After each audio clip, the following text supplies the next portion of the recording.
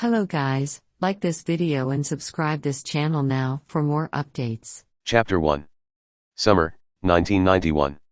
The afterglow of the setting sun gradually disappeared as the red clouds dispersed. On a small hill near the village of Ottery St. Catchpole, a huge black cylindrical house with a peculiar shape stands at an angle. Although it is conspicuous on the hill, not everyone can see it. As the residents of the Lovegood family, this strange house is cast with muggle-repelling charms and other hiding spells to keep non-magical creatures and muggles away. On the wooden bed in the room on the second floor of the strange black cylindrical house, a boy with a handsome face, long silver-white hair and blue eyes slowly opened his eyes. The boy frowned at the unfamiliar scene. Then, a huge amount of memory fragments flooded into my mind. The blinding high beams, the sound of tires rubbing against the road, and the screams of terror.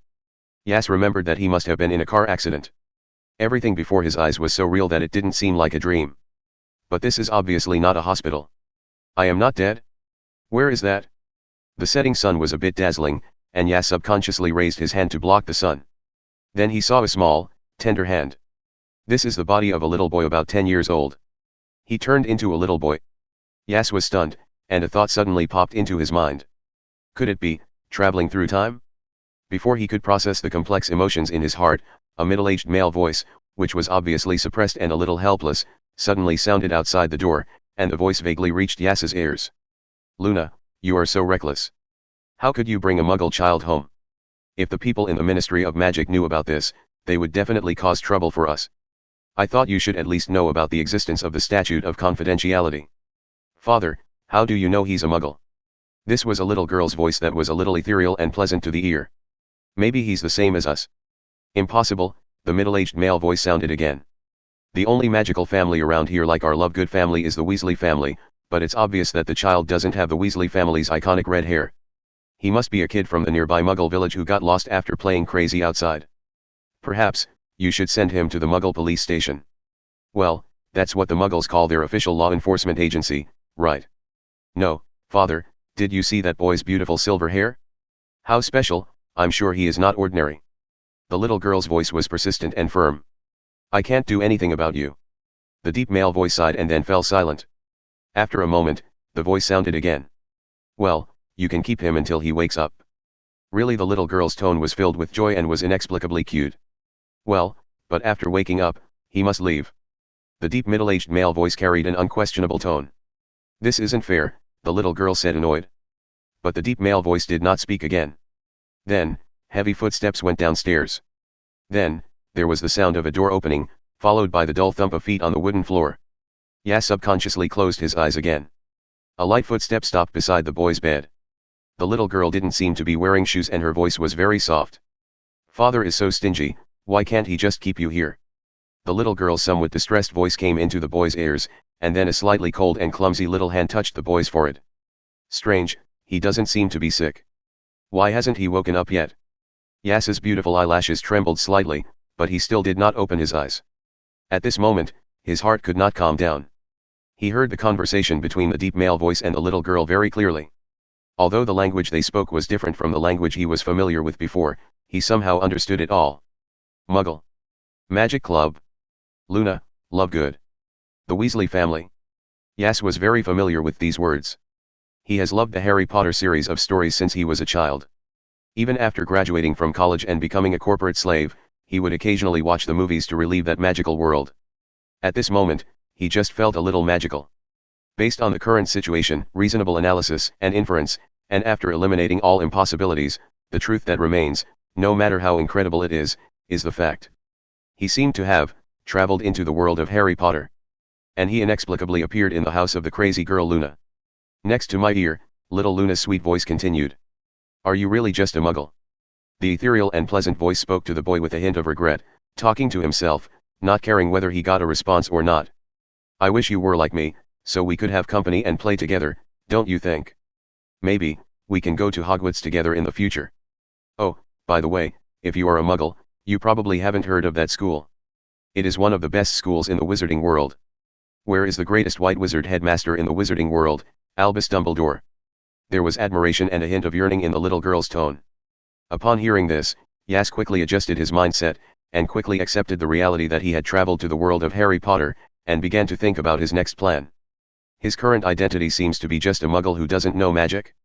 After traveling through time and space to this magical world, I can't explore this fantasy world in depth. This result is undoubtedly a bit disappointing. Yas sighed slightly in his heart. Perhaps when Luna wakes up, her father will cast a forgetfulness spell to erase her memory.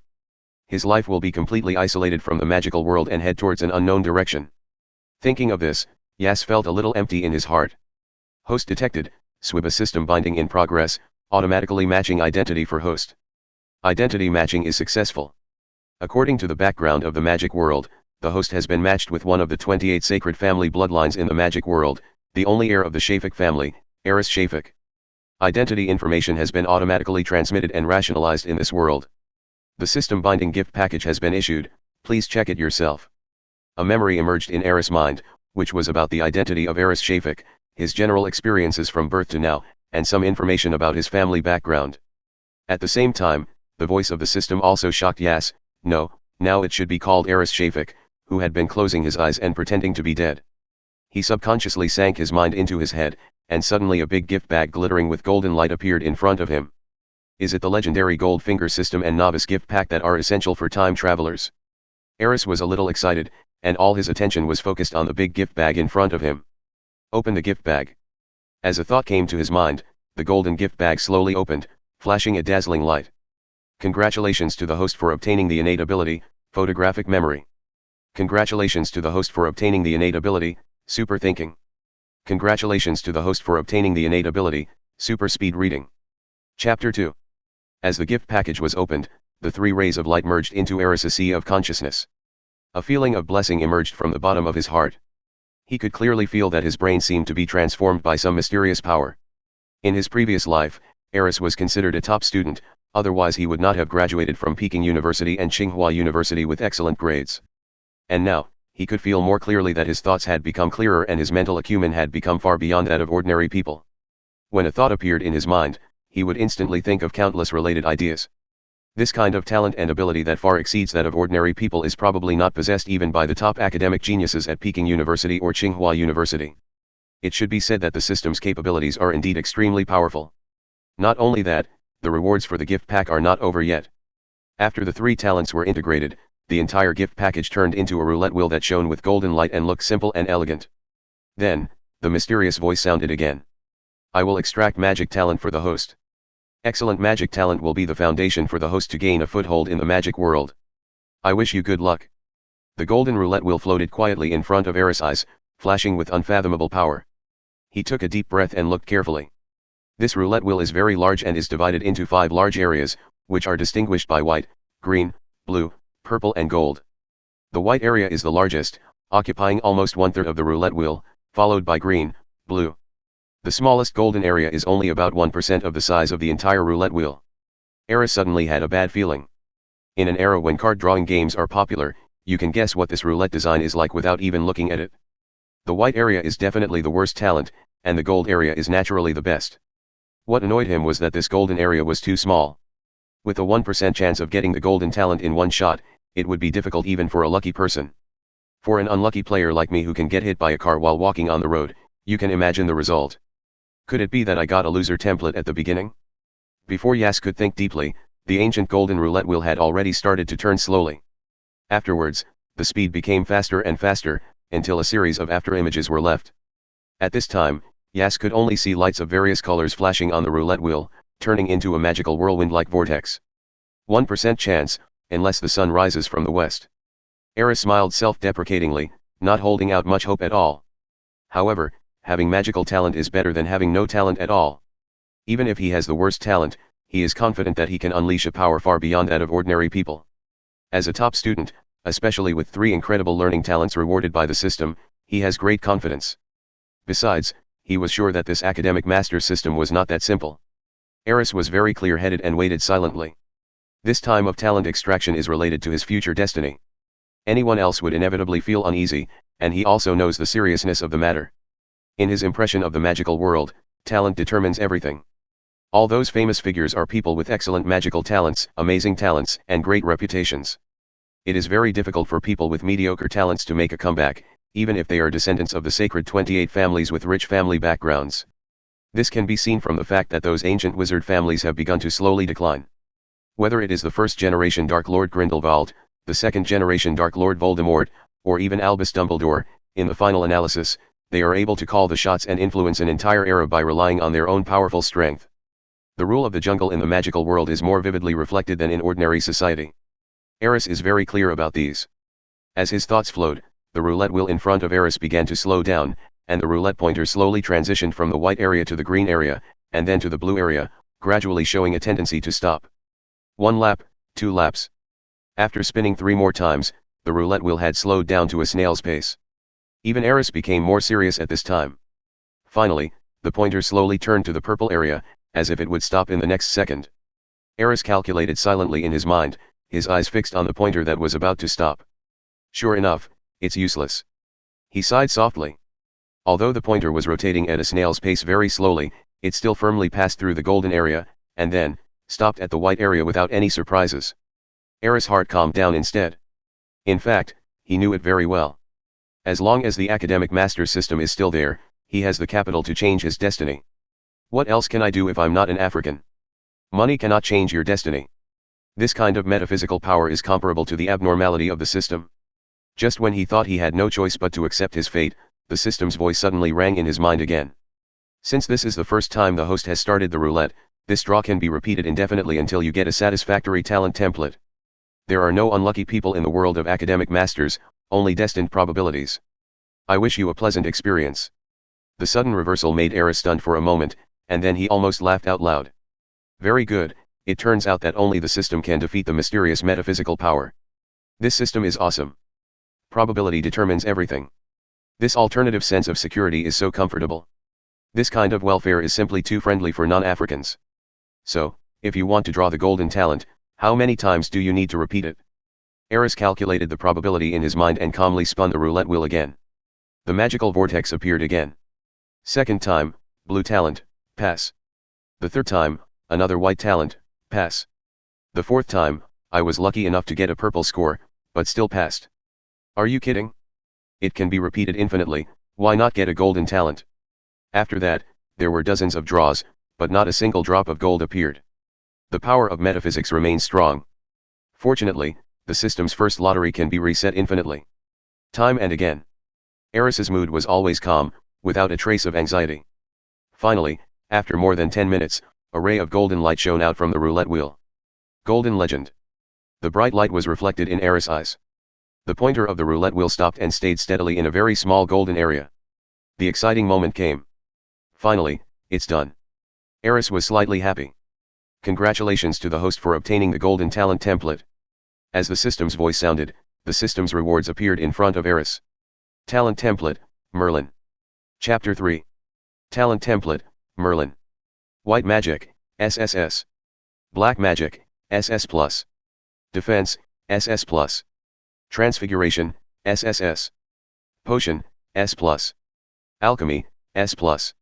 Special talents, Almighty Shapeshifter, Prophecy Astrologer, Wandless Casting, Language of Nature. Innate Comprehensive Ability, SSS level. Evaluation, in the distant past, the great Merlin was known as the god of magic. His magical talent almost reached the limit of mortals, comparable to that of gods, and he was the well-deserved pinnacle of the magic world. Note, magic talent levels are divided into 10 levels from high to low, SSS, SS, S, A, B, C, D, E, F, and G. If any talent reaches S level or above, you can become a contemporary master in that field. Looking at the golden talent card floating in front of him, Aris' eyes lit up. Although he was confident in his learning ability, he knew that even with ordinary magic talent, he would definitely be able to achieve something. But now, the talent card of Merlin, the legendary super boss who holds the title of God of Magic and is widely known in the magic world, is right in front of him. It would be a lie to say that he is not excited. All magic-related talents are above S level, and the white magic and transfiguration talents have even reached the highest SSS level talent. This is the limit of mortal talent, and can even be compared to gods. Such a powerful talent, even if given to a fool, the magic power that naturally grows over time may make that fool become a terrifying human weapon. What's more, he has a learning system. In addition, Merlin's several special talents also surprised Aris.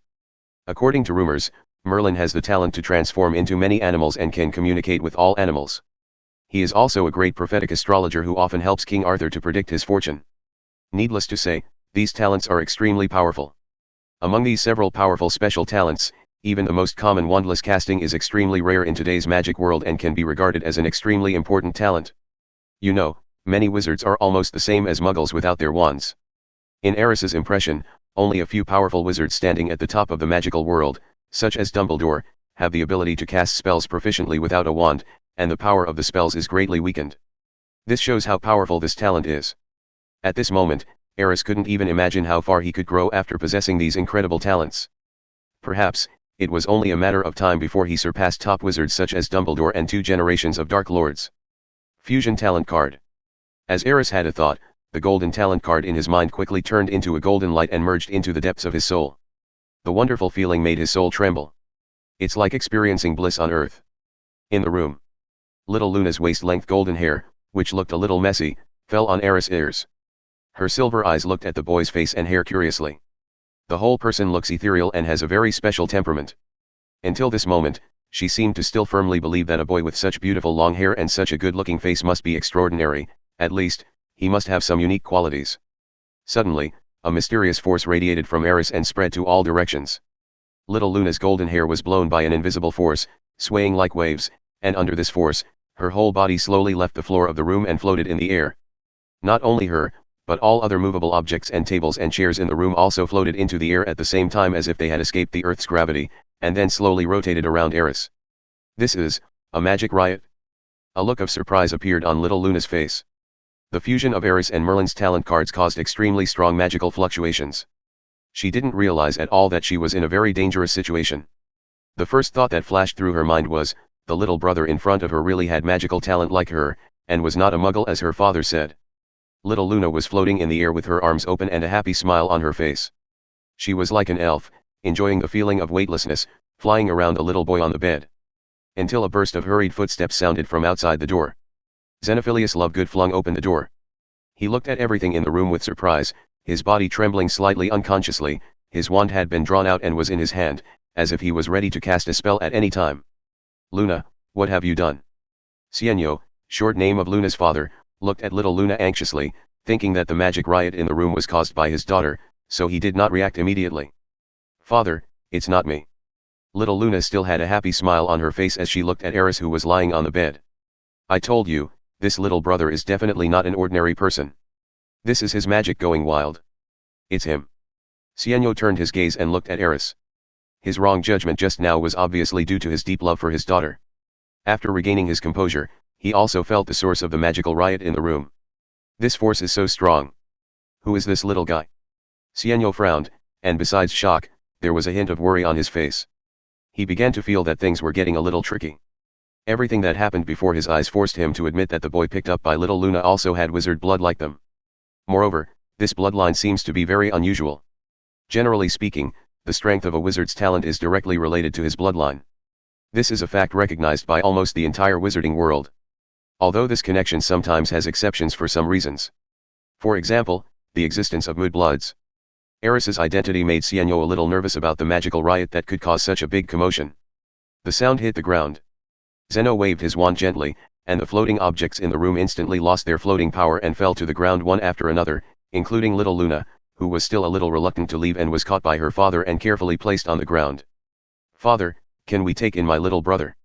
Although Aris' identity has not been confirmed, the little girl obviously feels that as long as they are the same kind of person, they don't have to worry about the provisions of the confidentiality law and can play together in the future. She didn't seem to realize, or didn't care at all, that having an unidentified little boy appear in her home would be a very troublesome thing. Zeno did not answer little Luna's question, but looked at Aris again. Then he walked to the bed.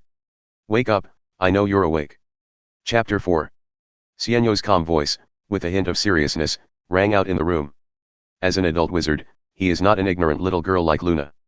Magical riots usually occur when the wizard is awake and extremely emotionally unstable. So he was sure that Aris was awake at this time. As for why he didn't open his eyes, that's also why his voice became serious. He instinctively felt that the little boy in front of him was not that simple. At this time, Aris had completely integrated the power of Merlin's talent card, and had already sensed Zeno's arrival. He knew it was impossible to continue pretending, so he could only slowly open his eyes.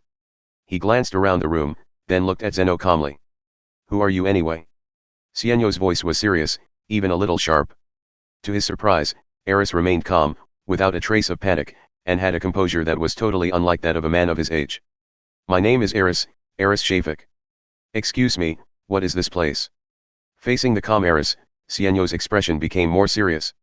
For some reason, when facing the little boy in front of him, he felt like he was facing an adult man who had experienced the world, not a child at all. At the same time, he was still a little hesitant. Shafik. This surname made him unconsciously think of something. As he thought about it, his expression suddenly changed. He looked at the boy carefully, with an expression of inexplicable surprise and confusion on his face.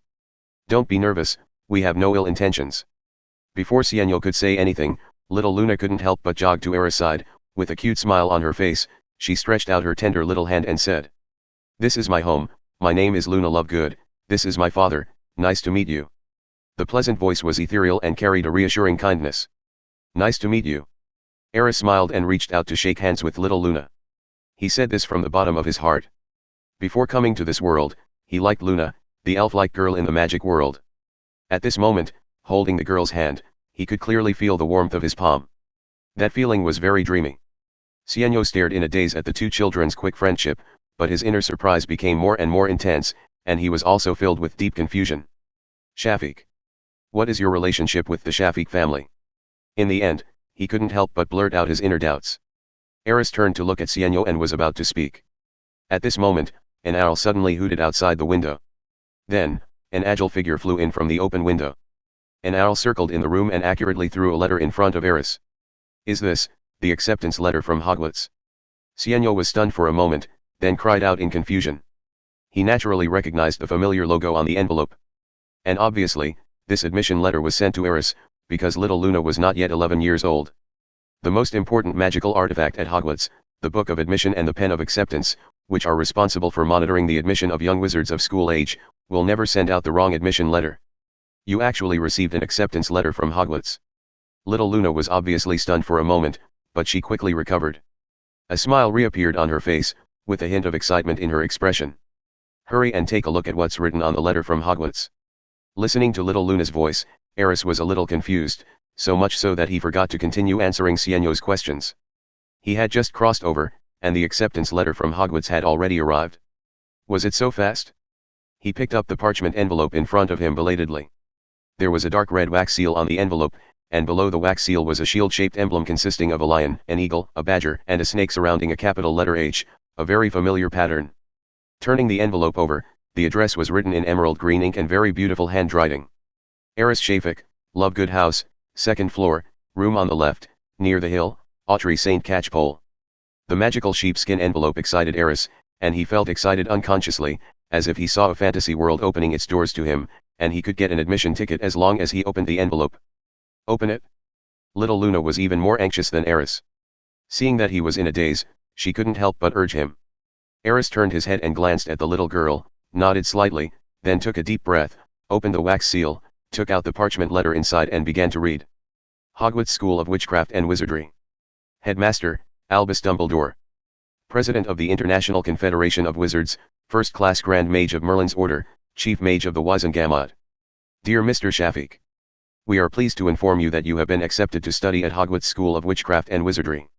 Enclosed is a list of required books and equipment. The semester is scheduled to start on September 1st.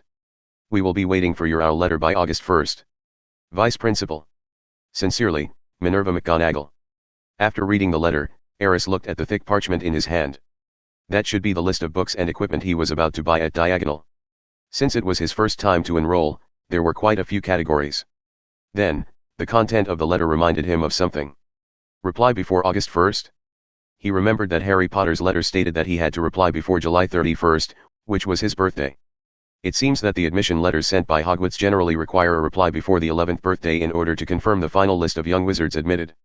You are actually a descendant of the Shafik family among the 28 sacred families. How is this possible?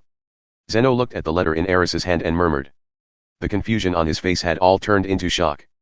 In the wizarding world, bloodline means something extraordinary. The surname Shafik represents one of the 28 sacred families. Apart from the members of this family, it is impossible for anyone else to have the surname. The admission letter from Hogwarts has proved that Aris is indeed a young wizard, so there is a 90% chance that his true identity is a member of Shafik. He lowered his head in thought, frowning slightly. What's wrong, father? Little Luna looked over. Aris was also a little confused. He didn't know why Sienno suddenly confirmed that he was a member of the Shafik family, even though the identity assigned to him by the system did belong to this family. And he is the final heir. Sienno looked up at Aris, his tone still clearly filled with surprise. Rumor has it that ever since the rise of, well, that mysterious man whose name no one dares to mention, the last two members of the Shafik family have mysteriously disappeared from the wizarding world, and their whereabouts have been unknown. Some even say that they were all brutally murdered for disobeying the mysterious man, and that's why they disappeared without a trace. Other holy families also kept silent about this outcome. We all thought that the Shafik family no longer existed. And as a descendant of the Shafik family, how come you are here? Aris frowned slightly and thought quickly in his mind. First of all, the identity of the time traveler must not be revealed. He now needs to reveal some information reasonably to confirm his identity as the last heir of the Shafik family without arousing Sienno's suspicion. How to say it specifically requires some skills. The character of Sienno in the original novel is pretty good. Before getting more familiar with this world, staying here seems to be a good choice. Chapter 5.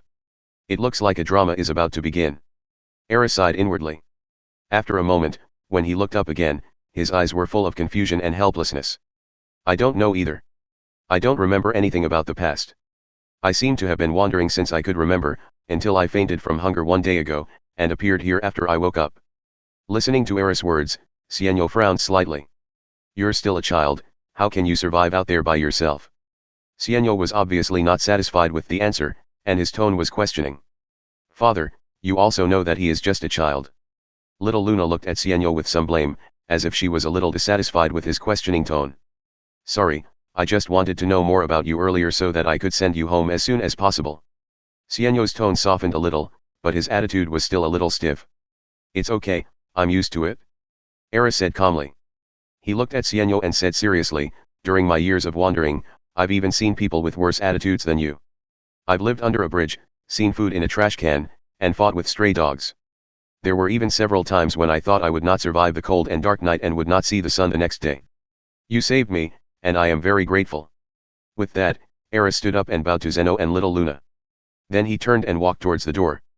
Aris wasn't making these words up, they were truly the real experiences in the little boy's memory. They were included in the information transmitted to him by the system, so it wasn't really acting.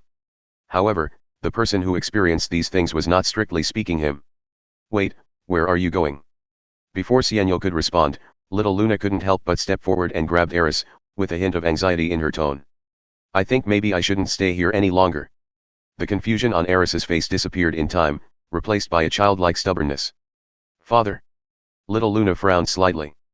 Sienno opened his mouth, but finally sighed. Maybe you can rest here for a night. He obviously didn't expect Aris's experience to be so rough, and he seemed to feel a little uncomfortable for a while. His eyes gradually softened and his tone became much softer. Sorry, I just wanted to make sure. Even so, the worry in Sienno's eyes did not disappear. He knew very well that since the Hogwarts Pen of Acceptance and Book of Admission had acknowledged Aris's surname, it could not be wrong. According to the current situation, Aris is very likely the last bloodline of the Shafik family, and naturally the last heir of this ancient wizard family. No one does not know what an ancient wizard family, especially the last heir of the 28 sacred bloodline families, represents. He will own the wealth of the entire Shafik family. You know, each of the 28 sacred families was once glorious, and the Shafik family's industries are almost spread throughout the entire wizarding world. There are even rumors that they have considerable assets in the Muggle world. At this time, Aris was just a little boy who had just turned 11 years old.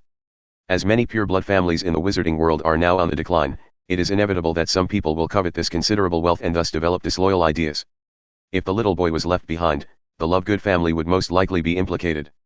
Father, Aris shouldn't suffer anymore. Let's take him in. As a little girl, little Luna naturally couldn't think as comprehensively as Sienno. She just felt that Aris' life experience was too pitiful and wanted to help him.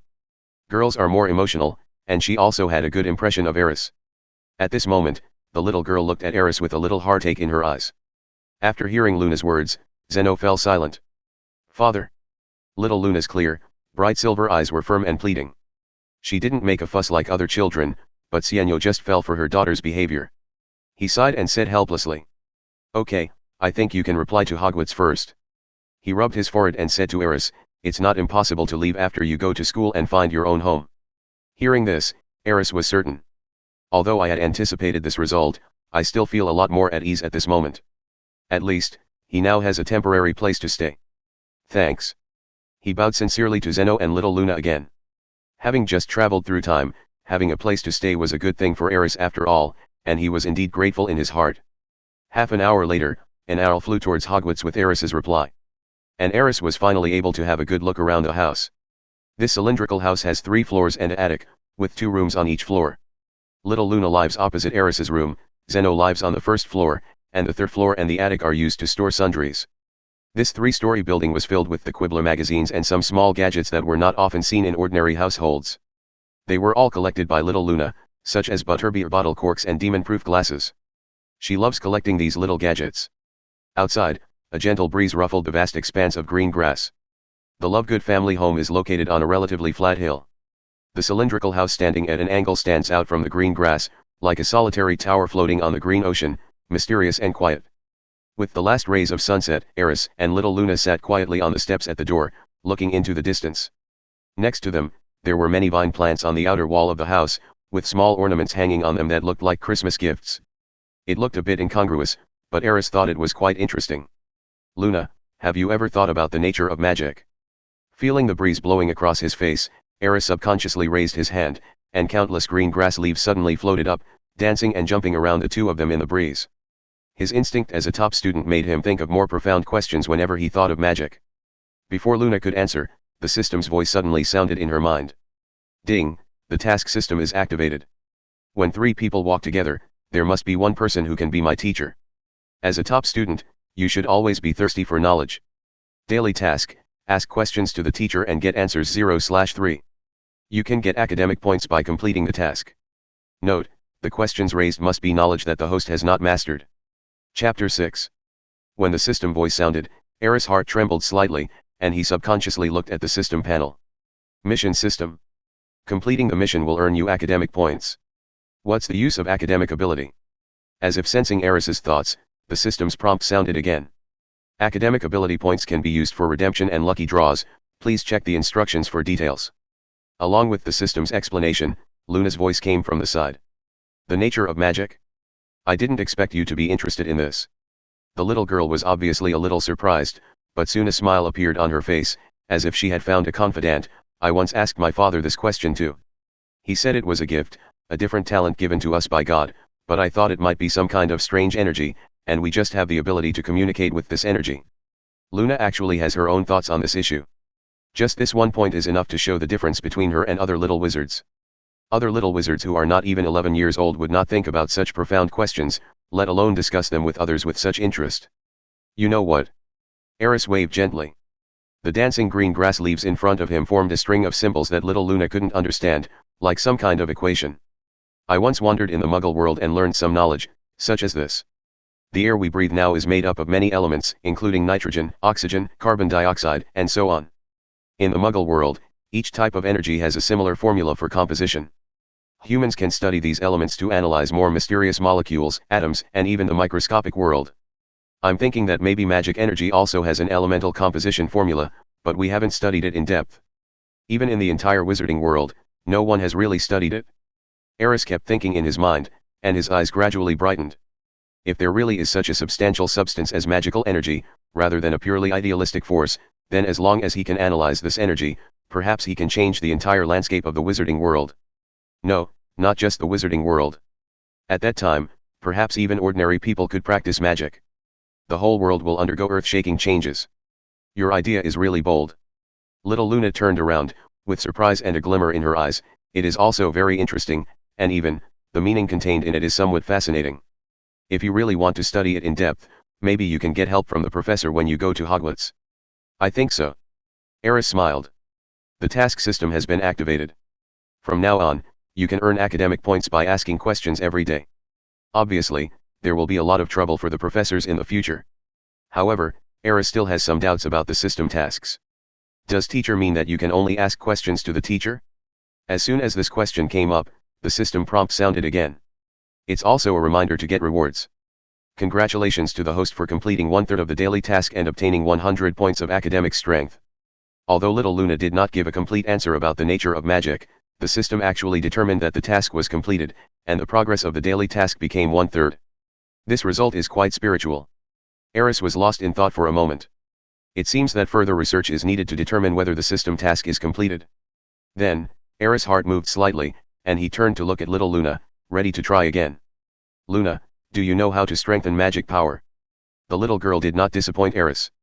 She tilted her head slightly, as if thinking for a moment, and then spoke. I heard from my father that the magic power of wizards can only grow naturally with age. Under normal circumstances, it will reach its peak in middle age and then begin to gradually weaken. Of course, there are exceptions, such as Albus Dumbledore, the headmaster of Hogwarts. Besides that, it is extremely difficult to increase magic power through other means. Perhaps some magical potion or alchemical product can do it. Father doesn't seem to be very clear about these more profound questions. Aris nodded thoughtfully. Then, the system's voice sounded again. Congratulations to the host for completing 2/3 of the daily tasks and obtaining 200 points of academic strength. Sure enough, it was not a coincidence just now. As long as the person being asked answers the questions raised in the daily tasks and obtains valid information, the tasks are completed. As for the reason for the different rewards, perhaps it is because of the completeness of the answer. The more accurate the answer, the higher the reward? Aris smiled. 3 people go together, there must be my teacher. The ancients were never deceiving me. Well, I have to try again. But this time, we need to change our thinking. Luna. If you have any questions, feel free to ask. I will answer them all. Little Luna also seemed to enjoy the feeling of teaching others knowledge and looked eager to try. Yet.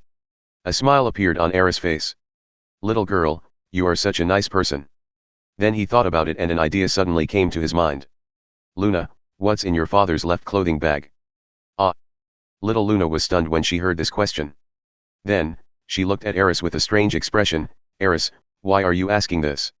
Nothing, just a little curious. Aris touched his nose. In fact, he just wanted to test whether the daily 3-question task could be triggered by asking any question. Little Luna hesitated for a moment, but finally nodded. Then wait a moment, I'll go ask. Having said that, the little girl stood up and went back to the house. It looked like he was about to open his father's clothes bag to verify something. Well, Luna is also very rigorous. Looking at the little girl's back as she turned and left, Aris nodded with satisfaction. No wonder he will be a Ravenclaw student in the future, his thirst for knowledge is really strong. Aris looked up and stretched his neck. At this moment, a black dot suddenly appeared in the distance and was getting closer. That's an owl. Soon, the owl dropped a letter into Aris's hands. This was another letter from Hogwarts. Aris took out the letter from the sheepskin envelope and read it. Dear Mr. Shafiq. Since this is your first time enrolling and your circumstances are special, Hogwarts will send a professor to you tomorrow to understand the situation and explain it to you. Sincerely, Minerva McGonagall. Looking at the letter in his hand, Aris lowered his head and thought for a while. Then, his expression turned a little strange. It seems that Hogwarts pays a lot of attention to me. After all, ordinary students don't have the treatment of having professors come to their homes to guide them. This kind of situation usually only occurs in students with more complicated backgrounds, such as those from Muggle families and saviors. But soon, Aris changed his mind. I heard that Professor McGonagall is very knowledgeable. I must ask him questions, especially about the nature of magic. Maybe I can get some information without having to wait to go to Hogwarts. Murmuring whispers drifted in the sunset breeze. Chapter 7. Inside the house, Zeno was standing at the second-floor window, looking at the boy below. He had just seen Aris casually waving the grass leaves. Even at this moment, there was still a hint of surprise on his face, his brows slightly wrinkled, and the worry in his eyes seemed to be more obvious. Such a strong magical talent. He has not even entered school yet, but he can control the grass leaves to fly and form specific shapes. This child's magical talent is amazing. He is worthy of being the bloodline of the 28 sacred families. I should have known that he would not be ordinary. It seems. I have to find out about the Shafiq family as soon as possible. It would be best if he could be sent away as soon as possible. Otherwise, we don't know what kind of trouble it will cause. Although this is a bit cruel. Luna must not be harmed. As the gentle murmur died down, a look of determination appeared in Sienno's eyes. To him, his daughter is the most important thing. For Luna, he would even sell his soul, let alone a little boy who was not related to him in any way. Father, what are you doing here? Suddenly, little Luna's voice came from behind. Sienno quickly calmed himself down and put a smile on his face. I was just wondering what I should make for Luna tonight. How about some bread and butter? And some of your favorite Gordigan tea, these two go perfectly together. I can already smell the aroma of Gordigan tea. Little Luna smiled and shrugged, indicating that there was no problem. By the way, father, what do you have in the left pocket of your clothes? Ah. Xianyo was stunned for a moment. Nothing. He subconsciously touched his left pocket, his face looking a little embarrassed. Why is Luna suddenly asking such a strange question? Oh, it's Aris, he said. He was a little curious. Luna didn't notice the hint of embarrassment on Zeno's face. She approached swiftly and reached her little hand directly into her father's pocket. Then, a pair of smelly socks with a slightly strange smell were pulled out by little Luna.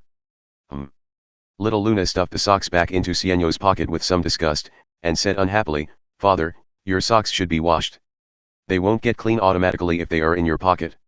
As she said that, the little girl gave Xianyo a strange look, turned around and trotted downstairs. Xianyo still hadn't reacted until this point. Aris. Curious what's in my pocket? What does that kid mean? Suddenly interested in his pocket and asked Luna to come and see it. Can you still do something useful? His old father is completely embarrassed. As expected, boys are just not as cute as girls. That's a stinky sock. Little Luna muttered unhappily as she returned to Aris's side. Aris's expression became a little strange, and a thought unconsciously emerged in his mind. I didn't expect Xianyo to have such a habit of putting smelly socks in his pocket. Is this something a human would do? At the same time, the system's voice sounded again.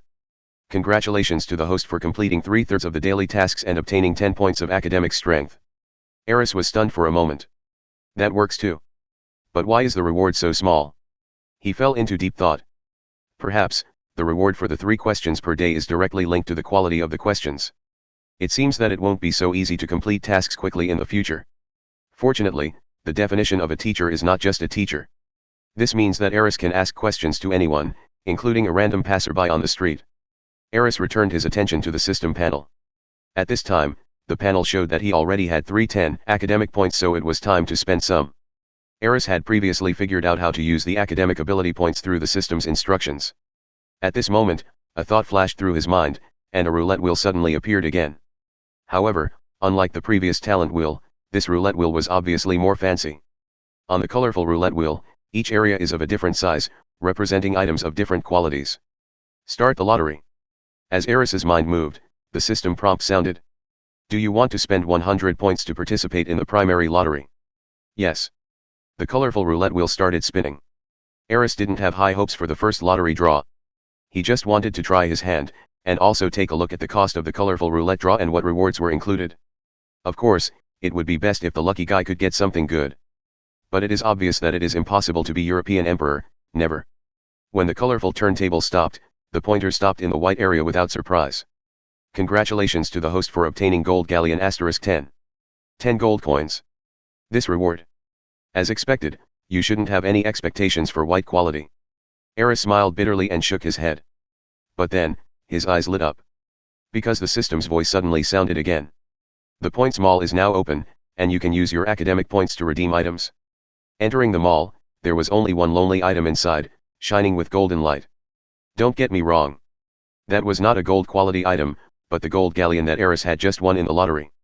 After clicking, the redemption price will also appear. 10 galleons equals 100 points. It doesn't look expensive, but according to the current rate of earning points, it seems not cheap either. Aris frowned slightly. It seems that I still need to study carefully to see how to earn more points. There were still 210 points left, so Aris didn't hesitate too much and made 2 consecutive draws. There isn't anything good in the mall now, and the remaining points seem to have no other use except for the lottery. As the roulette wheel spun, a flash of white light flashed again, followed by a flash of purple. Purple quality? Aris was shocked. This time my luck seems to be good, I actually got a purple one. Congratulations to the host for winning gold galleon *10. Congratulations to the host for obtaining a magic potion *1. Magic potion, use it to permanently increase your magic power by 10 points. It turned out to be a potion that could permanently increase magic power. Aris was delighted. At the same time, the option to redeem magic potions also appeared in the points mall. Magic potion *1 equals 1000 points. This price may seem expensive now, but as more ways to earn points become available, it shouldn't be difficult to redeem them in the future. With this thing, wouldn't it be equivalent to being able to increase magic power infinitely in the future? You know, even for Dumbledore and a few other super wizards at the top of the pyramid, The total amount of magic power is limited, and the upper limit of human wizards is there. And he already has the possibility to break through the upper limit. Countless thoughts flashed through Aris' mind, and he finally let out a long sigh of relief. You still have to eat your meal one bite at a time. Although the magic potion is very tempting, it is useless without points. The most important thing now is to get academic points as soon as possible. Chapter 8. Hogwarts, Headmaster's Office. As the stone statue of the revolving staircase door slowly turned, Professor McGonagall pushed the door and walked into the principal's office. Principal Dumbledore, we haven't received a response to the letter we sent to little Harry. Should we send someone to check it out as soon as possible? I think there must be some trouble over there. Don't worry, Minerva. Behind the desk, Albus Dumbledore closed a thick book and spoke slowly. The azure eyes behind his half-moon-shaped eyes look sharp and bright, yet give people a reassuring gentle strength. His long silver hair and beard are very distinctive, and his wizard temperament is extremely prominent. On the shelf next to the desk, the Phoenix Fox raised his head, glanced at Professor McGonagall, then lowered his head and continued to tidy up his wings with his pointed beak. He didn't seem very interested in the visitor. Dumbledore stood up and sorted the books on his desk. Then he waved his hand gently, and they all floated up and automatically returned to the bookshelf. That child has been through a lot. We should have thought that it wouldn't be so easy for him to get here. So, I have arranged for Hagrid to pick him up. It may take a little while. Dumbledore blinked, naturally giving people a sense of security that everything was under control. Hagrid? Are you confident in entrusting such an important matter to him? Professor McGonagall was not optimistic and frowned slightly. She always felt that Hagrid, who had the blood of a giant, was always a little slow in handling certain things and might not be suitable for doing this. I can trust Hagrid with my life, Minerva. Dumbledore looked at Professor McGonagall deeply and replied seriously, believe me, in 2 months, you will definitely see that child in school. I hope everything goes well. Professor McGonagall still couldn't be completely relieved, and there was a hint of worry in his eyes. That's right. She seemed to suddenly remember something, her brows furrowed again, and there was a hint of doubt in her tone. Today, a descendant of the Shafik family suddenly appeared on the list of young wizards for admission. We have sent out the owl letter and received a response. The Shafik family. Dumbledore seemed to be interested, and a barely perceptible light flashed behind his half-moon eyes. This surname hasn't appeared in a while. Are you sure? Professor McGonagall nodded slightly, then shook her head, confusion still on her face. Before that name appeared in the admission book, I always thought that the Shafik family had disappeared. After all, back then. At this point, she paused and then sighed softly. Since the bloodline of the Shafik family appears on the list, it shouldn't be wrong. Dumbledore's tone became a little more serious.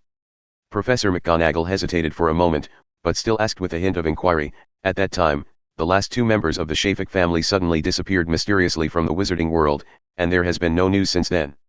Do you know anything about this matter?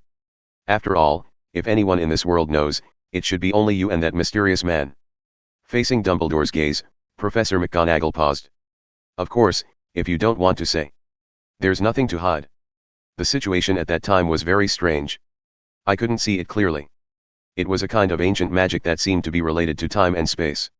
That day, we witnessed an extremely mysterious and powerful force.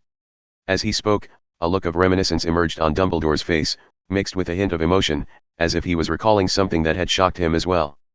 Professor McGonagall's brows slightly wrinkled at some point, with a hint of surprise in his eyes, as if he couldn't imagine some mysterious power that even Dumbledore couldn't understand. She knew Dumbledore's erudition and strength very well. This was exactly what she was worried about. The child named Aris might be the last heir of the Shafik family, but she or the school knew almost nothing about the child. Well, child, are you going to meet him in person? Dumbledore had obviously guessed Professor McGonagall's thoughts and asked thoughtfully. Yes, Principal, I still think we should meet the child first. That's fine. Dumbledore nodded slightly, and then suddenly asked. By the way, what's the child's name? Aris Shafik. Well, that's a great name. The silver-haired old wizard nodded thoughtfully, not knowing what he was thinking about. Thank you for your hard work, Minerva. The conversation between the two ended quickly, and even when Professor McGonagall's back disappeared behind the revolving stone door, Dumbledore's expression was still somewhat meaningful. After a long time, he suddenly raised his head and waved gently. The quill pen on the table seemed to come alive, quickly writing lines on the parchment. Finally, the letter paper folded automatically and put into an envelope. Fox, please. Dumbledore gently stroked the feathers of the phoenix beside him and murmured. The phoenix was extremely human-like. It chirped softly, then picked up the envelope on the table. Its flaming red wings fluttered as it flew out of Hogwarts Castle at an extremely fast speed, gradually disappearing into the distant sky. It is very late at night. Aris was lying on the bed on the second floor of the black cylindrical house. Although he had his eyes closed, he couldn't fall asleep, as if a mysterious force was exciting his nerves. Everything that happened today seemed like a dream to him. Until this moment, he was not sure that all this was true. However, the panel displayed on the system in his mind told him that this was not a dream. This night is so long. Aris sat up in bed and rubbed his head gently. He couldn't wait to see the dawn. Because after dawn, the professors of Hogwarts will arrive. Maybe it's Professor Snape, the long-haired professor who always has a stern face and is against the protagonist Harry, or Professor McGonagall, who looks serious but actually cares very much about his students. No matter who it is, Aris has some expectations. Tonight's dinner was a little new to him, but it really didn't taste that good. Having been spoiled by the delicious food of the Eastern country, Sienno found it difficult to swallow the butter bread and the strange-tasting tea. He didn't know what kind it was. He took a sip of water, but did not lie down again. Instead, he picked up a book on the bedside table and started reading. The title of the book was The Quibbler. This is the latest issue of the magazine that little Luna gave her. After just 1 minute of watching, the system voice in my mind sounded as expected. Congratulations to the host for reading a book for 1 minute and gaining 1 point of academic power. Chapter 9. Aris' latest discovery is that reading books can earn academic points. Originally, he wanted to borrow some teaching books from Luna, such as standard spells, to see if he could try to learn some spells in advance. After all, his talent is strong enough, and he has a special talent for casting spells without a wand. Theoretically there should be no problem. But Sienno strongly recommended the Quibbler to him. When Aris saw the expectant and sincere expression on the uncle's face, he had to accept it gladly. After all, it didn't want to hurt his feelings. Aris expected that reading books could increase points. After all, it was a system for top students. Isn't the essence of top students to practice questions and read books like crazy? What he didn't expect was that he could actually earn academic points by reading magazines. This is undoubtedly an unexpected gain. It seems that the system's judgment on the boundaries of reading is not that strict. As long as it's a book, I'm not picky. The night is getting darker. The light in the small house stayed on until the early morning. With the help of his super speed reading talent, Aris happily finished reading all the recent issues of The Quibbler, and only after earning an extra 300 points did he fall asleep contentedly. Most importantly, with his super thinking and photographic memory, Aris has a more comprehensive understanding of the world after reading these journals. Although this magazine does not have the authority of the Daily Prophet, its perspective in analyzing events is extremely unique. Combined with the memories in Aris' mind, it can discover a lot of information that was not previously thought of. For example, how the Lucius family and several other pure-blood wizard families called the shots in the Ministry of Magic and how they shamelessly plundered property. In one issue of the magazine, the Minister of Magic was even belittled to the point of being worthless. Even Dumbledore was criticized by the Quibbler just because he often secretly gave advice to Minister of Magic fudge. This made Aris secretly amazed for a moment. A journal had the guts to openly attack the Minister of Magic, who was considered the official power in the wizarding world. After doing such a thing, the Quibbler had not been closed down yet. It is really a magical thing. Aris gradually fell asleep in a drowsy and chaotic state. But all kinds of strange images kept flashing in my mind. Sometimes there were shrill screams, sometimes spells flashing green light were flying around, and sometimes a strange face with no nose or other obvious facial features appeared, looking at him in horror. This time, I still couldn't sleep well. After a long time, the sky gradually brightened. The morning sun shines on the green grass outside, and the breeze creates green waves, making people feel particularly relaxed. It's a new day again. Bang, bang, bang. Aris was awakened by a series of rapid knocks on the door. Luna didn't even consider whether the people in the house were awake and dressed, and she just barged in naturally. Aris, get up. The boy, who was still a little groggy, opened his eyes and turned around to see the cute girl lying on the bed. Her long golden hair and fair face were particularly eye-catching. Father said that the professors from Hogwarts should be here soon, you should get up quickly. Luna pulled Aris' sleeve without any hesitation and said seriously. Isn't this the character of this girl? Aris has a headache. In my memory, little Luna was an elf-like girl, how could she be so rude? It seems that there is still a difference between movies and reality after all. However, Aris soon came to his senses. The professor is coming soon. He glanced at the sun outside, then stood up and asked, what time is it now? How come it's coming so soon? It's almost 9 o'clock. I guess you didn't sleep well last night. Luna regained her ethereal and calm appearance, and the way she spoke seemed as if she was explaining something, appearing nonchalant, giving people a very special feeling. I really didn't sleep well. Aris yawned. He didn't care about the little girl breaking into the bedroom without permission. He got up and put on his clothes. He glanced at the magazines piled on the table and rubbed his temple. It seems that staying up late is not something we should do often. It's too harmful to your health. He is still a child now? Aris quickly gathered herself together and went downstairs with Luna. Before he finished the breakfast Sienno had specially left for him, a crackling sound was heard not far outside the house, and then Sienno suddenly stood up. Here it comes. Aris' heart moved. That crackling sound seemed somewhat familiar. It seemed to be the same sound that was made when wizards operate in the movies. Before Aris could think about it, there was a knock on the door. Excuse me, Mr. Lovegood, long time no see. As soon as Sienno opened the door, he heard a female voice that sounded a little serious and had a natural and slightly stiff tone. Then, a witch in dark green robes walked in. Professor McGonagall, long time no see. Sienno also smiled and said politely. I was wondering who Hogwarts would send to mentor this child, I didn't expect it would be you. Principal Dumbledore takes this child very seriously. Professor McGonagall raised her cheeks stiffly, revealing a smile that looked very forced. People who are familiar with her know that this is how she looks when she smiles. Of course, after all, this child is a little special. Zeno stepped aside and welcomed Professor McGonagall into the house.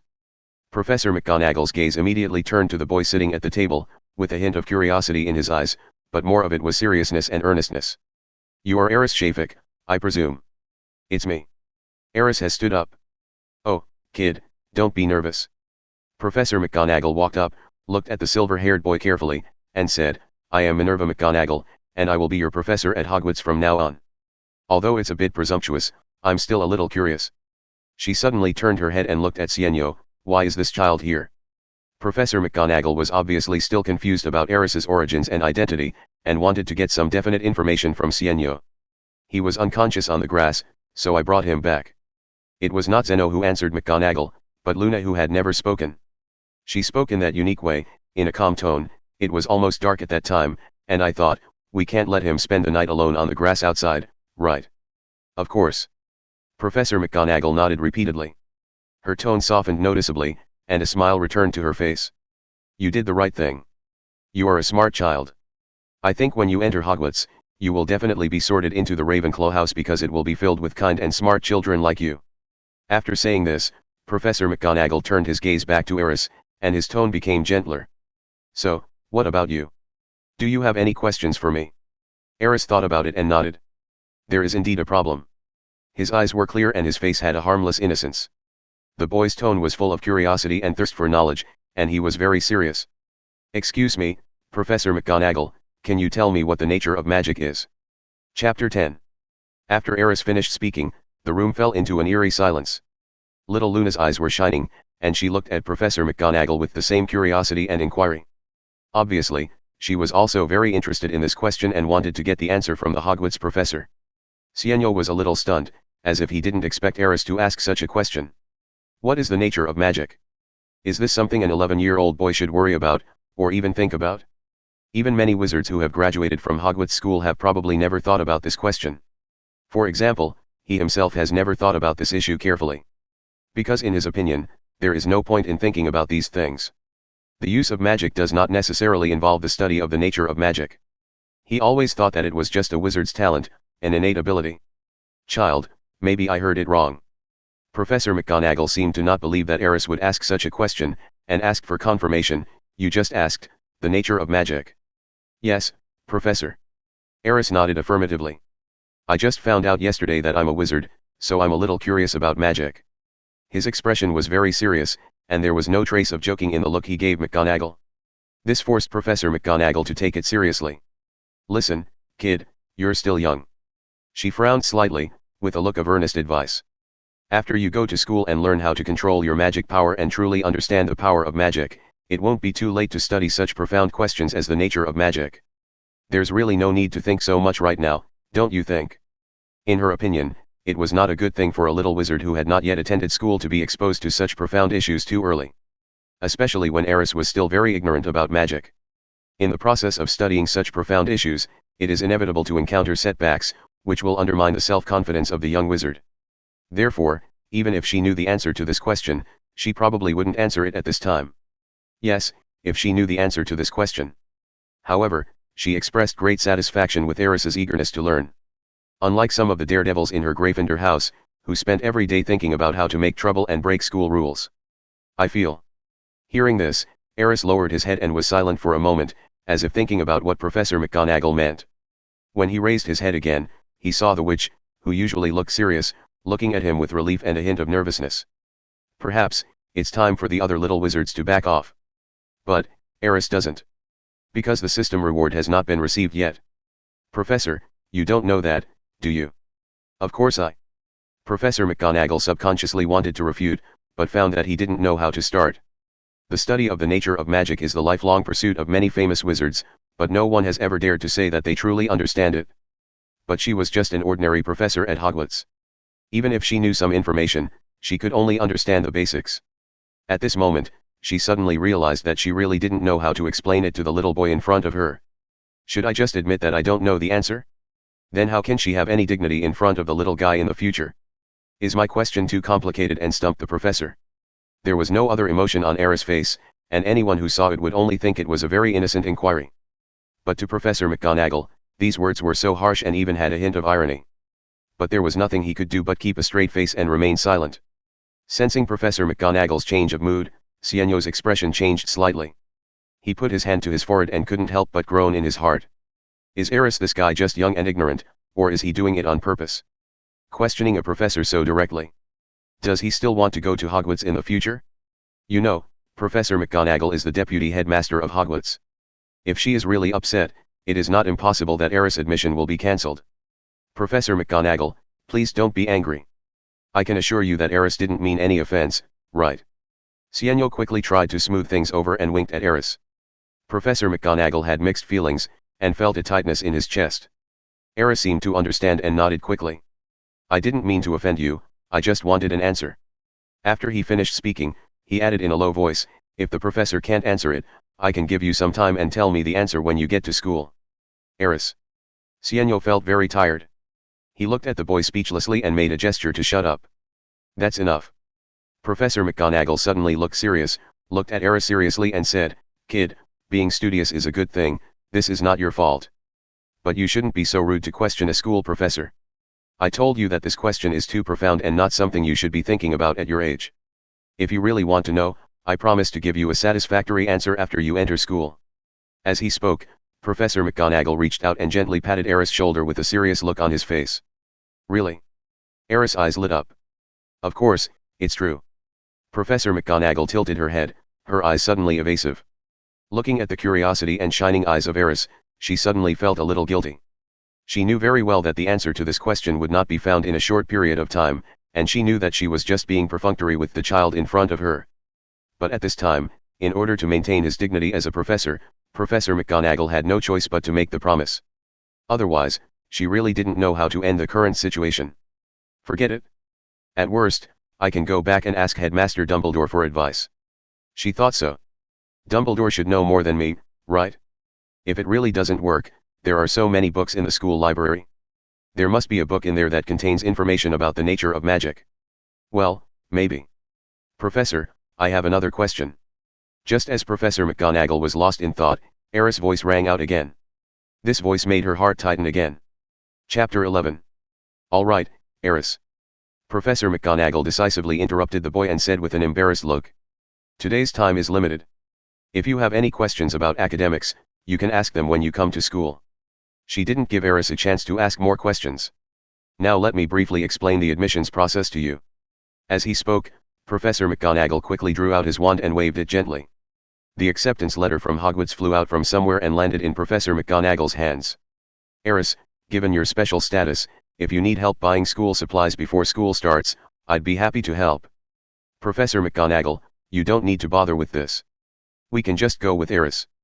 Little Luna's ethereal voice suddenly sounded, her tone full of eagerness to try. Obviously, she had long wanted to go to Diagon Alley to experience the feeling of preschool shopping, because she still had to wait a year before she could go to Hogwarts. She also felt a little sorry that Professor McGonagall could not answer Aris's question.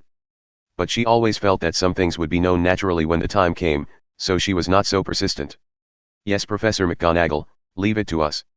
Xianyo also echoed from the side. At this moment, he finally felt relieved. Just now, he was really afraid that Professor McGonagall would lose his temper and give Aris a good beating on the spot. If that happens, things will not end well. Fortunately, the professors at Hogwarts are as good as their reputation and are very tolerant of students. Well, then, what's next? Professor McGonagall nodded slightly, and then carefully instructed Aris on some preparations that needed to be made before school started. It was as if nothing had happened before, and the atmosphere in the room gradually became harmonious. Aris always had a smile on his face. This smile was not perfunctory, but really happy. Because, just now, the system prompt sound suddenly rang in his mind.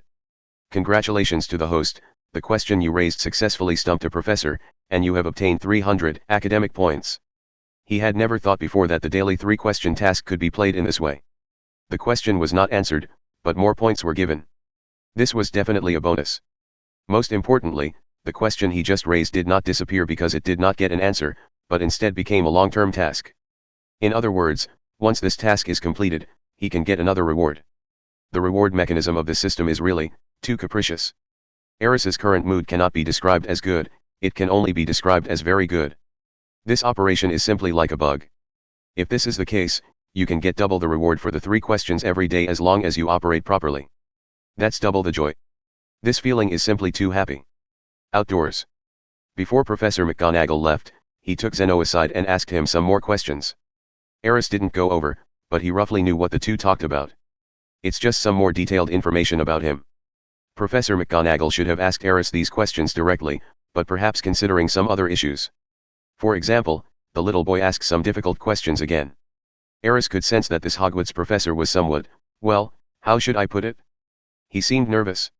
About 10 minutes later, accompanied by a slight crackling sound, Xianyo walked in from outside the house. Aris knew that Professor McGonagall should have left. So, we're going out today. Zeno looked at Aris and said with a smile, right? Our little wizard. We can't just walk to Diagon Alley. Come on. Having said that, Xianyo did not make any further preparations and walked directly towards the fireplace in the center of the living room. In the wizarding world, the most convenient way to travel is the flow network. As long as you enter the fireplace and think about where you want to go, you can reach your destination quickly. Luna explained to Aris. Aris nodded slightly to show that he understood. He naturally knew the functions of the flow network and the fireplace, otherwise all the movies and novels he watched in his previous life would have been in vain. Come on Aris, remember the key points, and be sure to clearly state the destination you want to go to. Xianyo looked at Luna and nodded in a gesture. I think Luna can show you a demonstration. Little Luna smiled faintly, then grabbed a handful of flow powder from the small bowl next to the fireplace. Diagon Alley. With a flash of green fire, Luna disappeared into the fireplace. Do you understand? Xianyo turned to look at Aris. Yeah. Aris nodded. Then give it a try. Xianyo was still a little worried, and reminded him again, don't be nervous, and be sure to clearly say the name of the place you want to go. Aris nodded again, then stepped into the fireplace and grabbed a handful of flow powder. He naturally knew the consequences of not stating the name clearly, because he clearly remembered that when watching a movie in his previous life, little Harry was nervous and did not state the name clearly, which resulted in him disappearing from the fireplace and appearing directly in Diagon Alley. There may even be more serious consequences. Aris didn't want to show up in a strange wizard's house for no apparent reason. Diagon Alley. Aris calmly uttered 3 words and sprinkled flow powder on the soles of his feet. Then, a ball of green flame rose up. Then he felt his body moving quickly through a dark and narrow passage. Glowing fireplaces kept appearing around him. They were all exits connected to the flow network. However, he had obviously not reached his destination yet, because those exits flashed and disappeared in an instant. Until a ray of light suddenly appeared in front of him, and he felt his body weightless and he was back on solid ground. Come out quickly, there are people coming out from behind. The familiar voice of little Luna sounded in my ears. Then he felt a small hand grabbing him and pulling him out of the fireplace. It was only then that Aris reacted. He had arrived at his destination. It was my first time using the flow network to travel, and it felt amazing. Aris savored it for a long time. This is the magical world. To Aris, everything is so new. Welcome to Diagon Alley. Little Luna stood in front of Aris with a smile on her face. The bustling noise flooded into Aris' ears, and a street filled with magical atmosphere appeared before his eyes. Owls kept flying overhead, and wizards and witches in robes kept walking up and down the street, some with pets standing on their shoulders. Many wizards were selling all kinds of magic gadgets and magic snacks that Aris had never seen before on the streets, such as desserts that looked very much like small pumpkin lanterns. There are all kinds of magical shops on both sides of the street. Various magical products or magical creatures are displayed in the huge transparent windows. There were also some magic props placed at the door of the store for the wizards passing by to choose from. Aris heard two wizards discussing the maintenance and cleaning methods of the crucible in front of the magic crucible shop next door. Everything in front of me is so new. A brand new world, the world that Aris had once imagined, appeared before him. Aris smiled and spoke softly. Nice to meet you. Magic world, here I come. Chapter 12. How do you feel, little guy? Sienno's voice rang out from behind. Fortunately, you didn't run to someone else's house, otherwise it would be troublesome. It feels great. Aris smiled, a happy smile on his face. It was my first time traveling in a magical way, and this new experience was amazing. Clean it up. Zeno drew his wand and cast a cleansing spell on all three of them. The only downside to using a fireplace to travel is that every time you come out you'll get some ash on your body. This is when a skilled cleansing spell comes in handy. Magic is so convenient. Aris looked at the clothes that had become clean again and said sincerely. Let's go, we have a lot to buy today. Zeno led the way, calling out to Aris and Luna. Although asking this may seem a little silly to you, but... Aris naturally held Luna's hand to prevent the crowded crowd from separating them, and said at the same time, I don't think I have the money to buy those school supplies now. Kid, you underestimate your family. Sienno winked at Aris mysteriously. As the heir of the Shafik family, you must have inherited a large amount of assets. Luna did not break free from Aris's hand and followed the boy naturally. I know, but... Aris frowned slightly, how can I prove my identity? He knew that there would be no problem with the identity assigned to him by the system. However, as far as he knew, going to Gringotts to withdraw money required providing a key or something to prove one's identity. For example, Harry Potter has a key to the vault. Even a few years later, when Hermione disguised herself as the notorious Death Eater Bella Black to sneak into Gringotts, she was asked to show her wand to verify her identity, although it was most likely a conspiracy. But according to common sense, those greedy goblins in Gringotts would never hand over the glittering gold coins to an unidentified person. Don't worry. Sienno patted Aris's shoulder comfortingly and said, they will naturally find a way to prove your identity. Hearing this, Aris didn't say anything. However, a hint of curiosity arose in my heart. He searched his mind's memories of watching movies and reading novels in his previous life, and there didn't seem to be any mention of other ways to prove the customer's identity. But soon, he felt relieved. After all, this is not a movie or a novel, but a whole magical world. There are many rules that are not mentioned in the movies and books, waiting for him to explore. Soon, the three of them walked through the crowd and came to a magnificent white building with slightly crooked doorposts. The building has 3 floors in total. Above the door is a carved Gringotts sign. There are also ancient-looking texts engraved on the door. The whole building is located in the middle of a 3-way intersection in Diagon Alley. Coupled with the white architectural style, it is very eye-catching. We're here. Zeno looked up at the building in front of him, a smile appearing on his face. Aris, do you know what the words engraved on this door mean? Aris focused his attention on the door and looked at it carefully. The meaning of these words naturally emerged in my mind. Come in, stranger, but you must be aware of the consequences of your greed. You will be punished most severely if you only take what you want without earning it. So if you seek to take from our vault a portion of the wealth that was never yours, thief, you have been warned, beware of the consequences that may come instead of treasure. Luna's light voice came from the side, reading the words on the gate. That's right. Sienno looked at Luna with satisfaction, then turned to look at Aris. What do you feel after reading this? Aris curled her lips slightly, her tone somewhat nonchalant. It looks like these goblins have already regarded the wealth in the underground vault as their own. Speaking of greed, perhaps they are the greediest creatures in the world. Yes, I think so too. Sienno nodded in agreement. Remember, never underestimate the goblins' obsession with money, otherwise they will definitely strip you of all your wealth. It looks like this trip won't be smooth. Aris muttered softly. Given the goblin's temperament, if he cannot voluntarily show his identity proof, it would be difficult for him to obtain the property left by the Shafik family in Gringotts. Don't worry. Sienno comforted him, although the fairies are greedy, they dare not ignore the power of the contract. Contract?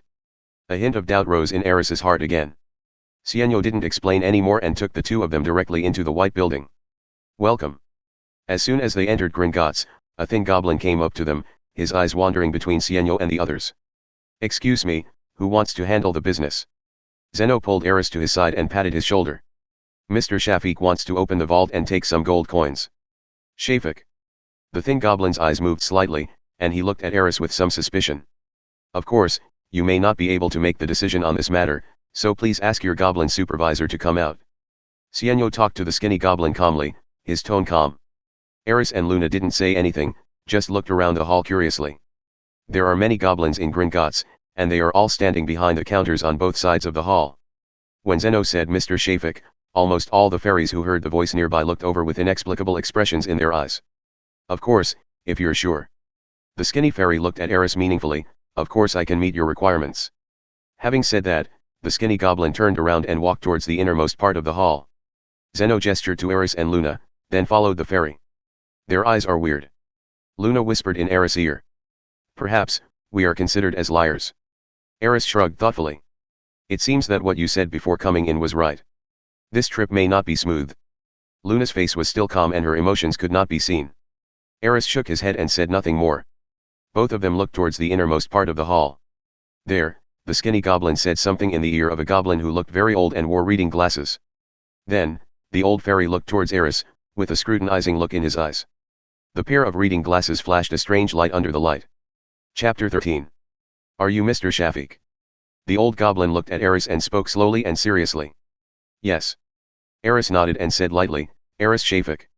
As far as I know, members of the Shafiq family have not appeared in the wizarding world for a long time. The old wizard leaned over from behind the counter and stared straight at Aris, his tone revealing a hint of sharpness. So, can you prove your identity? As far as I know, Gringotts should have a way to prove his identity, for example, a blood contract. Sienno's voice sounded at the right time, continuing the old goblin's words. Of course, some wizard families with noble bloodlines have signed special inheritance contracts in Gringotts.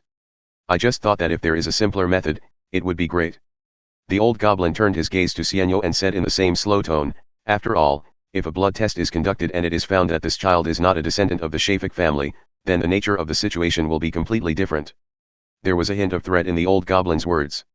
Of course I know the consequences. Sienno's tone became a little stiff, but I am sure that this child is the descendant of the Shafiq family. Perhaps, he is the only heir of the Shafiq family. If there is no doubt, I think you should arrange a blood test as soon as possible, right?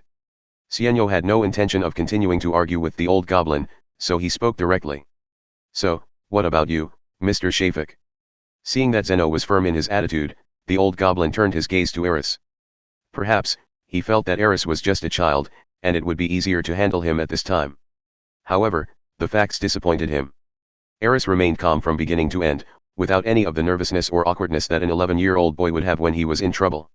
What Mr. Lovegood means is what I mean. He smiled, looking at the old goblin. Of course, I can meet your requirements. A hint of disappointment flashed in the old goblin's eyes, but he quickly changed his tone. However, I still need to remind you that once the results of the blood test show that Mr. Shafiq's blood is not in compliance, the Ministry of Magic may send you to Azkaban.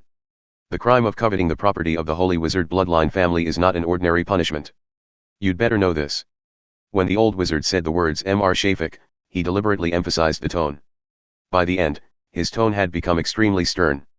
That's enough, stop wasting time. Sienno looked at the old goblin meaningfully, with a hint of displeasure flashing in his eyes. From the very beginning, these fairies may not have believed that Aris was really a member of the Shafiq family, so they made things so difficult for him. Sienno had already noticed this. But even a clay man can get angry, especially in front of children. Sienno felt very embarrassed. The anger inside me began to rise unconsciously. The old goblin closed the book in front of him that looked like an account book and looked at Sienno deeply. He turned and walked down the counter, and a faint voice came immediately. In that case, follow me. Having said that, he walked towards the inner part of the hall. Because of his short stature, his steps seemed particularly tight. Zeno nodded towards Aris. Then, the three of them followed the old goblin. Behind them, many fairies saw the tit-for-tat scene between the few people before. After Aris and the others left, a buzzing sound suddenly sounded in the hall. Did you hear that? How dare that kid say he's a descendant of the Shafiq family? Impossible, absolutely impossible. The Shafiq family has been gone for almost half a century. How could a descendant suddenly appear? I think the magical law enforcement team will be here soon to take them away. You damn liar and thief, wanting to steal the goblin's wealth is simply wishful thinking. Waves of sound spread throughout the hall. Soon, the news that there was a little boy pretending to be a descendant of the Shafik family and trying to defraud the Shafik family's wealth in Gringotts spread like wings out of Gringotts and to the outside world. This news, which has not yet been finalized, has still attracted a lot of attention. All this is because the wealth represented by the surname Shafik is so coveted. On the second floor of Gringotts, in a small reception room, a gorgeous lamp hangs in the center of the reception room, with floating candlesticks and exquisite crystal pendants hanging down. Gringotts is indeed a bank opened by goblins. Not only is the exterior the most gorgeous building in the entire Diagon Alley, the decorations inside also live up to its name and are equally gorgeous. Perhaps this is also related to the characteristics of the fairy race. Their obsession with gorgeous jewel ornaments is no less than that of dragons. Sorry for the long wait, the test results will be out soon. Not long after, Aris and others who were waiting in the reception room saw the old goblin walk in holding a peculiarly shaped golden totem. The totem looked like an ancient book supported by stone pillars carved with blood veins, standing on a high platform. At first glance, it looks like holding a square trophy. This is the blood contract totem. It records the information of all the families that have signed a blood inheritance contract with Gringotts. As long as the boy's blood matches that of any of these families, and he is the only remaining bloodline of that family in the world, he can successfully open one of Gringotts' underground vaults and obtain the right of inheritance. The old fairy looked at Aris with deep eyes and reminded him one last time, if in the end, you fail to arouse the reaction of the blood totem, I promise that the consequences will not be what you want to bear. As he spoke, the old goblin carefully handed the golden totem to Aris. Come on, drop a drop of blood on it. Until this moment, the old goblin still had a look of disdain on his face, and it was obvious that he still did not believe Aris's identity. Aris glanced at Zeno. At this time, Sienno was obviously a little nervous. Although he was 90% sure that Aris must be from the Shafik family. But at this time, if something happens, the consequences will definitely be very troublesome. Even if he and Aris were not sent to Azkaban, they would probably be detained by the Ministry of Magic law enforcement team for a long time, and even tortured severely. Because the crime of coveting the wealth of the Holy Wizard family is definitely not a small one. Those members of the Holy Family who hold real power in the Ministry of Magic would definitely not mind giving them a hard time. Go ahead. Zeno patted Aris's shoulder and let out a breath. At this point, there was no way they could retreat, otherwise they would be captured by the magical law enforcement team immediately. Compared to Sienno's nervousness, Aris remained calm from beginning to end. Because he always believes in the power of the system. As Aris dripped a drop of blood onto the golden totem, a strange scene occurred. The golden totem suddenly emitted a golden light, which gradually condensed into the pinion of a family's surname. Soon after, more and more characters appeared, and finally a contract outlined by golden light appeared. This is... The old goblin was shocked when he saw this scene, and he became dazed. Chapter 14. I think you have nothing to say now. A smile appeared on Sienno's face, and all the previous nervousness and uneasiness disappeared at this moment. He naturally knew what was going on from the reaction of the blood totem in front of him. The bloodline contract has reappeared, which means that Aris's bloodline is the purest Shafik family bloodline. He is fully qualified to inherit the wealth of the entire Shafik family. Congratulations Aris, you're going to be very rich soon. At the side, a smile also appeared on Luna's face. She had no specific idea of how much property the Shafik family owned, but she thought it was a considerable amount of assets. Aris was sincerely happy that she was able to pass the blood test. This is a contract reproduction of the highest standard. The old goblin was still in a daze, muttering to himself. He stepped forward cautiously and carefully examined the text of the contract outlined in golden light inside the contract totem. The purest bloodline of the Shafik family, the highest inheritance authority. There are actually direct descendants of the Shafik family in this world. How is this possible? Suddenly, the old goblin turned his head sharply and looked at Aris. Where on earth did you come from? The Shafik family has disappeared for nearly half a century. Why do you suddenly appear now? This doesn't make sense. It must be some kind of conspiracy. The old goblin was so excited that he couldn't help but step forward and wanted to grab Aris' shoulders. But Sienno would definitely not let him do that, and he moved in front of Aris. Bob Lord, you better know what you're doing. Sienno said in a low voice with a serious expression, Aris is now your most important customer of Gringotts. Do you still want to do something to him? No, of course not. The old goblin, who was excited for a moment, quickly calmed down and slowly retreated. The information revealed by the blood contract is enough to prove Aris's identity. Moreover, just as the contract came out, the inheritance procedure was completed. Now, Aris is the only legal heir to the Shafik family wealth. As an employee of Gringotts, Bob Rhodes would never dare to offend such a big client. As for ignoring the blood contract and the spirit of the contract, Bob Rod would not dare to do that. That is the foundation of Gringotts in the wizarding world. Without the spirit of contract, Gringotts will no longer be able to gain the trust of wizards and naturally will not be able to survive. Although he is old, his mind is not muddled yet. Dear guest, please follow me. I will bring people to open the door of the vault for you. Although there was still some reluctance in the old goblin's eyes, he could only bow respectfully to Aris, and then left the reception room with a few people. Several people walked out of the reception room and returned to the hall. Then, Bob Rod waved to one side of the hall, and a goblin with a very long nose came over. Griphook, come with me and open the treasury of the Shafik family for this most distinguished customer. As soon as these words were spoken, the hall of Gringotts suddenly fell silent. Then, countless pairs of eyes turned to Aris. Aris glanced calmly around the hall, smiled and nodded. He is really the heir of the Shafik family. The blood test passed. How is this possible? What is Bob Lord doing? Has he also been deceived by the nasty liar? The descendants of the Shafik family reappeared in the world. This is too bizarre. There must be something wrong. Noisy discussion soon arose. The fairies sitting behind the counters on both sides of the hall usually looked arrogant and cold, but at this moment, they were all in an uproar. Only they know the extent of the wealth stored by the Shafik family in Gringotts.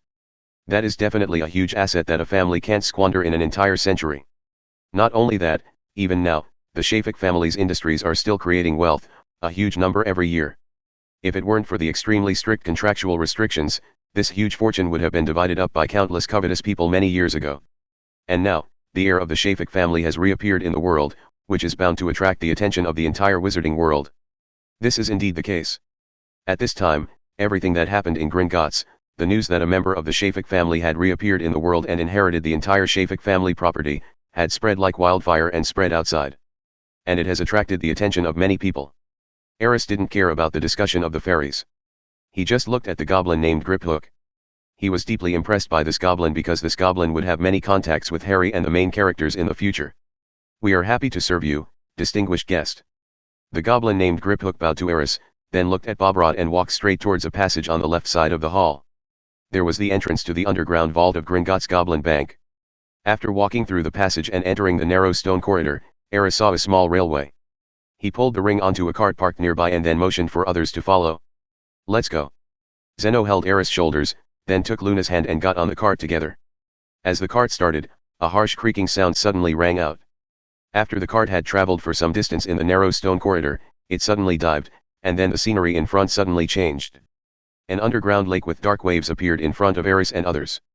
Unknown light sources flicker in this underground world. Above the head are numerous and huge stalactites and stalagmites. Drops of water continuously drip into the underground lake below. The whole space is filled with a wonderful sense of mystery. Dear guest, our journey may take some time, because the more important the vault is, the more stringent our defenses and the farther it is from the ground. Bob Rod was explaining to Aris, and the whistling wind kept blowing past their ears, making it very difficult for them to hear the old goblin's words clearly. Aris kept complaining in his mind. The riding experience of this cart is really terrible. Not only does it look shaky and unsafe, the whole process is like riding a roller coaster, which is so exciting that it is a bit unbearable. Little Luna held Aris's hands tightly, her face was a little pale, and it was obvious that she was very nervous. Yes, although her personality is very ethereal and indifferent, but at this moment, anyone would inevitably have an instinctive fear. It's okay, we'll be there soon. Aris said loudly in the little girl's ear. There's no way. If I don't speak louder, I can't hear it clearly. Griphook stood at the front of the cart, holding a kerosene lamp. After passing a group of stalactites, his eyes suddenly lit up. Everyone hold on tight, we'll be there soon after we pass the small waterfall ahead. Chapter 15. As soon as Griphook finished speaking, everyone heard the sound of running water above their heads, followed by a bone-chilling chill. Everyone on the cart was drenched by the water from the waterfall. This is a cursed anti-thief waterfall that can wash away all disguises. It is one of the defense methods for important areas in the underground vault. Griphook then introduced himself. Zeno cursed under his breath, then quickly pulled out his wand and whispered a spell. The next second, Aris felt a warm current surging around his body. His body became warm again, and the clothes that were wet by the waterfall water were quickly drying. Thank you, uncle. Aris breathed a sigh of relief and thanked him gratefully. He vowed secretly that he must learn the spell as soon as possible. Otherwise, next time he encounters the situation, he might freeze to death. This is a combination of a cleaning spell and a fire spell. The weather was too humid for a while, and Luna and I couldn't get our clothes dry, So I tried and figured out this spell. Although it's not very powerful, it's quite practical. Xianyo explained when he saw that Aris was very interested in the spell. It's really practical. Aris praised sincerely. While the two were chatting, the cart quickly turned several corners and finally arrived in front of an underground vault that looked much more luxurious than an ordinary vault. We're here. Underground vault number 719, a luxurious vault belonging exclusively to the Shafik family. The cart slowly stopped, and Griphook was the first to get off the cart, holding a kerosene lamp and coming to the huge round security door of the vault. The huge arch, made of unknown material, looked extremely thick, with a dull matte surface, as if it was made of cast steel. But obviously, this is definitely not as simple as simply making steel. Because Aris could clearly feel that there was an extremely strong magical aura on this door, and it must have been blessed with various protective and safety spells. Mr. Aris, I would like to trouble you to provide a drop of blood. Bobrod said respectfully to Aris, because the key to the vault has been lost, we can only use a special method to open this door, which involves unlocking the spell of blood magic, so we need your help. No problem. Aris nodded slightly. Seeing this, Griphook stepped forward and took a drop of blood from Aris' finger. Afterwards, the two fairies stood in front of the door of the vault, and their slender fingertips slowly moved across the mysterious patterns on the door, while they whispered unknown spells. At the same time, Aris's drop of blood was dripped onto the gate and was absorbed into the gate bit by bit. Soon, Aris heard a sound like a mechanism turning from inside the door. At the same time, a strange light emanated from the surface of the door. About half a minute later, the noise inside the door gradually stopped. Then, the ground shook slightly. The entire gate began to open slowly to both sides. Xianyo and Aris all widened their eyes and looked into the door curiously. Golden light shines from inside the gate. Aris saw the most spectacular scene since he was born. So many galleons. Luna couldn't help but blurt out. Xianyo looked at the vault filled with gold coins that almost took up the entire vault space, and couldn't help but gasp. The Shafik family's treasury is not small. It should be said that it is much larger than the treasuries of other wizard families. After all, this is the highest level underground vault in Gringotts, which not only represents the highest level of security, but also the highest level of area and value of the vault.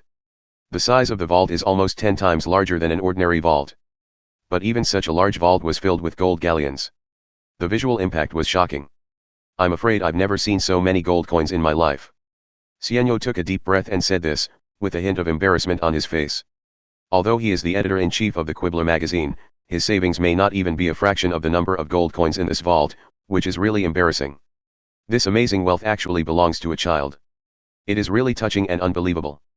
Mr. Aris, you may go in and get the galleons you need. Bobrod bowed respectfully to Aris again and gave him a reminder. Yeah. Aris nodded and walked into the vault.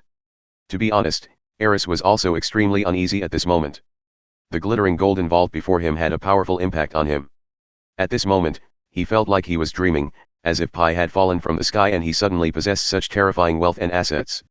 If it were someone else, they would probably faint from excitement.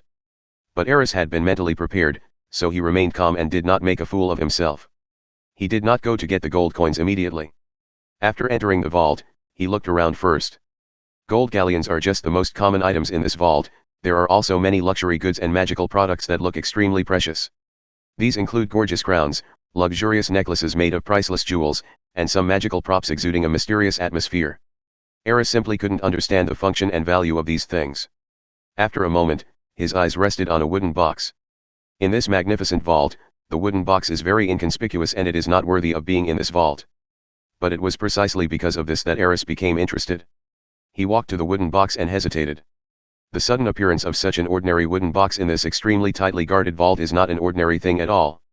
He was worried that the wooden box might have been cast with some spell that he couldn't understand. If the spell is triggered, what will happen?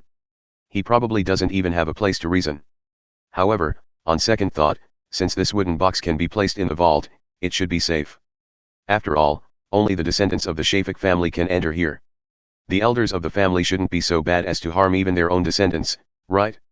Aris gritted his teeth, no longer hesitated, reached out to take the wooden box, and slowly opened it. Sure enough, after the wooden box was opened, no evil curse was triggered. A very old thread-bound ancient book was lying quietly inside. Compared with the gold galleons filling the vault, this ancient book was still inconspicuous, but it aroused Aris' great interest. A book. Aris murmured curiously, and couldn't help but take the thread-bound ancient book in his hands. Merlin's Notes. After seeing the words on the cover of the ancient book clearly, the boy's heart was shocked. This seemingly inconspicuous book is actually the handwritten notes of Merlin, the ancient god of magic. This is too exaggerated, could it be fake? At this moment, countless thoughts flashed through Aris's mind. But in the end, he still solemnly and carefully placed the ancient book in his arms. Regardless of whether this note is true or not, he needs to take a good look at it. The value of this ancient book can be imagined as it can be placed in the Shafik family vault with such a high security level. Maybe the content of this book is really related to Merlin. First, I merged Merlin's talent card from the system, and now I got an ancient book similar to Merlin's notes. This is all just too much of a coincidence. Thinking of this, Aris' heart couldn't help but become hot. Chapter 16. Soon, Aris took out some more gold galleons and walked out of the vault. Those gold galleons were put in a cloth bag, and it was estimated that there were probably thousands of them. However, compared with the vault filled with gold galleons, these are probably not even a drop in the bucket. Aris now truly understands what it means that money is just a number. With so many gold galleons, even if he did nothing in his life and lived a luxurious life every day, he would never be able to squander them all. The amount of money has no meaning to him. How does it feel to be a rich man? As soon as Luna walked out of the vault door, she winked at Aris and asked in the same casual and ethereal tone. To be honest, I don't feel anything. Aris smiled and added, but I don't have to worry about money anymore. Come to think of it, it's a good thing. The two smiled at each other and did not continue the topic. On the side, Sienno saw Aris's expression and nodded slightly. He had previously worried that Aris might lose himself because of this sudden wealth. Now it seems that he was thinking too much. The boy in front of me cannot be viewed with common sense. In fact, he is much calmer and more outstanding than many adult wizards. Now that we have the money, let's not waste time and go buy the things we need for school. Sienno said, we have already wasted too much time. As he said this, he glanced at the two goblins inconspicuously. Seeing Sienno's meaningful eyes, Griphook was fine, but Bobrod lowered his head silently. Obviously, he still felt a little bit scared about the previous incident that had made things difficult for Aris. The group got back on the cart and returned to the main hall of Gringotts along the same route. After going through the normal procedures, Aris got a vault key from the fairy again. Next time he comes to the vault, he won't have to bleed to open it. Walking out of Gringotts, Aris felt as if he was in another world. In a short period of time, he went from having nothing to becoming one of the richest men in the wizarding world. This feeling was truly amazing. It's very unreal and feels like a dream. Let's go. I'll buy you some teaching supplies you'll need for school, like a crucible, a quill, etc. Sienno skillfully arranged the next plan. As for the two of you, you can go to Madame Malkin's robe shop and pick out some clothes suitable for wearing to school. Then, we will meet at Ollivander's wand shop to choose a wand for Aris. This is the most important thing. You two little ones, any other suggestions? Aris and Luna looked at each other and shook their heads. In that case, let's take action.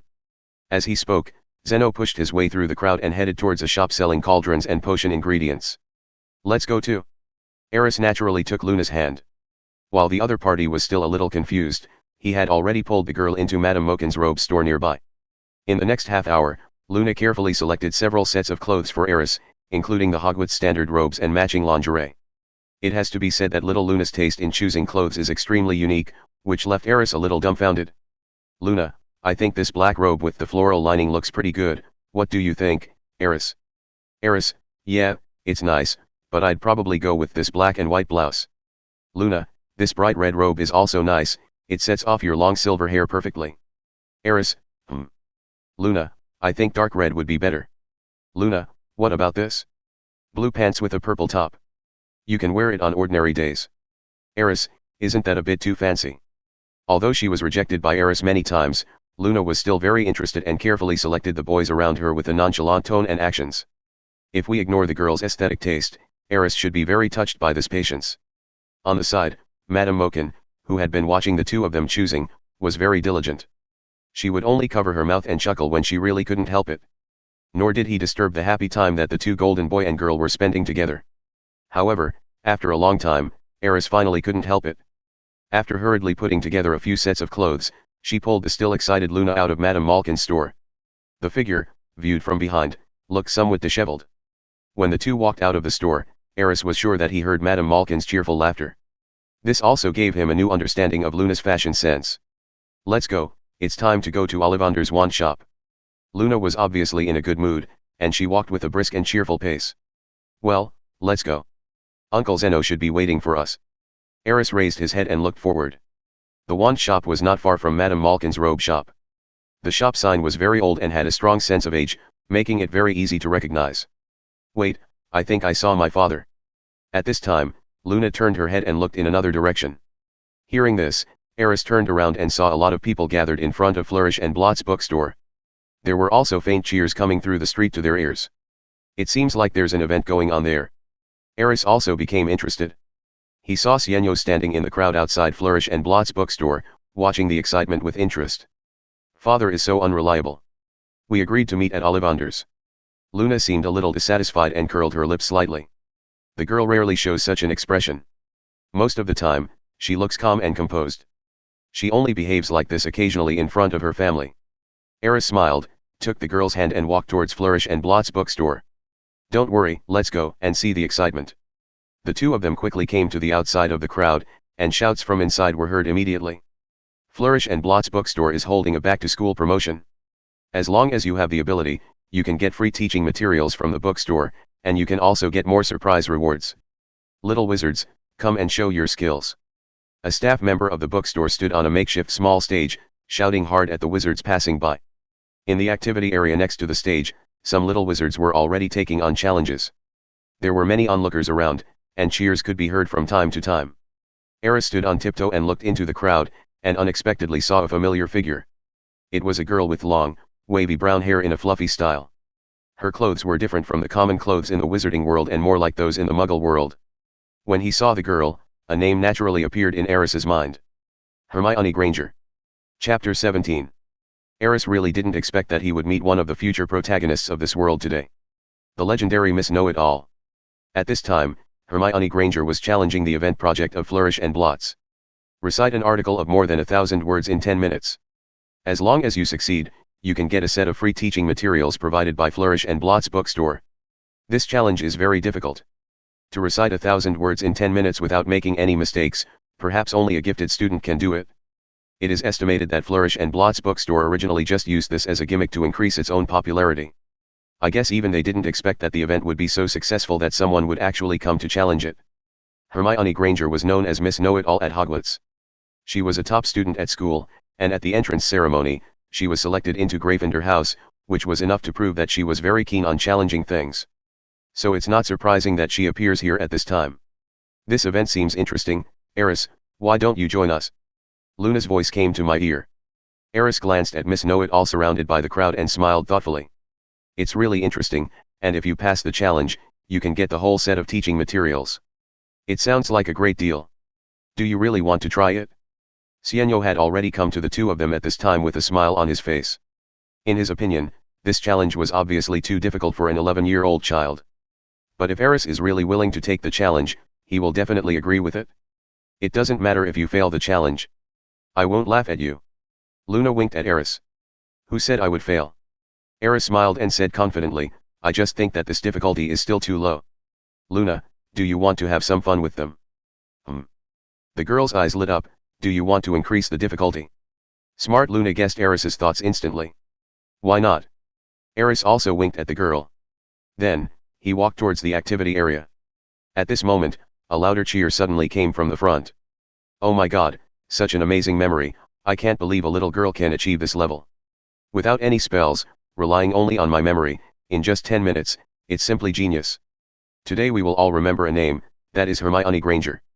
She successfully completed the challenge event of Flourish and Blott's bookstore and will receive a generous reward. Amazing ability, even more magical than magic. In just 10 minutes, I memorized an article of more than 1,300 characters. It's amazing.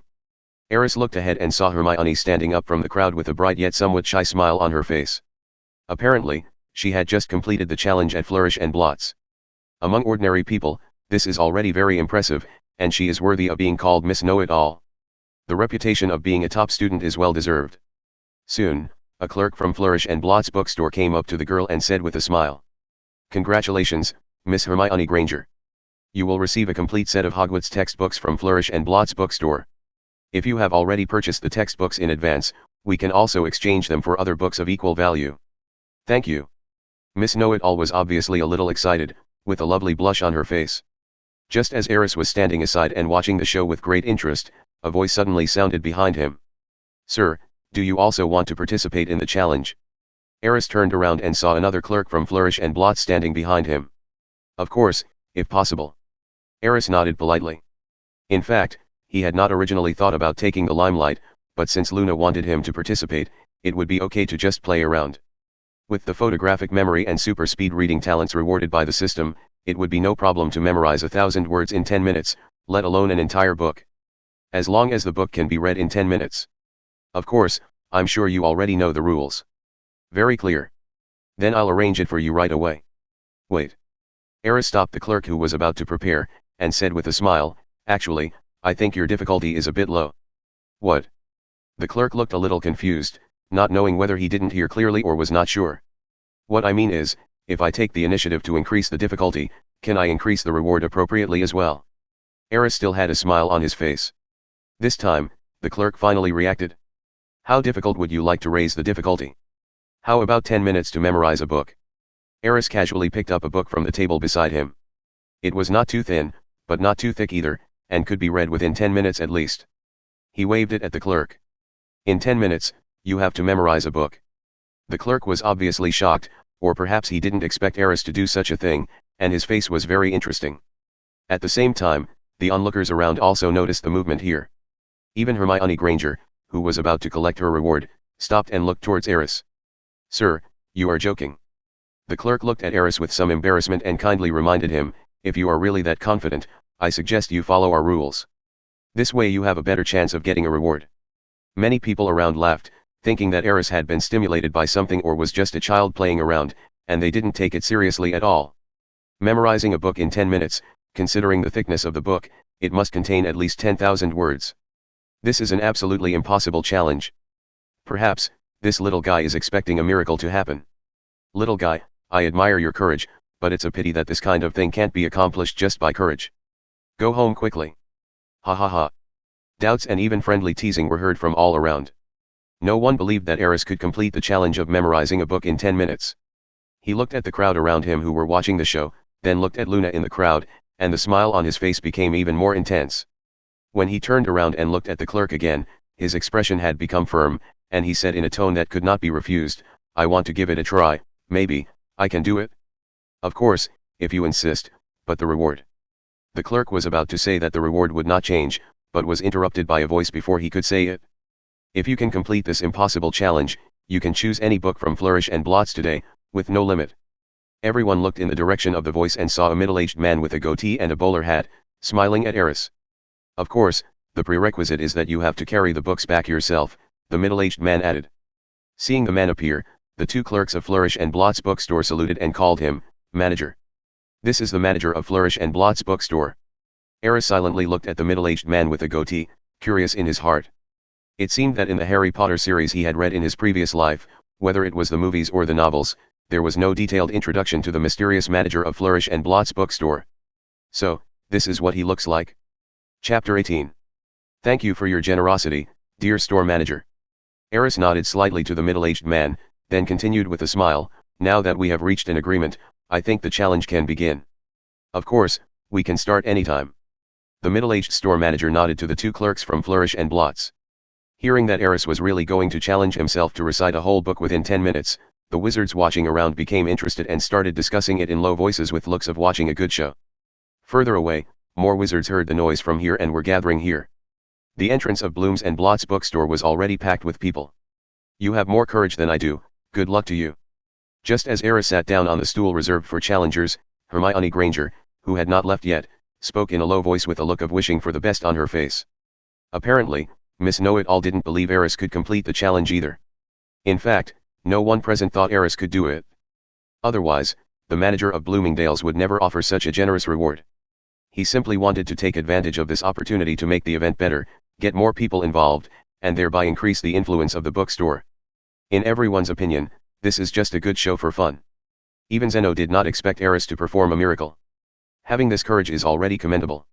The result is not important. Zeno said this while holding Luna's shoulders to prevent the girl from being squeezed away by the crowd. Maybe he can do it? If there was anyone on the field who still believed in Aris, Luna might be the only one. She herself didn't know why she had such an idea. But her intuition told her that Aris would not make such a big fuss for no reason, and in her opinion, this boy was not the kind of person who liked to attract attention. In short, she has a blind confidence in boys. Up ahead, the voice of the manager of Flourish and Blott's bookstore sounded again. If you are ready, I will declare the timer begin. He will personally take part in this challenge and be responsible for supervising and hosting the entire process. Also, as a friendly reminder, our rule is that no magic or potions may be used during the event, including but not limited to memory enhancement spells, sobering potions, and felicity potions, etc. If you break the rules, we will cancel your qualification to participate in the challenge and all the results you have obtained. The middle-aged store manager solemnly reiterated the challenge rules to Aris. Understood. Aris nodded. The store manager looked at him meaningfully, then took out a somewhat old book. This book was not the one Aris had picked up earlier, but a relatively obscure book that perhaps most people present had not read. The title of the book was The Mysterious Shafik Family. This is a family history book, which is rarely popular in the market. It is very likely that it is just the store manager's personal collection. Of course, the thickness of this book is about the same as the book Aris picked up earlier. In other words, the total number of words in the two books was similar, and he didn't mean to do anything tricky. His purpose might be to be on the safe side, fearing that Aris had memorized the previous book in advance. When Aris saw the book in the store manager's hand, his eyes moved slightly. Coincidence? Or intentional? The store manager actually picked out a book about the Shafik family for him to recite. Are you ready? Before Aris could think about it, the manager's voice sounded again. He could only suppress the doubts in his heart and nodded gently. We can start anytime. Then I declare. The middle-aged store manager placed the mysterious Shafik family in front of Aris, dragged out the words for a while, and then continued. The ultimate challenge of the special promotion event of the back-to-school season at Flourish and Blott's bookstore. Start now. As the store manager's voice fell, a beam of magical light shot out from his wand. A green light formed a 10-minute countdown above the challenge area. This also means that the challenge has officially begun. Aris glanced at the countdown above his head and nodded in admiration. Another interesting magic. This world is so interesting. The next second, he looked at the book in front of him and opened the first page. The glory of the past is engraved in the noble blood, and the name of Shafik will never fall. This book tells the long-standing heritage of the Shafik family, as well as many wonderful or shocking achievements. After reading just the beginning, Aris' attention was completely immersed in the book. He only had a vague understanding of the Shafik family, but he knew without thinking that to be one of the 28 sacred families, this family must have had its peak and glory in the past. This is the best opportunity for Aris to understand this family. Time passes by little by little. Aris turned the pages faster and faster. The talents of super speed reading and photographic memory were brought to their full potential at this moment. With Aris's full devotion, every word in the book seemed to come alive, jumping out of the book and being deeply engraved in his mind. The originally noisy crowd had become quiet without anyone noticing. Everyone subconsciously held their breath and did not disturb the boy who was concentrating on memorizing the book. The same is true for the middle-aged manager of Flourish and Blott's bookstore. The difference was that his eyes now flashed with a thoughtful look. Seems to be thinking about something. 5 minutes passed. Aris flipped through the book faster and faster. At this time, he was turning the pages of the book almost without any pause. He glanced at it and then turned to the next page. This scene left the surrounding wizards puzzled. Whispered discussions began to arise again. What on earth is this kid doing? He's flipping through the pages so fast that I can't even see the words on the pages clearly. Is he really memorizing the contents? Perhaps, he just wants to end this challenge as soon as possible. As for the contents of the book, even if he reads it carefully, I'm afraid it's impossible for him to finish reading it all in just 10 minutes, let alone remember it. Just as expected, this challenge is a farce. The time is almost up. I hope the little guy can be strong enough to face his failure. As the surrounding wizards discussed, the countdown lit by magical light was drawing to a close. Hermione Granger glanced at Aris flipping through the book and shook her head slightly. She was sure that at the speed the boy was flipping through the book, he couldn't even see the words clearly, let alone remember them. The result was obvious and there was no suspense. Time's up. As the magic countdown light dissipated into the air, the middle-aged store manager's voice sounded again. At this moment, Aris just turned to the last page of the book. He raised his head, smiled and closed the book. Chapter 19. Little guy, are you ready? The middle-aged store manager looked at Aris and spoke with a smile. Yeah. Aris rubbed his temple and nodded slightly. Well then, we are about to start the second part of the challenge. The store manager picked up the book The Mysterious Shafik Family on the table and opened the first page. Please start reciting. At this moment, the field became quiet again. The entire street seemed to have been paused, and everyone's eyes were focused on Aris. Except for the occasional faint noise coming from the end of the street farther away, there was no other sound. Aris closed his eyes slightly, and words kept emerging in his mind. When he opened his eyes again, a confident smile appeared on his face again. This book is about the history of the Shafik family, one of the 28 holy families. From dozens of centuries ago to the present, all the glory and achievements of the family are recorded in this book. Next, here is the main text: the glory of the past is engraved in the noble blood, and the name of Shafik will never fall. As Aris began to recite, the middle-aged store manager's expression became serious. He opened the book, his eyes wandering among the pages, comparing them carefully. The ancestors of the Shafik family came to Egypt in the 7th century with the Arab occupation of Egypt, and gradually developed and prospered here until the Ottoman Empire attacked Egypt in the 16th century. During the protracted war, a branch of the family went north to Britain, far away from the Ottoman Empire, and took root there. They began to take root in this land and multiply, another glorious chapter for the family. In the 1930s, Cantankerous not added it to the list when he compiled the Pure Blood list, and from then on, the family gradually reached another peak. As Aris recited, the entire street fell silent. The expressions of the surrounding wizards gradually became surprised, and the tense atmosphere even caused the surrounding space to begin to continuously generate waves of abnormal magical fluctuations, and the scene suddenly became extremely weird. 10 minutes later, the manager of Flourish and Blots, the middle-aged man with a goatee and a bowler hat, had already turned his eyes away from the books and instead stared blankly at the boy who was still reciting incessantly. They are the creators and maintainers of the Flow Network. They are the recorders of wizarding history. They stand on the long river of time, traveling through time and space. Hermione Granger's mouth opened wide, and her eyes were filled with disbelief and shock. In the crowd, Sienno's expression had also become dull. Only Luna, still with a nonchalant smile, quietly looked at the boy in the middle of the crowd, who was surrounded by countless people but remained calm and composed, as if he was glowing. The seeds of worship quietly take root and sprout in my heart.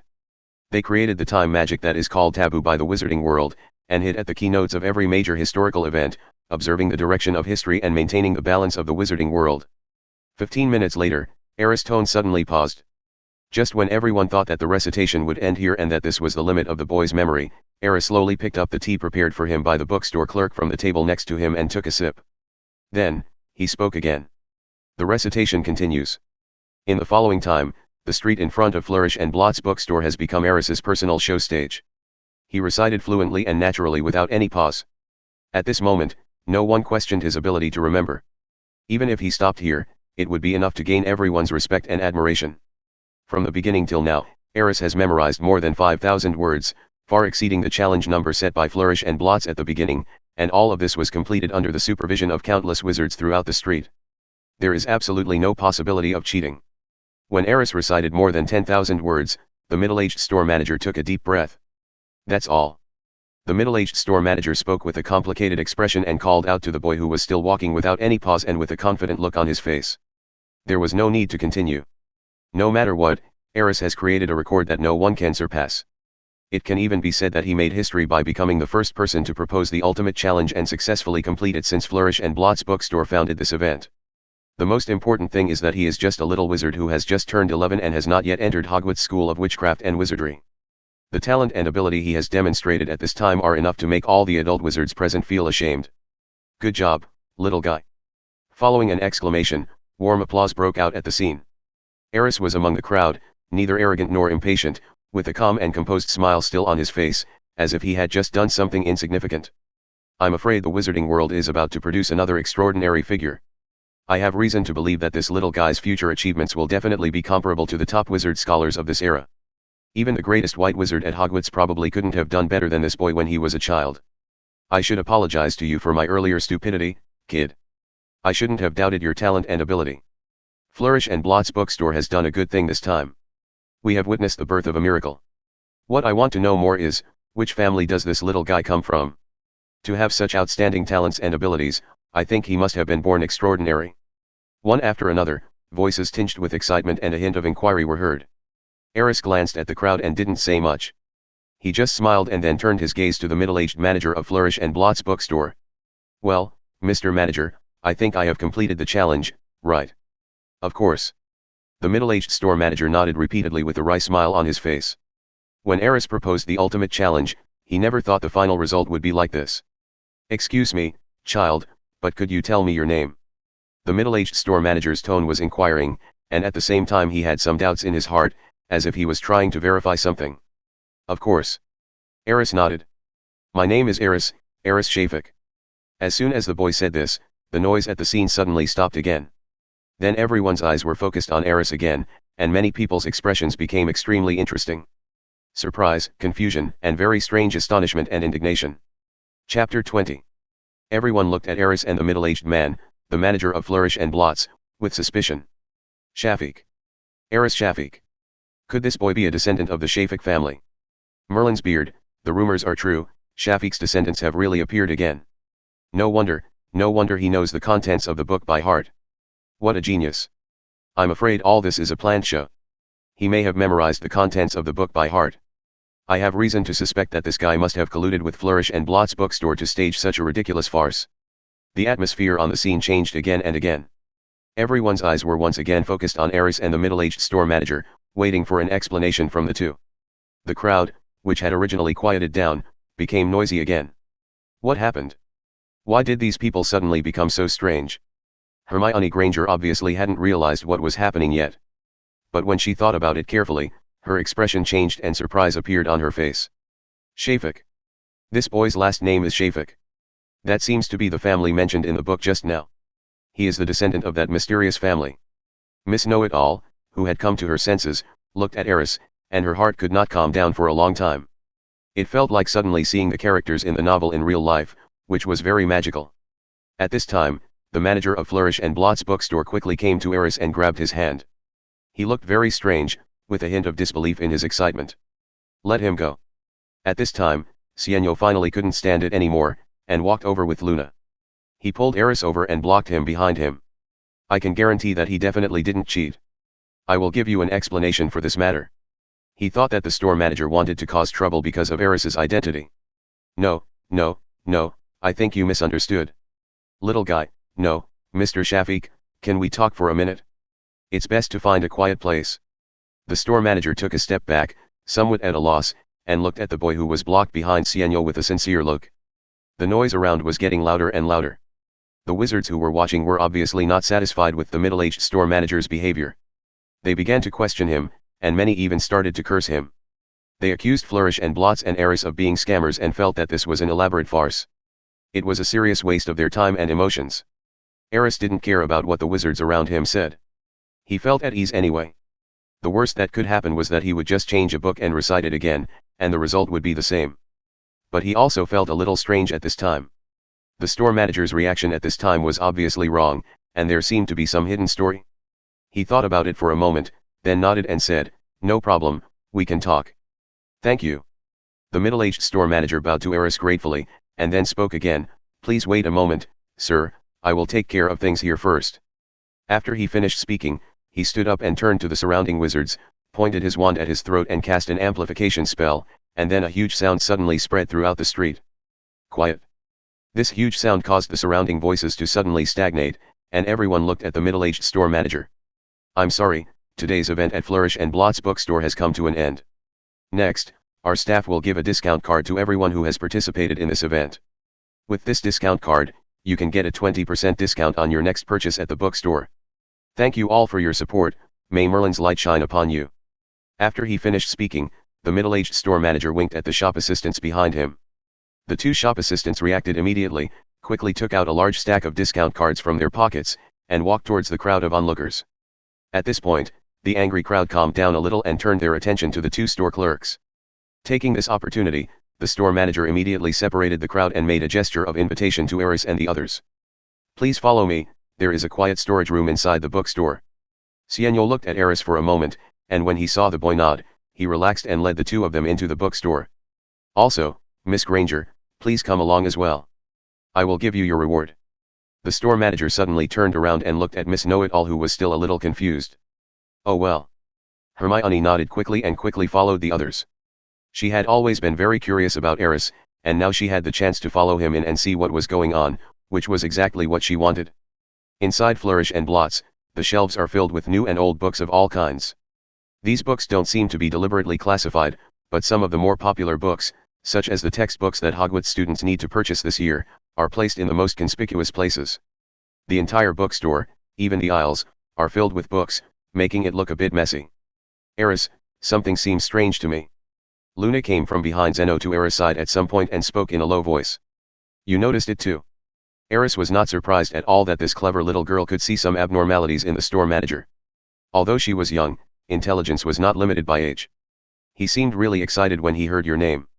Little Luna spoke of her discovery in that unique way, seemingly nonchalantly. Maybe it's because of the last name Shafik. Although Aris hadn't figured out the reason yet, apart from the system, this last name was the only thing on him that could arouse other people's interest. Just now, he quickly scanned the books in Flourish and Blots, but found that the book The Mysterious Shafik Family was not sold in the store, which meant that book might really be the store manager's collection. The person who collects this book might have some connection with the Shafik family. At least that's what he thought. As for the specific situation, I will have to talk to the store manager to find out. What are you two little guys whispering about? Sienno's voice suddenly came from behind. At this time, they just walked up the stairs leading to the second floor in the bookstore. Behind Sienno is dear Miss Know-It-All. Nothing. Aris and Luna said in unison. Obviously, they didn't want to make Sienno too worried before talking to the store manager. As for safety issues, this is Diagon Alley. If the store manager really wants to do something bad to them, or has other intentions, the Aurors and Strikers from the Ministry of Magic will be able to get here within 2 minutes. Except for the darkest period when you know who was rampant, no one dared to cause trouble in Diagon Alley. If we really want to do something shameful, it will definitely be in Diagon Alley. That is where all kinds of people of unknown identities gather. Besides, Uncle Sienno is here. Although his strength may not be comparable to that of an Auror, he is still an adult wizard and has some fighting ability. He is not completely defenseless in front of the store manager. Chapter 21. Hey, your name is Aris, right? After they went up to the second floor, the space finally became more spacious. Hermione Granger finally caught up with them and came to Aris and asked with great interest. Yeah, that's right, Aris Shafik. Hello, my name is Hermione Granger. I know. Aris shrugged and said teasingly, by the time you complete the bookstore challenge, everyone on the street should know your name. I was just lucky. The little girl blushed in embarrassment. Hello, I'm Luna, Luna Lovegood. Seeing Hermione looking at her, little Luna nodded slightly, introduced herself seriously, and pointed at Zeno. This is my father. Hello, smart girl. Zeno smiled in a self-proclaimed gentlemanly manner and nodded to Hermione. Hello, Mr. Lovegood. After the few people finished introducing themselves, the voice of the manager of Blooming Bookstore came again. Please come in, this is the bookstore's storage room. Although it's a bit crowded, it's still quiet. Aris looked into the storage room. Except for a space in the middle where a few chairs and a table were placed, the rest of the room was filled with books. The store manager went into the storeroom first, and Aris just heard the sound of things being moved inside. Obviously, this piece of open space had just been cleared. Several people entered the storage room, but when Hermione Granger wanted to follow in, she was stopped by the store manager. My dear little girl, your rewards are all here. Please take them and leave first. The store manager pointed to a pile of books in the storage room. Can't I listen to what you guys talk about? Hermione was extremely curious at the moment and naturally didn't want to leave. Indeed. The store manager wanted to continue to drive people away.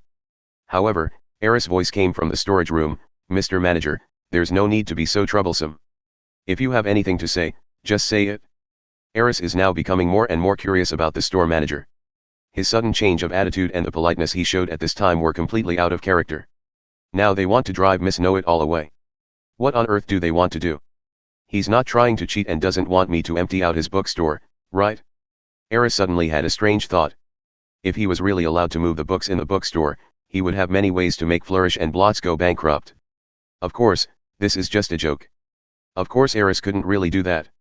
Sir, my name is Henry Barton. The middle-aged store manager thought about it and gave up his previous idea and no longer blocked Hermione from entering the storage room. After he invited several people to sit down, he suddenly bowed to Aris and said, members of the Barton family have been servants of the Shafik family for generations. Sir. No, I should change my name. Master, we have waited for nearly half a century, and finally we see the descendants of the Shafik family again. When the news came out from Gringotts that a little boy had inherited the Shafik family's fortune, I wondered when I could see the master again. I didn't expect that day to come so soon. We were originally planning to come find you sometime. As he spoke, Henry suddenly stretched out his hand and wiped his already red eyes. I'm sorry, Master. I'm just too excited. The scene before him made Aris a little confused. Henry Barton? The whole family are Shafiq's servants. I'm only 11 years old. How come he suddenly became the master? At the side, Luna and the others were also surprised, especially Hermione, whose expression was even more interesting. This person is actually Aris's servant. They never imagined that things would turn out so suddenly. Aris hurried forward and helped Henry, who was still bowing and hadn't stood up, while quickly sorting out his thoughts. Mr. Barton, right. Master, you can just call me Henry. Wait, don't call me Master. Aris didn't know whether to laugh or cry. This makes me feel like I've aged dozens of years in an instant. This feeling is so weird. This. Henry hesitated for a moment, then asked tentatively, how about I call you Master? Aris originally wanted to refuse, he was really not used to this wealthy family-style address. But when he saw the persistence in Henry's eyes, he finally nodded, whatever you want. Master, it's great that you can come back. You don't know that after the masters left, the whole family seemed to have lost its backbone. More and more people began to set their sights on the family's various businesses. If you don't come back. Wait. Aris frowned, sounding somewhat puzzled. You mean, to this day, the Shafiq family still has a lot of businesses outside? Of course. Henry nodded affirmatively. Although the previous generation of masters have disappeared for nearly half a century, all members of the Barton family have kept their mission in mind and have been protecting the Shafiq family's property. Just like this Flourish and Blotts bookstore, it can still bring a lot of wealth to the family every month. At this point, Henry's face showed a hint of pride, and the two goatees at the corners of his mouth curled up. Aris found that look unexpectedly cute. I certainly didn't expect.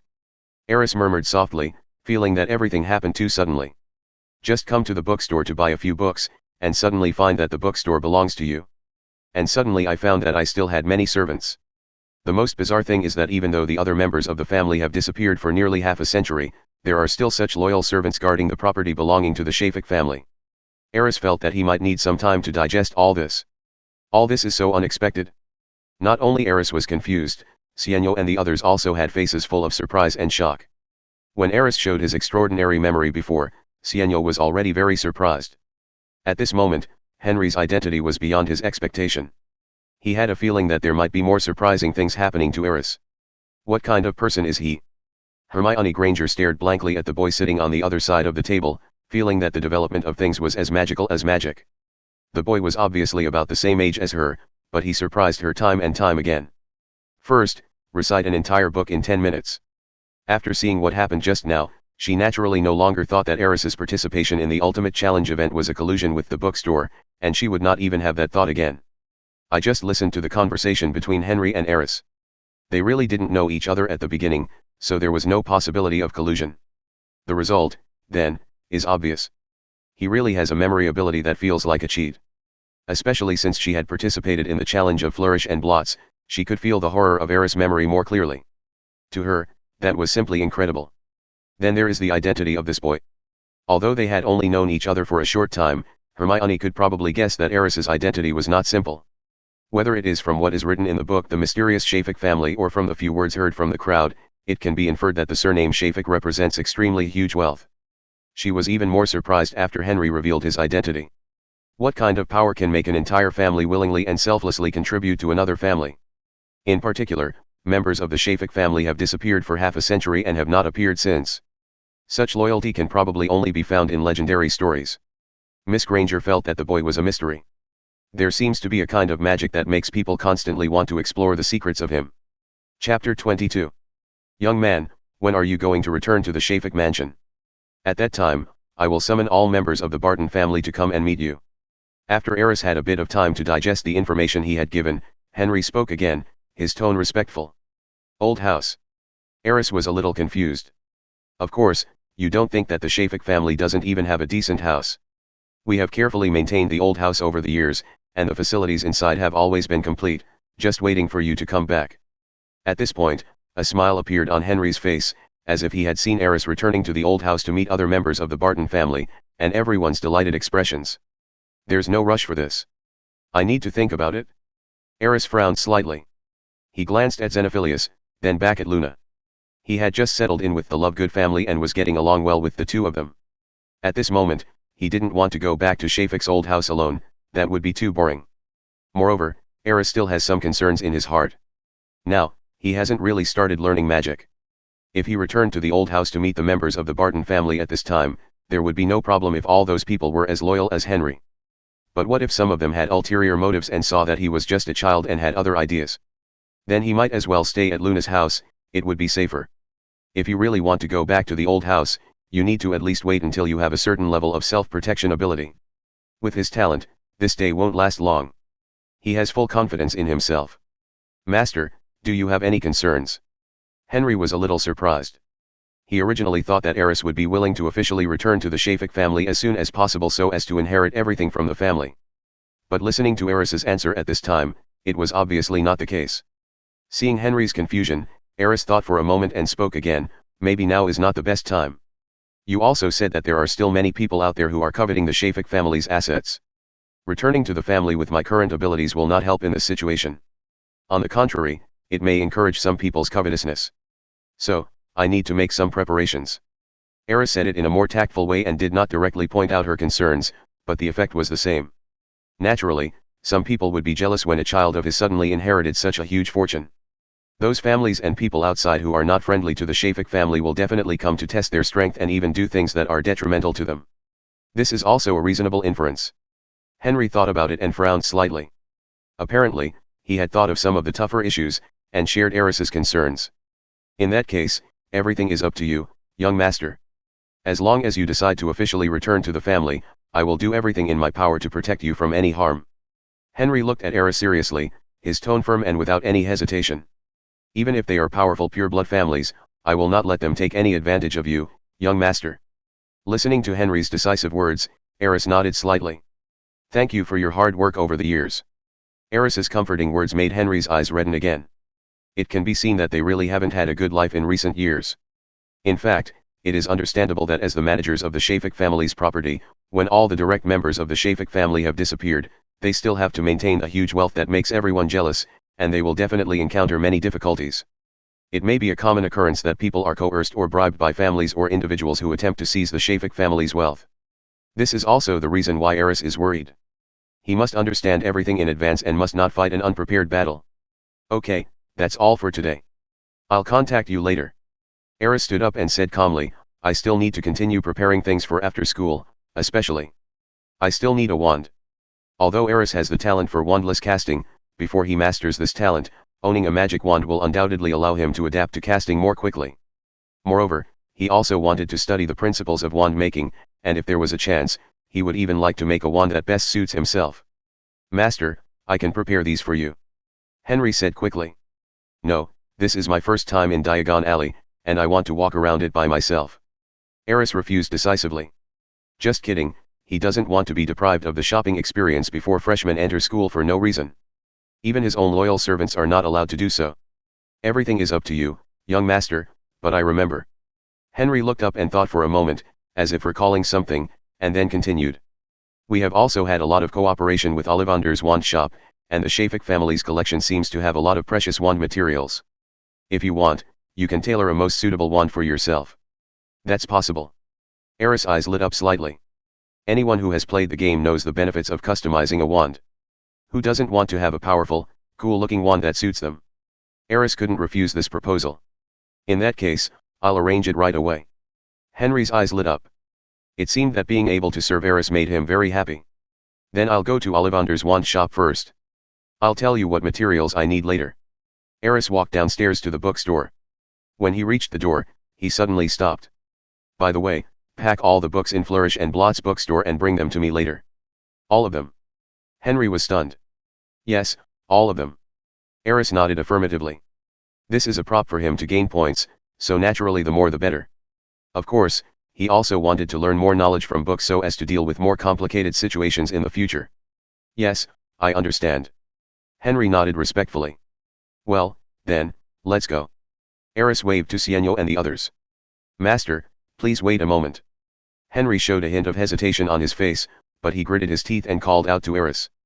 Forget about these two. Henry glanced at Xenophilius and Luna. They already knew your identity long ago, and they have a close relationship with you.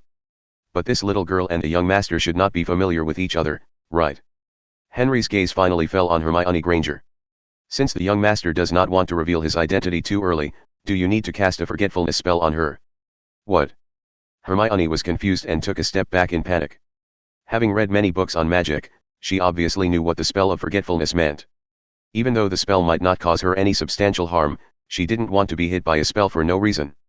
Hearing Henry's words, Aris was stunned for a moment, then rubbed his temples, and under Miss Know-it-all's somewhat horrified gaze, he said helplessly, "There's no need for this. Master, this is also for your safety." Henry still insisted. Aris had no choice but to look at Miss Know-it-all again and said with a smile, "Miss Granger, you don't want to be cast into a forgetfulness spell, right?" Chapter 23. Of course, who wants to be cast under that inexplicable spell? Facing Aris's question, Hermione Granger still looked a little nervous, and she spoke without hesitation. "So?" Aris still kept smiling. "Can you please forget everything that happened today?" "No problem, I promise." Hermione nodded repeatedly, her tone firm. Aris turned around, looked at Henry again, and said, "Look, Miss Granger has made a promise. Besides, she will be my classmate at Hogwarts in the future. I believe in her character, so don't mention the Oblivion spell anymore. That's it?" Aris knew very well that ever since he left Gringotts, his identity could no longer be kept secret. Therefore, there was really no need to cast the Oblivion charm on Hermione now. The reason why he didn't want to return to Shafik's old house so early was not because he wanted to hide his identity, but because he still needed to make some preparations. By the way, remember to distribute the reward for Miss Granger completing the challenge.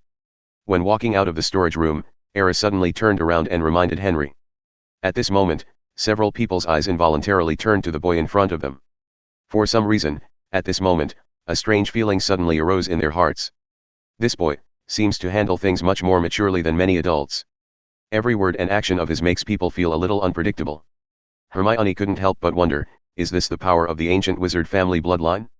Besides, I didn't seem to have mentioned that I was going to Hogwarts to study, right? So how did Aris know? There is always a mysterious feeling. After today's events, Miss Granger came to a conclusion. From now on, you must not provoke this mysterious guy. Otherwise, there is a high possibility that a forgetfulness spell will be suddenly cast on you, and you will even forget who you are. Before they knew it, they had walked out of Bloomsbury bookstore.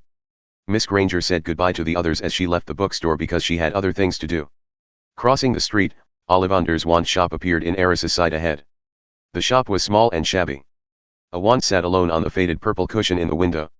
The faded gold sign on the door read, "Ollivander's, making fine wands since 382 BC.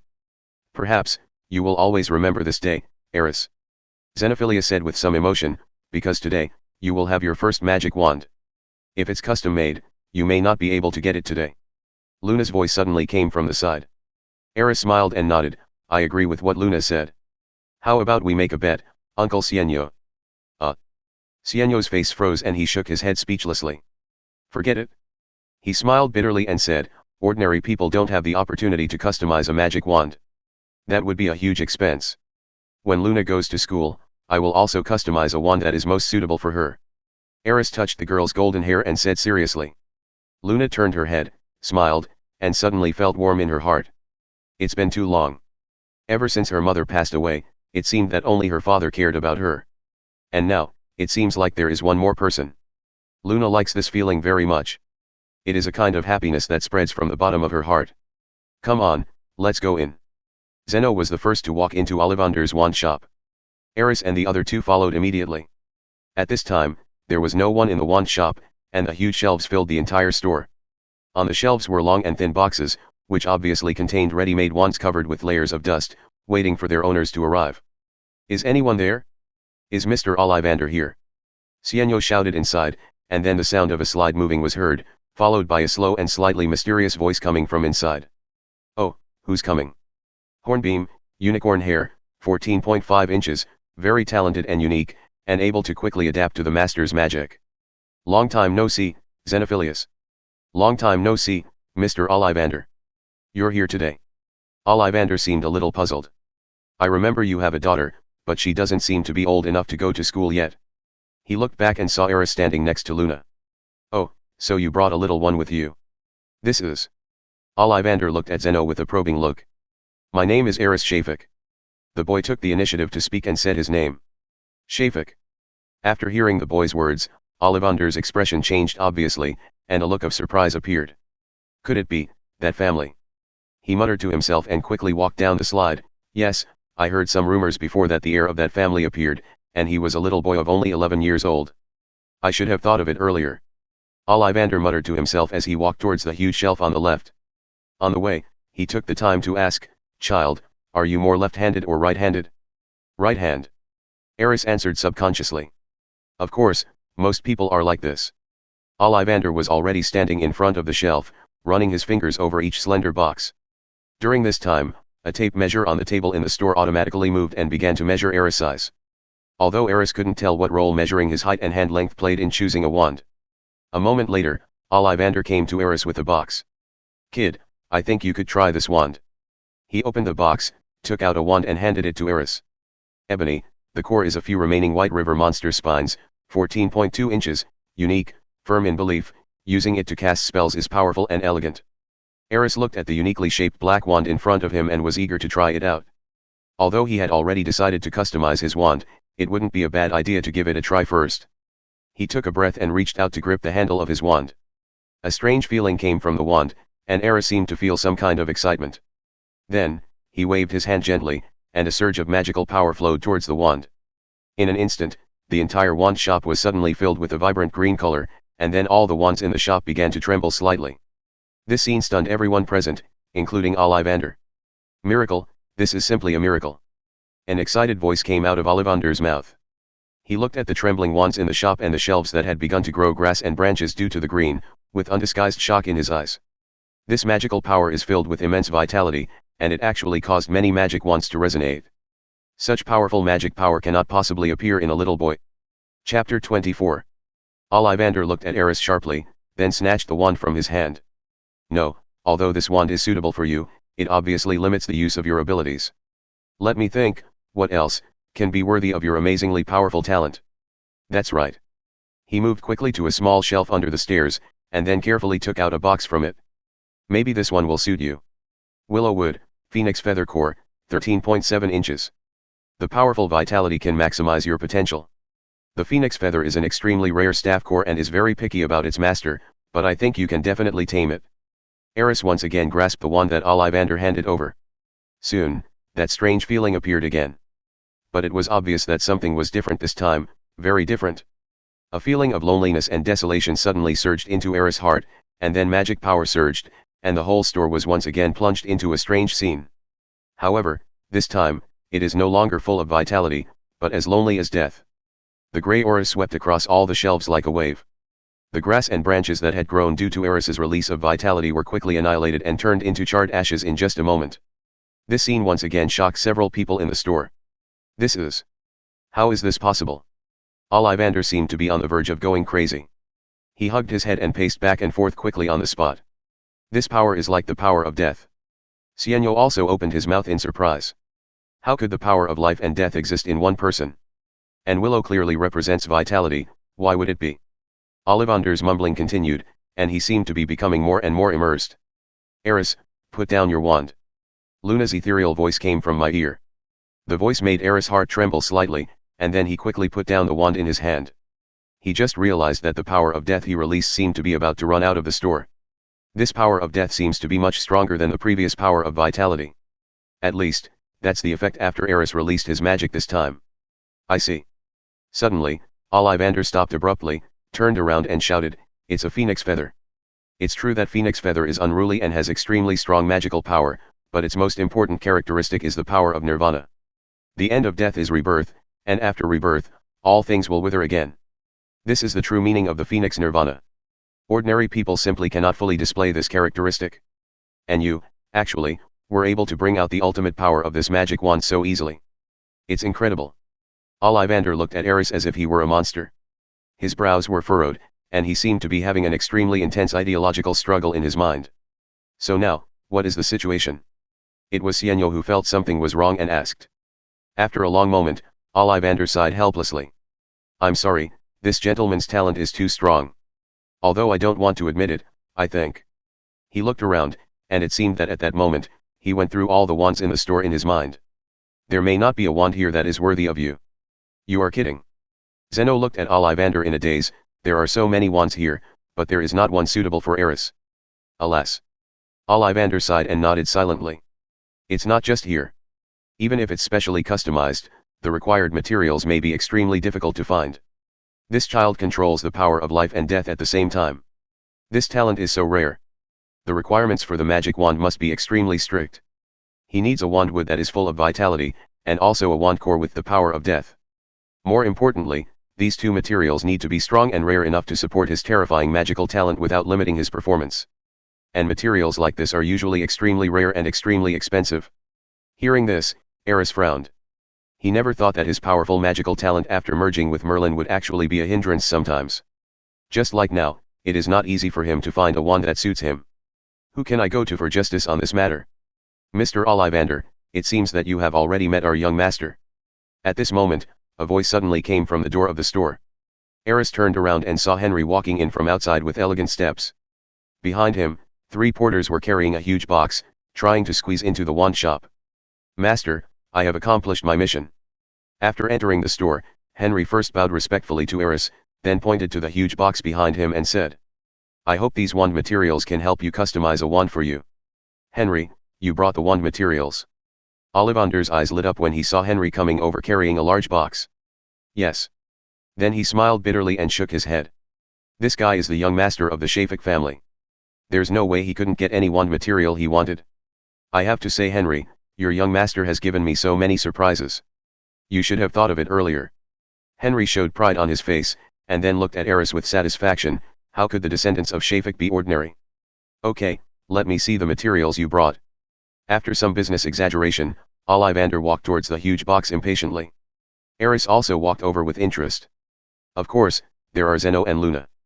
Phoenix feathers, nice and rare, but unfortunately I can't use them. Cherry, holly, and even elder. These are all very rare and very powerful, making them great materials for making wands. Unfortunately, it's still not enough. Ollivander opened box after box, and shook his head after looking through them, seeming a little disappointed. Don't worry, there are still these. Henry pointed to the corner of the box, where there were several boxes that were obviously blessed with protective spells and contained materials that looked very precious. He reached out and took out 2 of the boxes, and continued, just now I happened to hear that the young master seemed to control the power of life and death at the same time, so he needed a wand material that matched it, right? Yes. Ollivander nodded. Then I think these 2 materials will be very suitable. Henry drew his wand and cast a spell. Then, he quietly opened the 2 boxes he had taken out, revealing the wand materials inside. This is. The moment he saw the 2 materials, a light appeared in Ollivander's eyes. Chapter 25. What is this? Why does it look so weird? Luna asked as she curiously examined the materials in one of the boxes.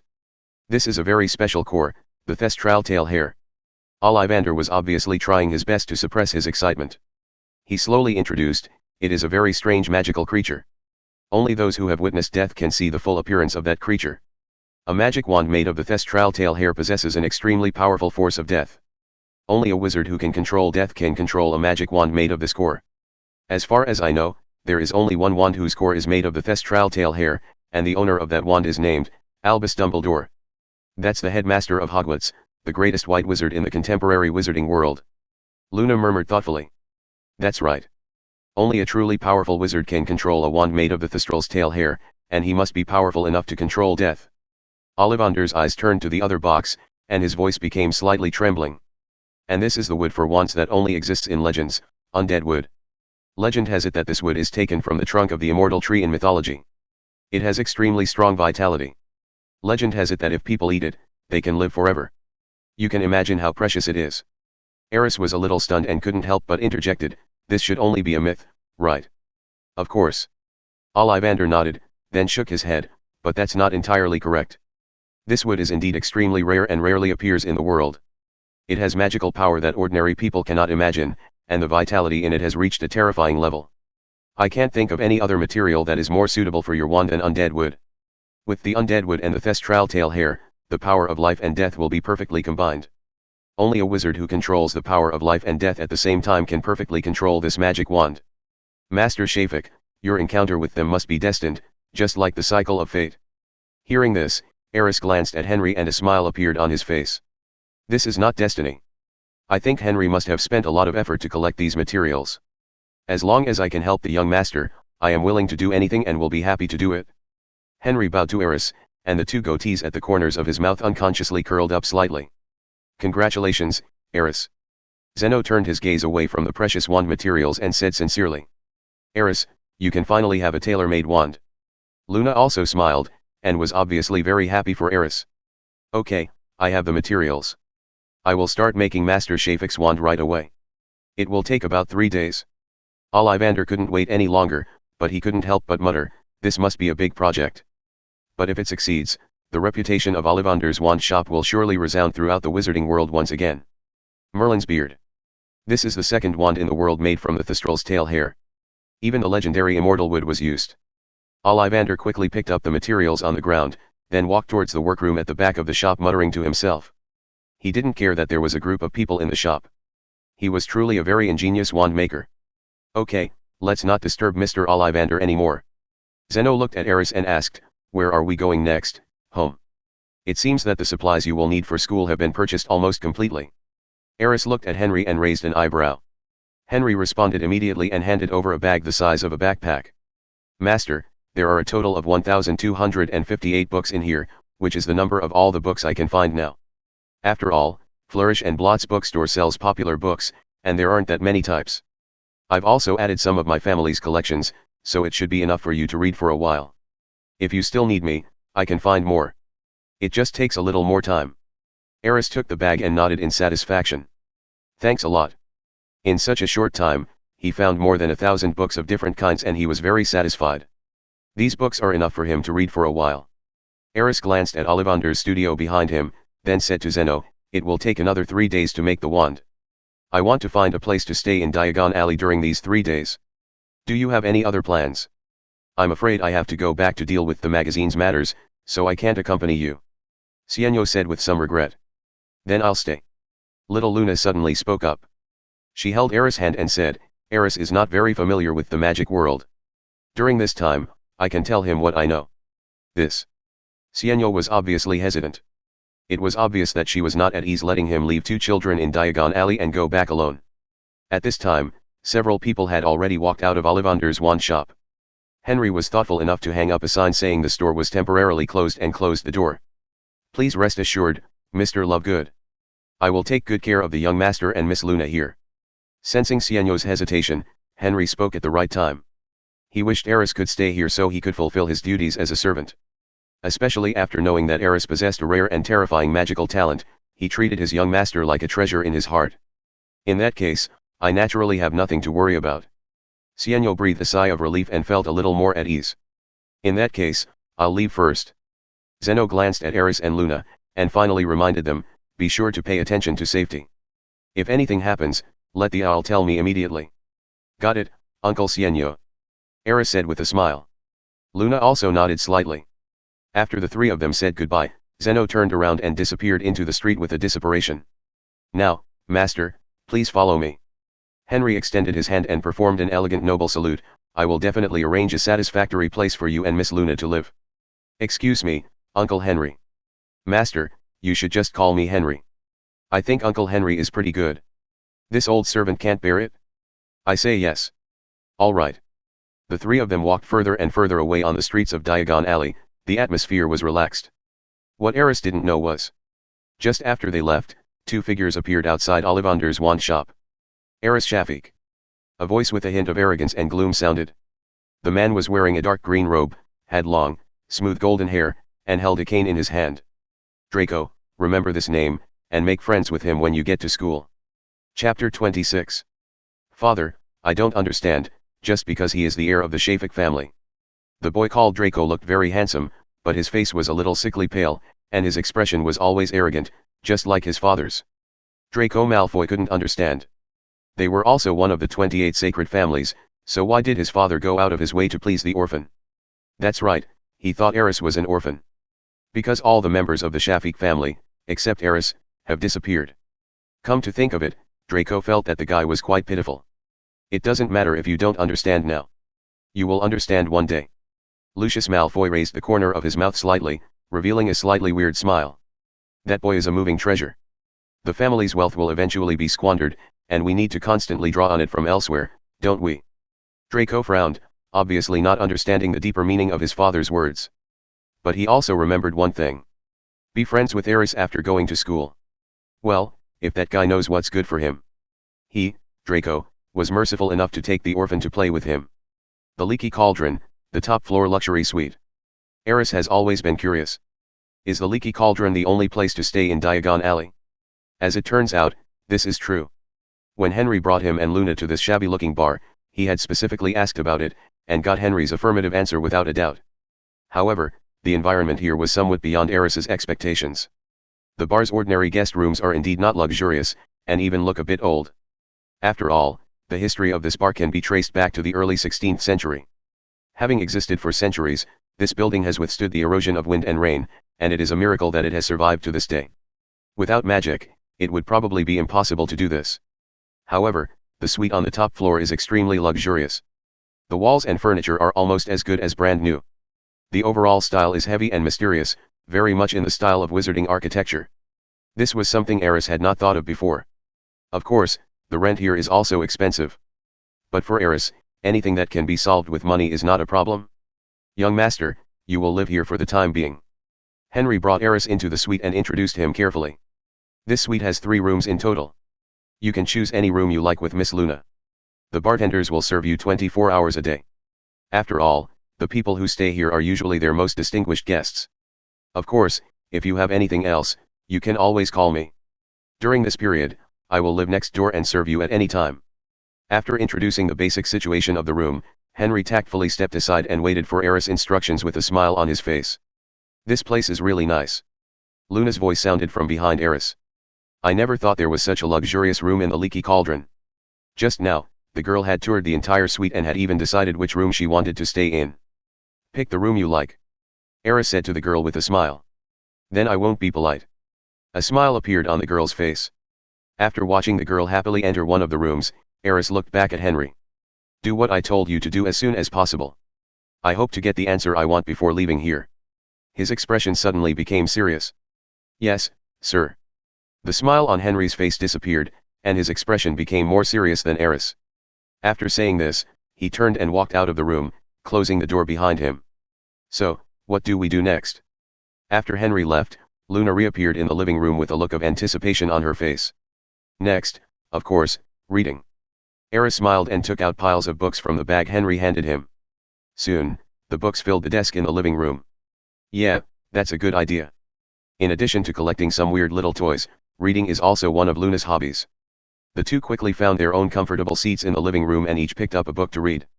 The sunlight shines through the window into the living room and also onto Luna's golden hair. The girl's crystal clear face is slightly flushed in the sunlight, which is very cute. At this moment, there was no other noise in the room except the sound of turning pages. Both of them were very focused, and it looked like a colorful painting of a peaceful and tranquil time. Aris gently flipped through the ancient thread-bound book in his hand, which was the Merlin's Handbook that he had taken out from the underground vault in Gringotts. The content of the book did not disappoint him. The characters outlined in blue ink are very beautiful, revealing a strange magical power. When Aris looked at the characters carefully, a feeling of blessing suddenly came over him. In fact, Aris couldn't understand most of the profound and obscure contents. But for some reason, with the help of that strange power, he seemed to see the person who wrote the book standing in front of him, carefully explaining the profound contents to him. The basics of wandless spellcasting. The correct use of the power of prophecy. How to communicate closely with magical creatures. And the most basic system architecture and principles of ancient magic. These are all contents recorded in ancient books. Combined with the in-depth and easy-to-understand explanation given by the figure who was like an online teacher, everything becomes simple and easy to understand. Even Aris, who had never learned any magic knowledge, could easily understand it at this time. Could this divine power be generated by the traces left by Merlin in this ancient book? Aris secretly marveled inwardly. If that's the case, it's incredible. You know, it has been more than a dozen centuries since Merlin's time, which is more than 1,000 years. This magical power is still preserved so well. This kind of ability makes him worthy of being called the god of magic. As Aris continued to learn, the feeling of blessing became clearer and clearer. He began to unconsciously try some wandless casting techniques. Luna, who was sitting on the other side, seemed to notice something and looked over here unconsciously. Then she saw a scene that amazed her. It was like suddenly walking into a magic paradise. Everything came alive. Chapter 27. Aris was bathing in the sun, his eyes still looking at the ancient book in his hands with great seriousness. However, at this moment he seemed to be immersed in an extremely wonderful state. As he waved his hand gently, the books around him began to float up automatically under the interference of his magic. Then, the pages of the books began to turn naturally. Not only that, many objects in the entire room seemed to have become self-aware and came alive. The trash can on the corner of the table grew legs and started walking around the room. When it came across things like paper balls, it would even pick them up and throw them into the trash can. The teacup on the table was shaking gently, as if an invisible big hand was brewing tea automatically. The pillows on the sofa were playing and fighting with each other, but they seemed to be afraid of disturbing Aris, so they would turn around from time to time and look in the direction of the boy. There were also all kinds of strange scenes that made the usually calm Luna stare in amazement. This is incredible. The girl did not disturb Aris, but tried her best to suppress her surprise. She stood up, gently walked around the fighting pillows, grabbed an alarm clock that was about to jump off the table, and put it back where it was. Then, he came to the desk in front of Aris and quietly looked at the cup and kettle that he was shaking to make tea. After a moment, the girl seemed to lose interest in the teacup and her eyes unconsciously looked at the boy behind the table. The boy in front of me was bathing in the sun, his silver hair clearly shining with golden light, gently swaying with the fluctuations of magic power, looking solemn and sacred. Before she knew it, the girl was a little dazed. She would never show such an expression normally, but the Aris in front of her was so fascinating to her. It's like a top student encountering an extremely challenging math problem, or like a writer seeing a beautiful long poem, and unknowingly becoming deeply immersed in it. Luna just stared at Aris quietly for nearly half an hour without moving.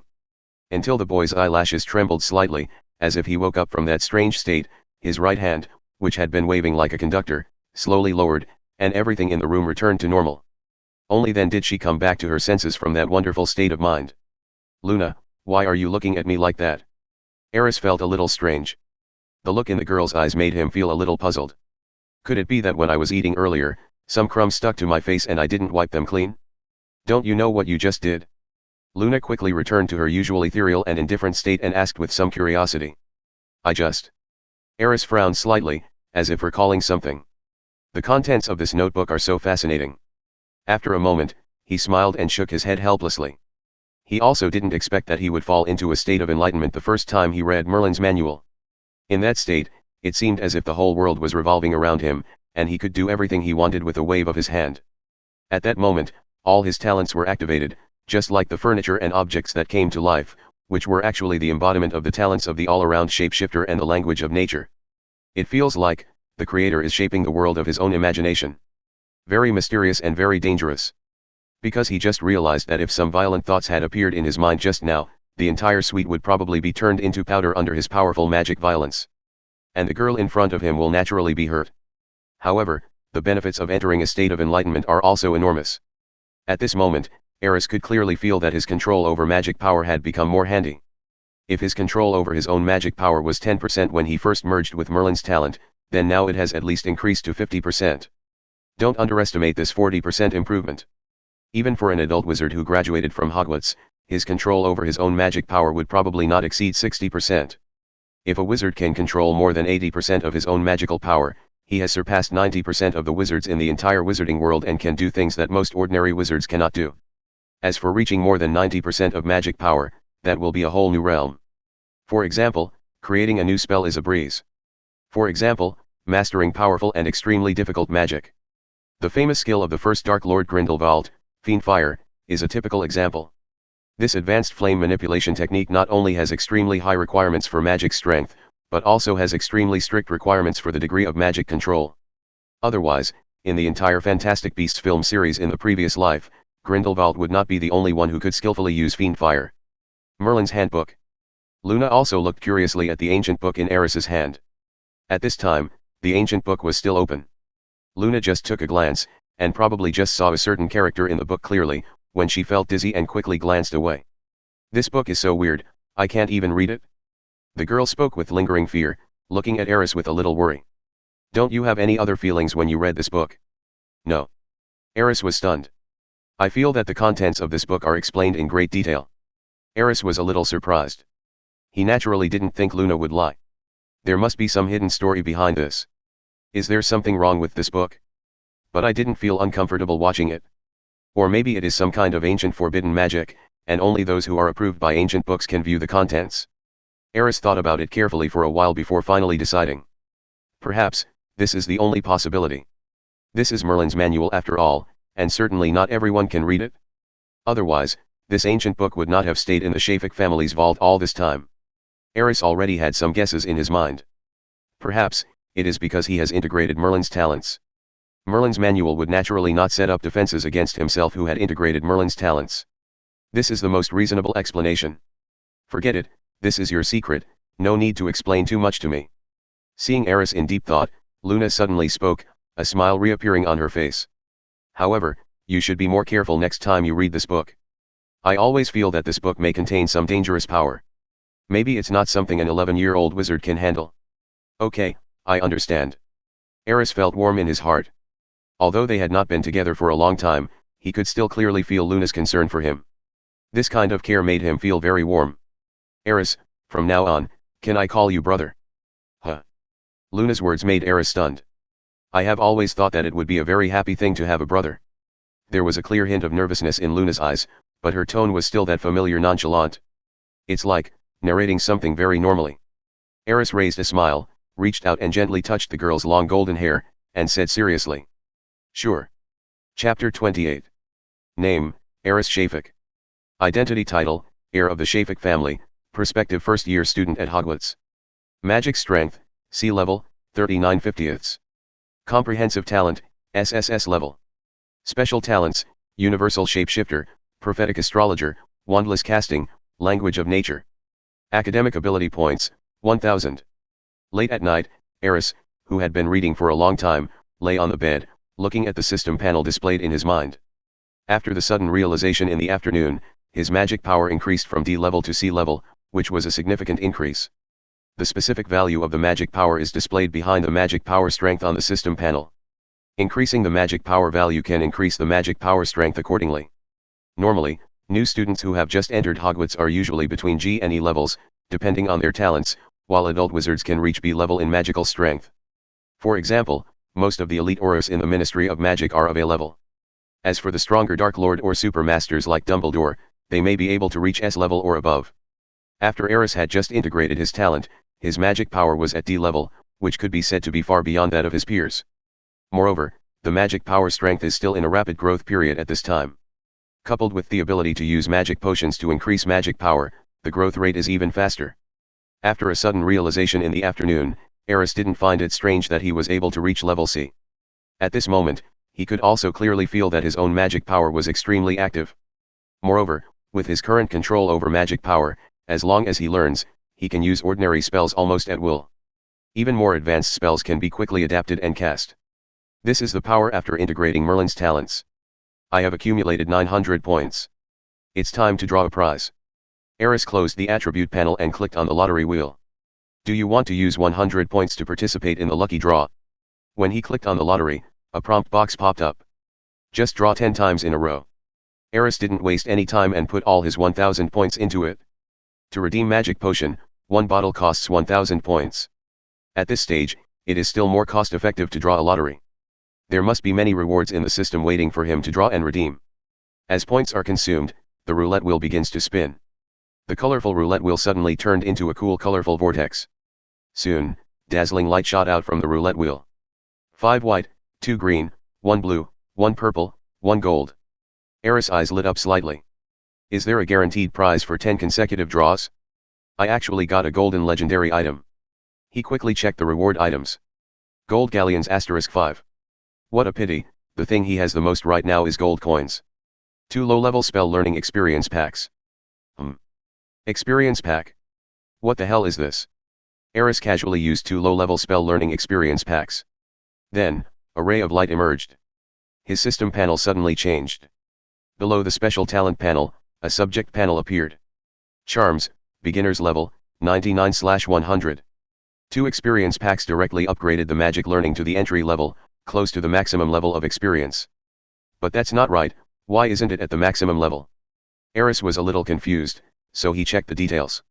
The host has not mastered any spells, and spell learning cannot be advanced. So that's how it is. Aris was speechless. I didn't read any other books in the afternoon because I was studying the Merlin manual. So far, he really hasn't mastered any spells from the standard magic spells. Thinking of this, Aris casually picked up a book of standard spells, elementary, from the table beside the bed. This was the book he brought into the room before entering, intending to read it before bed. I didn't expect it to come in handy now. I casually opened the standard spell book and took a quick look at it. A simple spell was soon found. Wingardium Leviosa. Wandless casting. After just a quick look, Aris cast the first spell he had ever learned.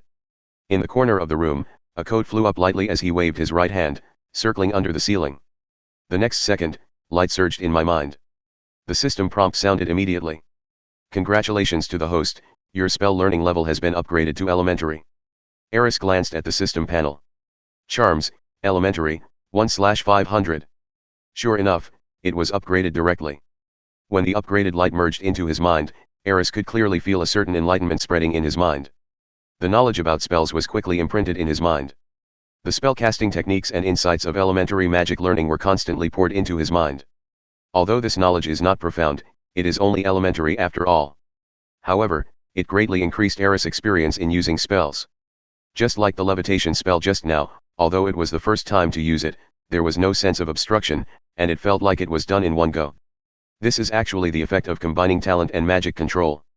If he cast the levitation spell again now, Aris was sure he could do better, and could even precisely control the trajectory of the floating object to reach the state of moving at will.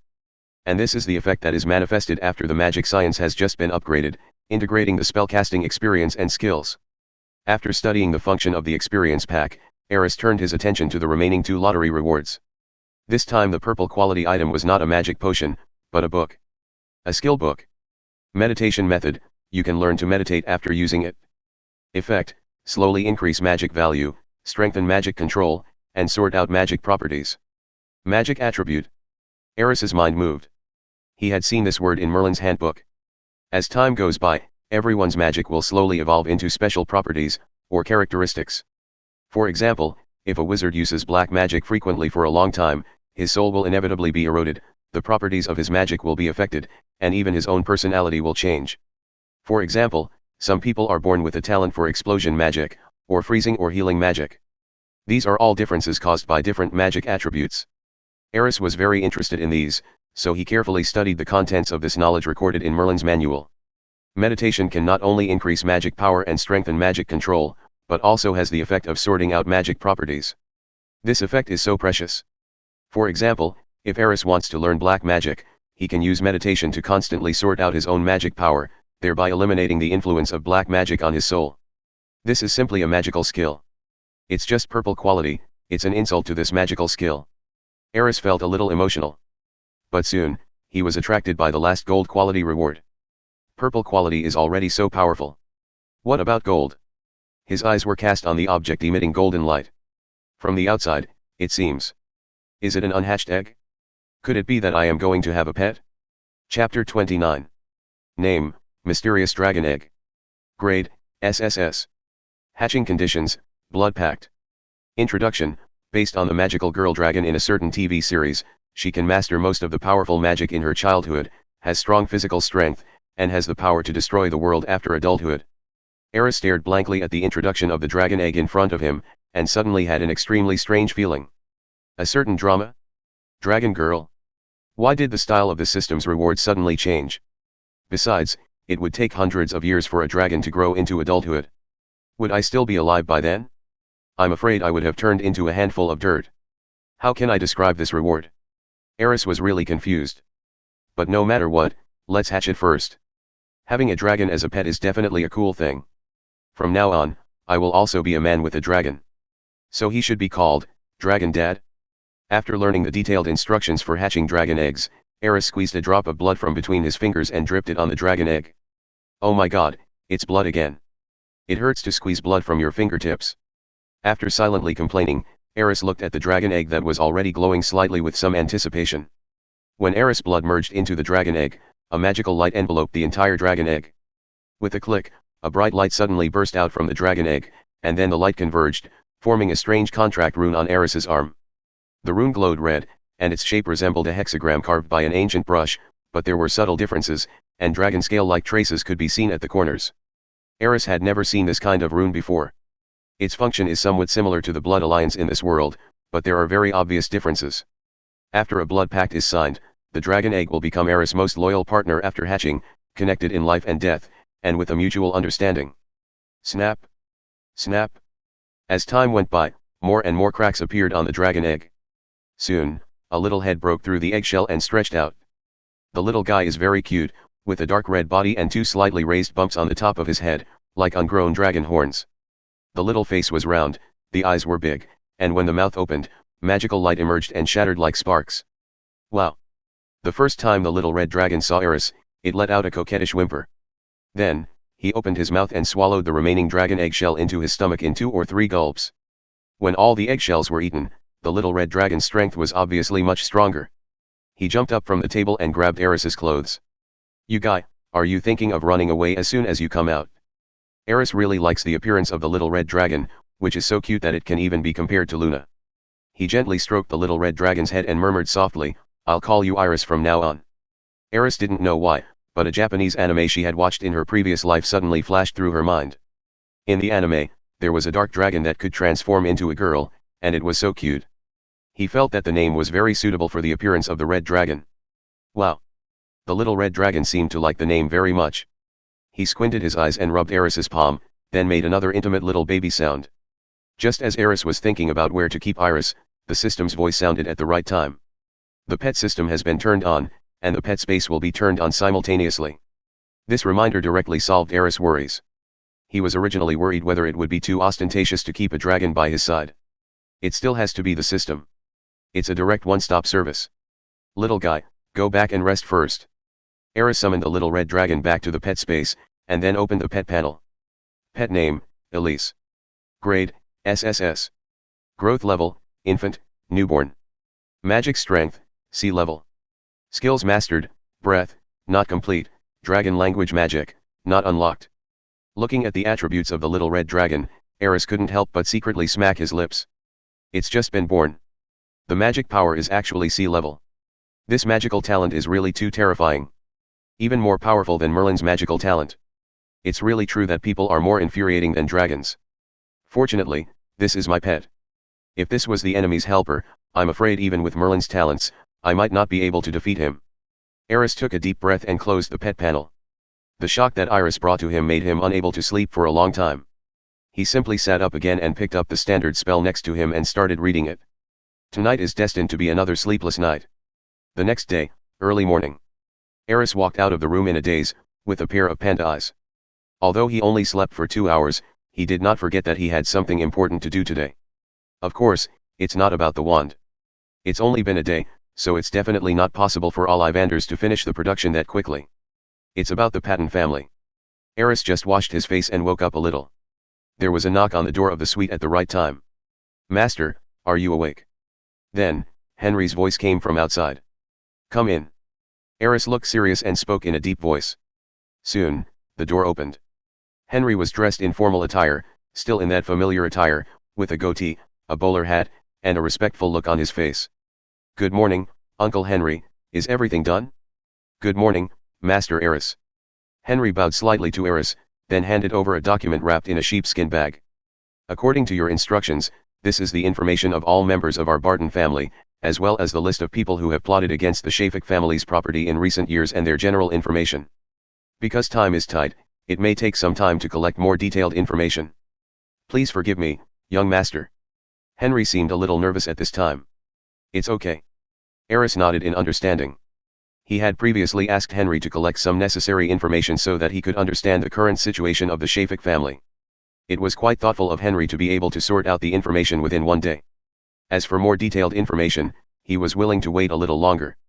"Uncle Henry, I asked you to collect information about the members of the Patton family. Do you have any other ideas?" Aris looked at Henry and asked. "Of course not." Henry replied without thinking, "The loyalty of the Barton family will not change because of anything. As long as the young master wants to know, there will be no hiding anything." Henry's expression became more serious, as if he wanted to dig out his heart and show it to Aris. "Well, thank you for your hard work." Aris nodded with a smile. At this moment, the door of the room where Luna lived suddenly opened. The girl was obviously not fully awake yet. She walked out in her pajamas, rubbing her still sleepy eyes. "Brother, good morning."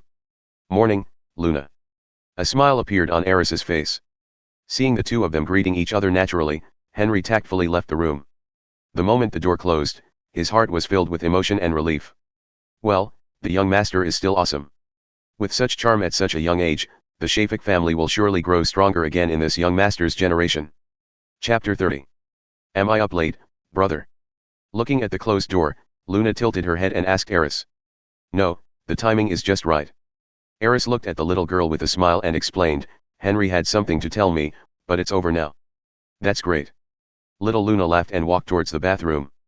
Maybe, we can have breakfast together. Of course, I just happen to be hungry too. Aris glanced at the girl's back, then turned around and put the information Henry brought into the drawer of the table. 10 minutes later. The girl changed into a white lapel long-sleeved dress and a blue knitted jacket and walked out. You look much more energetic. Aris couldn't help but touch the girl's golden hair and said with a smile, let's go downstairs for breakfast. Okay, brother. Luna nodded, seeming to be used to Aris' touch and not minding it. Soon, the two of them went down the stairs to the first floor of the bar.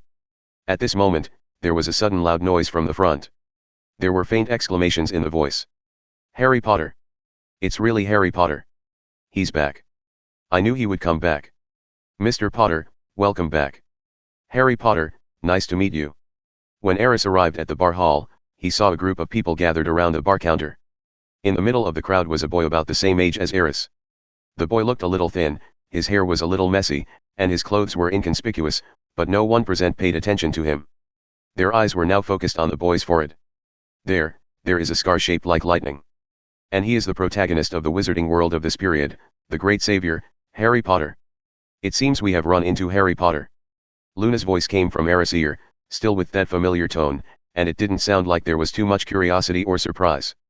According to the time, he should be going to Hogwarts. You know him too? Aris couldn't help but ask.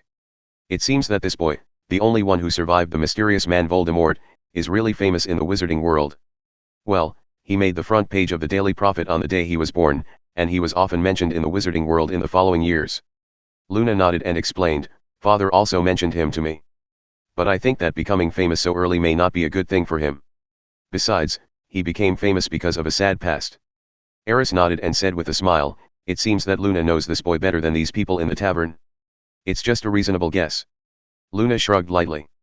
At the counter, Harry Potter was surrounded by a crowd. He looked a little nervous, with an unnatural look on his face. It seemed that he had never experienced such a scene before. At this time, a burly figure beside the counter waved to the crowd and said, okay, our little Harry still has to go to Diagon Alley to buy school supplies, so let's stop here today. The figure was very tall, looking at least 3 meters tall, and his voice seemed a bit rough. The moment Aris saw the man, he was sure of his identity. Rubius Hagrid, keykeeper and gamekeeper at Hogwarts. A human with the blood of giants. Come on, let's go order some food. Aris took Luna's hand and walked towards the counter. At this time, Harry Potter, introduced by Hagrid, was talking to a male wizard who was wearing a turban and spoke with a stutter. Aris secretly paid attention to the wizard. If he remembered correctly, that wizard should be Harry Potter's biggest rival in his first year at Hogwarts. Professor Quirrell, possessed by the lingering spirit of Voldemort. Little Harry would never have imagined that Professor Quirrell, who seemed to stutter and even had some respect for him, would almost cost him his life. Of course, Harry Potter, who has the aura of the protagonist, would definitely not die so easily, and it is impossible for him to really fall into the hands of Professor Quirrell. Perhaps everything is just as Dumbledore said, fate. Hello Mr. Tom, please give me 2 breakfasts. Aris didn't want to have any contact with Harry Potter or Quirrell right now, and he wouldn't be stupid enough to reveal his identity without being sure. Harry Potter has the aura of the protagonist, so he can escape from desperate situations again and again, but he doesn't. In fact, because he inherited the Shafik family's wealth, he now has a lot of troubles and has no intention of interfering with the Savior's work of fighting monsters and leveling up. Okay, Master Shafik. Old Tom obviously knew Aris. He spoke respectfully and immediately turned around to prepare food in the back. Hello, Harry Potter. While Aris was ordering, Luna happened to pass by Harry and greeted him politely. Hello. Harry Potter still seemed a little anxious. I guess they thought Luna was one of those wizards who admired the title of Savior. At this time, Hagrid looked at Aris. Hello little guy, are you the descendant of the Shafik family who suddenly appeared in this world? There was a hint of curiosity in his eyes. When Hagrid saw Aris's puzzled look, he quickly explained, "Sorry, that was a bit presumptuous. I'm Hagrid, the keykeeper and gamekeeper of Hogwarts. It's Dumbledore. He mentioned your name to me by chance, so I remembered it. Most first-year students at Hogwarts will have our teachers provide orientation. I think you have met Professor McGonagall." After hearing Hagrid's explanation, Aris finally understood why this big guy knew him. "Yes, I had a great chat with Professor McGonagall." Aris nodded politely to Hagrid. "Well, if you ignore the slightly resentful look Professor McGonagall gave me when he left, I guess we had a very pleasant chat. Descendants of the Shafik family." Professor Quirrell also looked at Aris, with a somewhat inexplicable look in his eyes. At the same time, the crowd that had dispersed around once again turned their eyes over here. A burst of quiet discussions then arose. Descendants of the Shafik family. Could the rumors be true? Someone from that family has appeared again. My God, a little boy inherited a fortune that he couldn't spend in his lifetime. I don't know whether it is a good thing or a bad thing. I heard that many wizard families are ready to make a move, and they seem to be coveting the unimaginable wealth. Keep your voice down, those wizard families will definitely not want this news to leak out. This little guy, I really don't know what bad things will happen to him in the future. Chapter 31. As the discussion in the bar began, more people looked at Aris. And their expressions changed from curiosity at the beginning to sympathy. Perhaps, in their opinion, it was impossible for a little boy like Aris to keep those properties, and his final outcome would definitely not be good. That's enough. Hagrid's eyes swept across the audience, and his loud voice immediately suppressed all discussions. As long as Mr. Shafik is in Hogwarts, Headmaster Dumbledore will ensure his safety. This is not something you should worry about. With Hagrid's appearance, the other wizards in the bar finally shut up and turned around to continue drinking. After doing all this, Hagrid looked at Harry Potter, who had remained silent. "Harry, this Mr. Shafik is also going to study at Hogwarts School just like you. I thought you could get to know each other in advance." Harry was originally looking at the wizards in the bar discussing Aris, but when his name was suddenly called, he quickly turned around. "Oh, hello, I'm Harry Potter." The little boy reached out his hand to Aris, and before that, he subconsciously wiped it on his body. Aris also extended his hand to the boy. "Hello, I'm Aris Shafik." The two shook hands gently, then politely separated. "I'm sorry, although it may be a bit presumptuous, I still want to say that I can probably understand your feelings. I hope you don't take what they say too seriously," Harry said to Aris very seriously, his tone sincere. He was just an ordinary boy in London, and his life was not so smooth. Now, he suddenly came to the magical world, and it seemed that his identity and birth were related to an unusual past. This made him the focus of the entire wizarding world. This has caused him to feel confused and eager to prove himself, which makes him feel very conflicted. He thought that Aris might be facing the same problem, which was why he said those words when they first met. "Thank you, I didn't take their words to heart." Aris was a little surprised. He really didn't expect Harry Potter to say this to him. However, for him, there is a solution to everything. Hagrid was right about one thing: as long as he was in Hogwarts, his safety would probably be guaranteed. As for how to deal with the coveted family property, as long as you have enough strength, any conspiracy is a joke. And he just happened to have the opportunity to possess strong enough strength.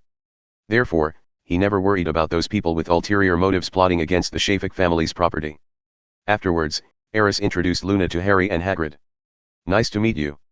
At this moment, Harry finally smiled from the bottom of his heart for the first time. "Maybe it was because I met people of the same age who would become my classmates, so I felt happy." Aris actually hadn't thought of it before.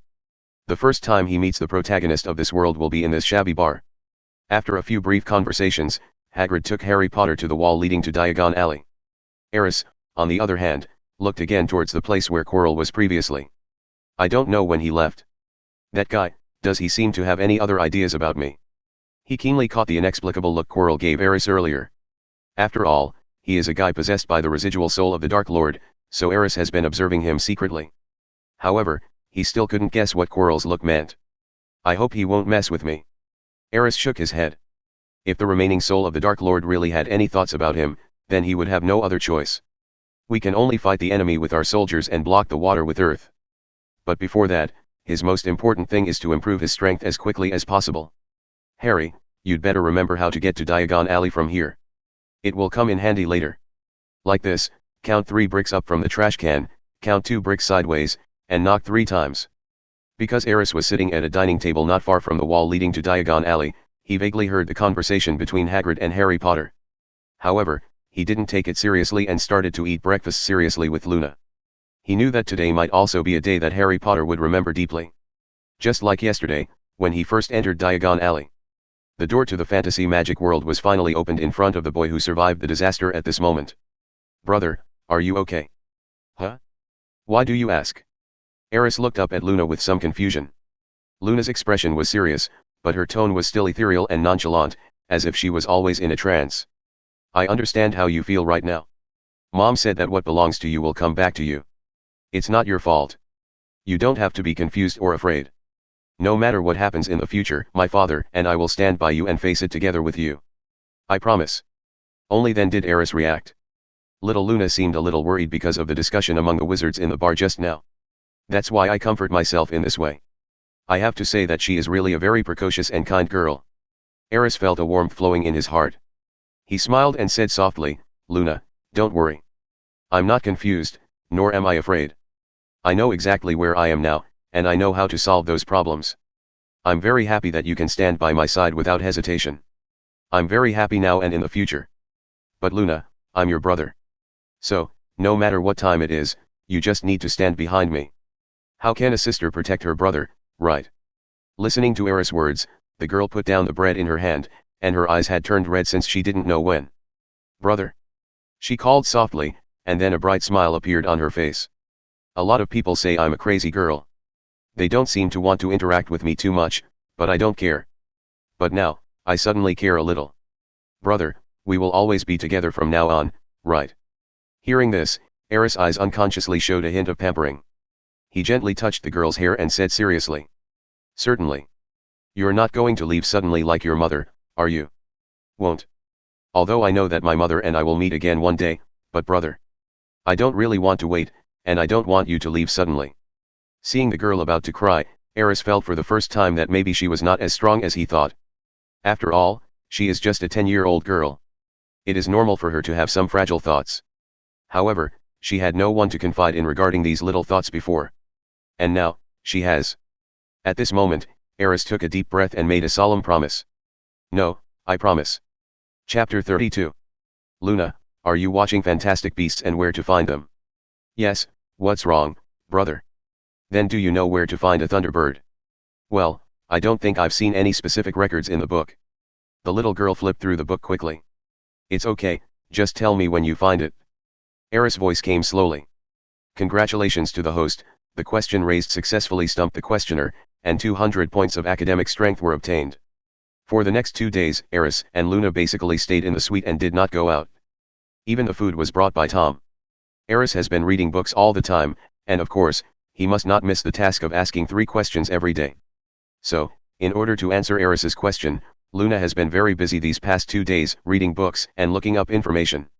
For example, just now, Aris knew that Luna had just picked up a copy of Fantastic Beasts and Where to Find Them, but she still asked a not-so-simple question. In order to find the answer to this question, Luna would probably have to spend a whole day today reading the thick book on magical creatures written by Newt Scamander. Of course, there was a reason why Aris was squeezing cute little Luna like this. Since you want to stand with your brother, you must be prepared to face danger at any time. Aris said this to Luna, in a very serious tone. He did this not because he really wanted Luna to help him deal with those who coveted the Shafik family's property. To be honest, Aris didn't take those people seriously. But he knew very well that as long as Voldemort, the Faceless Man, was still alive, the entire wizarding world would not be safe.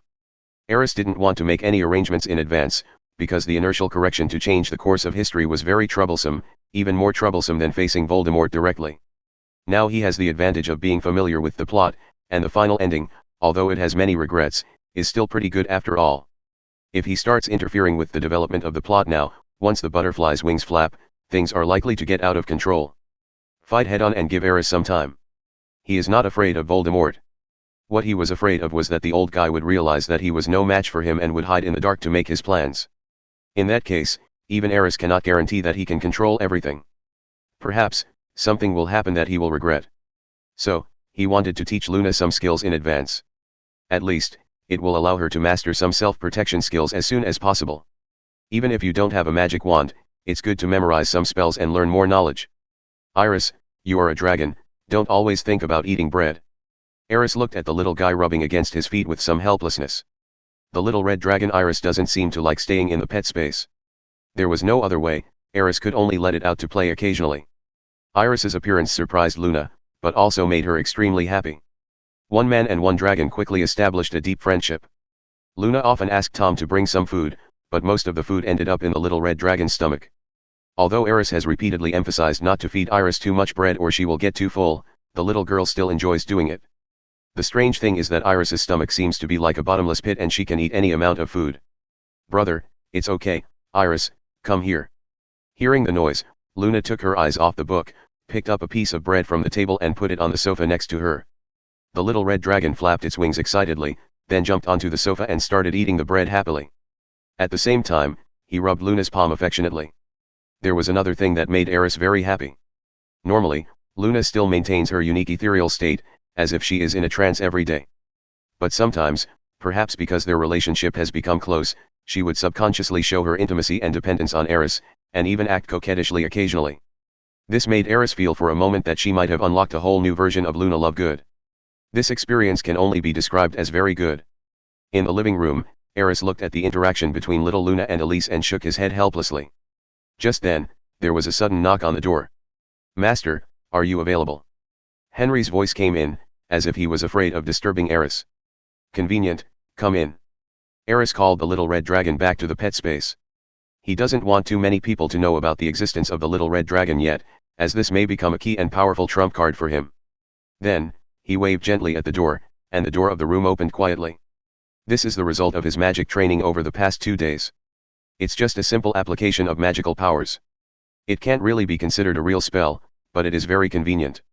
This is an ability that can only be exerted after the control of magic power reaches a certain level. "Master, there's news from Ollivander that the wand has been made. However, he wants you to go there in person, saying that he wants to test the performance of the magic wand." As the door opened, Henry directly stated his purpose. "No problem, let's go there now." Aris' eyes lit up and he stood up immediately. "It's really something to be happy about, brother. You can finally have your own magic wand." Although little Luna has seen Aris's terrifying talent for wandless casting many times in the past 2 days. But the significance of a magic wand to a young wizard is not just a tool for casting spells, but also a spiritual support and a symbol of the identity of a true wizard. Soon, the three of them left the leaky cauldron. Once again entering Diagon Alley, we arrived at Ollivander's wand shop. As soon as I walked to the door, the shop door opened naturally. Apparently, Ollivander had been waiting for Aris. "I finally waited for you." Behind the counter of the shop, Ollivander looked up at the boy, then quickly walked to a small shelf behind him and took out a slender silver box. The box has a beautiful yet solemn pattern drawn in golden lines. "It looks like an angel?" Aris didn't pay too much attention to the specific details of the pattern. He was more concerned about what was inside the box. Ollivander carefully opened the box, took out a wand from it, and spoke slowly in a slightly excited voice. "Undead wood, the tail of the thestral, 14.5 inches long, moderately hard, and very powerful." The wand was dark silver in color and had a frosted texture. The handle had circles of texture that looked like tree rings, which increased the friction of the palm and made it less likely to slip out of the hand. The moment Aris got the wand, a very wonderful feeling emerged in his heart. It was like a connection between minds, and then, gray and white suddenly fell on Aris, like the chaotic breath between life and death. That is the embodiment of life and death, an extremely rare phenomenon. It's amazing. I've made so many magic wands, but I've never seen such a shocking scene. This wand seems to be made for you. I'm afraid there is no one else in the world who is worthy of it. Ollivander's mysterious murmurs sounded, as if he saw the most spectacular scenery in the world. Chapter 33. "Mr. Ollivander, thank you." Aris felt the joy and surging power coming from the wand and spoke sincerely. With his perception of magic, he could clearly feel that after using this magic wand, his casting speed and power would be greatly improved. The extent of the increase is probably at least 30%. "This is what I should do, Master Shafik." Ollivander bowed to Aris, his tone still a little excited. "Perhaps, I should thank you. It was you who allowed me to create this one-of-a-kind wand. I believe its power is comparable to that of the legendary old wand. In terms of its compatibility with you, it is even better than that wand. I've always thought that this wand might make you famous in the wizarding world in the future. By then, my wand shop will naturally benefit from it. Maybe." Aris smiled. "Well, Master Shafik." Ollivander suddenly waved his hand, and several humanoid puppets appeared directly in the store. "This is the puppet I used to test the performance of the magic wand. It has a very strong magic resistance ability and can also accurately test the various performance of the magic wand. If you are willing. Of course, I'm a little curious too. Aris quickly guessed what Ollivander meant. Testing a wand involves more than just touching the wood, feeling the magic fluctuations in the core and measuring the size of the wand. More precise tests naturally also include the power of the wand and its magic conduction properties. The puppets prepared by Ollivander are the most professional testing tools. Aris didn't hesitate too much and cast a spell directly. Fainted. A silvery white light suddenly shot out from the magic wand held by Aris and accurately hit one of the puppets. Then, a violent and dull sound exploded. Everyone present stared in amazement at the puppet that was knocked several meters away. There were still obvious traces of powerful magic on the puppet's chest. Attack power, S level. Ollivander decisively wrote down a data in the record book. I didn't expect that Master Shafik, in addition to his amazing magical talent, also has such a strong learning ability. This stunning spell is absolutely perfect. Thank you for the compliment. Aris said with a smile. At this moment, he was also a little surprised. After using the spell, Aris could clearly feel that this wand increased his magic power by at least 50%. This is scary. If he uses this magic wand at full power, even if he only has C-level magic power, he can probably compete head-on with B-level magic power. Before Ollivander could remind him, Aris decisively cast another spell. Healed like new. The puppet that just flew backwards was cursed again. This time, the explosion mark on the puppet's chest was healing quickly. Soon, there was no trace of the previous knockout spell. Healing power, S level. Ollivander excitedly recorded another data. Henry and Luna watched Aris' performance with surprise and happy smiles on their faces. Although we all guessed that Aris might have good talent, we didn't expect it to be this good. In their hearts, the more powerful Aris is, the more proud they are. Everyone is petrified. The puppet that had just healed was hit by Aris' spell again. The next second, a distinct grayish-white color began to appear on the puppet's torso, which then instantly spread to the entire body. Ollivander walked quickly to the puppet, poked the petrified material gently with his wand, and a look of surprise appeared on his face again. Control power, S level. This is incredible. He looked at Aris, his face flushed with excitement. Next, it's the last item. Ollivander walked towards Aris seriously and said, this time, please use all your strength. You don't need to use any spells. Just swing your wand the moment the first thought comes into your mind. Aris thought about it and nodded slightly. He didn't know what Ollivander was testing this time, but he was curious. What would happen if you just waved your magic wand according to your thoughts? Aris gently closed his eyes, trying to calm himself down, thinking nothing and doing nothing. Just like that, he stood there quietly for a minute, then suddenly opened his eyes and raised the wand in his right hand. At that moment, the lights in the entire wand shop dimmed. Then, a grayish-white aura suddenly spread over the puppet's body. In just 3 seconds, the test puppet made of powerful magical materials turned into ashes bit by bit, as if it had experienced thousands of years of wind and rain erosion. When Aris came to his senses, there was only a pool of dust on the ground. At this moment, everyone was shocked. Especially Ollivander, he has done the most wand tests and naturally seen the most situations. But the scene in front of him, he really couldn't understand it. Like a variant of the power of death. It seems like some kind of ancient magical trace remains. I don't understand, I really don't understand. Ollivander frowned and looked at Aris again. You really didn't use any spells? No. Aris nodded. In fact, he was also a little surprised at this moment. Because he seemed to have seen a scene like that in Merlin's notes. Grey magic characteristics, the power of death controlled by time and space. It looks like the traces of thousands of years of wind and sand annihilation, or it is the endless space that was folded and torn into the smallest particles. That kind of power is simply beyond human capability to contend with. Time. Space. Why do I have this magical property? Aris was puzzled, as Merlin didn't seem to have any special magical talents. In other words, this power was not given to him by Merlin's talent card, but due to other reasons.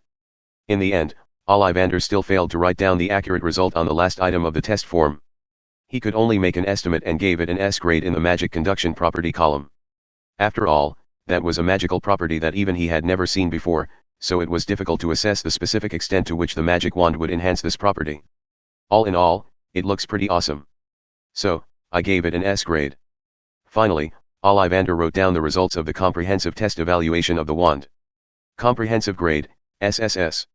In fact, every wand sold in Ollivander's is more or less biased. For example, some magic wands are very powerful, so their healing effects and control abilities will naturally be weaker. The healing effect is good, but the control effect and power are poor. There are also cases where two abilities are relatively balanced and one is relatively weak. However, without exception, there will be a focus. The same is true for wizards, which is why wands choose wizards, and wizards are often incompatible with wands that are not their own. It was the first time that Ollivander had seen a wand with such balanced abilities and such a high increase in each ability. This is simply impossible. But it happened now. Therefore, Ollivander gave this wand the highest SSS grade in its overall assessment. Chapter 34. Mr. Ollivander, I want to ask you a question. After the wand test was over, Aris looked at Ollivander and an idea suddenly occurred to him. Please speak, Master Shafiq. Ollivander was obviously very patient with Aris's words. Perhaps it was because of the boy's identity, or perhaps it was because he had never seen a young wizard with such powerful talents. That's right. Aris thought about it. I've read some books about wand making and theory these days, and I have some ideas in mind. You have made many magic wands, so you should know that each magic wand has its own unique features and even some autonomy. So, you've always said that the wand chooses the wizard, right? That's right. Ollivander nodded affirmatively. To have such profound thoughts, it seems that Master Shafiq has read more than just 2 books. So, what else do you want to know? He looked at Aris with a hint of admiration in his eyes. What I want to know is... Aris paused and asked inquiringly, is it possible to create a magic wand with independent consciousness? A wand like that can help the owner of the wand to correct the spell when casting magic, thereby increasing the success rate of the spell. Even, with the master's authorization, it can cast spells automatically. Hearing Aris' question, Ollivander's eyes showed a hint of surprise. You actually thought of this question, Master Shafiq, you really surprise me. He hesitated for a moment, then said, in fact, our family has been making magic wands for generations, and we have also tried to research a smarter magic wand, that is, a wand with independent consciousness as you said. But obviously, that is not an easy task, because it involves the study of the soul. The study of the soul is a taboo even in the wizarding world. What's more, if a magic wand with completely autonomous consciousness is really developed, there will be even more problems to consider. A wand like that would have a high chance of turning against its owner, or it might leave its owner's side in the middle of the night and disappear outside. So, our attempts were forced to be discontinued, and no one ever mentioned this idea again. On the side, Henry looked at Aris helplessly, and said carefully, actually, Master, I think you may be thinking too much. Even if such a wand is really developed, the Ministry of Magic will probably do everything it can to suppress it, and it will never be released. Because a wand like that is likely to challenge the authority of the entire Ministry of Magic. That's right. Ollivander nodded in agreement. This is also the reason why we gave up the research. I see. Aris nodded in understanding. What about a wand that can cast spells automatically? It's, well, similar to the automatic firearms in the Muggle world. With just a switch, it can quickly release a preset spell. Is it possible to create a wand like this? Hearing this, Ollivander smiled, with an extremely determined look on his face. That's even more impossible. The casting of a spell requires the wizard's magic power, and more importantly, the combination of the casting action and the spell, and the corresponding strong emotions to support it. If we really create an automatic spell, I think it can only barely produce a few sparks, or shoot out a bunch of fireworks without any power. Among these, the most crucial thing is the immediacy of casting the spell. As far as I know, apart from certain curses and functional spells, there are very few offensive and defensive spells that can be stored for a long time. As for storing several spells on one object at the same time, and being able to release and interrupt the casting of spells at any time, or even replenish spells, that is even more impossible. Aris frowned slightly after hearing this. However, at this time Luna on the side spoke. Perhaps, we can try to find a material that can store spells and reuse them. Little girl, of course we have thought of this. Ollivander looked at Luna approvingly, but immediately shook his head. As far as I know, the entire wizarding world has not discovered that kind of material so far. Material like that is so rare and so hard to find. As Ollivander finished his words, the store fell into a brief silence. Even the smart Luna didn't know what to say at this moment. Perhaps, there are some things that they really don't need to consider right now. She looked towards Aris, only to see that the boy was still frowning slightly. After a long time, just when Henry wanted to remind his young master that it was time to leave, Aris suddenly spoke. Mr. Ollivander, what if we add some kind of magical circle? I learned from books that some wizards in ancient times could use magic circles to store magic in certain weapons or objects, and then activate it when needed to form a powerful spell. Weapons and tools like these are called magic tools, or spiritual tools, by ancient wizards and magical creatures. Legend has it that King Arthur once owned such a weapon. It was made for him by Merlin, the legendary god of magic. It was extremely powerful. Where did you read these stories? Ollivander shook his head with amusement. King Arthur's sword, Merlin, the god of magic, those are just myths and legends. Even if there really is such a magical array that can store magic, it has long been lost. Even the ancient magic has only been passed down in very small quantities. Moreover, most of that information is in the hands of some ancient wizard families, and very few people can actually see it. At this point, Ollivander was stunned for a moment, then looked at Aris seriously. It suddenly occurred to him that the Shafik family seemed to be an ancient wizard family with a long history. Could it be that the boy in front of him had really seen that kind of magical circle in some ancient book? Actually, everything is possible, isn't it? Aris smiled. In fact, he had seen that kind of magic circle before. It is recorded in Merlin's handbook. The sword of King Arthur is also introduced in detail above. Perhaps, he could replicate or improve it based on what was recorded in his notes. Develop a magic wand that can truly cast spells automatically like a gun. If such a wand were actually made, what would it be called? Gatling gun wand? Ollivander suddenly became a little excited. Master Shafik, if you really know that kind of magical circle, please let me join this great research. I promise I can give you some help. Well, I'll contact you if there's a chance. Aris did not make a clear statement. He then took Luna's hand and waved to Ollivander. Well, thank you Mr. Ollivander for your advice, and that's all for today. Listening to the prompt sound from the system beside his ear, Aris smiled and turned away. Chapter 35. There is still 1 month left until school starts on September 1st. Originally Aris was going to go back to Luna's house after getting the wand from Ollivander, but then he changed his mind. In the next month, he planned to read all the books collected by Henry and absorb all kinds of magical knowledge. Especially potions, alchemy, and the magical circles mentioned in Merlin's manual. There are 3 miraculous talents rewarded by the system: photographic memory, super thinking, and super speed reading. Aris will have no problem learning the contents of those books by himself. The only thing he lacks is some things that require practical operation. So, he had other plans. Brother, you're almost turning this place into a laboratory. Since Aris was still staying in the bar, Luna naturally wouldn't want to go home. Xenophilius was too busy. If she goes home, she will probably need to be alone for a long time. Therefore, the girl decisively chose to stay in the bar with Aris. It's okay. If you want to verify the authenticity of some knowledge, you must do some verification. Aris carefully dropped a piece of wormwood infusion into the potion cauldron, and clear bubbles immediately appeared from the potion in the pot. This means that the water of life and death he prepared has been successfully completed. In terms of convenience, the leaky cauldron is indeed a good place. Because any magic materials and props Aris wants to buy can be found in Diagon Alley. Even if some sensitive dark magic materials cannot be found, he can try his luck in Nocturne Alley. At this moment, the entire living room was almost completely transformed into Aris' laboratory, just as Luna said. Crucibles, alchemical equipment, and even wand-making equipment can all be seen here. Most of these things were new, but Aris thought he would be able to use them in the next month. In the center of the living room, he deliberately moved the original sofa to the corner and instead created a small empty platform. On that small platform, a magic circle had been drawn that looked gorgeous, but upon closer inspection, was profound and unfathomable. That was the magic circle for storing spells that Aris had seen in Merlin's manual. This is just the prototype of a magic circle. It will not have any effect if it is directly engraved on an object. The carving of a real magic circle requires the guidance of magic power. However, the Merlin manual does not mention the specific method in detail. This is why Aris needs to spend time to research. He had a hunch that if he studied this magic circle thoroughly, and added a material that could support the magic circle, it might be possible to create a magic wand that could cast spells automatically. Brother, I found the answer to your question. Just as Aris was putting the water of life and death in the crucible into the bottle, Luna, who was reading a book nearby, suddenly spoke. The head of a thunderbird is similar to that of a hawk, and it has many powerful wings. The flapping of its wings can cause lightning and heavy rain. Thunderbirds also have the ability to predict danger in advance. They originate from the arid areas of Arizona. Congratulations to the host for successfully completing the daily task and obtaining 300 points of academic strength. Listening to the prompt sounded by the system beside his ear, Aris pretended to be enlightened, so that's how it is. It seems that our Luna's knowledge is becoming more and more profound.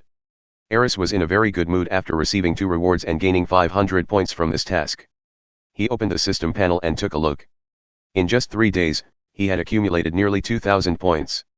Apart from some contributions made by Ollivander before, all the others were obtained from Luna, and of course from the accumulation of daily reading. In Aris' eyes, Luna is simply a little angel. Time passed by as the two of them studied and experimented day after day. A month is not a long time, but it is not a short time either. During this time, Aris would occasionally visit Ollivander's wand shop to discuss some ideas about automatic casting wands with him. Apart from that, various magic material shops are the places he visits most. He purchased a large amount of materials and stored them in bags cast with a traceless extension spell. Perhaps they would be useful when he was at Hogwarts. In her spare time, Luna would occasionally tell Aris about the situation in the wizarding world, with a focus on the Ministry of Magic. Brother, the current Minister of Magic is actually very timid. He wants to do something big to establish his own prestige, but he is always hesitant. Otherwise, he would not be mentioned and ridiculed so often in the Quibbler.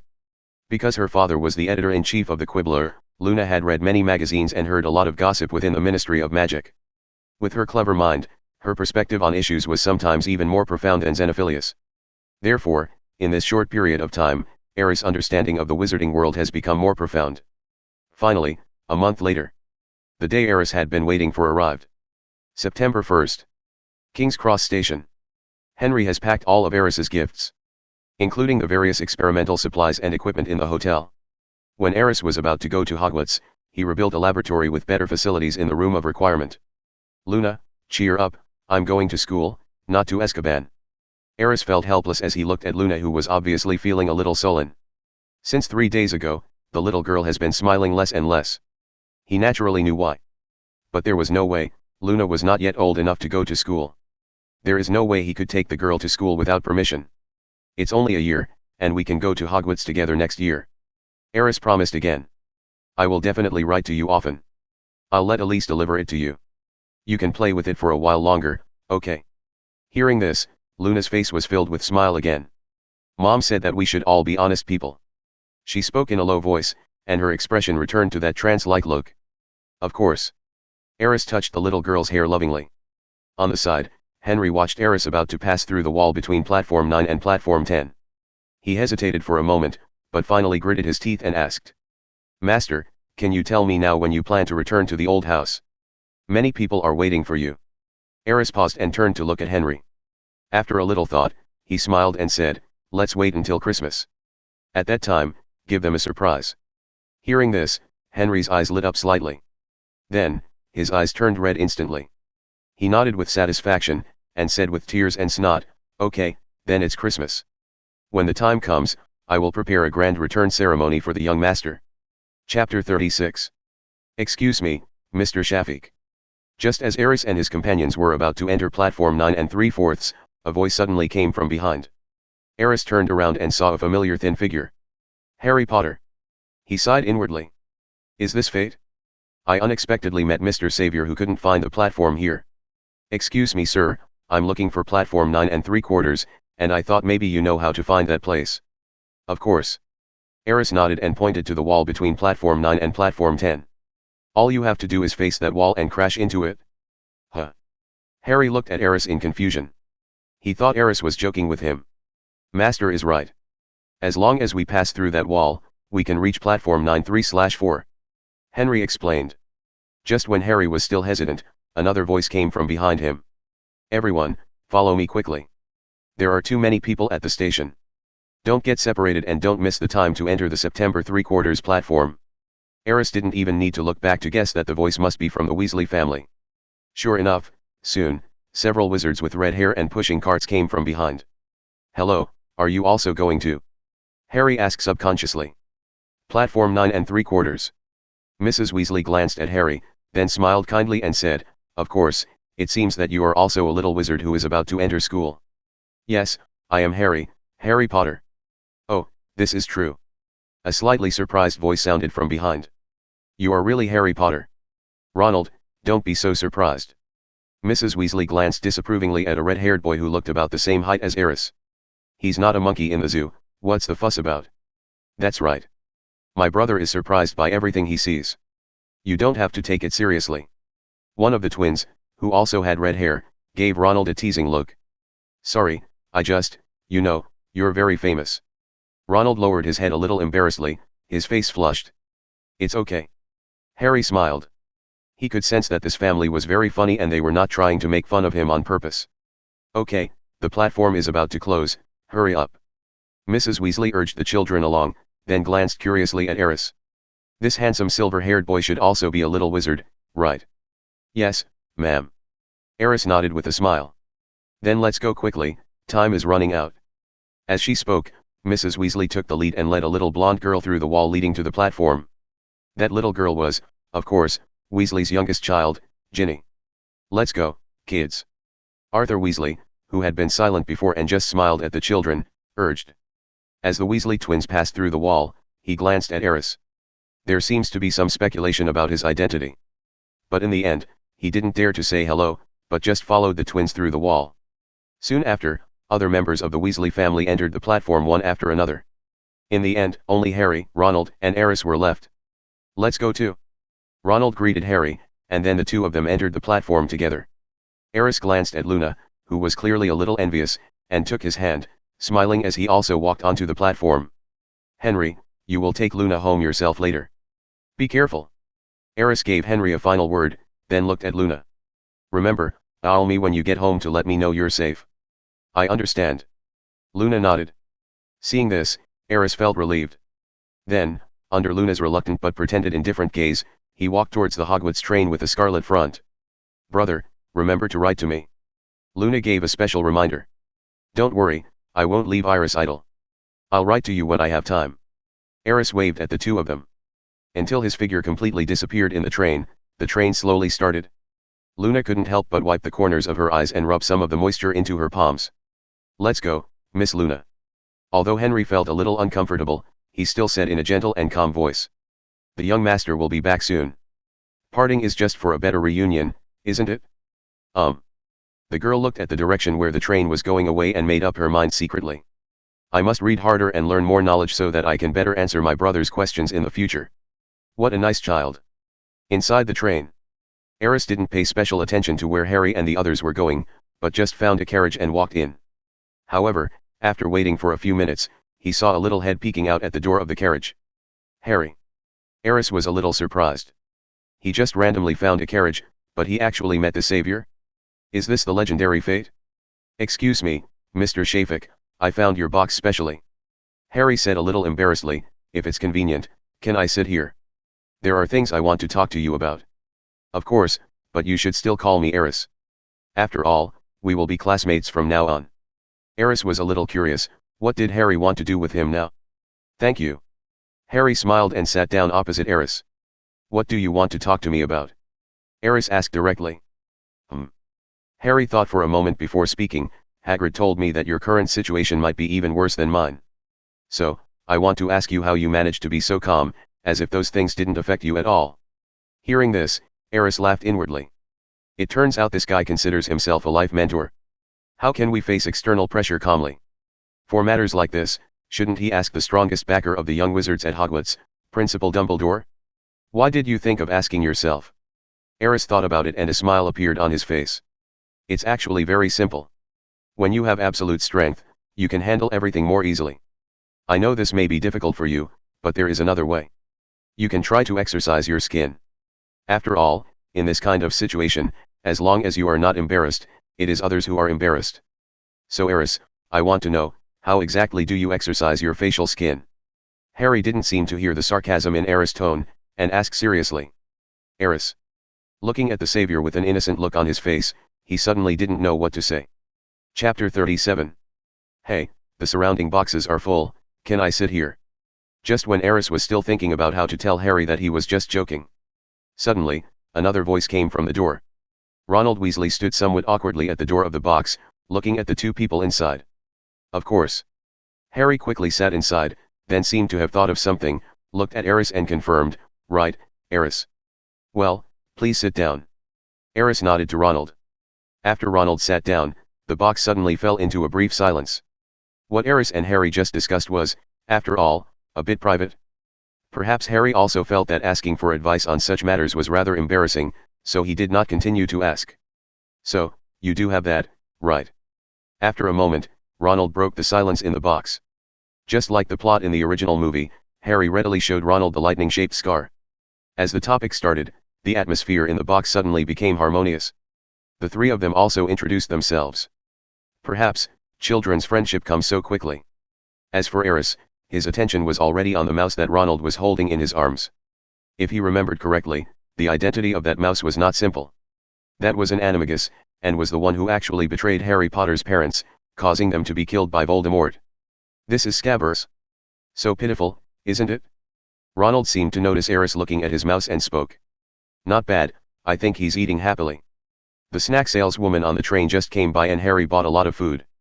At this time, the mouse was eating snacks comfortably in Ronald's hand. Oh right. Ronald seemed to suddenly remember something. Fred taught me a spell that can turn it yellow.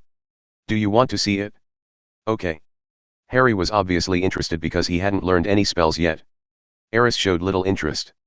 It wasn't that he looked down on Ronald, but the spell Fred taught him might not even be called a spell. It's obvious that he just made it up to fool his own brother. Aris remembered that the phrase seemed to have appeared in a mobile game developed in the previous life that was set in a magical world. It sounded quite familiar. Just as Ronald raised his wand and prepared to cast a spell, another voice suddenly rang out from the door of the box. Have you ever seen a toad? Neville lost him. The girl's voice had just fallen, and then she saw Aris. Aris, you are here. The person who came was Hermione Granger, and she was obviously very happy to see Aris here. I just looked for you all over the train, but couldn't find you. I didn't expect you to be here. Hello, Miss Granger. Aris nodded slightly. Do you know each other? Harry looked at the two of them, somewhat curious. Oh, that was a legendary experience. Hermione said sincerely as she recalled what happened after she met Aris at Flourish and Blots. By the way, are you preparing to cast a spell? The girl's sudden change of words caught everyone off guard. Yes. Ronald was a little embarrassed. Great, let's see your performance. Miss Granger raised her head with a somewhat arrogant look. Perhaps it was her genes as a top student that made her unwilling to admit that she was any worse than anyone else, even after entering this magical world that she had never known before. Ahem. Ronald cleared his throat, raised his wand again and chanted a spell. Sunshine, daisies, buttery goodness, turn this stupid fat mouse yellow. As the magic wand was waved, a faint yellow light suddenly flashed and knocked the box next to the mouth of Banban, who was eating snacks, away. However, the mouse's hair did not change at all. Ronald pouted awkwardly, shrugged, and looked at Harry. Harry also had no idea what was going on and could only smile helplessly in response. Are you sure that's a spell? It doesn't look like much, does it? Miss Granger smiled, and her habit of preaching seemed to be activated. She decided to teach Ronald what it meant to cast a spell. Coincidentally, I also know some spells, such as... Miss Know-It-All suddenly pulled out her wand, came to Harry, and sat down next to Aris. Restored to new. Hermione Granger pointed her wand at Harry Potter's glasses. After a wave of magical power, the place where Harry's nose pad was taped suddenly flickered. The tape disappeared in an instant, and in its place was a brand new nose pad replacing the broken part. Wow, that's amazing. Ronald watched from the side and exclaimed subconsciously. Harry was obviously surprised as well. He took off his glasses and looked at her carefully, then looked at Hermione with admiration. Actually, this is nothing. Aris is much more talented than me. He can definitely do better than me. Hermione suddenly turned the topic back to Aris. By the way, why did you just say that the process of getting to know him was like a legend? Harry, who had put his glasses back on, was obviously curious and couldn't help but ask. Ronald on the side also looked very interested, his eyes moving back and forth between Aris and Hermione. Well, you may not believe it. Hermione shrugged and said mysteriously, what Aris did is definitely beyond your imagination. The girl's slightly exaggerated expression made 3 black lines slide down Aris' forehead. He didn't know yet that Miss Know-It-All could be so gossipy and like to keep people in suspense. Hurry up and tell me. Harry and Ronald couldn't wait any longer. Seeing the expressions of the two, Hermione nodded in satisfaction and continued, 10 minutes, reciting randomly, he completed the ultimate challenge of Flourish and Blots. He only spent 10 minutes reading a book and recited a whole book, which is at least more than 10,000 words. Hiss. Harry and Ronald couldn't help but gasp when they heard Aris's impressive results. Even if you give me one day, I may not be able to recite a 2,000-word fairy tale. Ronald muttered softly. This is incredible. Harry was obviously even more surprised, because he had studied in a Muggle school, so he knew more clearly the difficulty of this ultimate challenge. Unbelievable, isn't it? Hermione looked at Aris deeply, seeming a little unconvinced. Aris, your memory is so good, your magic talent should be pretty good too. At this time, the little tricks that Miss Know-It-All had been preparing for finally came out. How about you perform a spell for us? After all, her pride as a top student made her refuse to admit defeat. He wanted to make up for his indirect defeat to Aris by improving his spellcasting ability. Of course Aris could see her little thoughts. However, he knew very well that the little girl had no ill intentions and was just being tsundere. So, I just smiled softly. Then he pulled out the silver grey wand from his robe and pointed it at Ronald, the rat in his hand. Chapter 38. What are you going to do? Ronald subconsciously wanted to pick up Banban to avoid Aris's wand.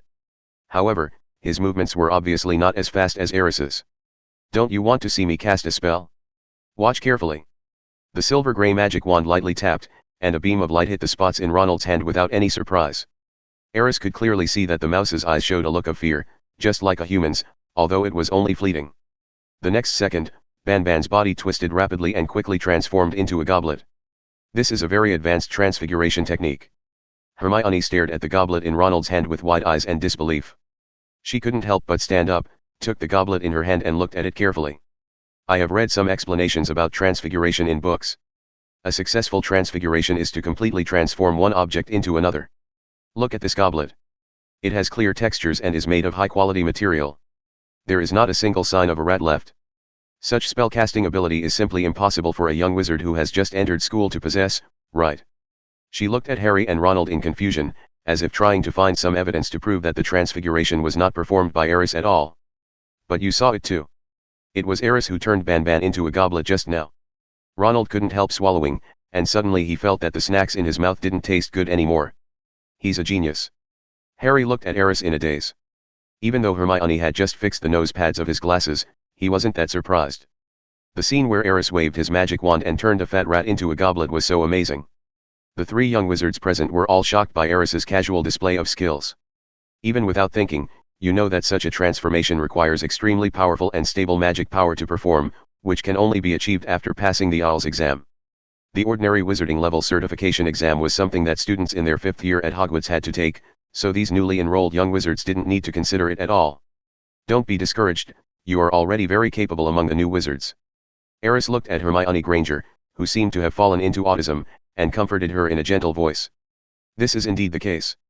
In fact, just look at Ronald's spellcasting ability and you will know that he grew up in a wizard family. Even so, Ronald at this moment still had almost no ability to cast spells. It was really amazing that Hermione could easily perform the repair spell at this time. Of course, it can't be compared with Aris. After all, his starting point was too high. You don't have to comfort me. Hermione took a deep breath, looked at Aris seriously and said, I will catch up with you one day, I swear. Actually, there's really no need. Aris said helplessly. However, looking at the little girl's high morale, he really couldn't bear to discourage her.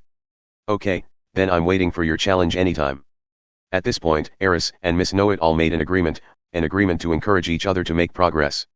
Aris, although I am still surprised and shocked, but, are you sure that Scabbers will be okay? Ronald asked with some concern after carefully observing the goblet he had taken back from Hermione. Of course, he will be fine. Aris nodded affirmatively. However, he knew very well that at this moment, Scabbers, or the guy who turned into Scabbers, Wormtail, must have been cursing Aris in his heart. Can't you restore him to the way he was before? Ronald felt like he was about to cry. Who would have thought that it was fine at the beginning, and I don't know what happened.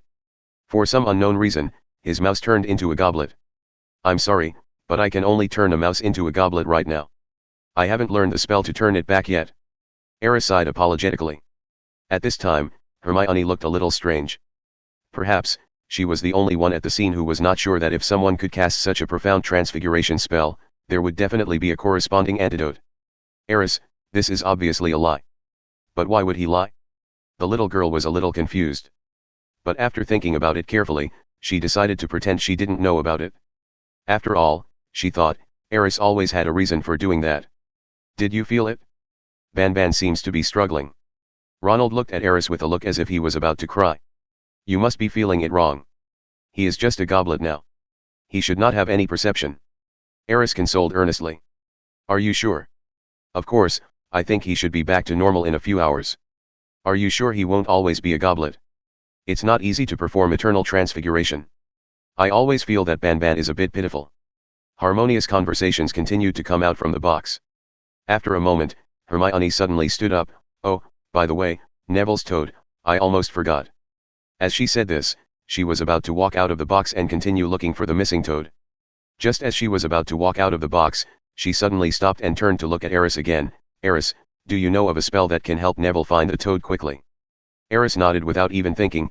Of course, that's a very practical spell. Great, please help Neville.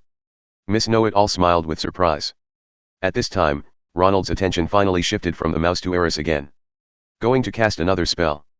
Harry was visibly more excited. Since entering the magical world, he has never seen people cast so many spells at once. In fact, as long as you find a trick, you can do it too. Aris reminded Hermione and then recited a spell. The true form is revealed. A faint magical fluctuation emanated from the tip of the silver-gray wand.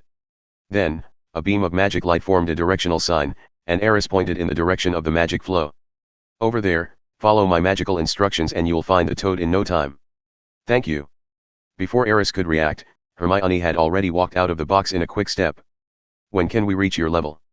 Harry spoke in amazement. Don't worry, this is actually not difficult. It's just a variation of the apparition spell. As long as you study hard, read more books and practice spellcasting more in school, you should be able to fully master this spell by the time you are in the 3rd grade. Aris spoke encouragingly and gave the two of them a look of encouragement. However, after hearing this, Ronald and Harry seemed to become even more depressed. I don't know if it was Aris' illusion. Chapter 39. Look, who is this? The famous Potter, and Shafik. Shortly after Hermione left, the door to the box was pushed open again, and 3 figures appeared outside. Draco Malfoy squeezed into the box with his 2 followers, Black and Goyle, and then his eyes moved on Harry and Aris.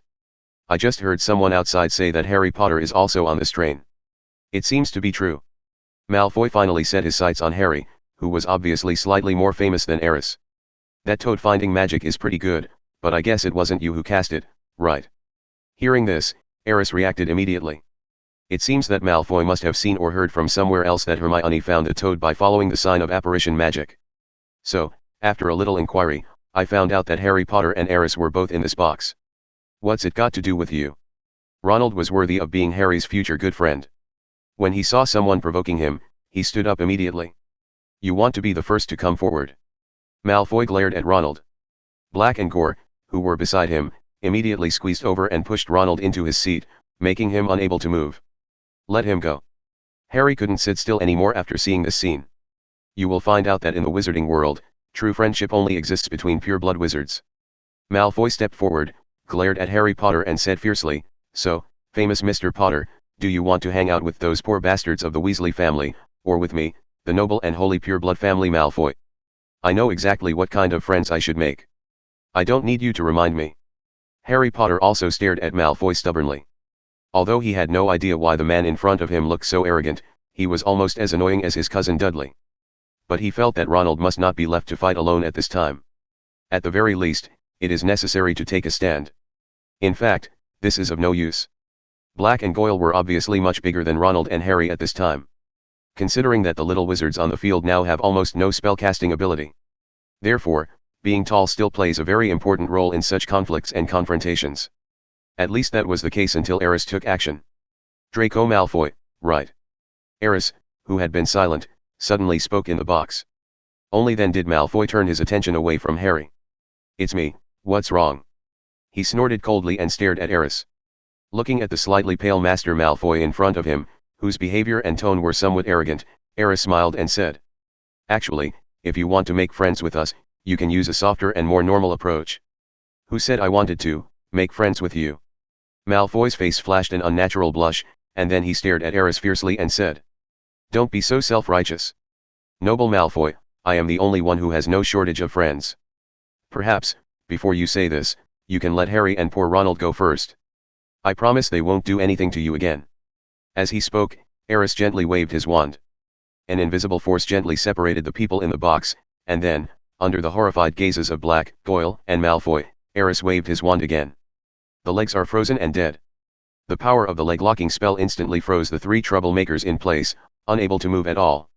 They waved their hands but could no longer keep their balance and finally fell to the ground in a heap. How dare you cast a spell on me? Malfoy cried out in horror, and Black and Goyle also screamed in fear. I told you that if you want to make friends, you can use a slightly gentler approach. Aris leaned over with a smile and looked at Malfoy. So, do you like this approach? On the side, Ronald and Harry opened their mouths wide when they saw this scene. However, an inexplicable feeling of satisfaction made them unable to help but smile happily. However, after the joy, when they saw the faint smile on Aris' face, they once again felt how powerful and untouchable this boy was. They secretly swore in their hearts that they would never make Aris angry in the future, otherwise it would be unpredictable what would happen. I will tell the professors at school and my father about this, and they will definitely cause trouble for you, I promise. Malfoy's face turned red with anger, and he growled in a low voice. Oh? Didn't your father ask you to be friends with me? Aris still smiled and spoke. How do you know? Malfoy suddenly seemed to remember something and quickly closed his mouth halfway through his words. How is that possible? My father will definitely punish you. Just wait. In fact, when Malfoy subconsciously said how do you know, Aris already knew what was going on. The Malfoy family has a good plan. The information Henry gave Aris included information that the Malfoy family had evil intentions towards certain assets of the Shafik family. They even secretly united with several wizard families to target the Shafik family's assets. Aris has a record of these things in his mind. And now, the old guy Lucius Malfoy actually took the initiative to let his son approach him. It was obvious that there must be some purpose behind it. However, Aris was not in a hurry at this time. Although Draco is a little arrogant, he always thinks of himself as the school bully of Hogwarts. But his nature is not so bad that he can still be saved. If we can tame this little guy, maybe there will be unexpected results when we deal with the Malfoy family in the future. Thinking of this, Aris's eyes became softer and the smile on his face became more intense. What on earth do you want to do? Malfoy's body trembled at the smile on the boy's face. He dared to guarantee that the guy in front of him was definitely the biggest bully he had ever seen.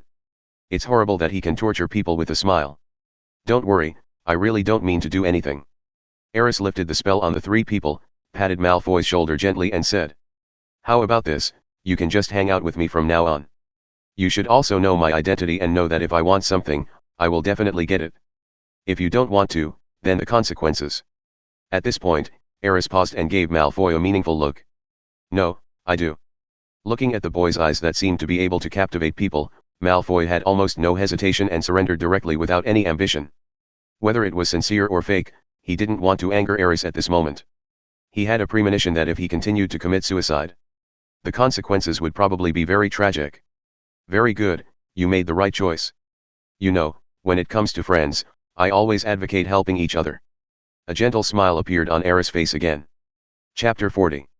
The Scarlet Locomotive travels between the vast plains and lakes. The scenery along the way to Hogwarts was particularly beautiful, which made Aris in a particularly good mood. Otherwise, he really couldn't stand the turtle-like speed of the train. You'd better all put your robes on, I think we're almost at the Hogwarts terminal. After several hours of long journey, at Hermione's reminder, the train finally began to slow down. Aris looked out the window and found a small train platform in front of him, which was bathed in the afterglow of the setting sun and had an otherworldly tranquility. The train was going slower and slower. When the train came to a complete stop, Aris heard a familiar, rough voice. First years, come this way. I'll take you to Hogwarts Castle. That was Hagrid's voice. Aris quickly packed up his belongings and summoned Iris after Harry and Ronald left. Little guy, give this letter to Luna, can you do it? He placed a letter next to the little red dragon's mouth, reached out and stroked Iris's head, and asked. Wow, the little red dragon nodded affirmatively, and then rubbed Aris's palm affectionately. Remember, try not to be discovered. Aris warned. After a month of growth, the little red dragon has grown a lot bigger, and the growth of its attribute panel also made Aris astonished. Its current strength is probably not weaker than Aris at all, and in some aspects, it is even much stronger. The little red dragon nodded again in a very human way, then jumped lightly in the car, and with a leap, he got out of the window. At that moment, Aris clearly saw a layer of magical light appearing on Iris' body, and then the whole body of the little red dragon disappeared into the void, which could not be captured by the naked eye. The little guy is becoming more and more proficient in performing magic. Aris nodded approvingly. This magic, which was similar to the disillusionment charm, was actually quite different from the disillusionment charm cast by wizards. At least, he would be less likely to be discovered. And you can always maintain the stealth effect while moving quickly. After doing all this, Aris quickly got off the train. As for the gift, Hogwarts will naturally send someone to deliver the gift to the castle. When Aris completed the sorting ceremony, he could see that the gifts were quietly placed in the dormitory. Aris, why are you here just now? As soon as they walked into the place where the little wizards gathered, Ronald and Harry noticed Aris and asked quietly. Nothing, I just sent a letter. Sending a letter? Harry was curious. Does he also use an owl? At this moment, he seemed to think of the white owl that Hagrid bought for him, Hedwig. Well, that's about right. Aris replied vaguely. At this time, the little wizards had almost gathered. Hagrid's voice came again from the front, "Little ones, follow me, remember to follow closely." "Where are we going?" Harry asked Hagrid curiously. "You'll know soon."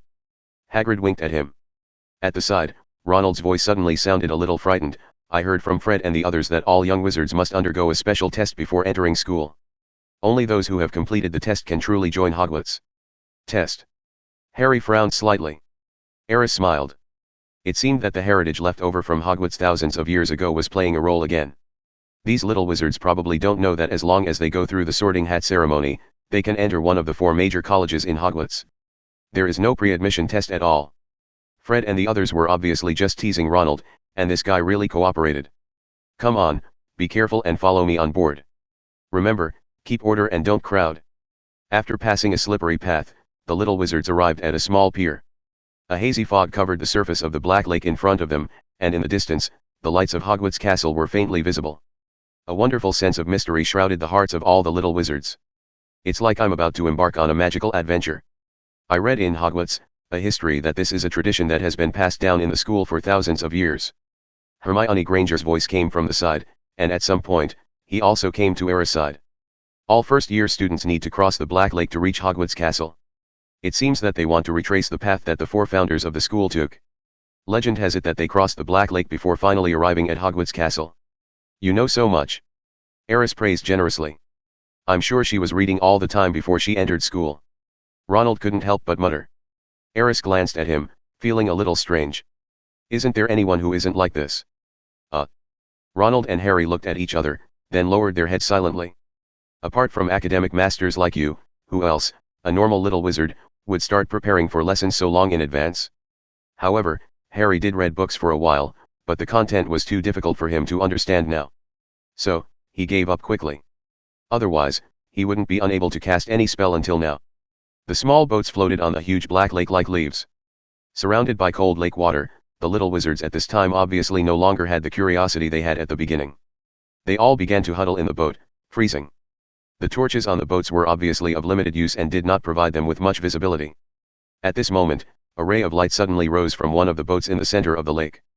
Lumos. The light was like a bright moon, slowly wandering around the boat and finally hanging in the front of the entire team. In this way, the little wizards' horizons were immediately broadened a lot. The surrounding lake water didn't seem so cold anymore. "Aris, great job." Ronald and Harry stood up from the boat excitedly. They looked at the moonlike light not far away with some fascination, and their hearts were extremely excited. The scene before my eyes. Black Lake, castle, bright moon. Everything seemed like a legendary myth, and they seemed to have come to a mysterious country. A country that belongs only to Hogwarts. Not far away, Hagrid and Draco Malfoy saw the scene and felt different emotions in their hearts. Hagrid naturally knew that casting such a fluorescent spell was not an easy task. Especially for first-year students who have not received any magical training. His evaluation of Aris was raised a few points, and he was somewhat impressed by the boy's talent. As for Malfoy, at this moment, he was looking at the figure bathed in fluorescent light with extremely complicated feelings. "Perhaps, there is some reluctance in my heart, but I am more grateful." He knew that he would probably never have the heart to become an enemy of that boy. Because everything Aris showed made him feel daunted. He even felt from the bottom of his heart that it was an existence that he could never catch up with or surpass. Chapter 41. Under the moonlight, the ancient castle seems to have endless secrets. The mysterious Hogwarts seems to have always been there, waiting for new little wizards to explore it every year. About half an hour later, the little wizards successfully crossed the Black Lake and reached the shore. Afterwards, they walked along the long wooden path along the pier and climbed a long staircase before finally arriving at the door of the Hogwarts Castle lobby. "Everyone, gather here." Professor McGonagall appeared on the steps in front of the main entrance of the lobby, watching the young wizards arrive one after another. She carefully counted the number of people, making sure that no little wizard was missing or had run away to other places out of curiosity, and then nodded with satisfaction. "Everyone, listen to me. You will pass through this gate in a while, and after taking a small test, you will be able to truly become a student of Hogwarts. So, when the door opens, please line up in an orderly manner and follow me in." After saying this, Professor McGonagall glanced at the faces of all the little wizards. He turned and walked towards Filch, the Hogwarts caretaker. Watching, it seems as if he is trying to understand the progress of the current dinner party. Hey, Ronald, you were right. There really is a test before admission. Harry Potter's deliberately lowered voice suddenly came from the side. Did your brother tell you what the test was? It is said, it is very likely a fight with a giant monster. Ronald's face turned pale and his voice became trembling. On the side, Hermione's expression also looked a little unhappy, and she looked very nervous. How is this possible? Whispered discussions arose among the crowd. I can't imagine myself fighting a giant monster. I will definitely be torn to pieces. If my parents knew this would happen, they definitely wouldn't have sent me here. Excuse me, is it too late to go home now? I really don't want to fight a troll. The little wizards behind seemed to have heard what Ronald said, and they all felt insecure before they even understood the details. If it really is that giant monster, among all of us, I'm afraid Aris is the only one who can succeed. Harry turned around somewhat unwillingly and looked at Aris, who was trying to hold back his laughter the whole time. Ignorance. Malfoy's voice suddenly came from the other side. Why, am I wrong? Harry retorted immediately after seeing the source of the voice, do you think you can fight the troll now? When Harry mentioned the troll, Malfoy's expression obviously changed. But soon, he said in a mocking tone, only ignorant people like you would think that the test to enter Hogwarts is to fight a troll. If that's the case, I promise, my father will never let me come here. Then may I ask, has your father ever told you what the real test of Hogwarts is?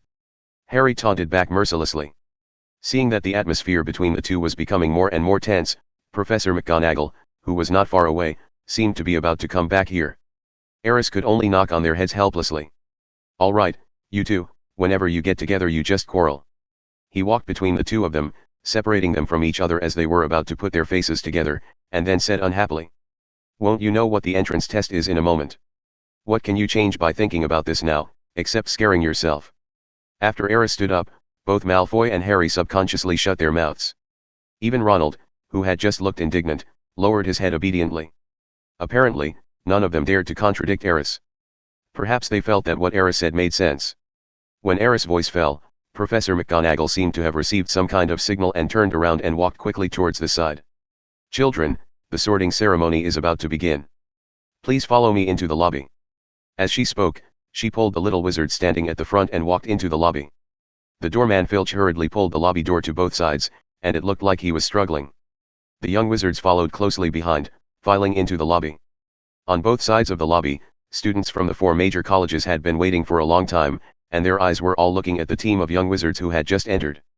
Among them, Ronald was pulled by his hair by his brothers when he passed by the Gryffindor school table. Harry was no longer as nervous as before, and looked at the decorations in the hall with curiosity, especially the ceiling above the heads of the little wizards. The Hogwarts Great Hall is enchanted. Just like the decorations, they can change colors at will. And above our heads, we can see the starry sky directly through the ceiling. It's all very strange, isn't it? As expected, Hermione's voice sounded at this time. This knowledge was obviously what she had learned from Hogwarts, a history. It's really amazing. Aris nodded in agreement. Ever since he entered the castle, an emotion called touching has been slowly flowing in his heart. It was like a pilgrim arriving at the palace of a sage. The scene that had appeared in my dream appeared before my eyes. Everything is so magical and incredible. At this moment, the entire castle seemed to be opening its doors to Aris, calling his name affectionately. It seemed to be welcoming his arrival. Hello, Hogwarts. Aris looked up at the sky above the auditorium and smiled. At this moment, all the boys' worries and troubles seemed to disappear. A pure power enveloped Aris, as if it had the power to cleanse the soul. At this moment, he just wanted to be like all the little wizards who had just entered the castle. Because Ronald's hair was messed up, he smiled happily. He also widened his eyes and exclaimed in surprise at the wonder of the castle.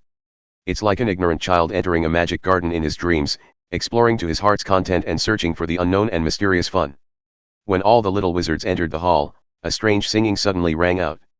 Aris looked forward and saw a worn-peaked hat placed on a high square stool below the professor's seat in the auditorium. The singing came from the shabby and badly worn pointed hat. You may not think I'm pretty, but don't judge a person by their appearance. If you can find a smarter hat than mine, I could eat myself. The Sorting Hat song seemed a little unpleasant to the little wizards, but they could only be patient and wait for the hat to finish singing. Because they don't know what the consequences will be if they break the hat. Finally, after more than 10 minutes, the singing slowly stopped. At this moment, Professor McGonagall's voice sounded at the right moment. Everyone should know what the tests are before we are admitted to the hospital, right? Then, when I call your name next, you will come to the front, and I will put the sorting hat on your head and assign you a house. Then, the professor looked up at the crowd and read out the first name. Hannah Abbott. Chapter 42. Aris, which branch do you want to go to? When the young wizards understood the rules of the sorting test, they breathed a sigh of relief, but also became curious. Hermione immediately looked at Aris to ask. I definitely want to go into Gryffindor because almost all of my family members are in that house. Before Aris could answer, Ronald spoke first. Hufflepuff is also good because their lounge is right next to the kitchen, so at least we don't have to worry about going hungry at night. As for Ravenclaw, I heard that the people in that house all have some problems. Some like to talk nonsense, while others are pretentious. Of course, the one I least want to enter is Slytherin. Ronald frowned, looked at Harry Potter mysteriously, and then continued. I heard that most of the dark wizards who graduated from Hogwarts came from there. It is said that even the legendary, the mysterious man, graduated from Slytherin. Harry subconsciously touched his lightning-shaped scar and instantly understood what Ronald meant. During this period, he also learned a lot about the past. He knew that it was the mysterious man Ronald mentioned who killed his parents. At this moment, his breathing involuntarily became faster. What about you, Hermione? As if he noticed something strange about Harry, Aris quickly changed the subject. He didn't want to discuss Voldemort with Harry right now. That's such a bummer. I don't know either. Hermione shook her head in confusion. It seems that there is not much description about the 4 major houses and the sorting hat in Hogwarts, a history. Aris joked half-jokingly. Indeed not. Hermione shook her head in annoyance, seemingly not hearing the teasing in Aris' tone at all. Seeing the uneasy look on the little girl's face, Aris smiled helplessly, but he still felt a little reluctant. In fact, there is no good or bad in the 4 branches of the school. The meanings they symbolize are nothing more than the characteristics of the little wizard's personalities. He explained patiently. Gryffindors are brave, upright, and never lack the courage to challenge difficulties. Hufflepuff is loyal, honest, and will always be your best friend. Ravenclaw is smart, kind, and always has his own unique perspective on things. As for the Slytherins, although they are ambitious and shrewd and know how to judge the situation, they will never betray their friends easily. So, when the sorting hat decides which house you are suitable for, it is not actually classifying you as a good person or a bad person. It is just following your heart. Listening to Aris' words, several little wizards nodded as if they understood. The uneasiness on Hermione's face gradually disappeared. She raised her head and spoke seriously again. So, if you were allowed to choose, which school would you like to attend? Ravenclaw. Aris thought about it and said casually. Why? The voices of 3 little wizards sounded at the same time. Because Ravenclaw's tower has the most beautiful view of Hogwarts. Aris smiled, and a little girl who seemed to be in a trance every day, a little different and cute, suddenly flashed through his mind. Think about it, what could be more exciting than waking up every day to see a beautiful scenery like a painting? Every morning, when you are still half asleep, you can open the window of the dormitory and see the beautiful mountain scenery in the distance.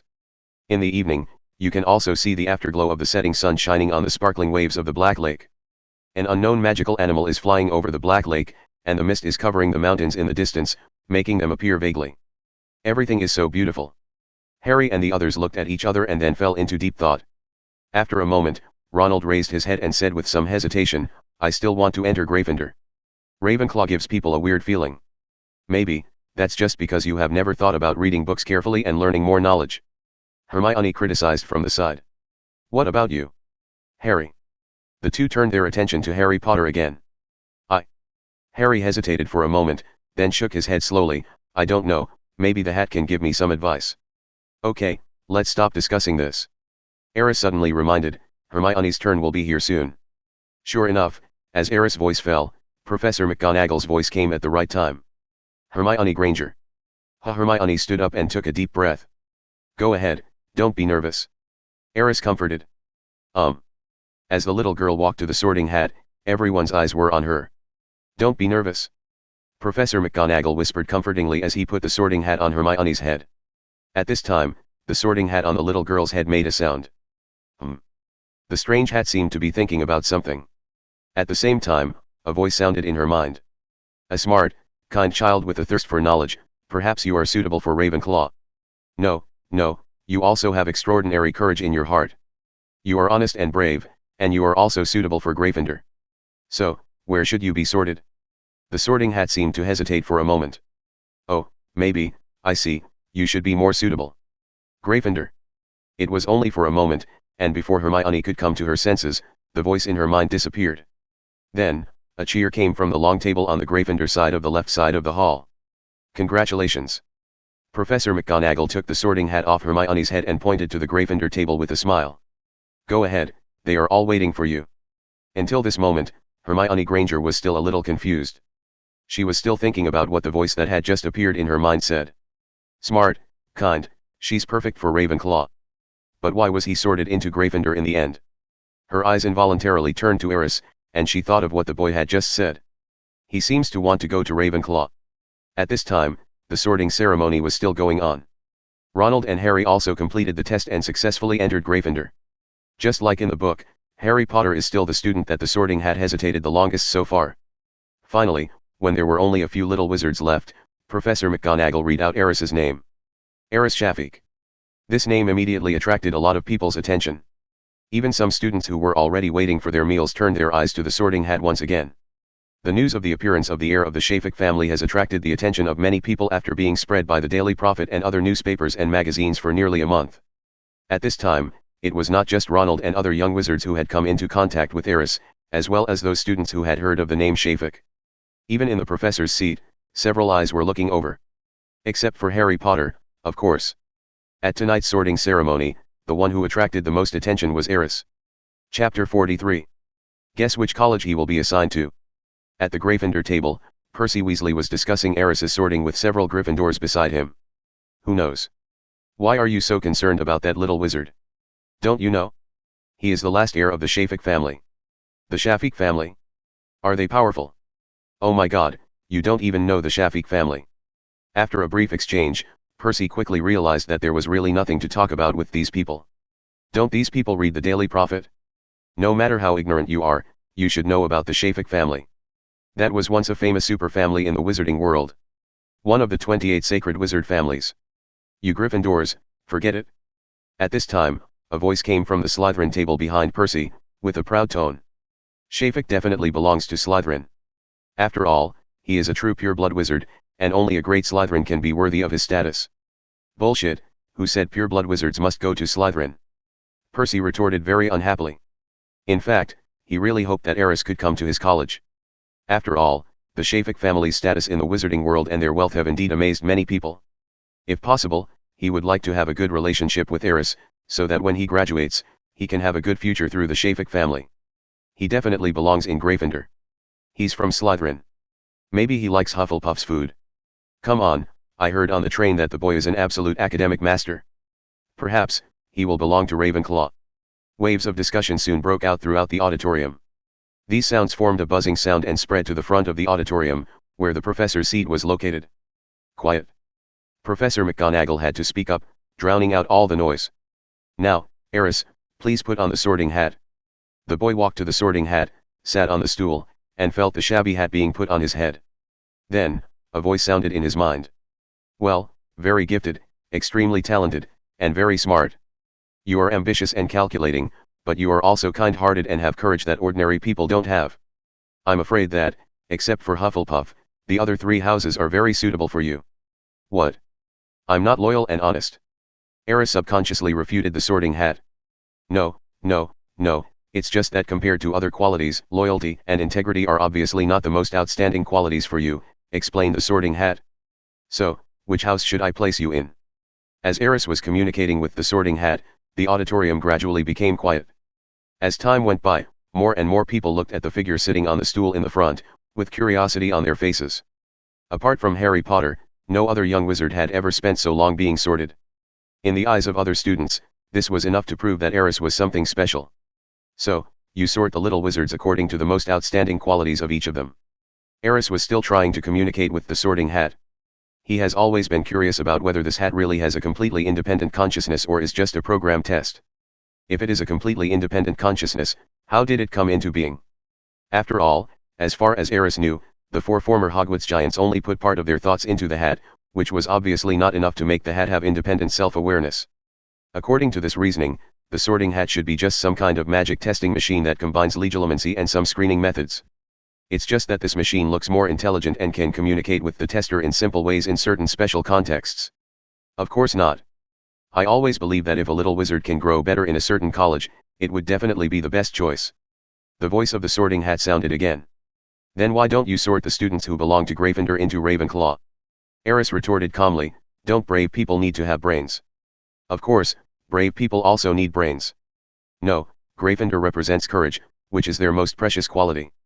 So, why don't you sort Slytherin students into Ravenclaw? Aris's indifferent voice sounded again, after all, ambitions also need a smart mind to be better realized, right? Of course, if you only have ambition but no brains, you won't be able to accomplish anything. No, these two schools represent different qualities, each with its own strengths and weaknesses. So, I heard it wrong. Who just said that the young wizard should be placed in an academy that is most suitable for his growth? Isn't this a bit contradictory? As Aris' voice sounded again, the Sorting Hat fell silent. Why aren't you talking? Do you have anything else to refute? If you have nothing to refute, then assign me a college. Aris was now roughly certain that this Sorting Hat might really be a testing instrument. However, this instrument was artificially injected with certain thoughts and blessed with magic, giving it the ability to peek into the little wizard's mind. Therefore, we can see the different reactions and superficial thinking shown in the little wizard's minds when they were sorted. The Sorting Hat can roughly analyze the personality of the young wizard and assign him to a suitable house. To put it bluntly, it's like some kind of psychological questionnaire. By answering certain fixed questions, many people can be roughly divided into several categories. However, the Sorting Hat has changed the process from requiring the test subject to actively select the topic to a process in which the hat automatically selects the test subject. Perhaps this way of dividing the houses sometimes leads to errors.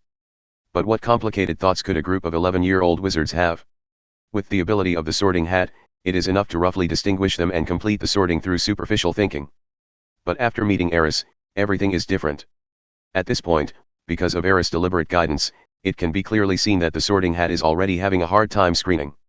At this time, if the little wizard being tested does not make his own choice, the test will most likely continue to be delayed. Okay, let me go to Ravenclaw.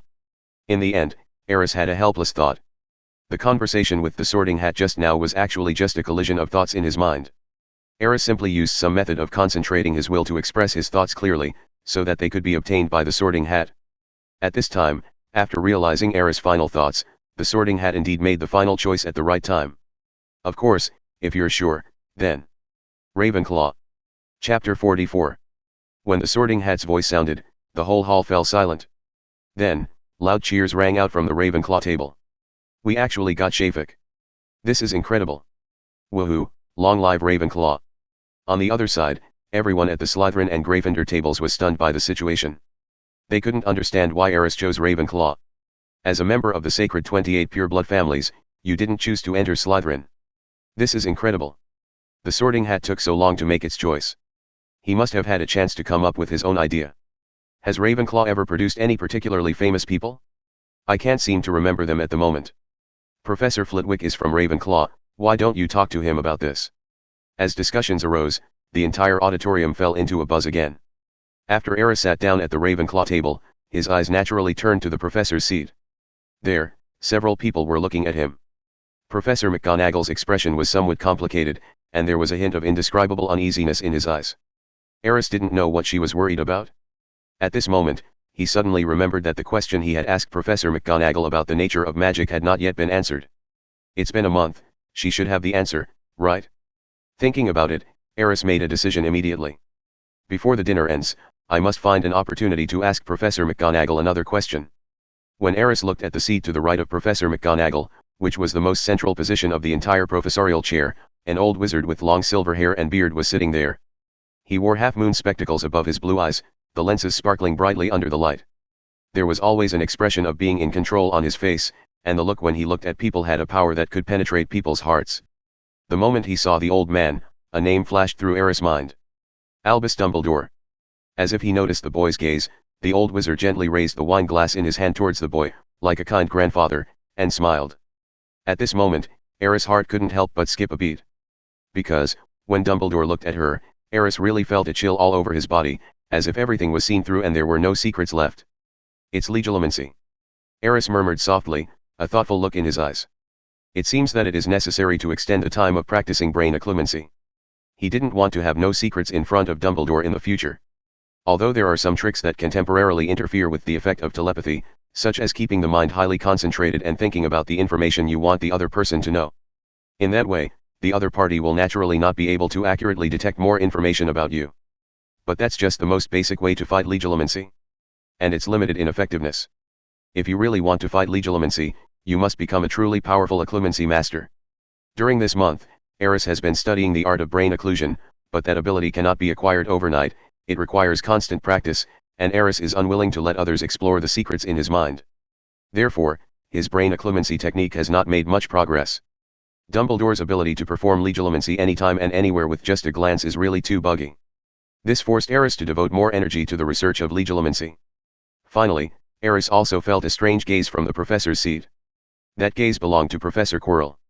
For some reason, Aris always had a weird feeling every time he saw Quirrell's eyes. It is a kind of unreasonable malice, an instinct. Aris could feel that Quirrell must be thinking about doing something bad at this moment. Moreover, this bad thing might be directed at myself. Could this be a manifestation of the ability of the prophetic talent?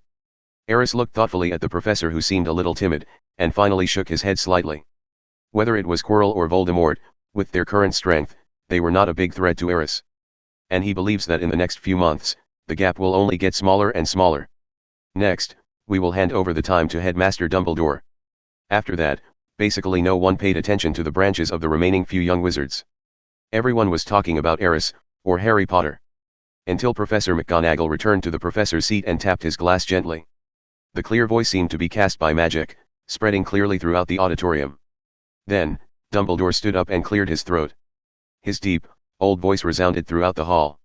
Now, what I want to say is, idiot. Crybaby. Scum. Screw it. As the silver-haired old wizard's voice fell, the entire auditorium suddenly burst into warm cheers. At the same time, food appeared on the 4 long tables in an instant. The rich fragrance quickly spread throughout the auditorium. The dinner party is now officially starting. The little wizards, who were already starving, naturally didn't show any courtesy and started eating to their heart's content. At the Gryffindor table, Hermione looked at Aris back not far away with some annoyance, frowning slightly. At this moment, she was still wondering why the Sorting Hat didn't sort her into Ravenclaw as well. The little girl was upset that when she was just assigned to the school, maybe if she had been more determined.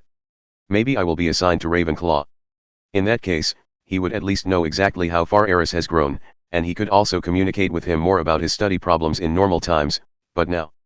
He looked at Ronald and Harry, who were already eating with their mouths full of oil, and just felt tired. These two funny guys look so silly, they are so inferior to Aris. If this continues, the gap between her and Aris will only grow wider. That was something she would never allow to happen.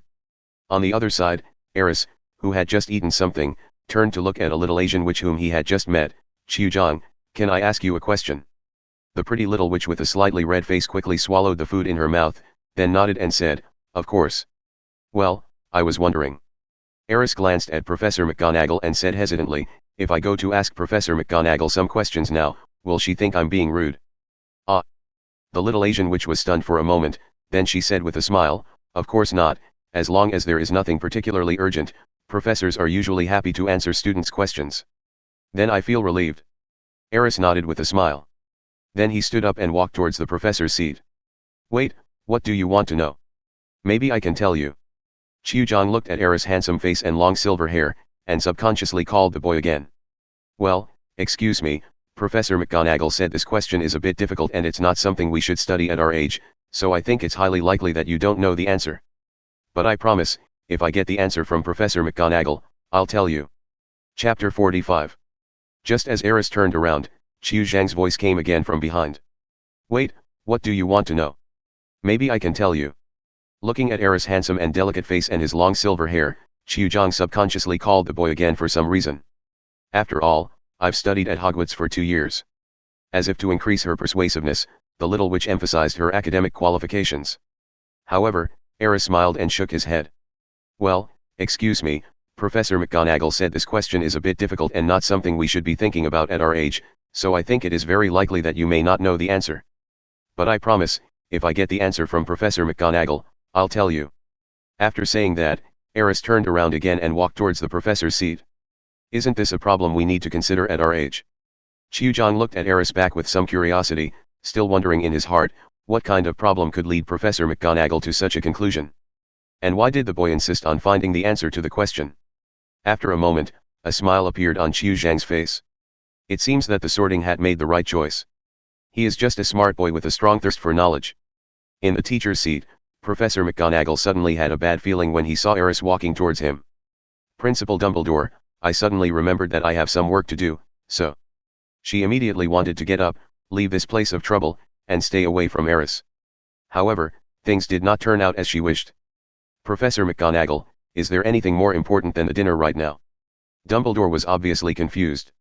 When he saw Aris approaching and looking at Professor McGonagall with a smile, the silver-haired old wizard suddenly smiled thoughtfully and understood. It seems that you are hiding from someone, Minerva. He looked at Aris with a curious look. What I don't understand is why you are hiding from a new wizard at this time. Principal Dumbledore, I think you have misunderstood. Professor McGonagall's thoughts were guessed, and he coughed lightly with some embarrassment, then sat down as if nothing had happened. Is that so? Dumbledore asked, looking at Aris meaningfully. Well, I also think you have misunderstood, Principal Dumbledore. Aris stood calmly in front of the old wizard, smiled and said, I just want to ask Professor McGonagall a question. I don't think it will be possible for Professor McGonagall to avoid me, right? Of course. Professor McGonagall coughed again and raised his voice slightly. Aris, just ask any questions you have. If I know anything and it doesn't involve any unspeakable secrets, I will tell you everything I know. Thank you, Professor McGonagall. Aris nodded, remaining humble. Actually, it's the same question I asked you before, about the truth about the nature of magic. Professor, you told me in the Hall of the Lovegood family a month ago that you would explain the answer to this question to me in detail when I arrived at Hogwarts, so I think now is the time, right? The nature of magic. Dumbledore looked at Professor McGonagall, with a look of surprise behind his half-moon glasses, as if he had not expected Aris to raise such a question. That's right, it's about the nature of magic. Aris looked at the silver-haired old wizard seriously. I'm wondering, although magic is a gift that wizards are born with, what kind of power is it? Is it like the chemical and physical formulas in the Muggle world, with some kind of rules? If we can clarify these issues, perhaps the entire wizarding world will benefit from it. As long as we can figure this out, creating spells might become easier. Our control over magic will also become more traceable. Rather than a mysterious power that is so profound that it cannot be described in common language, right? As Aris' voice came, all the professors in the professorial seats looked over, with a hint of surprise in their eyes, and although they tried their best to hide it, there was still an obvious weird look. Mr. Shafik, you know, these issues may not require a little wizard to think so much, right? Dumbledore's expression had become somewhat intriguing at some point. He looked at Aris seriously, his eyes emitting a strange light behind the shining half-moon glasses. Of course I know that even adult wizards may not know the basics of these issues. Aris remained calm, but his voice became louder and louder, and his tone became more and more firm. But this is the problem. The wizarding world has been hidden from the world for too long, so long that many things have become out of touch with this world. He looked at Professor McGonagall seriously. To be precise, these words were actually spoken to Dumbledore. After receiving the admission letter from Hogwarts and knowing that I was a wizard, I immediately looked up the history of the entire wizarding world, including the two dark battles that almost exposed this hidden world to the public. Perhaps some of you have already seen how far the technology in the Muggle world has developed. Such changes can almost be described as a different world every day, which is not an exaggeration at all. Why has the Muggle world changed so drastically? That's because they have been trying to understand the truth of this world and explore the microscopic world that is invisible to the naked eye and even more mysterious than the magic world. They classified all known substances and summarized the changes caused by the interactions between different substances. One chemical phenomenon after another, and physical phenomenon after another were analyzed and even used by Muggles. They are changing the form of civilization after the emergence of ancient humans. That is a completely new form of technological civilization with infinite possibilities. If they can do it, then why can't we study, explore, and analyze the deepest principles of magic, and find the root essence of this power? Why can't we? I don't know since when, the entire auditorium has fallen into silence. At this moment, all the little wizard's eyes were fixed on the boy who was standing straight and talking under the professor's seat. His voice echoed in the auditorium. That voice seemed to carry an unspeakable power that made the little wizards tremble in their hearts. Not just little wizards. Even the teachers in the professorial seats were filled with shock at this moment. I always believe that young wizards are the backbone of the wizarding world. Those problems are not just the responsibility of adult wizards, but our responsibility. Aris clenched his fist affirmatively. Even if you are just a first-year student at Hogwarts, you should have the courage to explore those ultimate questions. In this way, the wizarding world will have the possibility of a brighter future. Chapter 46. In fact, ever since Aris came into this world, he has been thinking about a question. How is he going to survive in this world? Should you develop in a low-key manner, stay in your own little corner until you are strong enough and then come out? Or should you follow the protagonists and use your familiarity with the plot to get free food, drinks, and fame? Or, is it to show his talent to the world and announce his arrival in a higher posture? It wasn't until the moment the system appeared that he finally made a decision. It is impossible to develop in a low-key manner. Because of his identity as Shafik, it is impossible for him not to attract attention. Follow the protagonists to follow the plot. That's not what he wants. After eliminating those, there is only one last option left. This world is very cruel, but that is for those who have average talent, no background, and no one to rely on. But he, Aris Shafik, doesn't have that kind of trouble. After integrating Merlin's talent card, he possessed the most outstanding magical talent in the world. As the last heir of the Shafik family, he doesn't have to worry about obtaining resources. As a time traveler, he is even familiar with the direction of all major events in this world, as well as the personality traits of most important characters. With these advantages, why should he be timid and put himself in a difficult position? It's okay, Professor McGonagall. If you still can't answer this question, I can give you some more time. In the deathly silent auditorium, Aris' voice rang out again. Waves of gasps of air suddenly came from all directions. All the Hogwarts students in the hall were stunned, and the expressions on their faces were even more interesting than when they were constipated.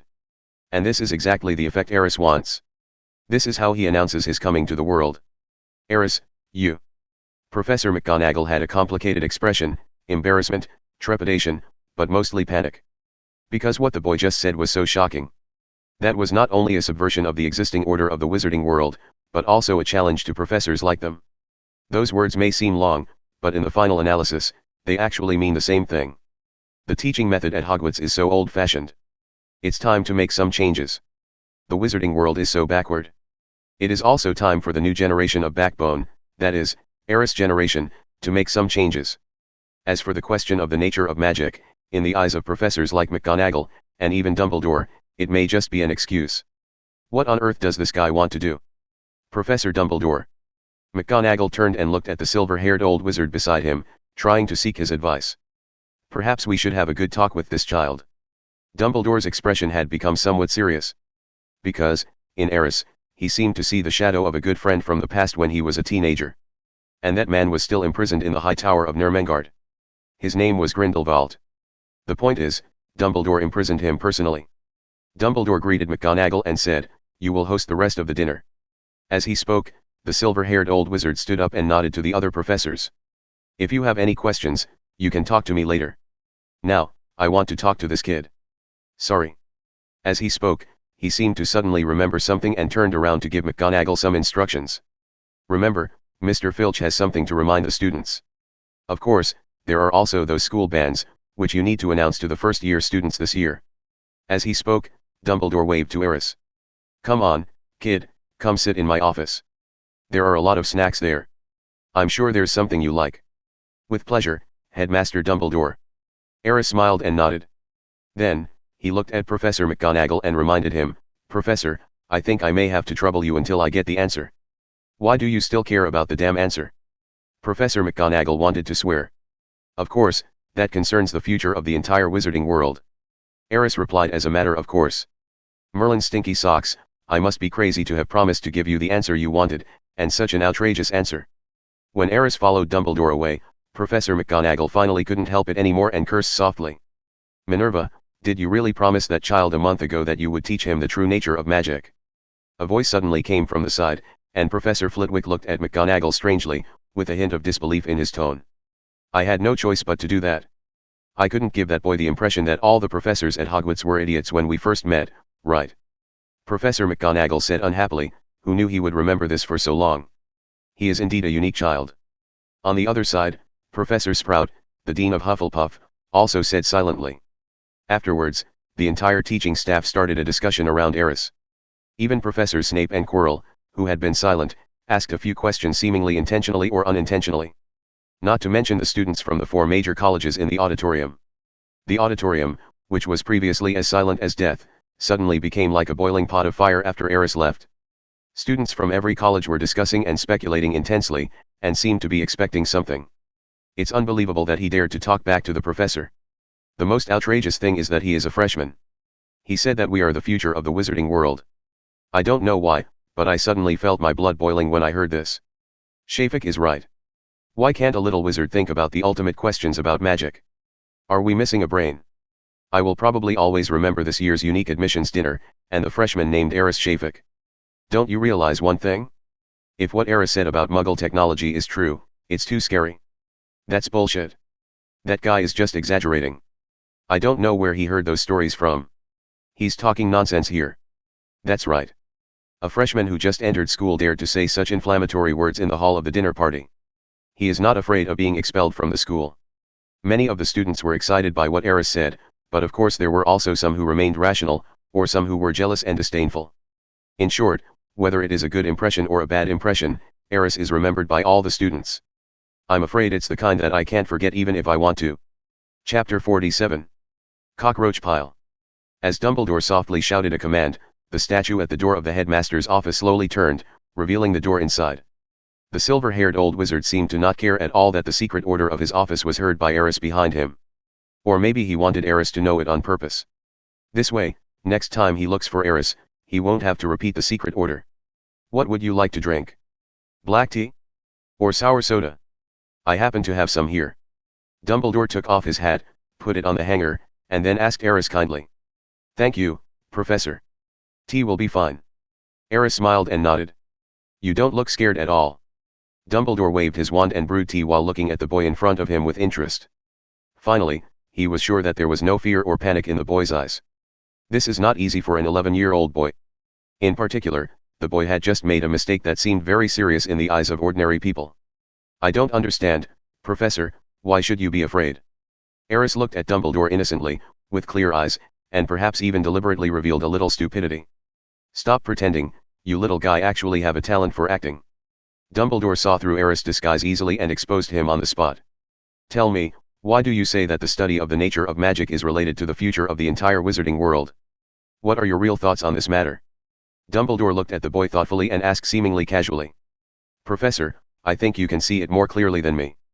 At this time, Aris was too lazy to pretend. With Dumbledore's ability, if he really wanted to invade his brain, it would probably only take a moment. Now, the fact that he was willing to sit down and listen to him already meant that in some concepts, this silver-haired old wizard was the same as him, and at least there was a possibility of harmonious communication between them. I don't understand. You obviously have better ways to express your opinions. Or, making such a big fuss at the admissions dinner on the first day of school doesn't seem like something a smart kid would do. Dumbledore spoke again, still with a hint of casualness in his tone. Professor, but this is the most effective way, isn't it? Aris took the tea handed to her by Dumbledore and took a sip. The taste is pretty good, perhaps because a little brown sugar is added to it. Before drinking this cup of tea, Aris had never thought that brown sugar could be added to black tea. So, your ultimate goal is to make all the teachers and students in the school know you, and then what? Dumbledore's tone suddenly became a little strange, and a little tentative. Professor, I think you misunderstood.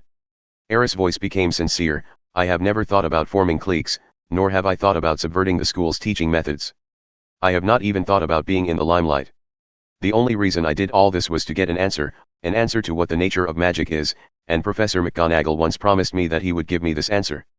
Aris. Dumbledore's voice suddenly became serious.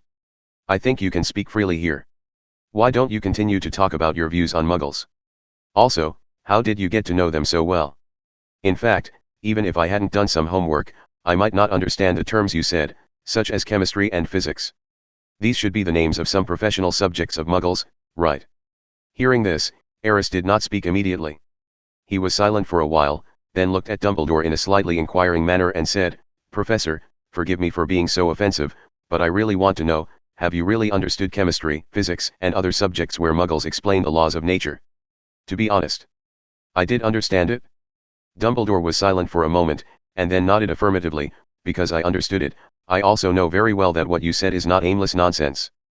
But you should also know that the wizarding world has its own rules. Whether it's magic or spells, they can't be explained by the so-called science you mentioned, right? Aris nodded, a smile suddenly appearing on his face. Indeed, existing science has no way to explain the wonders of magic and the principles of spells. His expression became more serious, even with a persistent desire, so, we have to study and explore more, right? Professor. Have you ever thought that if one day we can truly understand the nature of magic and find out the principles of spellcasting in a scientific way, Then does that mean we can fully control magic? I'm not just talking about the wizards casting spells to achieve magical effects like in the current wizarding world. What I mean is, if there really comes a day like that, perhaps we can develop magic into a greater civilization.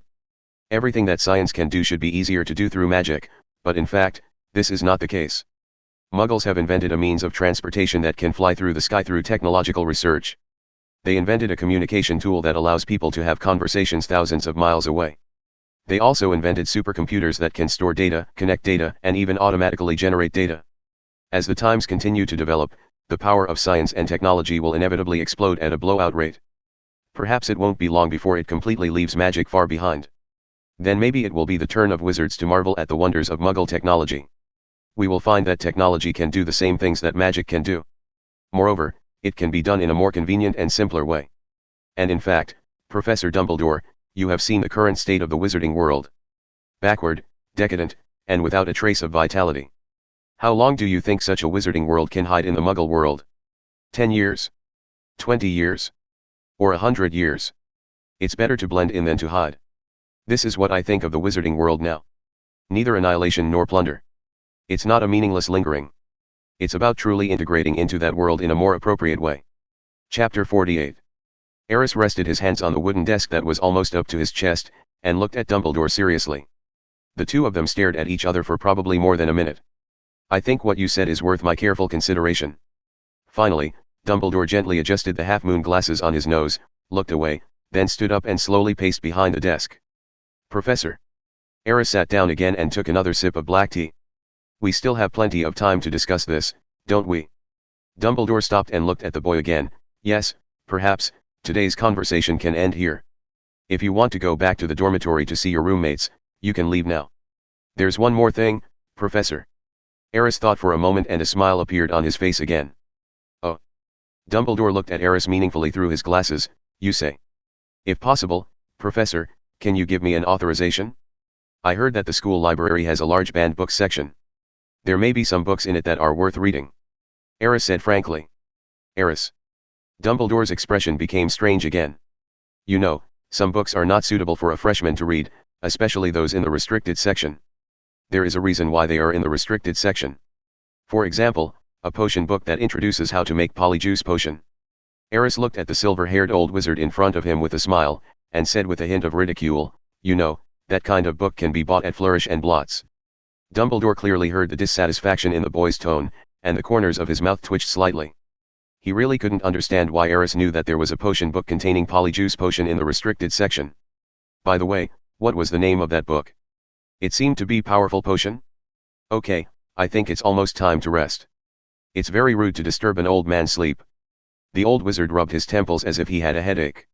Then about the authorization. Aris didn't want to give up yet. He had been looking forward to the books in the restricted area of Hogwarts for a long time. Let's talk about this later. If you can get excellent grades in all your courses and gain the recognition of the professors, I will seriously consider this matter. As for now, don't even think about it. After saying this, Dumbledore waved his hand gently. Aris just felt as if his body was weightless and floated directly to the door of the principal's office. Please close the door for me, thank you. Aris. Looking at Dumbledore's determined expression, he could only shake his head helplessly. Then he walked out of the principal's office. It seems that I was a little too hasty. This great white wizard might need some time to digest what was said today. But it doesn't matter, he still has plenty of time.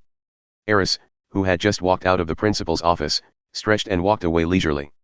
2 minutes later, another figure appeared at the door of the principal's office.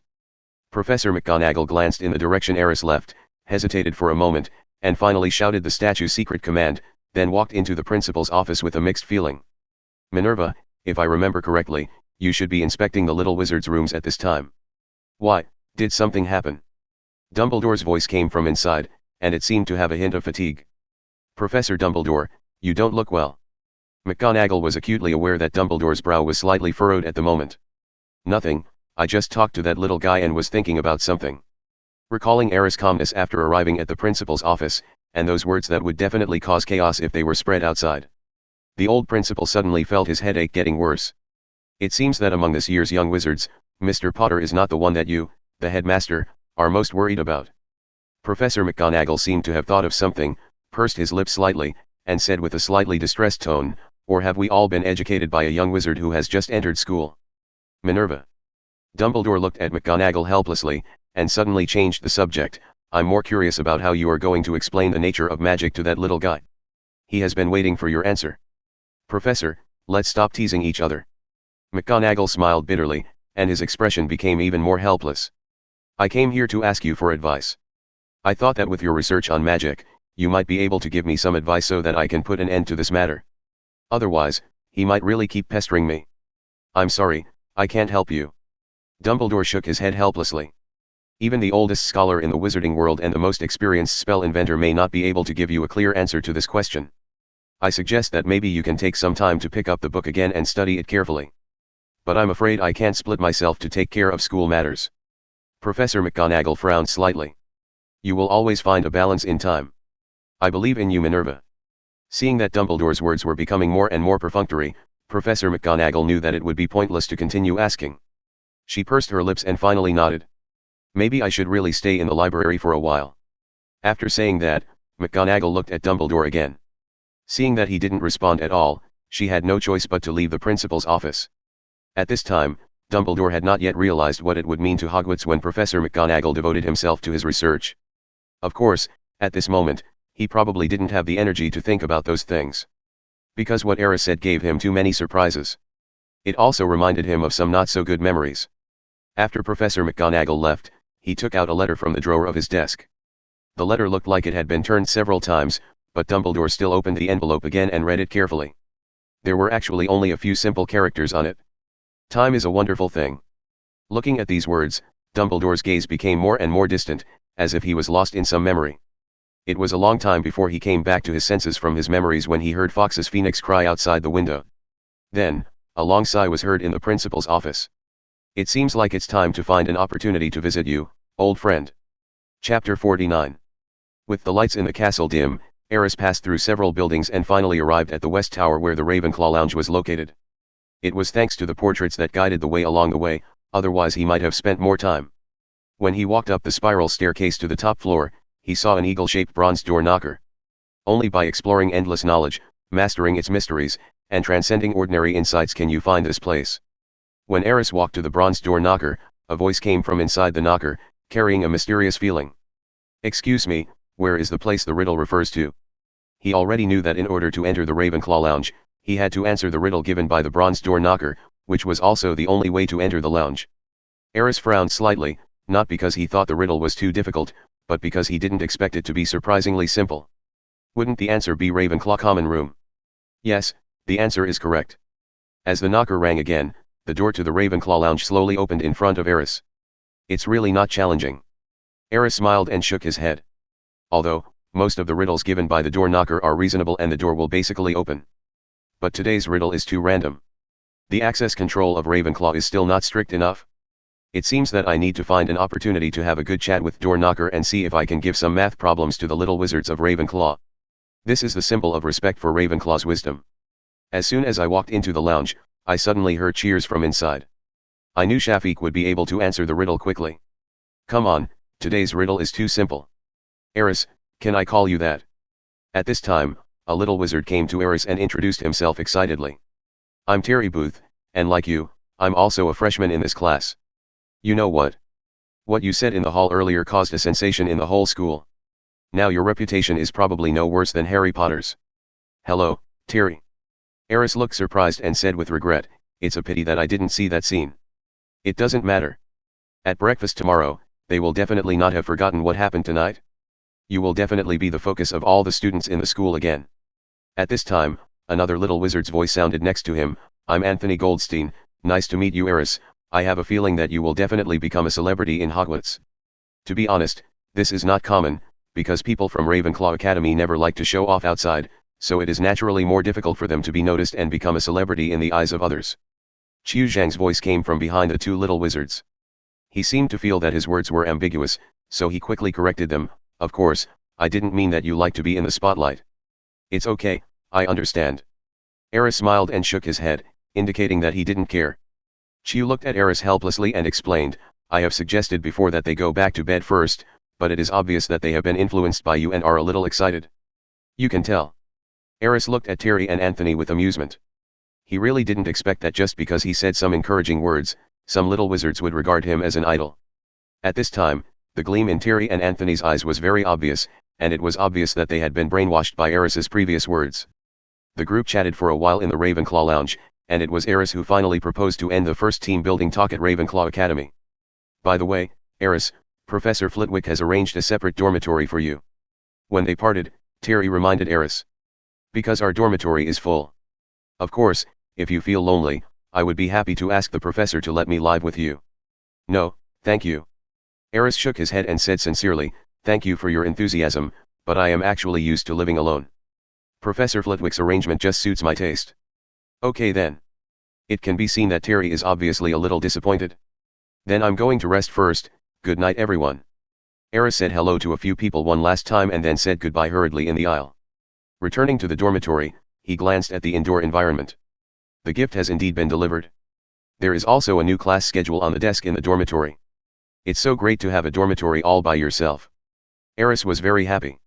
He already had many secrets, and being alone could save him a lot of trouble. At least, when the little red dragon Iris wants to go out and play, he doesn't have to avoid other people's sight if he is in the dormitory. As soon as Aris thought of the little red dragon, he looked out the window with some sense. The silver moon was hanging high in the sky, and from Aris's position, he could just see the night view of Hogwarts outside the window.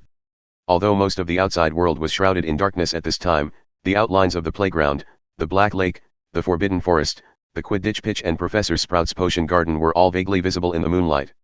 No one can deny that the Ravenclaw lounge definitely has the best viewing position among the 4 major college lounges. However, Aris's attention was not on the night view of Hogwarts at this time. Instead, he looked up at the distant sky with a smile on his face. Under the silver moon, there was nothing unusual in the night sky. But just a moment later, Aris heard a dragon roar that only he could hear. That was the dragon roar that belonged to Iris alone, and it was transmitted to Aris' ears through some kind of magical telepathy. He quickly opened the window of the dormitory. The next second, the sound of strong wind breaking through the air was heard. You're finally back, Elise. Aris reached out and hugged the small figure that rushed into the house. After a month of growth, Iris was no longer the same size as she was a month ago. The huge impact force almost pushed Aris to the ground. But fortunately, the boy was prepared. He quickly adjusted his center of gravity and fell on the bed with the little red dragon. Wow! The little red dragon made a familiar baby voice and jumped around in front of Aris as if asking for credit. Okay, I know, Elise is the best. Aris, who possesses the talent of nature's language, has long been able to communicate with the little red dragon without any obstacles, and can even sense her slightest emotional fluctuations. At this moment, listening to the little red dragon constantly telling me about the happy times she and Luna spent, I imagined that scene. The corner of the boy's mouth unconsciously raised another arc. Thank you for your hard work. You can go back and spend more time with Luna in the future. Aris gently stroked the little red dragon's head and sighed softly, she is too lonely at home alone. Wow, Iris nodded very humanely. Okay, go back and rest first, I'll let you out to play tomorrow. After calling Iris back to the pet space, Aris picked up the letter that the little red dragon had just brought back. Before he even opened it, he seemed to have seen the little girl leaning over the table, writing a letter to him very seriously. A smile appeared on Aris's face again. Then, he lay on the bed and read the letter in the moonlight. Chapter 50. The next day, early morning. Aris just opened his eyes when the first ray of sunlight hit the windowsill. He slept soundly last night, partly because Hogwarts was much safer than the outside world. On the other hand, he had already sorted out his next plans last night. The first thing, of course, was to build the laboratory in Hogwarts as quickly as possible, and the best location was naturally the room of requirement. Then there is the magic circle recorded in Merlin's manual, and the research progress also needs to be accelerated. That mysterious and wonderful formation contains powerful and highly malleable abilities, and will definitely help Aris achieve many things that the current wizarding world cannot do in the future.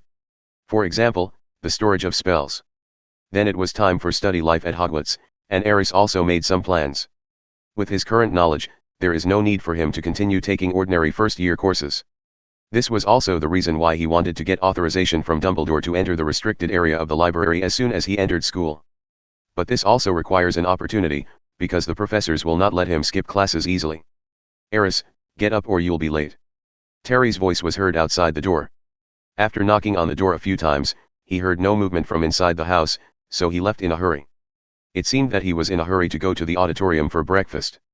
For first-year students, They really need to reserve enough time for the first day of class, because the stairs in the corridor often change and it is easy to get lost if you are not careful. Aris remembered that little Harry and Ronald seemed to be late for the first day of class for this reason. But Aris has no such worries. He knows the best way to find the right path. That is to ask the people in the portrait for directions, and most of the people in the portraits are happy to give directions to a freshman. Iris.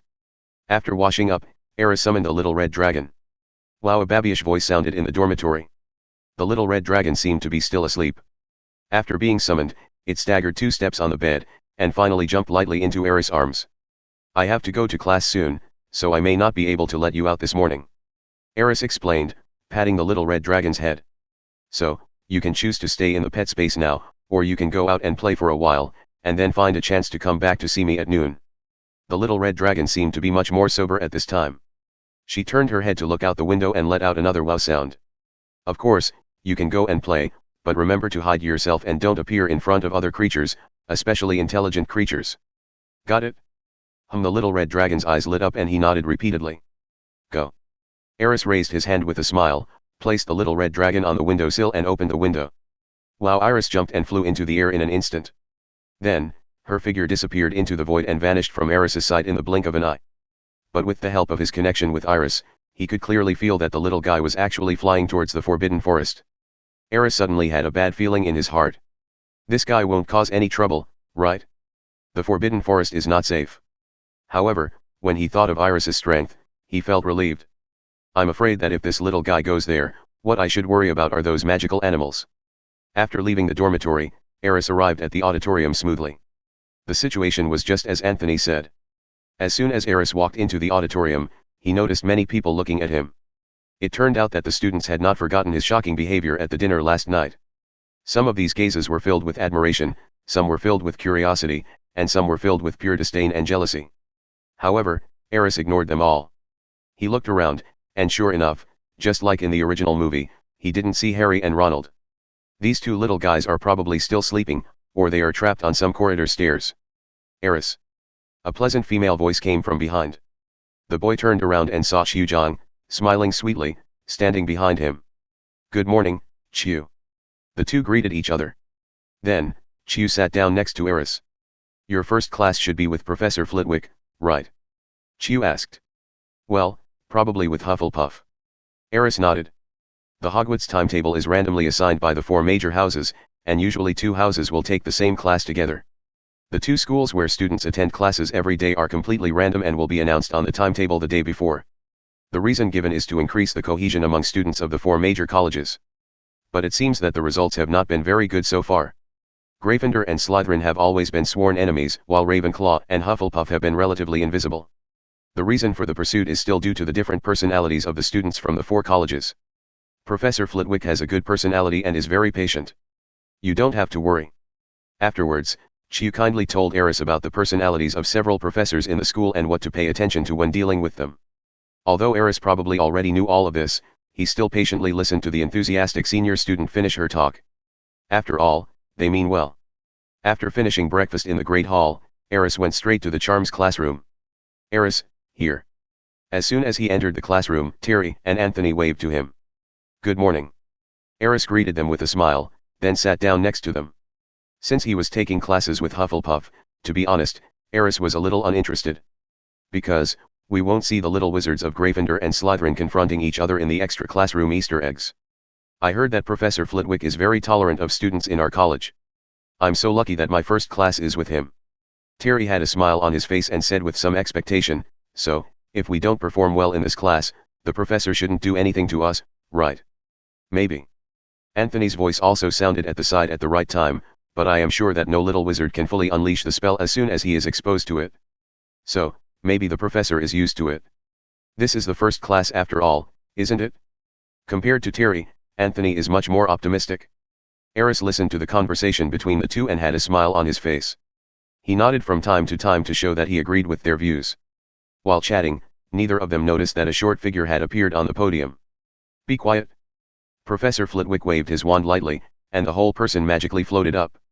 You may all know me. My name is Phileas Flitwick. You can call me Professor Flitwick. I will be in charge of the Charms classes for all first-year students. Next, Your first spells class of the semester is about to begin. Please open your books.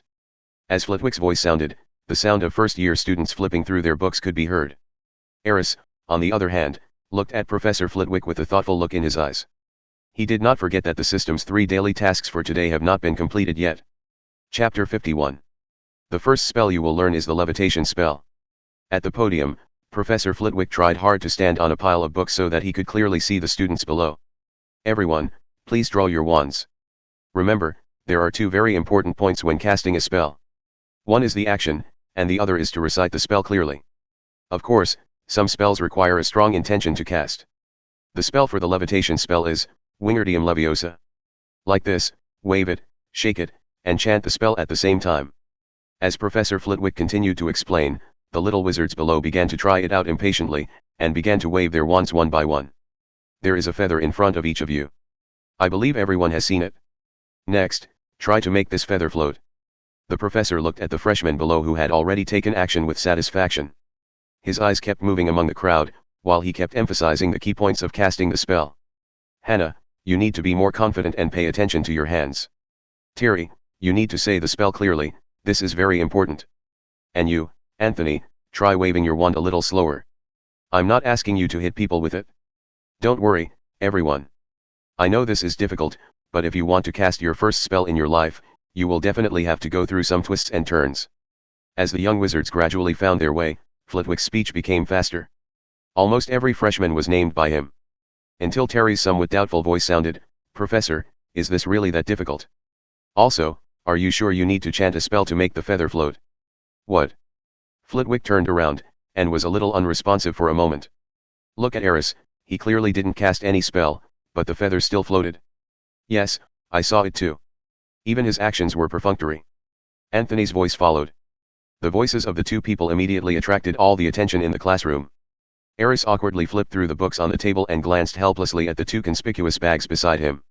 He certainly didn't recite the spell just now, but his casting movements were still very standard. It was just that because the levitation spell was too easy for him, he subconsciously used silent casting. He had mastered this technique a week ago. Unexpectedly, what happened in just a moment was discovered by 2 conspicuous people around him, and they reported it to Professor Flitwick. Professor, actually Aris was about to say something to ease the weird atmosphere in the classroom. Because at this moment, everyone was looking at him with surprise, and some people even began to doubt the professor. This was obviously not the effect Aris wanted. If this professor was a little more petty, he would definitely hold a grudge against me. Perfect, absolutely perfect levitation spell. Unexpectedly, Professor Flitwick seemed to be overjoyed. He looked at the falling leaves under Aris' control, with clear trajectories and feathers moving like dancing arms, and praised them generously. For this successful, almost perfect levitation spell, 2 points to Ravenclaw. Aris, how did you do it? You really didn't cast any spells. Soon, after the surprise, Professor Flitwick also reacted, looking at Aris with some surprise and asked. Professor, actually. Aris was still thinking about how to explain that a first-year student had already mastered the silent spell. Beside him, the voice of the conspicuous Terry came again. Professor, I'm pretty sure Aris didn't cast a spell. Yes, I can testify to that. Anthony, the little conspicuous guy, followed closely and assured. Well, I did use the technique of silent spells. Aris chose to give up resistance helplessly.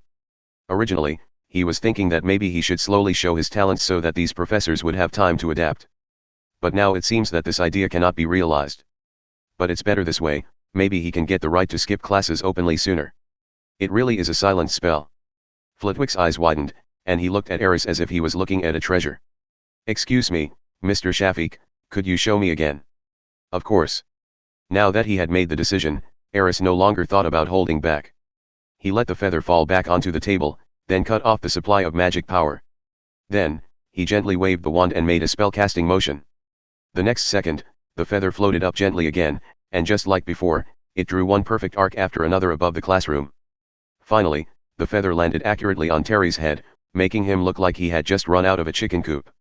Well, it's just a small punishment for his love of being conspicuous. Genius. I have never seen such a talented genius. Professor Flitwick became excited when he saw Aris easily cast the silent levitation spell again. He walked quickly to the podium and jumped on top of the stacked books so that everyone could see him.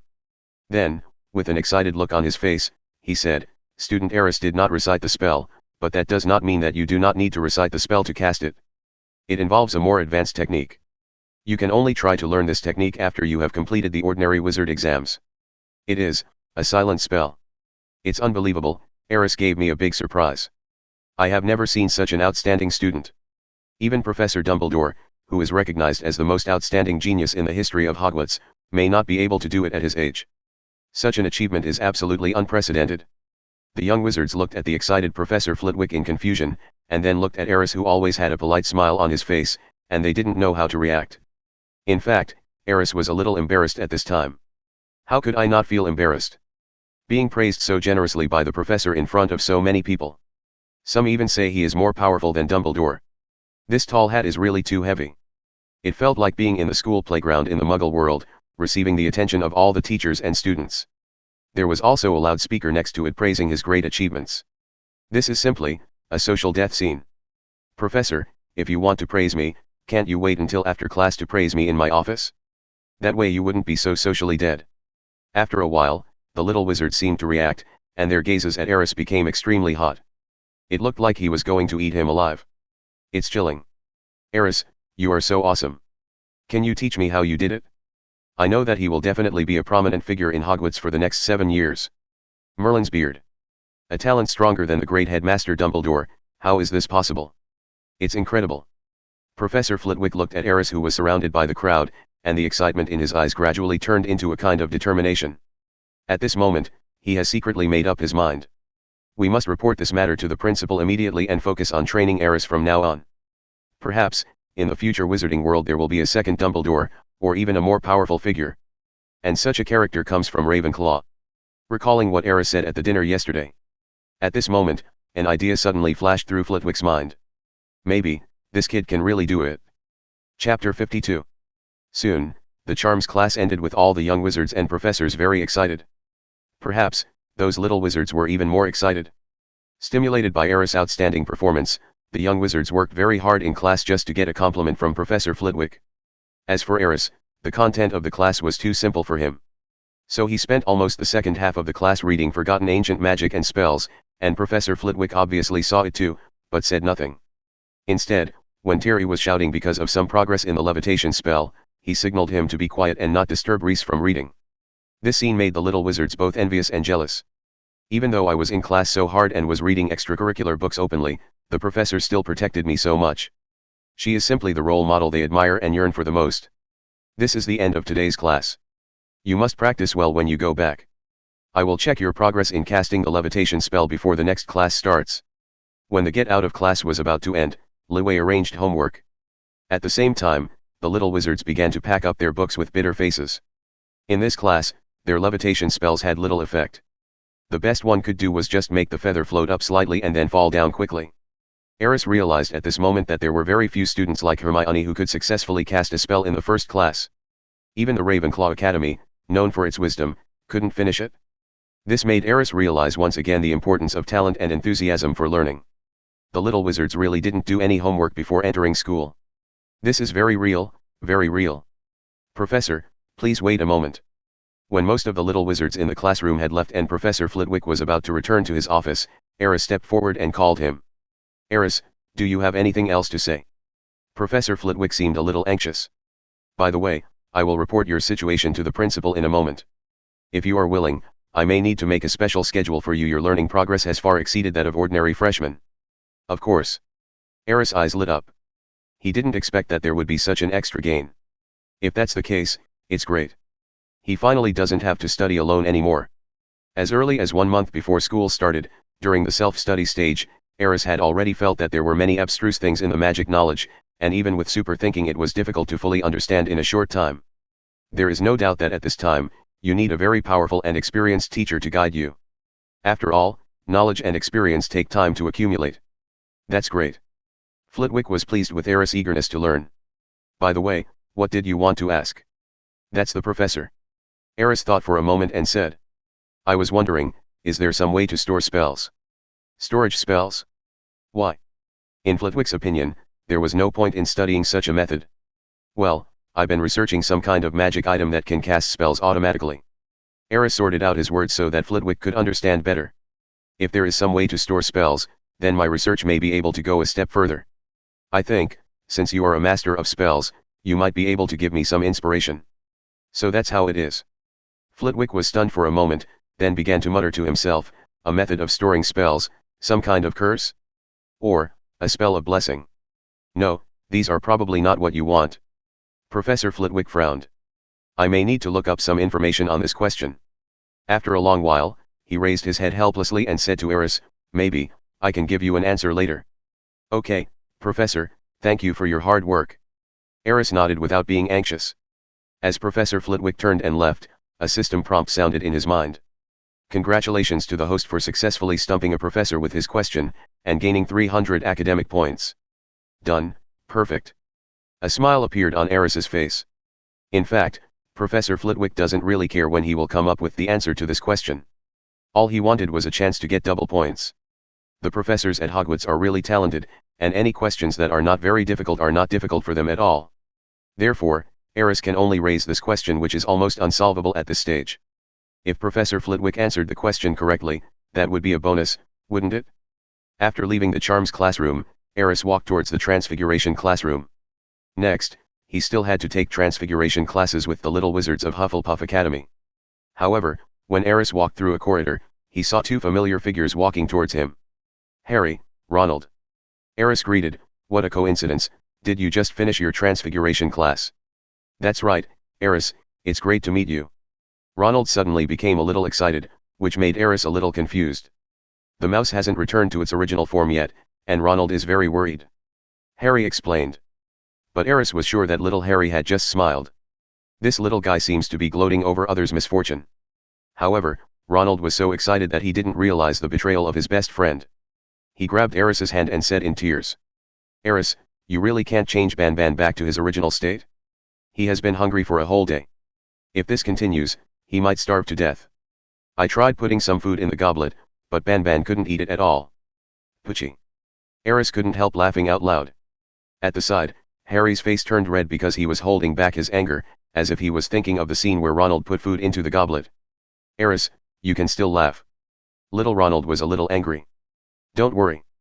Aris suppressed his inner smile and asked seriously, didn't you tell Professor McGonagall about this matter and ask her to help you? Don't be ridiculous. Ronald shouted exaggeratedly, how dare I? Who would believe that a first-year student could perform such a transformation? If I really said that, the professor would think I was crazy. Aris and Harry both turned their heads away unkindly, fearing that they would burst out laughing again. However, Aris still consoled her earnestly, it's not that I don't want to help you, but I really don't know how to remove the curse. Don't worry, my spell will only last for 3 days at most. For a mouse, being hungry for 3 days is not a big problem. Are you sure? Ronald looked at Aris suspiciously. Of course, I promise. Are you kidding? That's Wormtail. He won't die of starvation after 3 days of starvation. I guess he won't starve to death, right? In fact, Aris certainly knew the solution to the transfiguration curse, but he just wanted to make the rat suffer. There's no righteous reason, I just don't like the mouse. Then I'll wait and see. Ronald lowered his head in frustration. It can be seen that he is really a little anxious. But if he knew the identity of the mouse, he would definitely make the same choice as Aris. Perhaps, he would even throw the song goblet into the Black Lake. I just don't know if the mouse transformed into a goblet is waterproof. Oh, Aris. At this moment, Harry seemed to suddenly think of something. Next up should be your transfiguration class, right? Yeah, that's right. Then I might remind you that Professor McGonagall likes to turn into a cat before all the little wizards arrive. Yes, a real cat. So, you'd better not do anything inappropriate to the cat on the podium. Little Harry couldn't help but shudder, as if he had thought of a scene in which some little wizards tried to tease a cat and were frightened by Professor McGonagall, who had regained his human form. Also, Professor McGonagall doesn't seem to be in a good mood today. Ronald on the side also spoke up. It seems that, the professor who has never been late before is unexpectedly late today. It seems that he was delayed by something in the library. So, you weren't caught when you were late. Bingley was a little surprised. We were caught again. Harry and Ronald looked miserable at the same time. Their tacit understanding was a little cute. According to Hermione, she entered the classroom 1 minute earlier than us, Ronald added. Oh, that's good. Aris replied subconsciously. The savior must be late for his first class. This is how it is written in both the original movie and the secondary novel. Wait, How did you know we were late? Harry reacted quickly. Of course I'm just guessing. The stairs in the corridor are always changing, aren't they? Aris made up a lie naturally. Are you also? Harry was curious. No. After a brief chat, Harry and Ronald left quickly. It is said that their next class is potions. Thinking of Snape's special feelings for little Harry, Aris mourned for him for a second. However, thinking about what Harry just said, Aris was a little puzzled. Professor McGonagall is late? This doesn't seem to be her style. You said you went to the library, so that's why you were delayed? What is this professor doing in the library before class? Could it be? Thinking of a possibility, Aris shook his head. I silently said sin in my heart. Transfiguration classroom. Sure enough, it was just as Harry and the others said. When Aris walked into the classroom, he saw a black cat squatting on the podium, looking very serious. He also didn't know why Professor McGonagall could give people a serious feeling after turning into a cat. At this time, most of the other little wizards in the classroom had arrived. Aris sat down in a seat near the back. As soon as he sat down, he heard the discussion of two young wizards in front of him.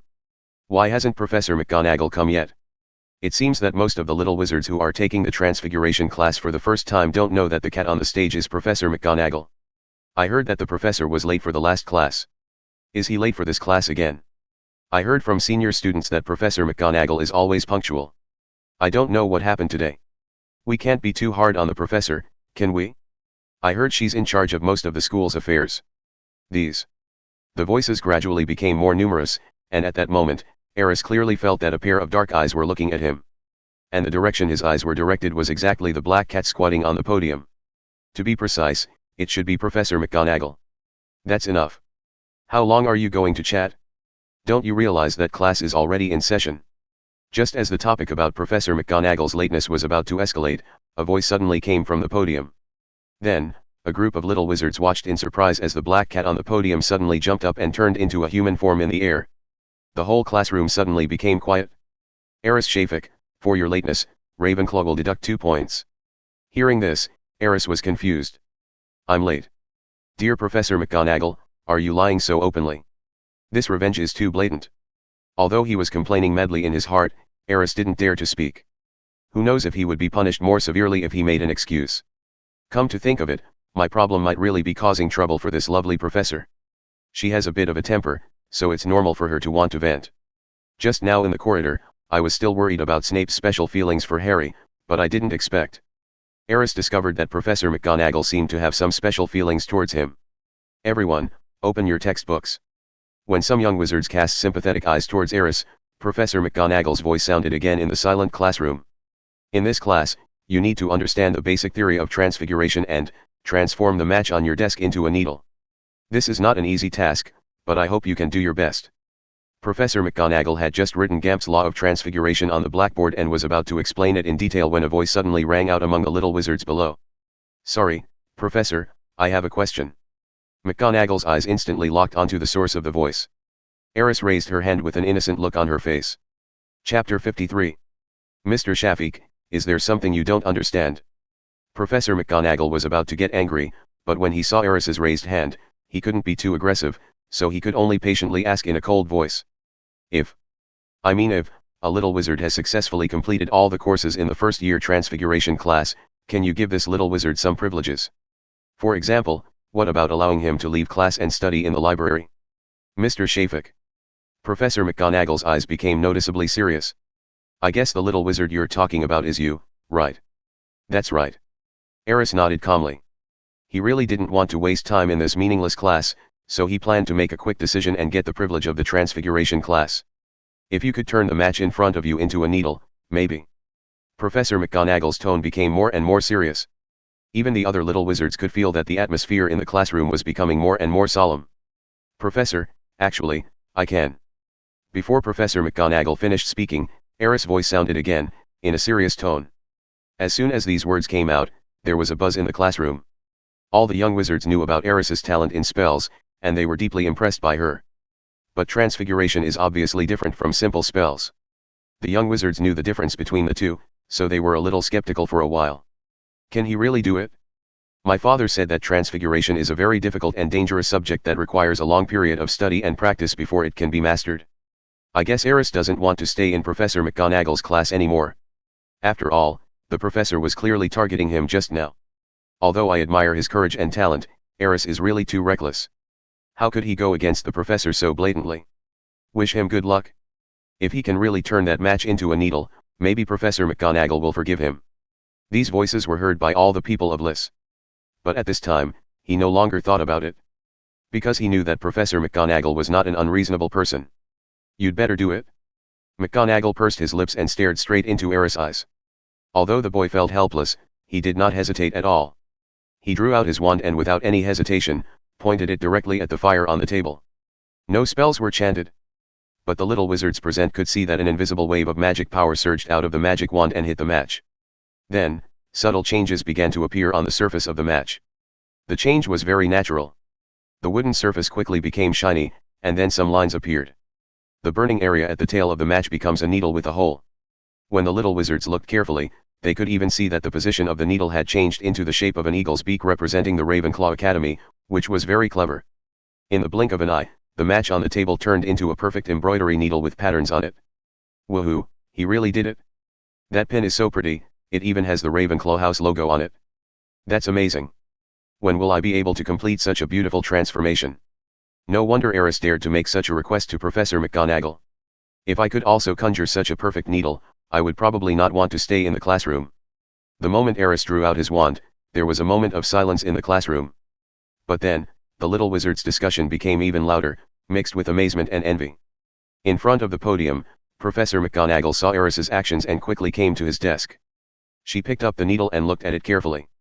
Then the expression on her face gradually became a little ugly, and surprise appeared in her eyes. You really did it? She turned to look at Aris, her tone filled with shock and disbelief. Professor, this should be just a small problem for Aris. At this time, a little wizard from Hufflepuff suddenly spoke up and said carefully. I heard that Aris turned a mouse into a goblet while on the train. Aris and Professor McGonagall were both stunned when they heard this. Hannah, how did you know that? Aris looked at the little Hufflepuff wizard with some curiosity and replied. Professor McGonagall was obviously curious about this matter and did not interrupt Aris's questioning. The little girl seemed a little embarrassed. She hesitated for a while before whispering, I traded a piece of ham with a Gryffindor student for this information.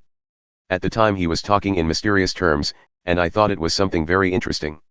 After he told me this, I thought it was just a rumor. It was not until now, after seeing Aris perform such a beautiful transfiguration spell, that I realized that this might be true. As Hannah's voice slowly rang out in the classroom, the little wizards fell into silence again. Even Professor McGonagall was stunned at this moment. Because she was the only one who knew best how difficult it was for a first-year student to turn a mouse into a goblet. It can even be said to be incredible. Are you really? Professor McGonagall looked at Aris inquiringly. Well, I think, she is telling the truth. Aris smiled helplessly. He originally thought that simply turning a match into a needle might not earn him any extra privileges from this serious professor. But now, the problem, should not be a big deal. He just didn't expect that the news of turning Banban into a goblet on the train had quietly spread throughout the school. It took Professor McGonagall a while to come to his senses. She looked again at the needle with the exquisite patterns and the Ravenclaw logo in her hand, and her expression became more serious. Then, she quickly returned to the podium, turned around again, and after seeing Aris's expectant gaze, she spoke seriously. No matter what, you can't leave my class today. Having said that, Professor McGonagall ignored Aris. She turned around and completed the unfinished details of Gamp's Law on the blackboard. Afterwards, he continued his lecture as if nothing had happened. At this time, a group of little wizards cast sympathetic glances at Aris again. In their opinion, Professor McGonagall must be angry, otherwise he would not be so abnormal. Being contradicted by his own students like that, any professor would probably get furious. Professor McGonagall was obviously just suppressing his inner anger, which could explode at any time. Aris did not say anything else at this time, but took out another book from his bag.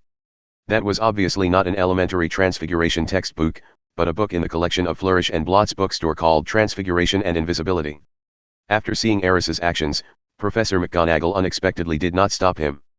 This made Aris feel at ease, and he roughly understood what the professor was thinking at the moment. After all, he is the most dignified vice principal of Hogwarts and the head of Gryffindor College. The lovely Professor McGonagall also has to save face. It is naturally impossible to let him out of the classroom at this time. But Aris knew. The professor should have recognized his ability. Otherwise, he wouldn't be so meddling now. This means that half of his goal has been achieved. As for the other half, I will have to wait until after class and go to the office to see the outcome of the negotiation. Wand, turn this damn match into a needle. As time passed, the little wizard had already begun to try to turn the matches on the table into needles under the guidance of Professor McGonagall. Aris felt like laughing when he heard Terry beside him clearly giving up on himself and reciting an incorrect spell. It seems that the transfiguration homework is about to drive these little wizards crazy.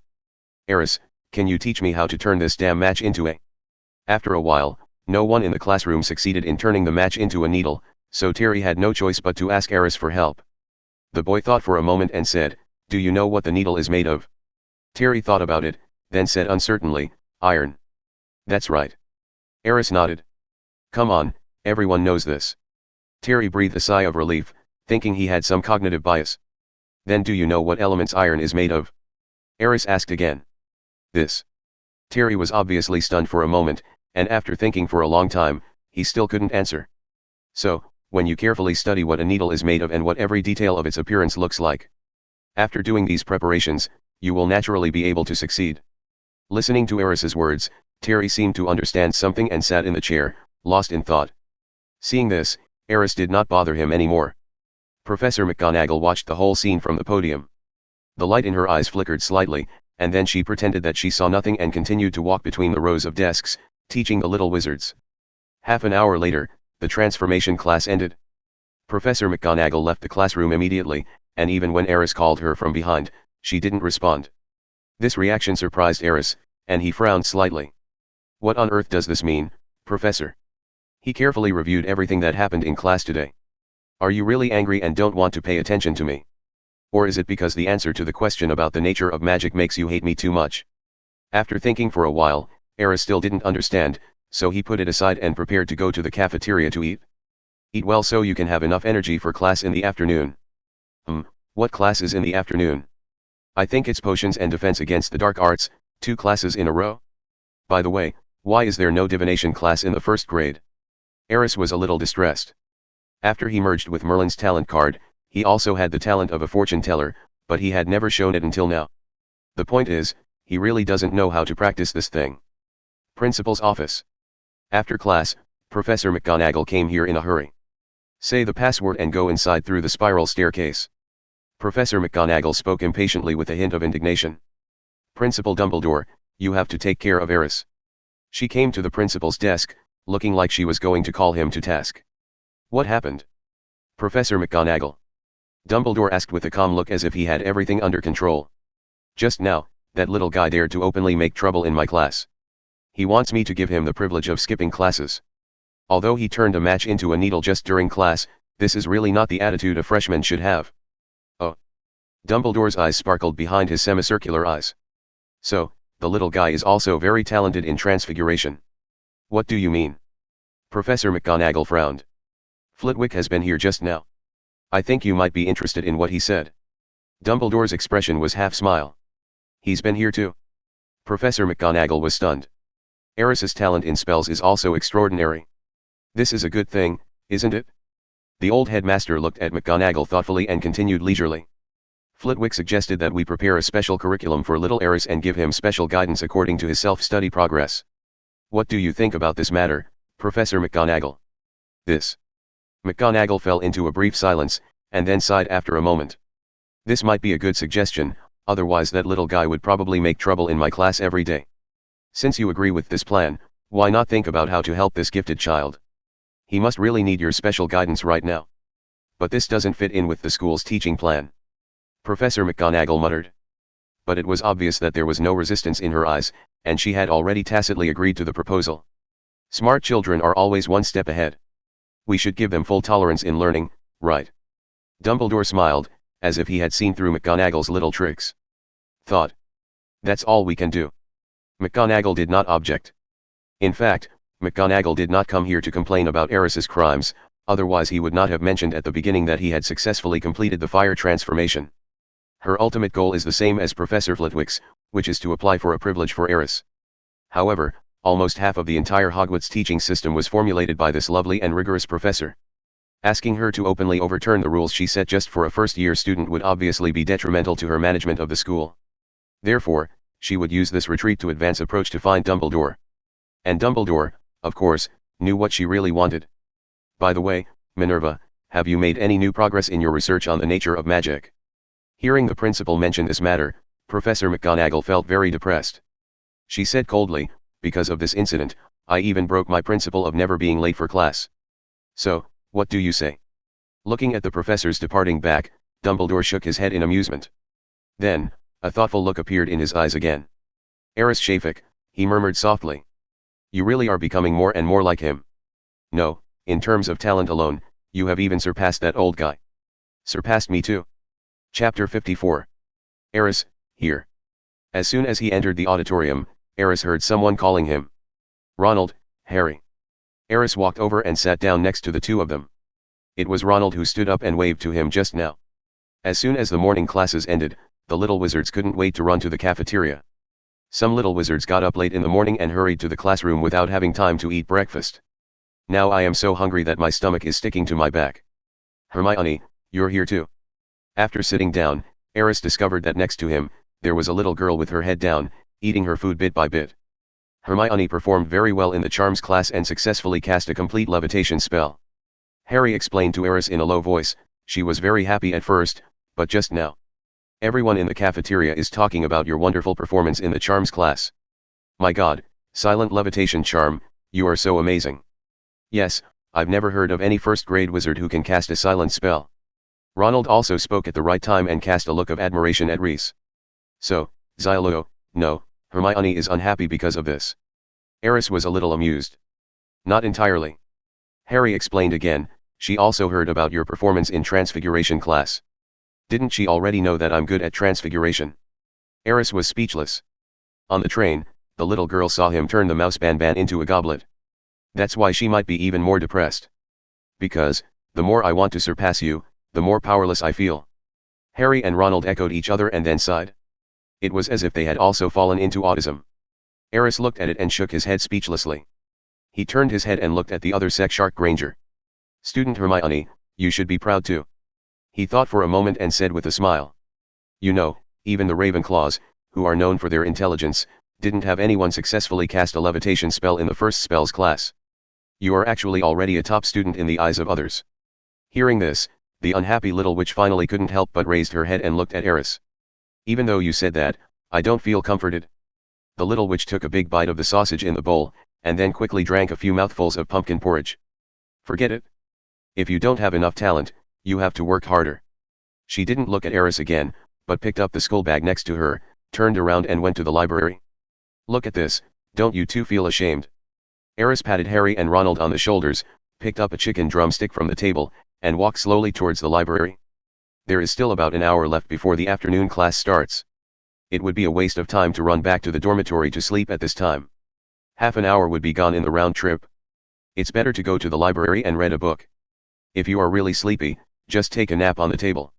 Although Madame Pants, the librarian, might kick you out, it's better than climbing the stairs to the Ravenclaw common room. He also thought about going to the room of requirement first to clean up the things in the laboratory.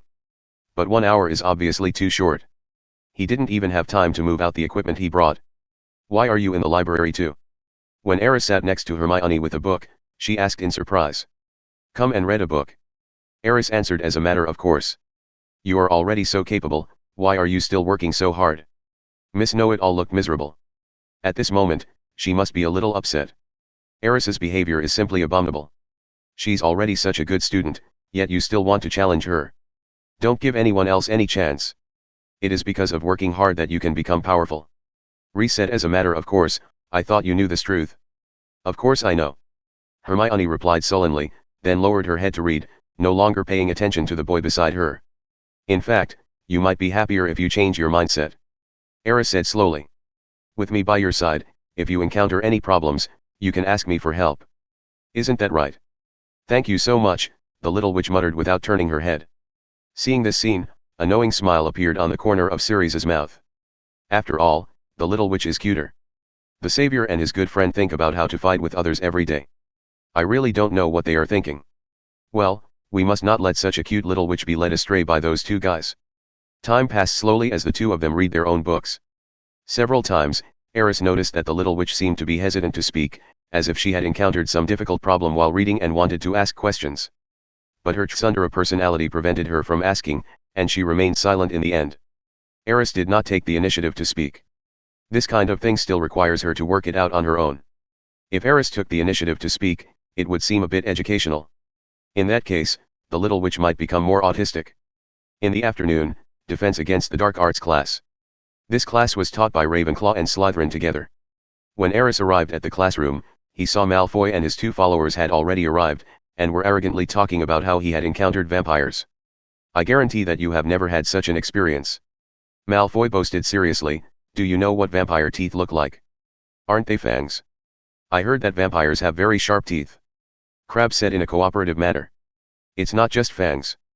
Malfoy said more vigorously, "You should know that vampires all suck blood, right? The last vampire I encountered had just finished sucking blood, and there was still blood on its fangs. It was so scary. Also, if he opens his mouth towards you, you'd better turn around and run away without any hesitation.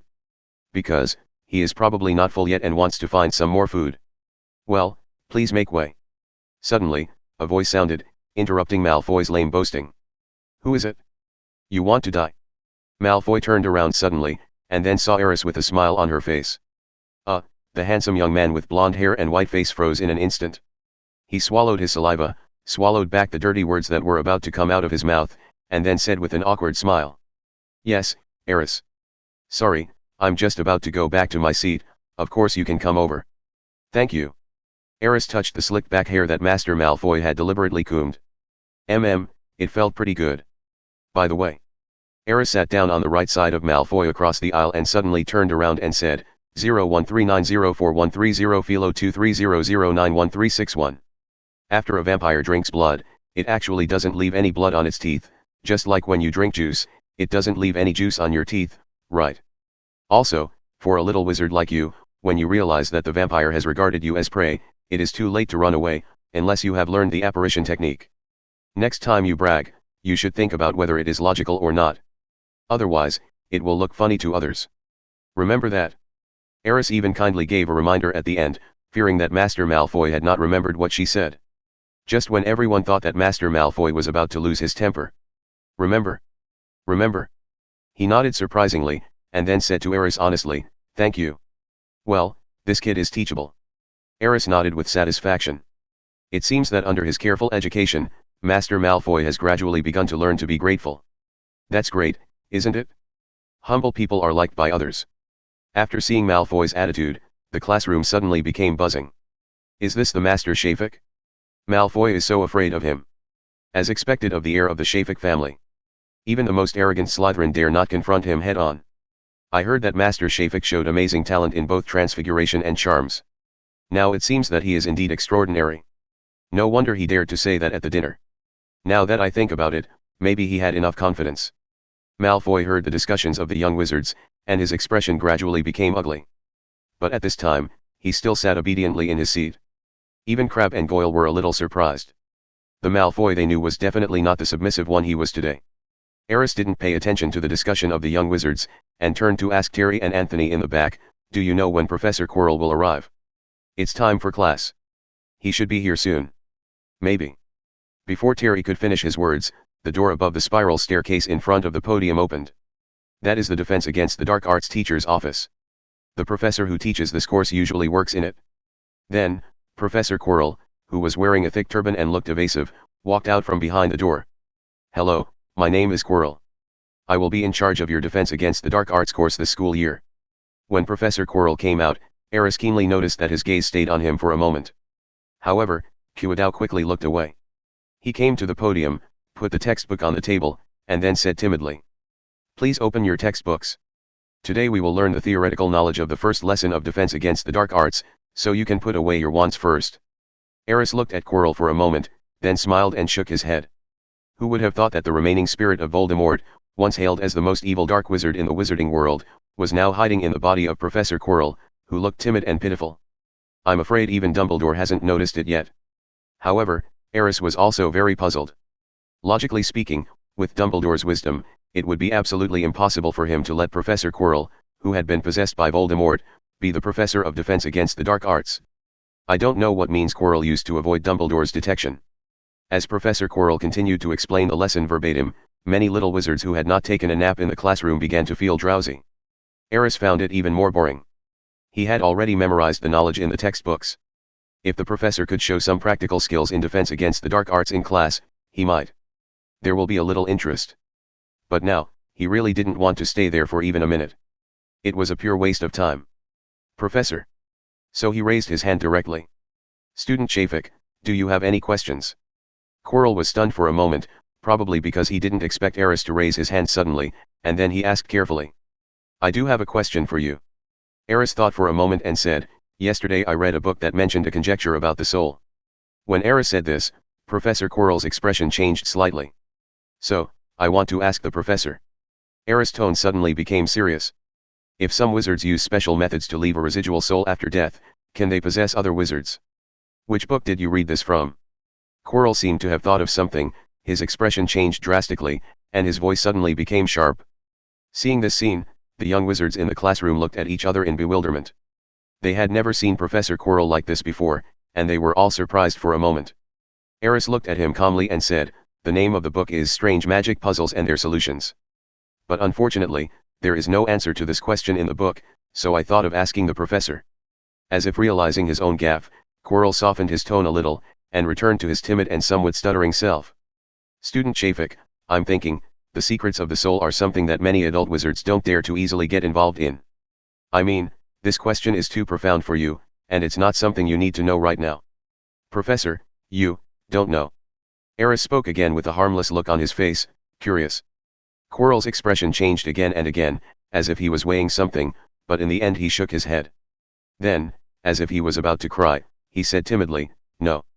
That's right, this question. I can't answer it. In that case. Aris suddenly smiled. I just remembered that Professor Dumbledore seemed to ask me to go over and see. At this point, Professor Quirrell wished Aris would disappear completely, so he didn't care if he left the class. He also heard about Aris's performance in Charms and Transfiguration classes, and knew that he might just not want to attend class, so he made things difficult for himself with this kind of question. Otherwise, it would be more than just a matter of changing your facial expression. So, he immediately said, of course, since it is Dumbledore's invitation, you can leave at any time. Aris didn't say anything else, threw her bag away and left the classroom. He left behind a group of little wizards who looked at him with admiration, worship, or even fear. Chapter 55. Professor Dumbledore, are you there? After leaving the Defense Against the Dark Arts classroom, Aris thought about it and finally came to the principal's office. His use of the principal as an excuse to skip classes would be discovered sooner or later, so it would be better for him to come and give a heads up to avoid trouble later. However, Aris obviously miscalculated. He walked around the office, but didn't see the silver-haired old wizard. Where are you going at this time? Aris was a little confused. This old principal seems to be fine. The school's academic affairs were basically handled by Professor McGonagall, who seemed to have nothing else to do except occasionally giving ideas to the Minister of Magic. Oh, and maybe even a quick glance at our savior once in a while, just in case he gets into some nasty mess again and nobody cleans up the mess. In fact, Dumbledore's feelings towards Harry may be far more complicated than Snape's. He is the principal of the school and his duty is to protect the students of this school. However, due to Harry's special identity, he had to watch little Harry get involved in one dangerous incident after another. Because he knew very well from the beginning that little Harry would eventually have to face Voldemort. Before that, Harry must go through hardships, only in this way, when that day really comes, the child will have the courage to fight against the Dark Lord. In fact, little Harry didn't have to go through many hardships while attending Hogwarts. But Dumbledore did not interfere too much with the actions of Harry and his three companions. Doesn't he know? Of course not. There might be nothing in the whole Hogwarts that Dumbledore doesn't know. Even if it is a small incident that happens in some corner, as long as he wants to know, he will find a way to understand the whole process. Because, as the headmaster, Dumbledore holds most of the power in this magical castle. It can be said that the portraits and ghosts in the entire castle are his spies. Coupled with the wisdom of the old wizard, there is really nothing that can be hidden from him. Forget it, if he's not here, then he's not here. Aris didn't find the principal, but he didn't care. He leisurely made a cup of tea in the principal's office, drank it very seriously, and prepared to leave. At this moment, a voice suddenly came from the side of the principal's office, on the wall where the portraits of successive Hogwarts principals were hung. Little guy, you're just leaving like this? Aren't you going to wait for him? Aris looked towards the wall, towards one of the portraits. Armando Dippet, 1927 to 1956. Aris had some impression of this old headmaster. He seemed to be the headmaster during Voldemort's time at the school. Mr. Dippet, I think Professor Dumbledore is busy with something. I don't have anything important to do, so I'll leave first. Reese greeted the person in the portrait politely. You are so polite and talented. Seeing you, I suddenly thought of someone. The former principal seemed to be lost in some memories, and his face suddenly became a little serious. The last time I saw someone so talented was before the turmoil. I must remind you, little guy, to make good use of your talent and never leave. I understand, sir. Aris could figure out with his toes that the last gifted person the former headmaster mentioned must be Tom Riddle. That is the famous Voldemort. Oh, the wizarding world may have another great figure. This was said by an old wizard with a goatee who looked very smart. Aris glanced at the picture frame, which read, Phineas Nigellus Black. He didn't know the headmaster, but from his last name he could tell that he was from the Black family, one of the 28 sacred wizard families. Thank you for the compliment, old sir. Aris nodded modestly towards the portrait. I just don't know if he will be the next Dark Lord. Phineas' words rang out again, with a hint of sarcasm. Aris's face froze. No, I'm so sunny and cheerful, how can I be like the Dark Lord? Child, don't listen to him. A gentle voice sounded from the edge of the wall. I believe that you will be able to make outstanding contributions in the future and benefit the entire wizarding world. She was a witch, dressed like a witch doctor, that is, a wizard who specializes in healing arts. Because he was wearing a uniform similar to that of Dabai. De Listovant, 1741 to 1768. This principal has been in office for more than 200 years. Aris felt a little emotional. The wizard who created these portraits is truly a genius. If such technology is to be realized using technology, we will probably have to wait until the birth of digital life. So, isn't magic unique? Thank you, Mrs. Devant. Aris bowed slightly to the witch. Then, he said goodbye to the headmasters on the wall. I won't bother you former headmasters. Please tell Headmaster Dumbledore when he comes back that I've been here for tea. After saying that, Aris didn't want to continue chatting with these portraits, so he turned around and left the office. After Aris left, the portraits on the wall began to communicate again, and even quarreled. Blake, you shouldn't say that about a talented little webmaster. Mrs. Devanty said sternly. Tell me what's wrong. Why don't you let the portrait speak? Young wizards need correct guidance, not subtle denial and evil indoctrination. There's a reason why old guy Blake is unpopular. It's not the first day you've known him. The 8th floor of Hogwarts Castle. Aris looked at the picture of a giant beating a fool Barnabas with a stick in the corridor and muttered to himself. This should be it. Walk back and forth 3 times, thinking of the place you need, and the room of requirement will appear. Aris looked around and cast 10 small body spells on himself. Afterwards, he carefully glanced at the surrounding walls to make sure there were no portraits of people here, and then he walked back and forth in the corridor. Soon, a door with an ancient shape, as if embedded in the wall, slowly appeared in Aris's sight. When the door to the room of requirement fully appeared, Aris pushed it open and walked in without hesitation. The light suddenly dimmed. Then, a large empty room appeared in front of Aris. The lights in the room came on one by one, illuminating the scene inside. There were several large rectangular tables in the center of the room. These tables were connected in a circle, leaving a wide space in the middle, enough for Aris to move around. The edges of the room were filled with material cabinets, some large and some small. At a glance, they were large enough to store the materials he had purchased. The most eye-catching thing is the test bench at the back of the room that looks like an octagonal cage. There is a large platform inside, as well as many small raised platforms, which were also specially designed by Aris. Because the space is large enough, these platforms can also be connected to each other. This is the place where Aris specifically studies the magic circles recorded in Merlin's manual. Okay, let's get started.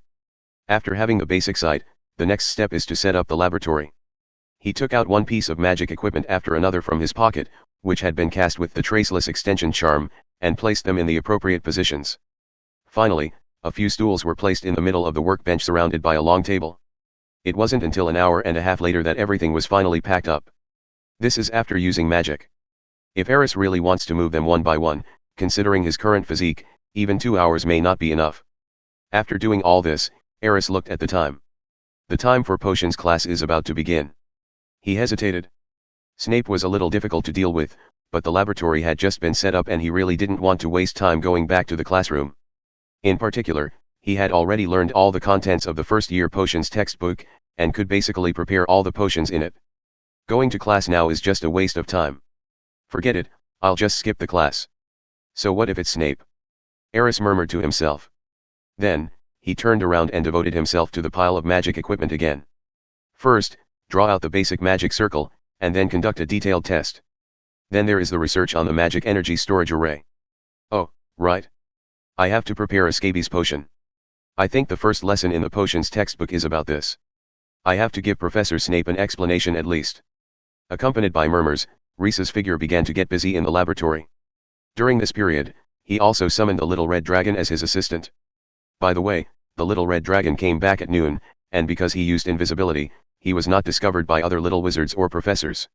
However, the little guy seemed quite excited after coming back, and there were some dirty marks on his body, and it was unclear what caused them. Aris could only pray that he didn't get into any trouble in the Forbidden Forest. At the same time, in the defense against the dark arts classroom, inside the office. The little wizards had already left the classroom by now, the surroundings were empty and the door had been locked. Two voices were faintly heard in the innermost office. Master, have we been discovered? This timid voice sounded like Professor Quirrell's. Then, another voice sounded, impossible, no one can break through my brain occlusion technique. The voice was low and hoarse, with a creepy evil tone. If a little wizard broke into the office at this moment and happened to hear this sound, he would probably be scared to tears. But master, why did that little wizard suddenly ask about soul possession? Obviously, that is not something a freshman can know. The low voice was silent for a moment, and then slowly said. It should be just a coincidence. I have read the book he mentioned, and I remember that it did mention some conjectures about the soul. From this point of view, the damned little guy did not lie. No buts, continue with our plan, or I will kill you now. The deep voice suddenly became angry, as if there was a monster inside that had been suppressed for a long time. Yes, master, I will proceed as planned. But I still need a chance. You rubbish, better. Don't keep me waiting too long. The noise in the office gradually faded away. Soon, Professor Quirrell opened the door and adjusted his turban. There was still a trace of panic on his face, but he tried hard to adjust himself, and finally forced a smile on his face and walked out of the office. The other side. Potions classroom. In my class, you don't need to wave your wands foolishly, and I don't expect most of you to truly understand the mystery and power of potions. You just need to. Suddenly, Tuesday's speech stalled. Professor Snape glanced around the classroom, and then his expression became a little gloomy. Can anyone tell me if any little wizard missed my class? As soon as these words were spoken, Terry and Anthony, who were sitting in the second to last row, subconsciously lowered their heads. The little wizards looked at each other and finally lowered their heads. The young wizards of Hufflepuff Academy had naturally discovered that a very famous student of Ravenclaw had not yet arrived. Not to mention the little wizard of Ravenclaw. Aris has almost become an idol for these little guys now. As soon as they entered the classroom, they were already looking for Aris' seat. In order to sit near Aris, several little witches even waited for several minutes. It was not until Snape walked to the classroom door that they hurriedly found a seat and sat down. You don't want to say anything. Snape's expression became even gloomier. He threw his cape behind him, walked quickly to the podium, and then ran his finger across the list. Aris Shafik. Does anyone of you know where he went? Snape looked at a young Ravenclaw wizard. I'm sorry, Professor. I don't know.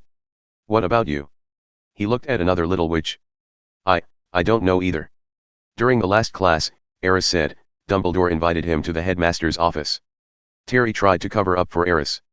The meaning of this statement was clearly hinting to Snape, the person you are looking for might be drinking tea in the headmaster's office. Don't talk nonsense to me. Snape's face suddenly changed, the headmaster is not in the castle now. At this moment, Snape's face clearly showed, you are so brave to skip my class. Due to Aris Shafik's unexcused absence, Ravenclaw will be deducted 20 points. As soon as these words came out, all the young Ravenclaw wizards present had bitter expressions. Although they don't care much about the competition for the College Cup. But thinking that Aris might have to endure Professor Snape's wrath next, he couldn't help but feel a little worried. This guy has offended Professor McGonagall and Professor Quirrell. How dare he skip Professor Snape's class?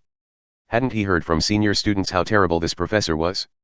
At this moment, the little wizards were really convinced. Because Aris is really good at making trouble. Chapter 56. Detect, carry, analyze, display. The effects of this magic circle should be roughly the functions mentioned above. Different colors show different properties. This arrangement of magic runes is very ancient. It doesn't seem to be recorded in most books in the current magic world. It is indeed worth studying carefully. It is indeed the manual of the great wizard Merlin.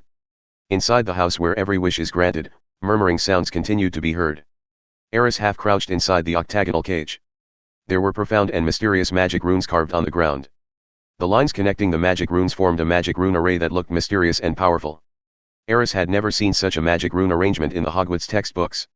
Even in the books collected by Henry, it never appeared.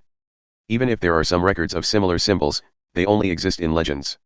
From this we can see that the magic heritage of Merlin's era is probably quite different from that of this era. It's like the ancient martial arts of Eastern Daxia and various modern fighting techniques. The inheritance is lost or even cut off. This kind of thing is too normal. If we want to recreate magic civilization, the research on magic circles must be the core of all reforms.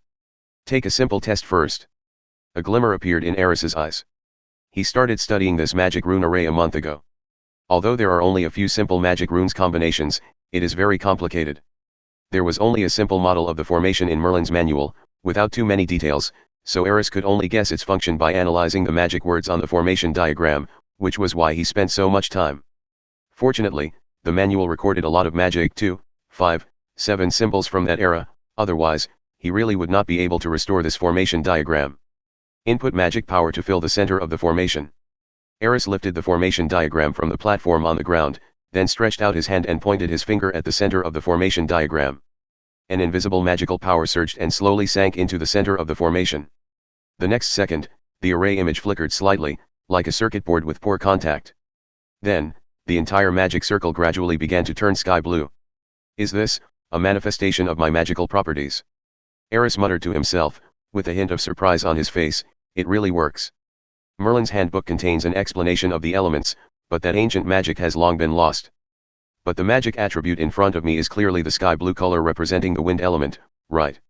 This magic circle can actually convert the magic power of modern wizards into elemental power. No, that's not right. It should be. Aris's expression gradually became excited, as if he had made a great discovery that could subvert the world. The elements never disappear, they just appear in this world in another form. Most wizards' magic has specific properties. This is what Ollivander said before, and it is also the basis for the one to choose the wizard. That is to say, the magical attribute is very likely an alternative existence of the elements. The modern wizarding world no longer has the systematic inheritance of elemental magic, so the true secret of the magic attribute cannot be discovered at all. Thinking of this, the questions in Aris' mind gradually became clear. It was as if there was a thread connecting all the different pieces of information together to form a bold idea. It's off. Now the magic of the entire wizarding world has deviated in a strange, mysterious direction. It's like the technology tree is wrong. And most of the real elemental magic has been lost. Or maybe only some simple spells were passed down, such as fire spell, freezing spell, water dungeon spell. Only a small number of top wizards, such as Dumbledore, may have vaguely realized the existence of elements and conducted some research. So, their magic can show such powerful power. The magic power is strong, maybe it's just one factor. Aris's thinking continued to diverge, and with the help of super thinking, ideas continued to emerge one after another. In the end, a set of conjectures that are basically self-consistent were formed. Unconsciously, as he continued to output magic power into the magic circle, the sky blue color of the entire formation gradually began to change. Aris noticed something and his eyes narrowed slightly. Soon, the sky blue color of the magic circle completely changed, and a chaotic light of black and white appeared. Is this the element of time and space? Aris was stunned. He had read in Merlin's handbook that the elements of time and space were extremely mysterious, and their manifestations were similar to chaos. And the black and white color before my eyes, isn't that the chaotic horse? There is a saying in the ancient Eastern countries, chaos gave birth to two opposites gave birth to four images gave birth to 8 trigrams. This also happens to fit in with the earth, fire, wind, and water in the elemental theory, as well as the lower elements such as the earth, sky, hills, and oceans. Looking at the chaotic black and white light flashing in the magic circle, Aris thought of the scene that appeared when he unconsciously waved the wand during the wand test in Ollivander's wand shop. It was surprisingly consistent with the elemental attributes displayed in the magic circle. At this moment, Aris's theory about elements seemed to be proven. And he is one step closer to unlocking the secrets of the elements. Next, we need to devote most of our energy to cracking the magic circle and perfecting the element system. This may be the most crucial point for the reform of the wizarding world and the development of elemental magic civilization. Aris muttered to himself, the light in his eyes becoming brighter and brighter. Just as he was about to withdraw his magic output, The flashing black and white colors on the magic circle began to slowly change again. First it changed into a thick earthy yellow, then a natural green, and finally a little bit of red sparks appeared, although the sparks were not obvious. 4, no, 5 colors. These undoubtedly represent 5 different elements. At this moment, Aris was completely stunned. Aris stayed in the room of requirement until late. It was not until the intense hunger came over him that he realized how much time had passed. During this period, he repeatedly tested the magic circle. It was finally confirmed that his magic power really possessed multi-element attributes. This discovery surprised him, but also made him a little distressed. With so many elemental talents, which one should I major in? This is a really difficult question to decide. However, it is still too early to think about these things now, because his research on elemental magic is obviously still very superficial. For now, it is better to learn the magic spells in the current wizarding world. Only by fully understanding the differences between the two systems can we better improve and integrate them in the future, right?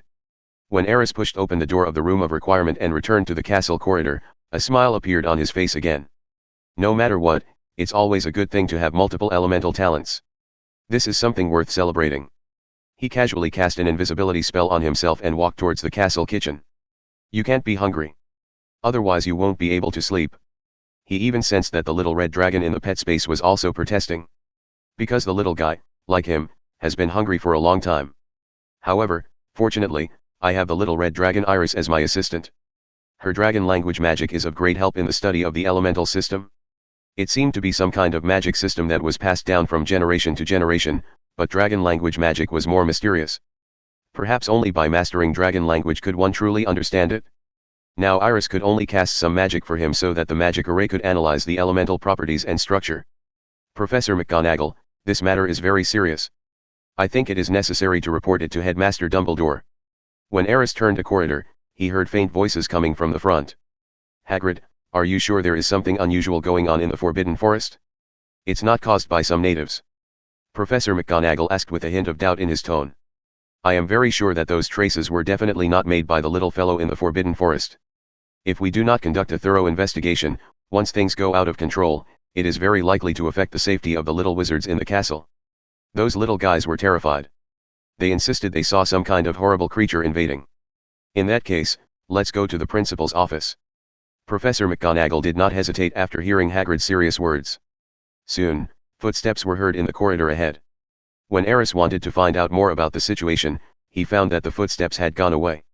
Forbidden Forest, are there any terrifying creatures invading? Aris suddenly had a bad feeling in his heart. The terrifying creature they are talking about, could it be Aris? But why was that little guy considered a horrible creature by the creatures in the Forbidden Forest? She's still so small and cute. Elise. Thinking of this, Bingley's had to start communicating with the little red dragon in the pet space. Wow. A babyish cry sounded beside Aris's ear. The system is very powerful. Aris can communicate with the little red dragon in the pet space directly from the outside. Did you get into trouble in the Forbidden Forest? Wow. So what did you do in there? Wow. Fight. You're looking for a fight with the creatures inside? Wow. The little red dragon's tone was obviously a little proud. 0. You beat them up and made them run around. Wow. Don't worry. Your disguise is good, but if Dumbledore really investigates, do you think you can hide it from him? If we are discovered, we may not be able to stay in Hogwarts anymore. Gods. Running away from home? You're running away, what the hell? Do you have any shame? You really treat Hogwarts as your home? Wow. The Forbidden Forest is your home? Okay. If you don't behave yourself, you'll be kicked out of the house. Aris shook his head helplessly and directly cut off the connection with the little red dragon. He thought about it for a moment, but ultimately decided not to go to the principal's office. Now, we can only deal with it coldly for the time being. It's better to delay it for a while. He dared to bet that if the existence of the little red dragon was really discovered, even Dumbledore might not be able to save her. Those guys on the Hogwarts board would never allow a dragon to appear in Hogwarts. Schwartz. Even if that dragon has an owner. They might even have other thoughts about the little red dragon. After all, she is different from other dragons in this world. It is even possible that he would take Aris away at all costs. Although Aris is currently quite capable, he is not so arrogant as to think that he can easily deal with the entire board of directors. Although the original book doesn't mention much about this board. But Aris could figure it out even with his feet. Those people are definitely not simple characters. Even Dumbledore's attitude towards them was to avoid provoking them if possible. The power of capital, even in the wizarding world, should never be underestimated. Principal's office. Headmaster Dumbledore sat behind his desk, his brows slightly furrowed. Obviously, he encountered some difficult problems. "Professor, do you have any suggestions?" At this time, Hagrid's voice sounded, with a hint of inquiry. "Maybe I can go explore deeper into the Forbidden Forest. Can you go alone?" Professor McGonagall glanced at the larger man. "With Yaya, there shouldn't be any problem," Hagrid said confidently. But everyone present knew that the dog Hagrid raised was very timid and would just run away when encountering trouble. After a moment, Dumbledore finally spoke, "Let's wait and see how this goes for now." He stood up and looked through the window in the direction of the Forbidden Forest, a hint of doubt in his eyes. Logically speaking, there shouldn't be any uncontrolled creatures there, after all. Having said this, Dumbledore did not continue. He shook his head slightly, as if he had made a decision. "Hagrid, continue to observe the Forbidden Forest. If you find anything new, notify me immediately. If necessary, I will go there myself. As for the safety of the little wizards in the castle, you can rest assured. The heritage of Hogwarts is far beyond your imagination." After saying this, the silver-haired old man looked at Professor McGonagall meaningfully. Professor McGonagall nodded knowingly, then tugged at the corner of Hagrid's clothes. In fact, she could only pull the hem of his clothes because Hagrid was so big. "Since Professor Dumbledore has made a decision, let's just wait and see." After saying that, the two prepared to leave the principal's office. At this moment, another voice suddenly came from the direction of the gate. "Professor Dumbledore, I'm afraid the safety of the young wizards in the castle is not only caused by the Forbidden Forest, but also by a certain daring guy." Several people looked towards the door and saw Snape walking in with an unhappy look on his face. "Mr. Shafiq skipped my class on the first day. I have reason to suspect that he did something shameful. I just went to Ravenclaw's lounge to look for him, but I still couldn't see him. So, can anyone take care of this matter?" Hearing this, everyone present looked at each other in bewilderment.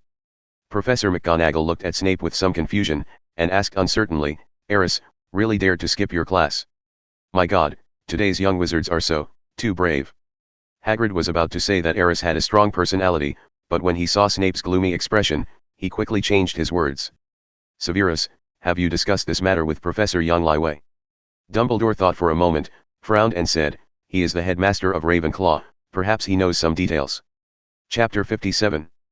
Professor Snape, I'm afraid there is some misunderstanding about this matter. Because it concerned the students of Ravenclaw College, Dumbledore called Professor Flitwick to the headmaster's office. After hearing Snape's accusation, the short professor was visibly surprised. Although Aris is a little different from other young wizards in class, that's because the course progress is far behind his self-study level, so. Professor Flitwick tried to defend Aris. "But as I was talking, I started to sound a little unconfident about myself." Because, he thought about it carefully. His gifted student seemed to have already completed the first-year curriculum.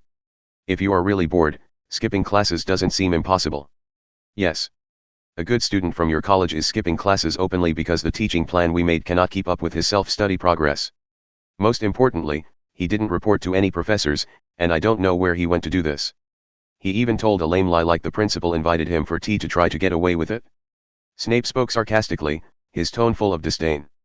At this moment, a portrait on the wall of the principal's office suddenly spoke. "The child did come here, and drank a cup of tea as you said. I don't think it's a lie." Hearing this, several professors present were stunned for a moment, and then they all looked at Dumbledore. Not bad, the little fellow knows how to do things fully, and he has put in a lot of thought. Dumbledore touched his forehead and shook his head as if it was funny. This guy actually broke into the principal's office casually. Flitwick also looked like he had a headache. "It's not really an intrusion," Professor McGonagall said calmly. "After all, the password to the statue was given to him by Headmaster Dumbledore himself, so it can only be considered a normal visit. It's just that the headmaster happened to be away. I think this little guy 30 is quite unique." Hagrid finally said what he had always wanted to say. "So, you're just going to indulge him like this and not pursue the matter?" Snape's expression darkened again. "Severus, don't be anxious." Dumbledore smiled kindly, and as he stood up, his silver-white beard swayed slightly. "We need to be a little more tolerant of gifted kids, don't we? Since he feels that the current courses are too easy, how about you spend a little more time and adjust the schedule for him appropriately? Professor Flitwick has already proposed this to me, and Professor McGonagall has agreed." After saying that, the silver-haired old wizard looked at the two professors. "I think you haven't changed your mind yet." Indeed, given his talent, I think it is very necessary to give him individual tutoring. Flitwick quickly agreed. Professor McGonagall didn't say anything, but nodded slightly. Therefore, Snape was the only one who had not expressed his opinion. As long as the deans of the 3 colleges and the president present can finalize this matter, the work of other professors will naturally be easier to advance. If you insist on doing this, what's the point of me objecting? Snape still had a gloomy face, and seemed to be still angry about Aris skipping class. But at this point, Dumbledore had obviously made a decision that he alone could not overturn. In that case, the matter is settled. Dumbledore finally announced the result. Wait, doesn't he need to be punished for skipping class? Snape was clearly unwilling to accept this. If every little wizard learns from him, how will Professor McGonagall manage the school in the future? Have you ever thought about the seriousness of this matter? So what do you think we should do with him? Dumbledore looked at Snape with a half-smile. At least his family should be informed so that Mr. Shafiq can realize his mistake. At this point, his tone suddenly paused, as if he had just remembered something. Yes, if he has family. Professor McGonagall added silently. Everyone knows that Aris is the last heir of the Shafiq family. Hagrid looked at Snape and grinned. Does Professor Snape want to ask himself to be the parent representative and inform him of his absence? After saying this, Snape's expression became even gloomier. On the side, Professor Flitwick watched closely, not daring to say a word, for fear that the war would spread to him. After all, Aris was a student of Ravenclaw, that was a fact. And he is the dean of Ravenclaw Academy. If you look into it carefully, he has an unshirkable responsibility after this incident happened. Okay, let's just leave it at that. Finally, it was Dumbledore who stepped in to ease the atmosphere. I'll talk to Aris personally about his new schedule, you just need to be prepared. Also, you don't need to spend too much time on tutoring. As you know, he's a superstar. A genius always has his own way of learning, and your responsibility is to help him solve some of the problems that really bother him, such as questions about the nature of magic. Dumbledore suddenly winked at Professor McGonagall. These teasing words instantly made the serious Professor McGonagall feel uncomfortable. His face darkened visibly. Thinking that when I tutor Aris in the future, that guy will definitely have all kinds of weird questions waiting for me. She suddenly felt like she had shot herself in the foot. Professor Dumbledore, please rest assured. I will prepare well. Flitwick was the first to express his attitude. In the end, no one else said anything. After a few people had a brief chat about the specific implementation methods of this matter, that was the end of it. After the professors left, Dumbledore stood in front of the huge window, looking at the scenery in the distance, his brows slightly frowned again. In fact, from the very beginning, the things he was worried about and felt difficult about were not Aris's problems. In his opinion, even if this little wizard had great abilities, he was still young and would not be able to make any waves. He was really worried about someone else. Gellert Grindelwald. A gentle whisper came out of the old principal's mouth. The reason he left school today was actually to go to the tower in Nurmengard. There, he met his old friend whom he hadn't seen for a long time, Gellert Grindelwald. So far, everything Aris has shown is very similar to his good friend when he was a teenager. This made him involuntarily come up with some ideas. So, I went to talk to Grindelwald. And the result was just as Dumbledore worried. Does the appearance of this little guy give you new hope? Thinking back to his old friend's expression and mental state after he finished talking about Aris, Dumbledore couldn't help rubbing his forehead again. Different, totally different. At that moment, he seemed to see again the vigor and vitality of his old friend when he was young. Dumbledore knew very early that the reason why Grindelwald stayed in that tower was not because he was unable to escape. But, there is no greater sorrow than a dead heart. It was just that his ambitions and dreams were completely destroyed and he could not see where the future of the wizarding world lay. So, I was willing to stay there and wait for death. But now, the appearance of Aris seems to have given him hope again. Dumbledore even suspected that the old man had known that he was going to find him to confirm certain things. After all, no one can ignore Grindelwald's ability to predict the future. This was what Dumbledore was worried about. He couldn't imagine what would happen if Aris and Grindelwald got together. What kind of future will this wizarding world have? The result, even he couldn't imagine it. After a long time, the old wizard suddenly sighed heavily. Perhaps, it is time to hand over the future to someone who is more suitable to lead it. But before that, something has to be done. Hogwarts Castle Kitchens. Mr. Shafiq, thank you for your praise. I hope you can visit us often. A group of elves waved their hands enthusiastically and watched Aris leave. In just a short period of time, Aris has already won the favor of these elves with his unique personal charm. It's called personal charm, but in fact it's just eating a hearty midnight snack, and in the process, constantly praising the food prepared by the elves for being delicious. However, this is the highest praise for the elves in charge of the food in the Hogwarts kitchen. Thank you everyone, I will come often when I have time. Aris sincerely thanked all the elves. He didn't lie either. According to his current study and research habits, he will definitely have to stay up late in the future. Then, won't you come here more often? It is definitely a wise move to establish good relations with the elves here in advance. After leaving the kitchen, Aris did not go anywhere else, but walked straight towards the Ravenclaw Tower. It was getting late, and his mind was somewhat exhausted from all the sleepless research this afternoon. At this time, he needs a good night's rest. Well, if nothing goes wrong, I should be able to apply for the classroom privileges tomorrow. He muttered to himself as he walked through the corridor. Just as he walked into the West Tower, a familiar figure appeared in front of him. Dumbledore seemed to have been waiting here for a long time, looking kindly at Aris, who kept touching his stomach because he was full. Are you satisfied with your midnight snack? It's okay. Aris replied subconsciously, but how do I know? As soon as he said this, he closed his mouth. Nonsense, eating in the kitchen openly, how could Dumbledore not know? Sure enough, what Dumbledore said next perfectly verified Aris's guess. I often go to the kitchen to get some of my favorite snacks, so the elves there have a pretty good relationship with me. I just heard from Winky that a little wizard named Shafik highly praised the elves' cooking skills, which made them very happy. I think that Mr. Shafik must be you. Professor, you are really smart. Aris smiled awkwardly and nodded. Ingenious? What an interesting word. This is the first time I've heard of it. Dumbledore also smiled. I'll take this as a compliment to the old man. Of course, it's definitely a compliment. Aris raised his hand to swear. Sure. Okay, enough of the small talk. The silver-haired old wizard looked at Aris meaningfully. Next, it's time to talk about business. What do you want to talk about, Professor? Aris tried to act 840 innocently. Don't smile so fakely. After discussing the matter of skipping class with several professors, we have decided not to pursue the matter against you. Hearing this, Aris relaxed a little, but he was still not completely at ease. What I want to talk to you about now is your new schedule. Dumbledore still had a smile on his face. The professors have collectively decided that you can study all courses on your own from now on, and you can ask any questions you have in the special tutorials prepared for you by the professors. But the point is, we must keep track of your learning progress. So, tomorrow, we will give you a test on your learning progress.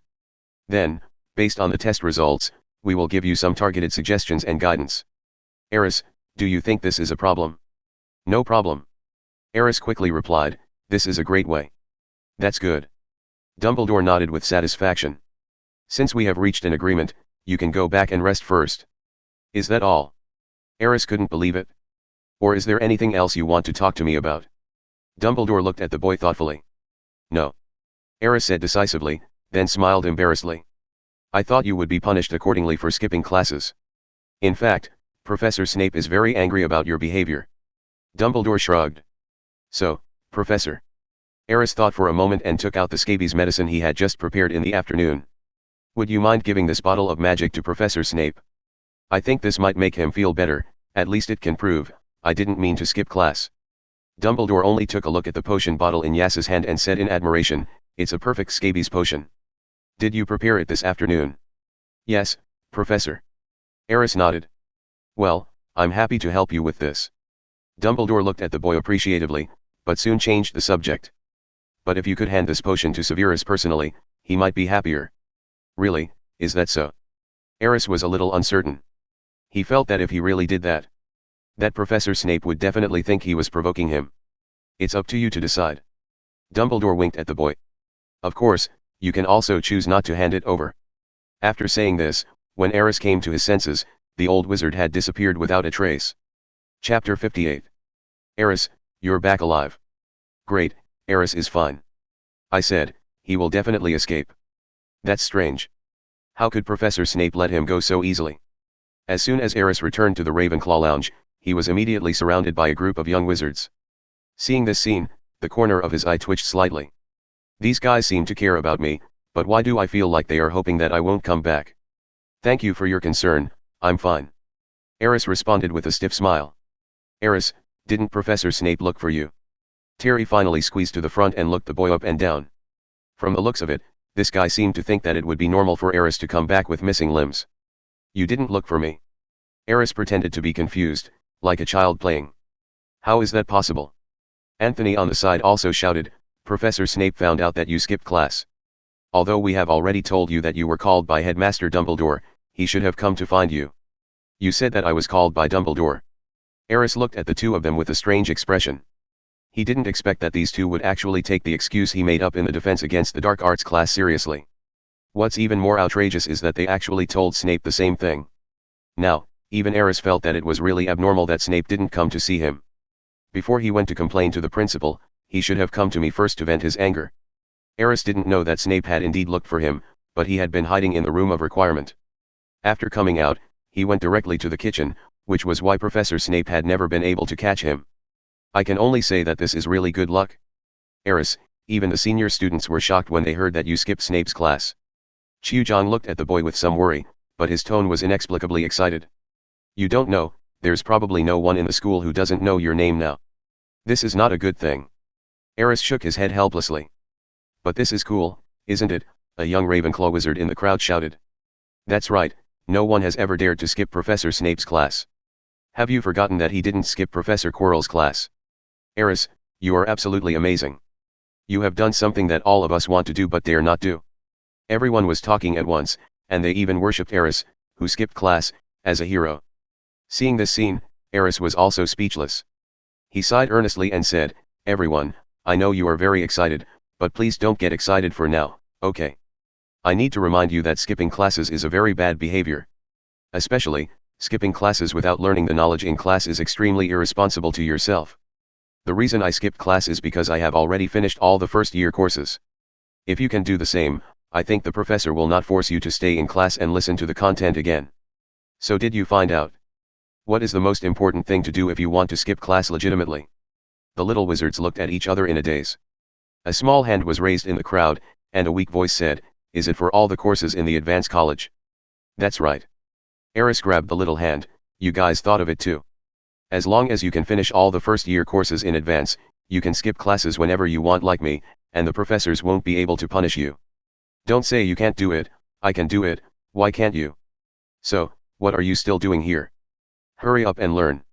Aris' words made the young wizards excited. Terry and Anthony were the first to lose their patience and turned around and ran towards the room.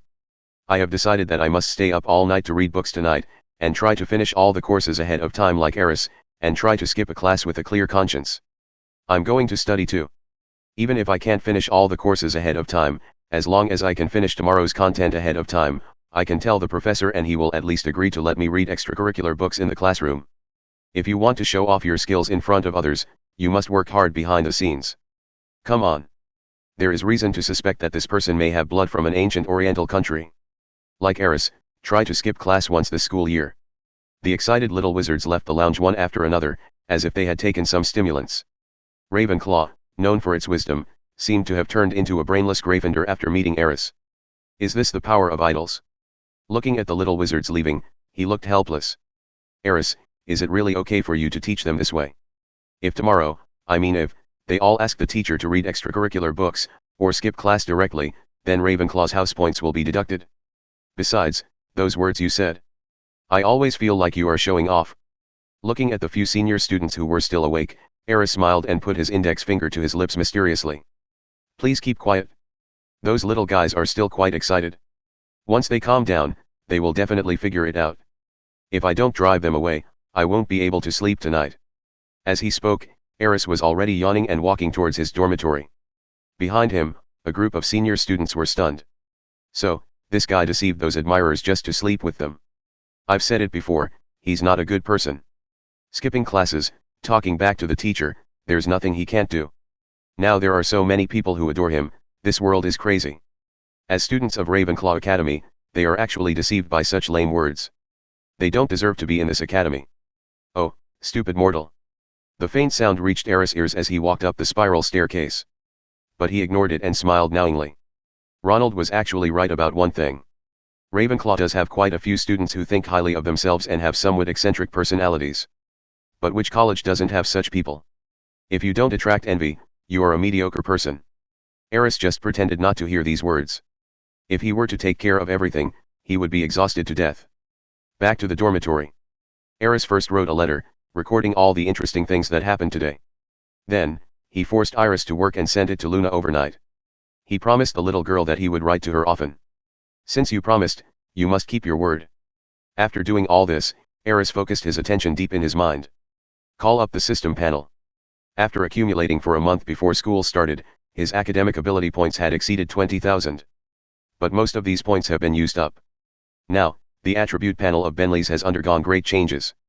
Name Aris Shafiq. Identity title, the only heir of the Shafiq family, a first-year student at Hogwarts. Magic value, B level, 210/500. Pet, dark red dragon, Elise. Comprehensive talent, SSS level. Common talents, photographic memory, super thinking, super speed reading. Special talents, all-round shapeshifter, prophetic astrologer, wandless casting, language of nature. Special skills, meditation. Main subjects, charms, advanced, potions, intermediate, defense against the dark arts, advanced, transfiguration, advanced, history of magic, intermediate, herbology, intermediate, astronomy, intermediate. Elective subjects, flying class, not yet started, divination, intermediate, ancient magic research, intermediate, ancient magic, advanced, alchemy, intermediate, fast chanting. Academic ability points, 4,590. First of all, the magic level was raised to B level, which is equivalent to the magic level of an adult wizard. Secondly, the levels of various subjects, most of them have reached the intermediate level, and those who have done more research have even reached the advanced level, which means they have passed the ordinary wizard examination and reached an excellent level of knowledge reserve. Even among the subjects that Aris had studied more, such as spells, defense against the dark arts, transfiguration, and ancient runes, although he had not yet reached the next level, his actual knowledge reserves were already far beyond those of an average webmaster who had passed the ordinary wizard exam. After closing the property panel, Aris opened the system mall again. The accumulation over the past month has resulted in a lot more items being available for redemption in the mall. In addition to the gold galleons and magic potions at the beginning, there are several more items in the mall. General Subject Experience Package, 500 points. Charms Experience Pack, 300 points. Potions Experience Pack, 300 points. Epiphany Potion, after use, it will enhance your perception of magic power and give you a chance to enter an epiphany state. 1,000 points are required to redeem it. Magic Crystal, it can store magic power, and also draw stored magic power from it. It can be used as a material for magic arrays. It requires 1,000 points to redeem. Aris did a simple test on the two new items and found that they both have great effects. Needless to say, the Enlightenment Potion can give you a chance to enter a state of enlightenment. Even if you don't enter that state, it can enhance your perception of magic power. It is a very useful bonus potion when meditating. As for the Magic Crystal, Aris did some simple research. Because the exchange price of this material was not cheap, he did not waste too much. After preliminary research, it was found that in addition to storing and supplying energy, this material could also be used as a key material in a magic circle, such as the center of the circle, or as a magic node. Because of its energy storage properties, the magic circle could remain operational even without a continuous supply of magic power. Another thing is that Aris realized that there might be a possibility of storing spells in this kind of crystal. If you want to continue your research, you will need more magic crystals. Therefore, Aris has not used up the newly acquired points during this period. Now, the system's academic ability points have accumulated to nearly 5,000. It seems that the research on magic crystals can now proceed to the next step. He took out a bottle of enlightenment potion that he had saved from the system, drank it in one gulp, and then closed the interface. Entering a meditative state, that mysterious feeling emerges again. This feeling was very wonderful, as if everything around him had turned into pure energy. Energy of various colors filled the entire space, and he was swimming freely in that space. The ubiquitous energy would always find the right opportunity to merge into his body. This is not a state of enlightenment, but just arousal. Normal blessing of the Epiphany Potion. His perception of magic power was enhanced to an extremely high level. Normally, if you don't use the Enlightenment Potion, it is difficult to quickly establish a connection with those strange energies even if you enter a meditative state. Therefore, the speed at which magic power increases is naturally much slower. This month, Aris's magic power level was able to break through to level B in one fell swoop, all because of the effect of the Epiphany Potion. One time, he even entered the Epiphany state directly. The speed at which magic power increases is 10 times faster than normal. With the help of the Enlightenment Potion, Aris can basically increase his magic power by about 2 points in one night of meditation. This is already a very impressive number.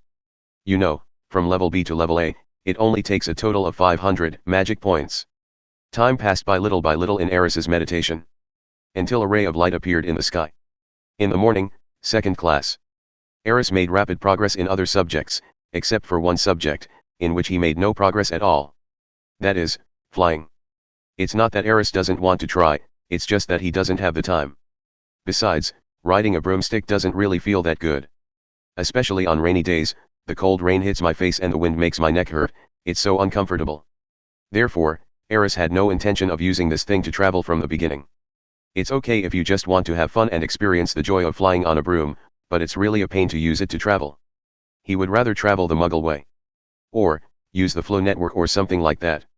Anyway, I will learn to apparate in the future, so traveling short distances will be no problem. As for brooms and the like, whoever wants to play with them can do so. Aris has even decided that if he really wants a means of transportation, it must be a flying supercar like the Weasleys. That's really cool, okay.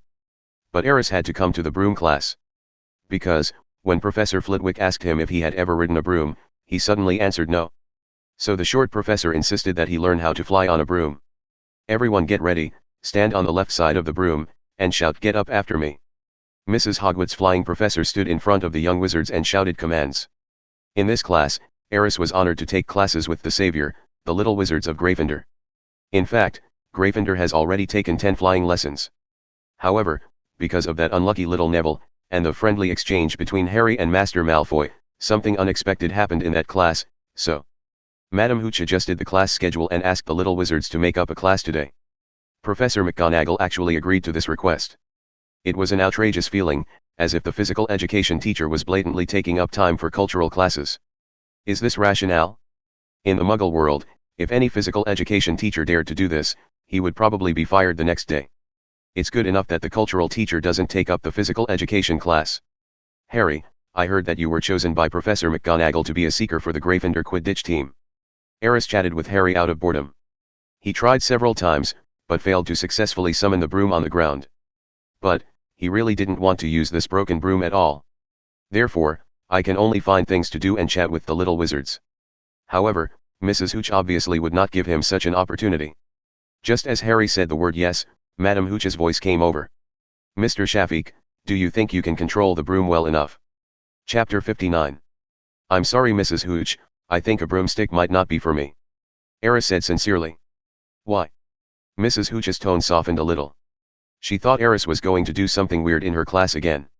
Other professors in the school had heard a little about what had happened in the past 2 days. Aris's glorious deeds in various professors' classrooms have also spread among the professors. Mrs. Hooch was a little worried about this troublemaker at first. But now she looked at him, the child seemed quite polite. Perhaps, there is still some lack of confidence. She had never seen a little wizard say that he was not suitable for flying during his first flying lesson. Is it Shafiq? He seems to have trouble connecting with the broomstick. It turns out that even top students are not good at something. Some little wizards saw the scene and began to discuss it in a low voice. It may sound a bit harsh, but I have to admit that seeing Aris being humiliated makes me feel good for some reason. Terry whispered to Anthony beside him. I thought Aris didn't hear it. Anthony also had an expression of approval. The deterrent power of the academic bully was too strong. In other classes, they were beaten by Aris again and again. The confidence of the little wizards has long been destroyed.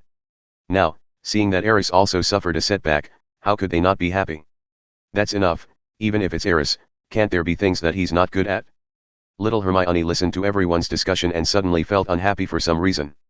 She defended Aris righteously, and at the same time, looked at the boy with a little worry. At this time, Mrs. Hooch had come to Aris. She glanced at the broom still firmly on the ground and tried to comfort him. Aris, I know it's a little difficult. But flying is a skill that every wizard must learn. Maybe you should try it again. Aris heard Hermione's defense and gave the little girl a gentle smile. Then he looked at Mrs. Hooch, and the smile on his face became somewhat intriguing. However, his tone was still sincere as he said, Mrs. Hooch, I think you may have misunderstood. It's not that I can't ride a broom, I just think, this thing is really not suitable for me. It hurts my butt to sit on it, but the stability is poor, and to be honest, the 050 model is not that cool. Actually, I think there might be another way to fly that is safer, more stable, and more comfortable, right? When Aris said this, all the little wizards at the scene were stunned. Mrs. Hooch's expression was also a little strange. So, just because of this, you think it is unnecessary for young wizards to learn to fly on brooms? I really don't want to learn this. Aris replied honestly.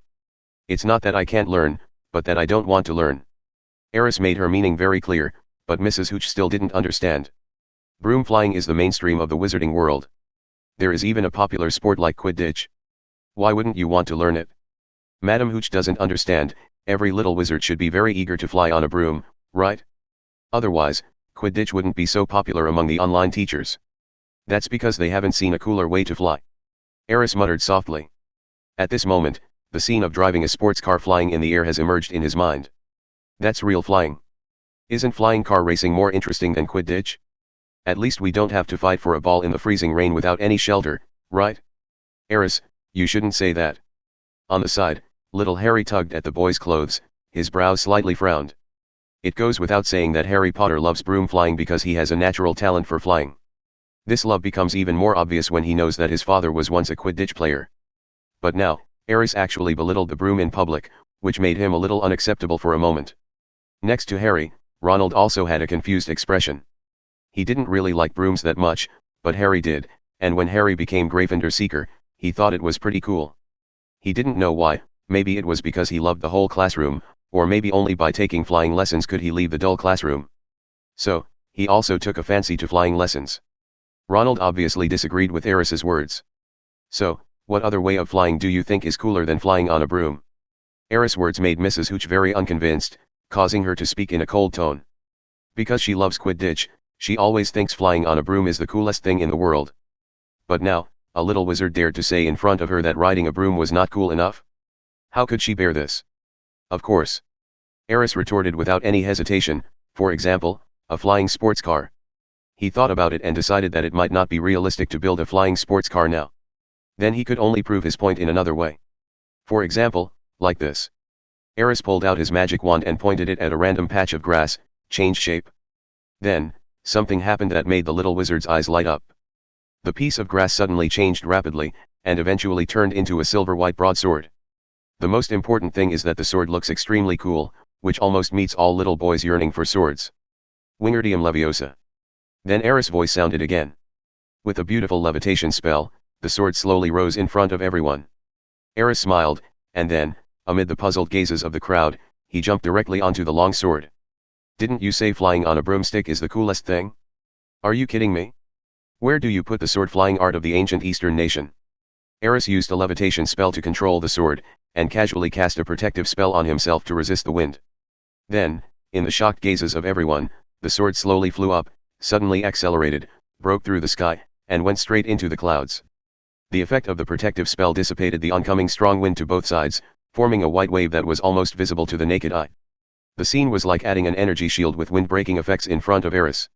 Is this transfiguration plus a levitation spell? No, it should be a variant spell, much more powerful than the levitation spell. Madam Hooch stared at Aris, who had already flown into the air, her eyes almost filled with surprise. Theoretically, the levitation spell cannot control the flying of the spell itself, because the circulation of magic power will be interrupted. Just like an electrical short circuit, the flow of magic power out of the body and back into the body will cause the magic power cycle to be unstable. The spell will naturally fail. But Aris cleverly used the art of transfiguration and turned the grass into a sword. He directly used the levitation technique to control the sword and lifted up his body. In theory, this is indeed desirable. But implementing it is very difficult. At this moment, Mrs. Hooch was shocked by more than just Aris's whimsy. I was even more shocked by his use of magic and his understanding of spells. This skill alone is probably stronger than most adult wizards out there. But he is only an 11-year-old kid who just started school. Could it be possible that a person's talent could be this good? Unlike the confused Madam Hooch. At this moment, after a moment of stunned silence, the expressions of the little wizard suddenly became extremely excited. Aris actually flew up on a sword. No, he's flying on a sword, which is much cooler than riding a broom. He even brought his broom, but he didn't ride it. Has anyone ever seen anyone flying on a broom? Is this what Aris meant by a cooler way to fly than riding a broom? All the little wizards were stunned and even excitedly ran after Aris in the sky. The brooms they were holding had already been thrown away somewhere unknown. It's incredible. He always does things that no one expects. He muttered to himself with a dull look on his face.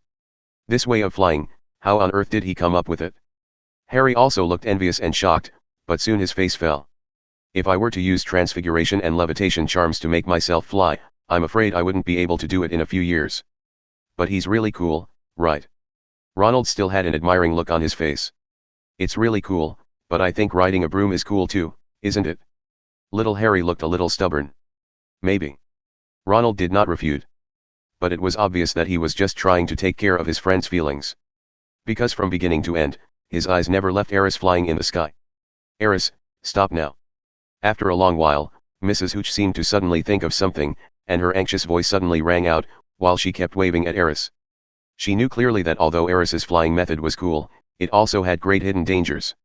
To maintain the levitation spell and the protective spell at the same time, and also to control the extremely fast flight, it definitely requires a lot of magic power.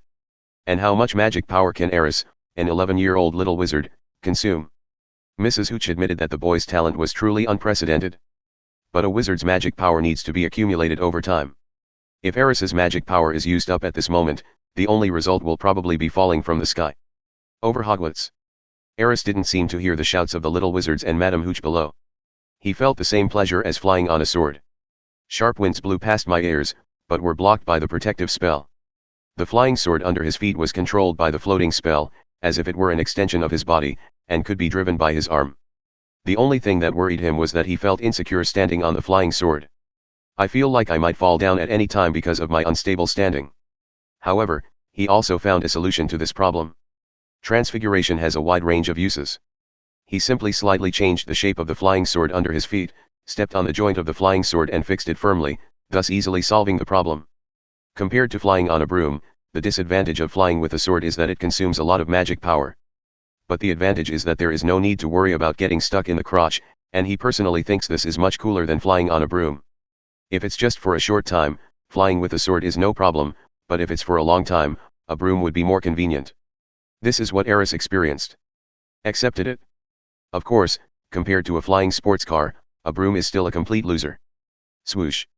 Aris took a long walk over the castle and took in the overall view of Hogwarts. Then, it brushed against the castle's windows and began to fall to the ground.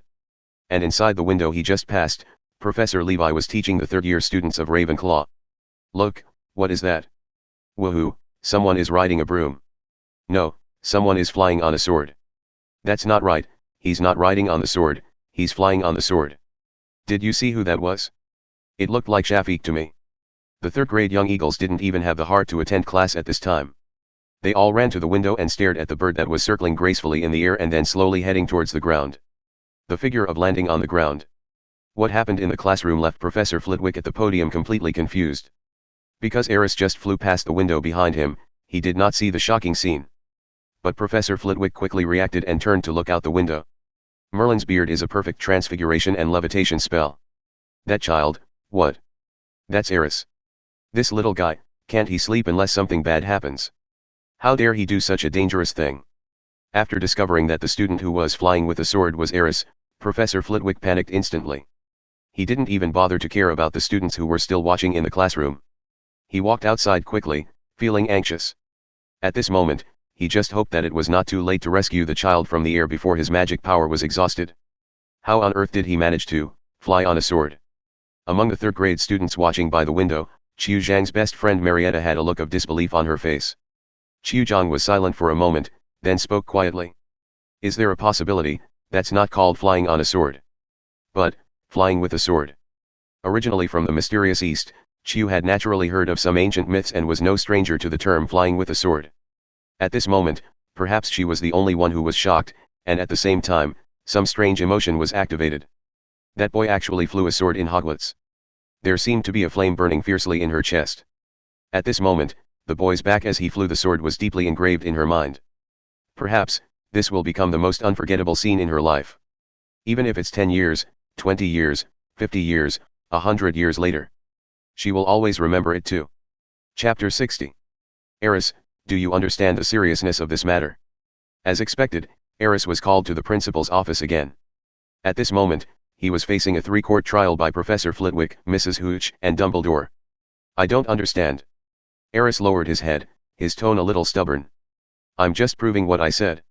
This kind of flying is indeed cooler than riding a broom in the eyes of all the little wizards, isn't it? He looked at Mrs. Hooch weakly, and his words hinted that this was not just his problem. Hearing this, Mrs. Hooch's expression turned a little ugly. She must have started cursing in her heart. I have never seen such a little wizard who is capable of causing trouble. Even in the principal's office, he still didn't repent and dared to refute the professor's words. Principal Dumbledore, I am also responsible for this matter. Madame Hooch finally sighed. She thought that she had really underestimated this first-grade wizard. He even complained to the principal. This little fellow is so clever now, I'm afraid he will be even more amazing in the future. There are some differences in cognition, and the viewpoints are mutually dialectical.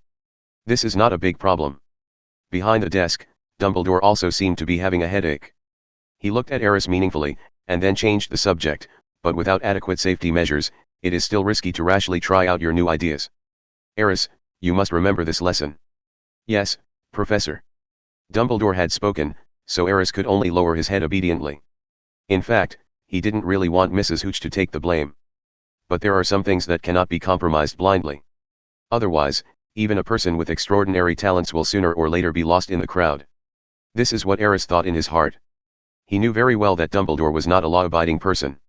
It is said that people with talent have more character. Aris' current performance might make the old wizard pay more attention to him. Just like Harry and his two companions, they got into trouble all the way, but the old wizard always protected them and did not feel any resentment or dissatisfaction towards them.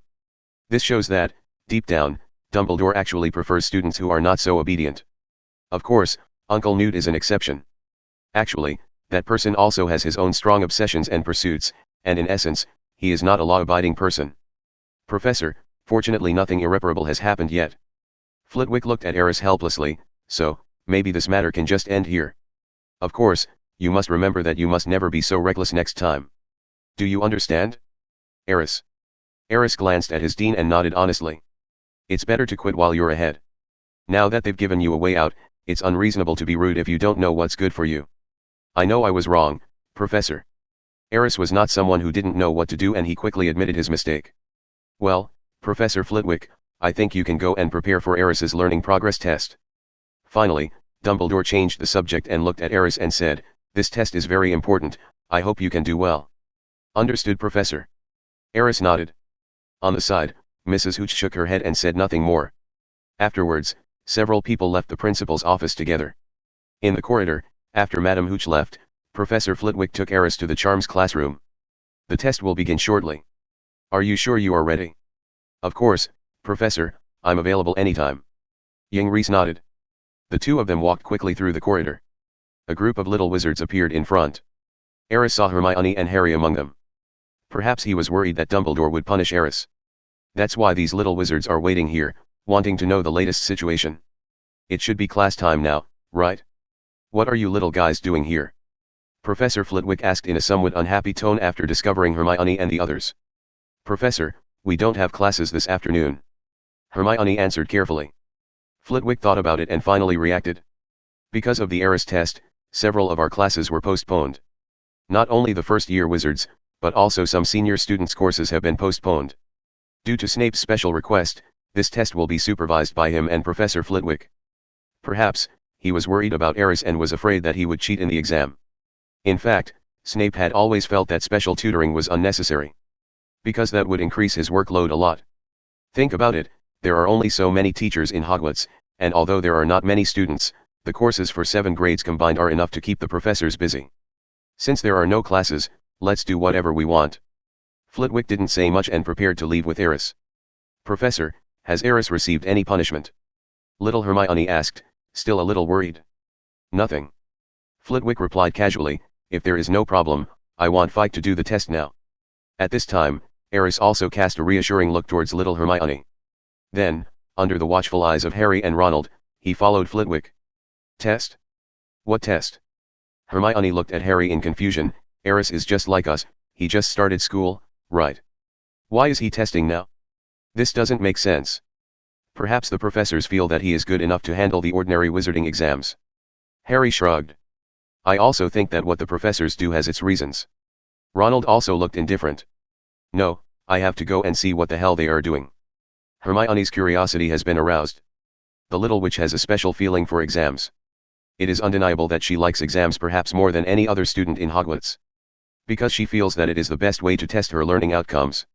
Soon, as the little wizards left one after another, the news that Aris was about to conduct some kind of mysterious test spread. Then, All kinds of speculations began to emerge among students from the 4 major colleges.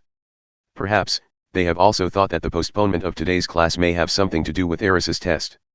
So, those little wizards whose courses were postponed and who had nothing to do all heard the news and took action. Outside the Charms classroom, students gradually began to gather around to watch. They were talking in the corridor in groups of 3 or 4, guessing the content of Aris' test this time. Perhaps the professors want to use some kind of test to prove that Mr. Shafik does not belong to Hogwarts. After all, he has caused a lot of trouble here. Impossible. Hogwarts has never actively expelled a student in its history. Maybe this test was actually proposed by Shafik himself, because he was confident enough to complete IELTS ahead of time. You're crazy. No first-year student can pass the IELTS exam directly. This joke is not funny at all. But if these are not the reasons, then what is the reason for this test?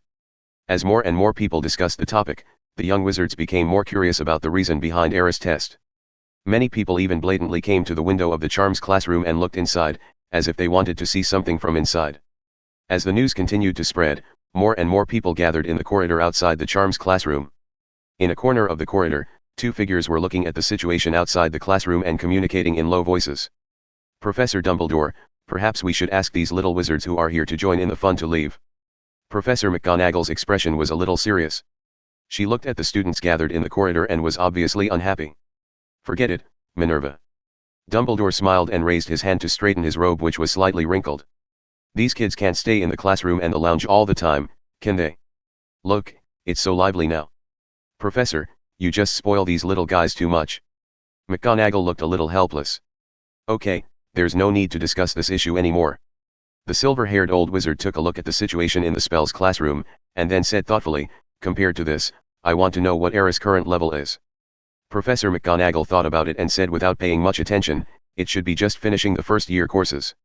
It's only been a month since the little guy received the school's notification letter. Do you still expect him to be able to complete the second-grade courses on his own? What about the silent spell and that beautiful transfiguration just now on the playground? Dumbledore shook his head. Obviously, he did not agree with Professor McGonagall's point of view. He felt that perhaps Aris had more surprises for them. So, second year. Professor McGonagall frowned slightly. Perhaps, he just put more effort into silent spells. If he has good talent, it is not impossible for him to master the skill in the second grade. I still think you see it too simply. Dumbledore still shook his head. It's impossible that his level has reached the third grade, right? You know, Professor, the accumulation of knowledge cannot be compensated by talent. McGonagall looked surprised and a little doubtful. It seems unclear why Dumbledore would have such high expectations for Aris. Once the little guy finishes the test, maybe we'll have the answer. Dumbledore still did not make a clear statement. At this moment, there was a sudden loud noise in the corridor ahead. The little wizard seemed to notice that the situation in the classroom had changed. Here we go, the professor gave Aris a test. Dumbledore immediately spotted little Harry in the crowd. A smile appeared on his face and he shook his head gently. It's good to be young, full of curiosity about everything, right, Minerva? Especially those little Gryffindors. At this time, Professor McGonagall also looked at Harry and the others, then frowned slightly. But being too curious is not a good thing. If you think about it from another perspective, isn't curiosity the driving force behind their progress? 0. Hearing this, Professor McGonagall fell silent. In the Charms classroom, Aris looked at the test papers in his hand. There were 5 of them, and they looked a bit thick when stacked together. He did not answer immediately, but looked at Professor Flitwick and asked. Excuse me, Professor, do I have time to answer your questions? No. Flitwick shook his head, but there's no need to waste time on questions you don't know how to answer. Because there is no clear passing score for this test, just do your best. I understand, Professor. Aris nodded. On the side, Snape glanced at Aris and said calmly, perhaps, you can't even finish one paper. But for a freshman like you, it's not something to be ashamed of. I always think that this test is a joke. Hearing this, Aris didn't say anything, but just smiled at Snape. But I don't know why. When Snape saw this smile, he seemed to feel an unprecedented sense of frustration. Not only did he not get any pleasure from beating Aris, but he became even more depressed. Then I'll start. Aris picked up the quill. He casually glanced at the contents of the first test paper. The questions on it were all first-grade knowledge. It basically covers knowledge of all subjects and is very comprehensive. It seems that these test papers were prepared by several professors together. However, Aris just took a quick glance and started writing. Because the content of this test paper was not difficult for him at all. It's like doing exercises for primary school students. As the feather pen continued to write line after line on the test paper, time passed by little by little. 10 minutes later, Aris stopped writing. Professor Flitwick was a little surprised and stepped forward to take a look. It's finished so quickly. Looking at the densely packed answers on the test paper, he was obviously a little surprised. Aris didn't say anything and took the second test paper. He still just glanced at it and then began to answer. This test paper contains the knowledge points of all subjects in the second grade, of course, all the knowledge in the textbooks. 15 minutes. Aris answered all the questions again. How is it possible? At this moment, even Professor Snape's expression changed. This is knowledge that is only learned in second grade textbooks, but Aris answered all the questions without any hesitation. That means he has already memorized these knowledge points. Is this guy's talent really that good? Under the surprised gazes of Flitwick and Snape, Aris took the third test paper. He still had a confident expression, but he spent a little longer looking at the questions. It took about 2 minutes. Then, start answering directly. At this moment, the expressions of the two professors became serious. Chapter 61. In fact, 1 month before school starts, Aris has already completed all the courses before the 5th year at Hogwarts. Of course, this is limited to the content in the textbooks. These books can be bought at Flourish and Blott's bookstore, and with the talents of super speed reading, super thinking and photographic memory, it is not difficult to do these things. This is the result of Aris putting most of his energy into studying ancient magic circles and hands-on practice. It's incredible. He finished the 3rd grade course in just 20 minutes. As Aris put the 3rd test paper aside, Professor Flitwick finally couldn't sit still anymore and cried out in shock. At the side, Snape looked at Aris with a look of doubt and uncertainty. He really couldn't understand why a little wizard who had just entered school could solve 3rd grade problems. What's even more exaggerated is that Aris didn't seem to have to put in any effort. This was also what puzzled him the most. Are the little wizards now so powerful? However, he knew very well that other first-year students definitely did not have such ability, such as Harry Potter and his little followers. Even Malfoy, whom he was optimistic about, could never achieve the level of Aris. No, it's not that it can't be done, but it's simply impossible. Don't even think about it. However, Aris's performance before him was an indisputable fact. Although the accuracy of the test paper has not come out yet, he just observed carefully and found that this little guy did not write randomly at all. At least he gave correct answers to the few questions about potions that he saw. In his opinion, this was as outrageous as seeing Merlin reborn with his own eyes. Aris, do you want to continue with 653? As the boy took the 4th paper, Flitwick's voice became shrill with excitement. What's wrong, Professor? Can't you just continue? Aris was puzzled. Yes, of course. Flitwick looked a little overwhelmed, but he couldn't help asking, are you sure you can solve the 4th grade problem? If not, you can stop now. At the side, Snape also cast a strange look at him. But Aris didn't care about their reactions, he just smiled and said, it's okay, Professor, I can try. As he spoke, he had already taken the 4th paper and began to look at the questions carefully. As time went by, the little wizard outside could no longer stay there. Most of them had already pressed their ears against the windows. Some senior students even took out magic props that could help with hearing and used them as tools for eavesdropping, paying close attention to what was happening in the classroom. Did you hear that? It seems to be Professor Flitwick's voice. I heard it too. It seemed to mention the 3rd grade or something. That Shafik is obviously doing homework in there, but those homework should only be for 1st graders, right? Why did Professor Flitwick mention 3rd graders? Something seems wrong. I just saw Professor Flitwick give Aris a whole stack of parchment.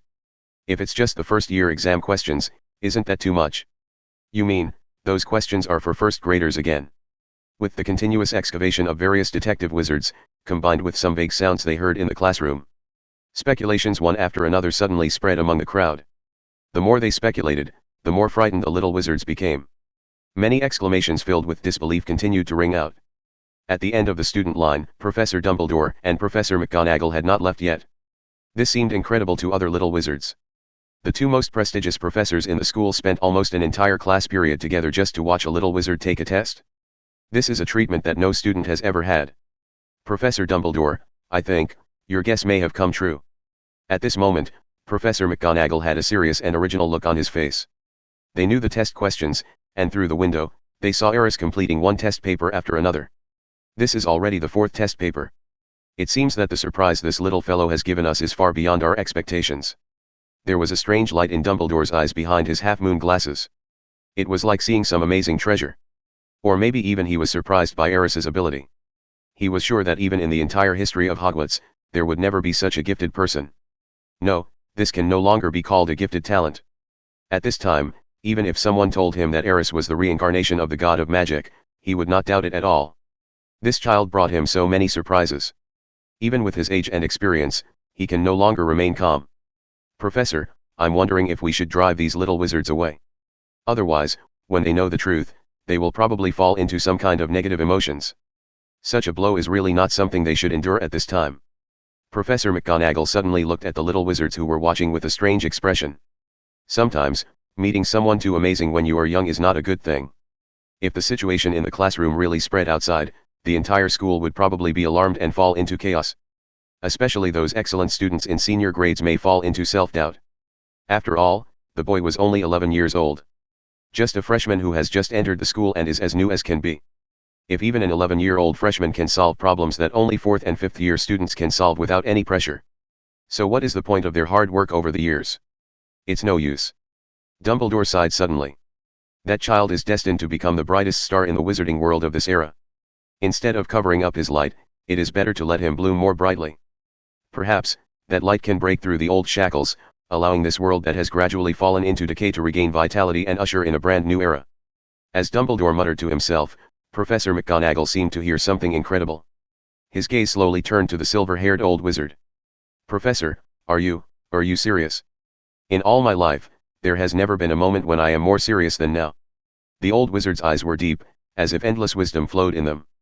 When he looked at the boy in the classroom again, a relieved expression appeared on his face, as if he had made some decision. Minerva, maybe this isn't such a bad thing, right? In the classroom, Aris was still writing furiously. He could feel that the difficulty of the 4th grade test questions had increased significantly. But with his current knowledge reserve, it is not a big problem. 25 minutes later, Aris stopped writing. He put the finished parchment roll aside and picked up the last roll. The 5th one is already at the level of 5th grade difficulty. Flitwick seemed to have become numb. Although he still looked surprised, his tone was no longer as excited as before. Instead, it gave people a feeling of giving up and letting things take their course. But in fact, only he himself knows how unbelievable it is in his heart. The last paper.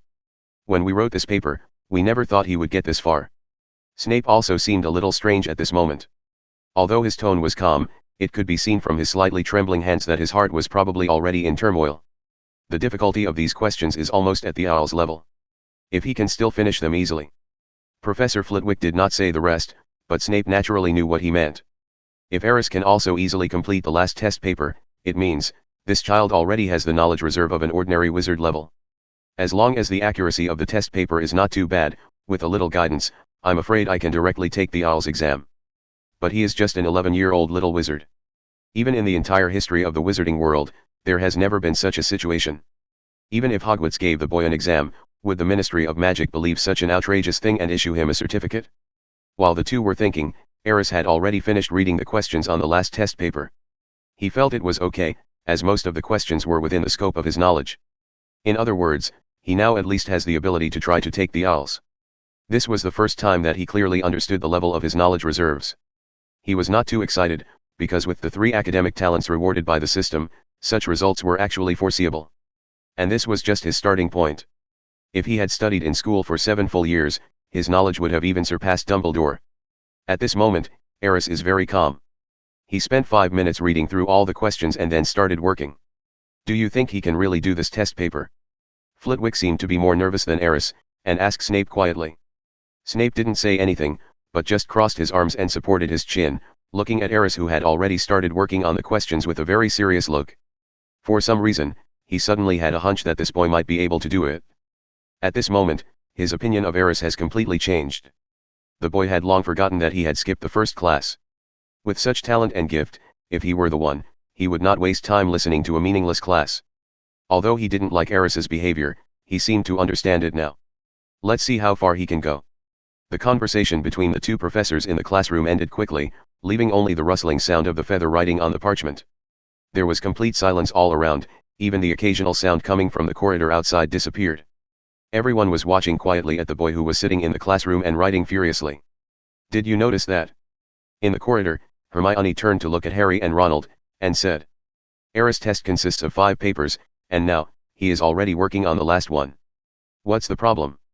Harry frowned in confusion. What does this mean? Ronald was even more confused. Obviously, neither of them followed the little witch's train of thought and did not understand the significance of her question. This is a big problem. Jinx suddenly turned around excitedly, and then analyzed in a deep voice. "Perhaps I can already roughly guess the meaning of this test. Aris's talent is very good, even better than any other in Hogwarts. After several incidents of disrupting the class, have you ever wondered why Aris did this?" "Why?" Harry and the other man did not disappoint and still looked confused. "Because he feels that he is wasting his time. With Aris's talent, he must have already finished all the first-year courses," Hermione said confidently, because even she had already prepared most of the courses. It took a while for Aris to learn it, let alone Aris who has a photographic memory. Perhaps he made a scene in class to get some kind of privilege so that he can have more time to do what he wants to do. And the professors certainly wouldn't let him do this, so the result is, a test. The professors want to understand Aris' current learning progress so that they can provide him with special tutoring.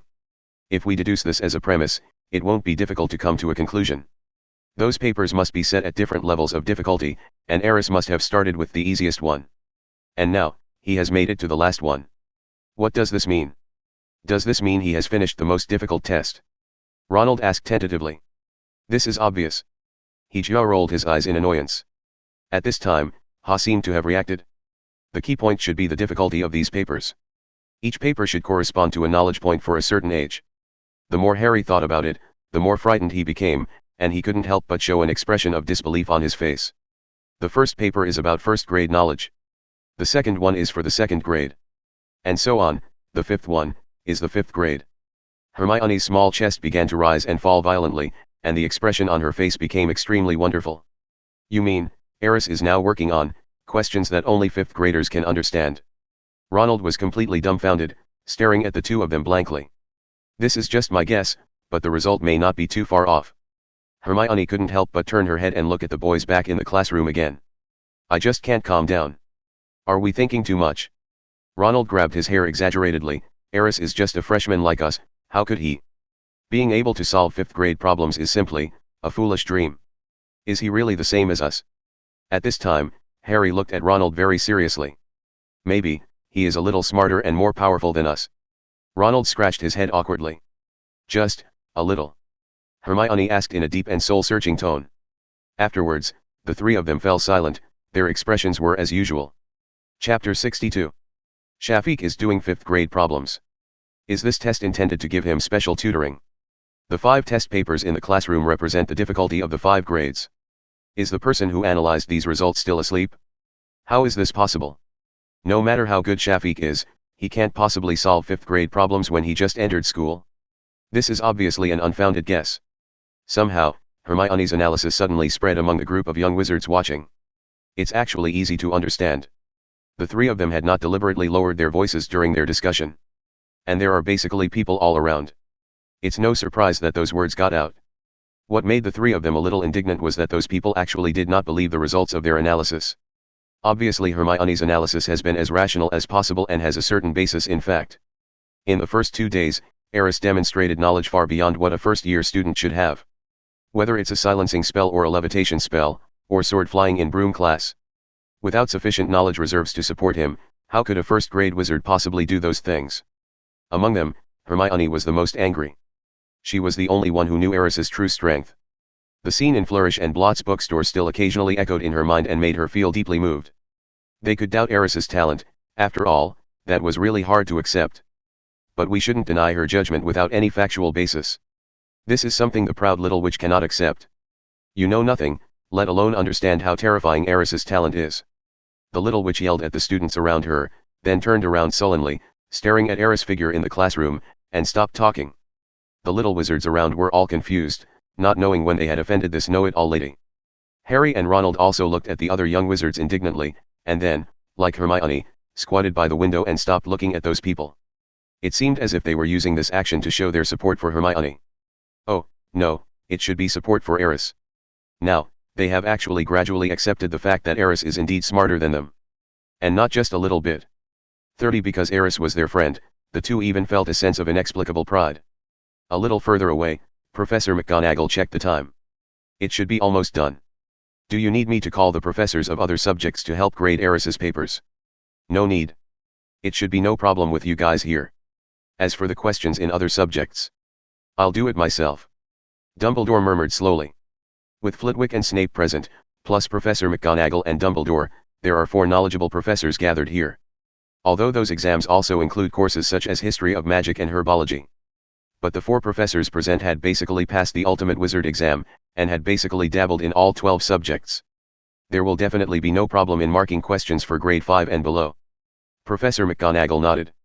He had not expected at first that Dumbledore would mark the paper himself, and if he had known, he would not have asked this question.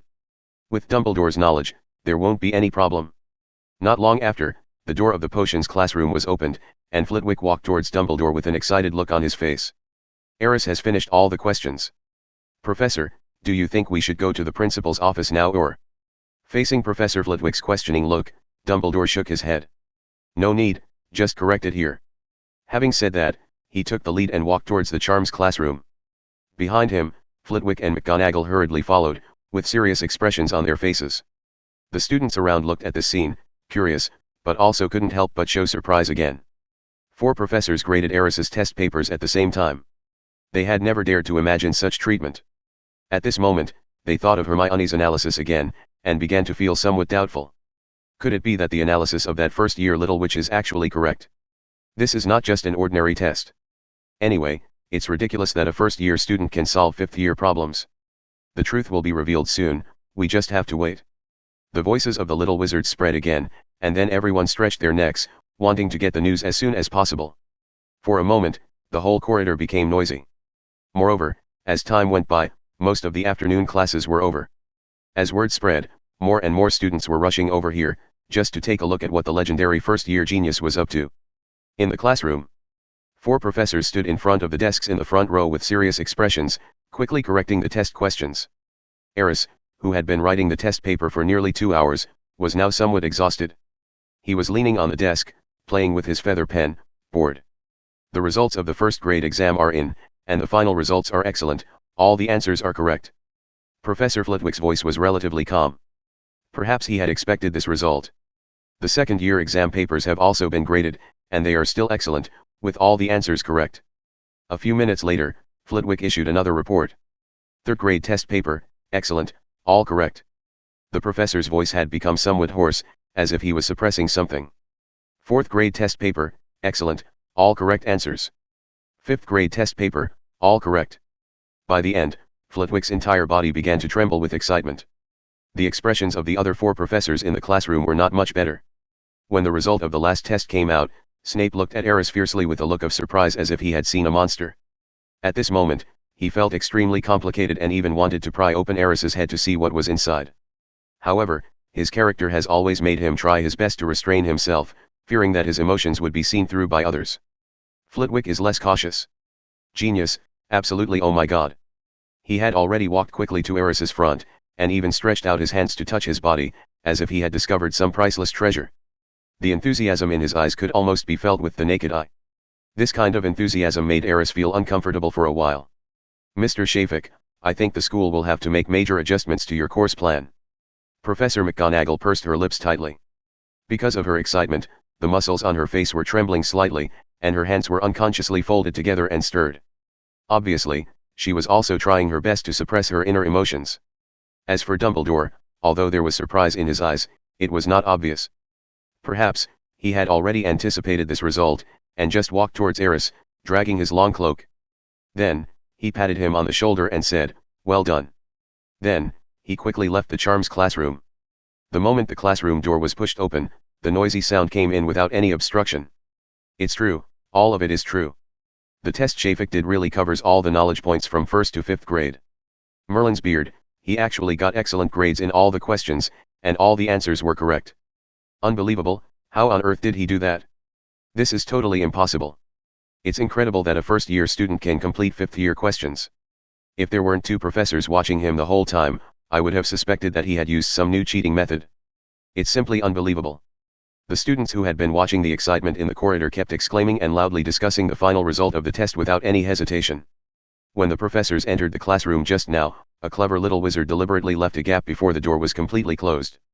Therefore, people in the corridor basically heard what the professors said inside. Especially the results reported by Professor Flitwick again and again, which shocked the hearts of these little wizards every time. It was as if a heavy hammer was hitting their hearts again and again. "That's what I said." Hermione excitedly tugged at Harry and Ronald's clothes, her emotions clearly out of control. "They still don't believe it? What else can I say now? The facts prove that everything I said was right. Aris is simply a genius. No, even genius is not enough to describe his terrifying talent. He is a monster." The little witch's excited tone was mixed with disbelief and a hint of inexplicable awe. "Hermione, I think you could maybe calm down a little bit." It was the first time that Harry saw the little witch like this, and he was obviously a little scared. Ronald on the side also kept nodding to show his agreement.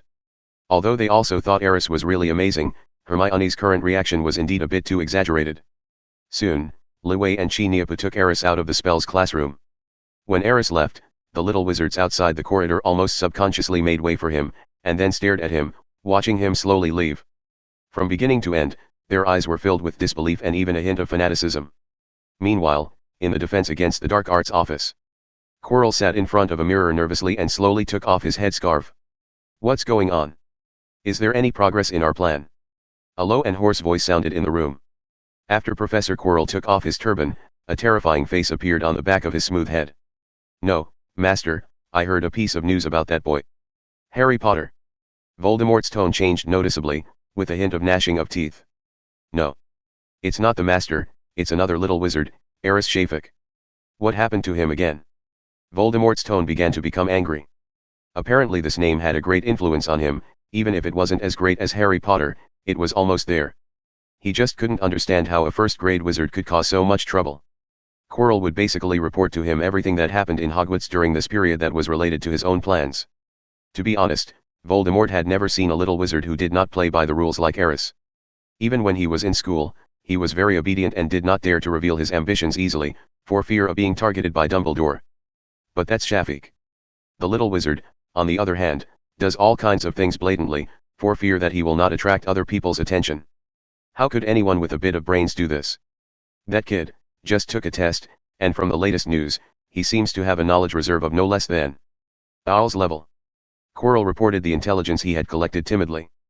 But in fact, this news had already spread throughout Hogwarts. He also heard other young wizards talking about it in the corridor and knew about it. In fact, unless he had no choice, he hardly dared to leave the office most of the time. He was afraid that his abnormality would be discovered by the professors at school, especially Dumbledore. A first-year student has already mastered the knowledge that only fifth-year students can learn in Hogwarts. Voldemort's tone was obviously a little surprised, and at the same time a little solemn, and his voice was much deeper. "Master, maybe we don't need to worry. After all, Song is just a 10-year-old kid. What do you know?" A low growl suddenly sounded in the room. "That guy has shown such talent in his first year. In time, he may become a formidable enemy that hinders me from conquering the wizarding world." Voldemort's idea was obviously not as simple as Quirrell's. He seemed to have seen the inevitability of Aris's rise. That child might become someone who is no weaker than Dumbledore in the future. Most importantly, he is still young and Dumbledore is old. If such a person could be strangled in the cradle, it would be a good thing for him. Find an opportunity to test that kid. Remember to be careful. The professors in the school must be keeping an eye on this guy now. But Master, doesn't this increase our risk of being exposed? I must know whether that child will go against me in the future. Voldemort's tone left no room for doubt. Understood, Master. In addition, we need to speed up our plan. I have already started preparing. Quirrell said quickly, I accidentally found a giant monster in the Forbidden Forest, and I thought, maybe I can lead a monster to the school, and then take advantage of the commotion to enter the corridor on the 4th floor. You'd better not cause any more accidents, otherwise. The low voice gradually faded away, and at the same time, the malice contained in the tone made Quirrell's body tremble unconsciously. At the same time, the Nermengard Tower. An old wizard who had been imprisoned for decades and was in a very haggard state and body was looking at the setting sun outside, with an ambiguous smile on his face. His eyes seemed to have some kind of magic, and his pupils, as deep as a whirlpool, were emitting a silvery white light. The era of decay will finally come to an end. He seemed to see some fragments of the future in the long river of time and space. A young figure stood at the pinnacle of the magical world, leading all living beings. A brand new magical civilization rises and shines brightly in this world. As the last rays of sunset fell on his face, the gentle whisper was blown away by the breeze. Perhaps all the opportunities lie with that boy. It seems that I should leave too. Chapter 63. From now on, Aris can enjoy the privilege of studying on her own, or if she wishes, she can take classes with 5th or 6th graders. In the headmaster's office, Dumbledore spoke slowly, explaining the follow-up matters. You can ask professors any questions at any time, but it's best to pay attention to the time and not disturb them when they are resting. Thinking of Aris' unconventional personality, the old wizard couldn't help but give a reminder. Thank you, Professor. Aris finally breathed a sigh of relief. These 2 days of hard work have not been in vain. I finally got this privilege. In this way, he could wander around the castle openly. This feeling is simply too good to be true. Most importantly, Dumbledore should be able to give me a pass to the restricted section of the library now, right?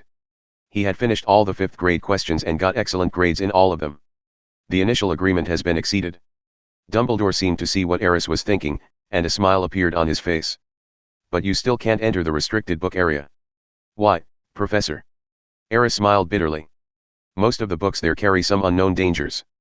Until I think you are able to control your own behavior and have a fear of others, you will not be able to freely enter the restricted book area. Of course, if you really want to read a book in it, and I happen to think you can read it, I can give you a temporary note. Pinsvirgin lets you pass Q. Dumbledore winked at Aris like an old fox. The boy felt helpless. Isn't it still impossible to enter the restricted books area by normal means? He could easily guess that if he wanted to read a slightly sensitive book, such as one related to the dark arts, Dumbledore would definitely not agree to issue a note. But now, Aris has no other choice but to buy it by clicking. Understood. Old Den, you are still too cautious. I'm not the Dark Lord, and I don't want to study high-risk topics like Horcruxes. Splitting the soul or something like that, just thinking about it makes me feel it's dangerous. He, Aris, is not a man who likes adventures. As a top student, he prefers the sense of security that everything is under control. When Aris returned to the lounge, it was already after dinner. He thought that when he came back this time, he would face the same situation as before and be surrounded by a group of little eagles. But in fact, he didn't see anyone else when he walked into the lounge. No, there is still someone here. Qiuzhang was originally leaning on the sofa reading a book. When he saw Aris coming back, his eyes lit up and he stood up, and subconsciously straightened his wrinkled clothes. Aris, you're back. Well, Qiu, are you alone here? I'm afraid so. You may not know that after the test results were announced, all the students in Ravenclaw seemed to have gone crazy. It seemed that they were greatly stimulated. 10 of them ran back to the dormitory to read books right after dinner. There was something odd in Qiuzhang's expression. All rolled up. Aris laughed. You're still laughing. Qiu looked helpless and shrugged. You may not know how much of a blow this test result was to some senior students. They even fell into self-doubt for a time. Even I have thought about this. After studying hard for 2 or 3 years, I still don't know as much as a new wizard.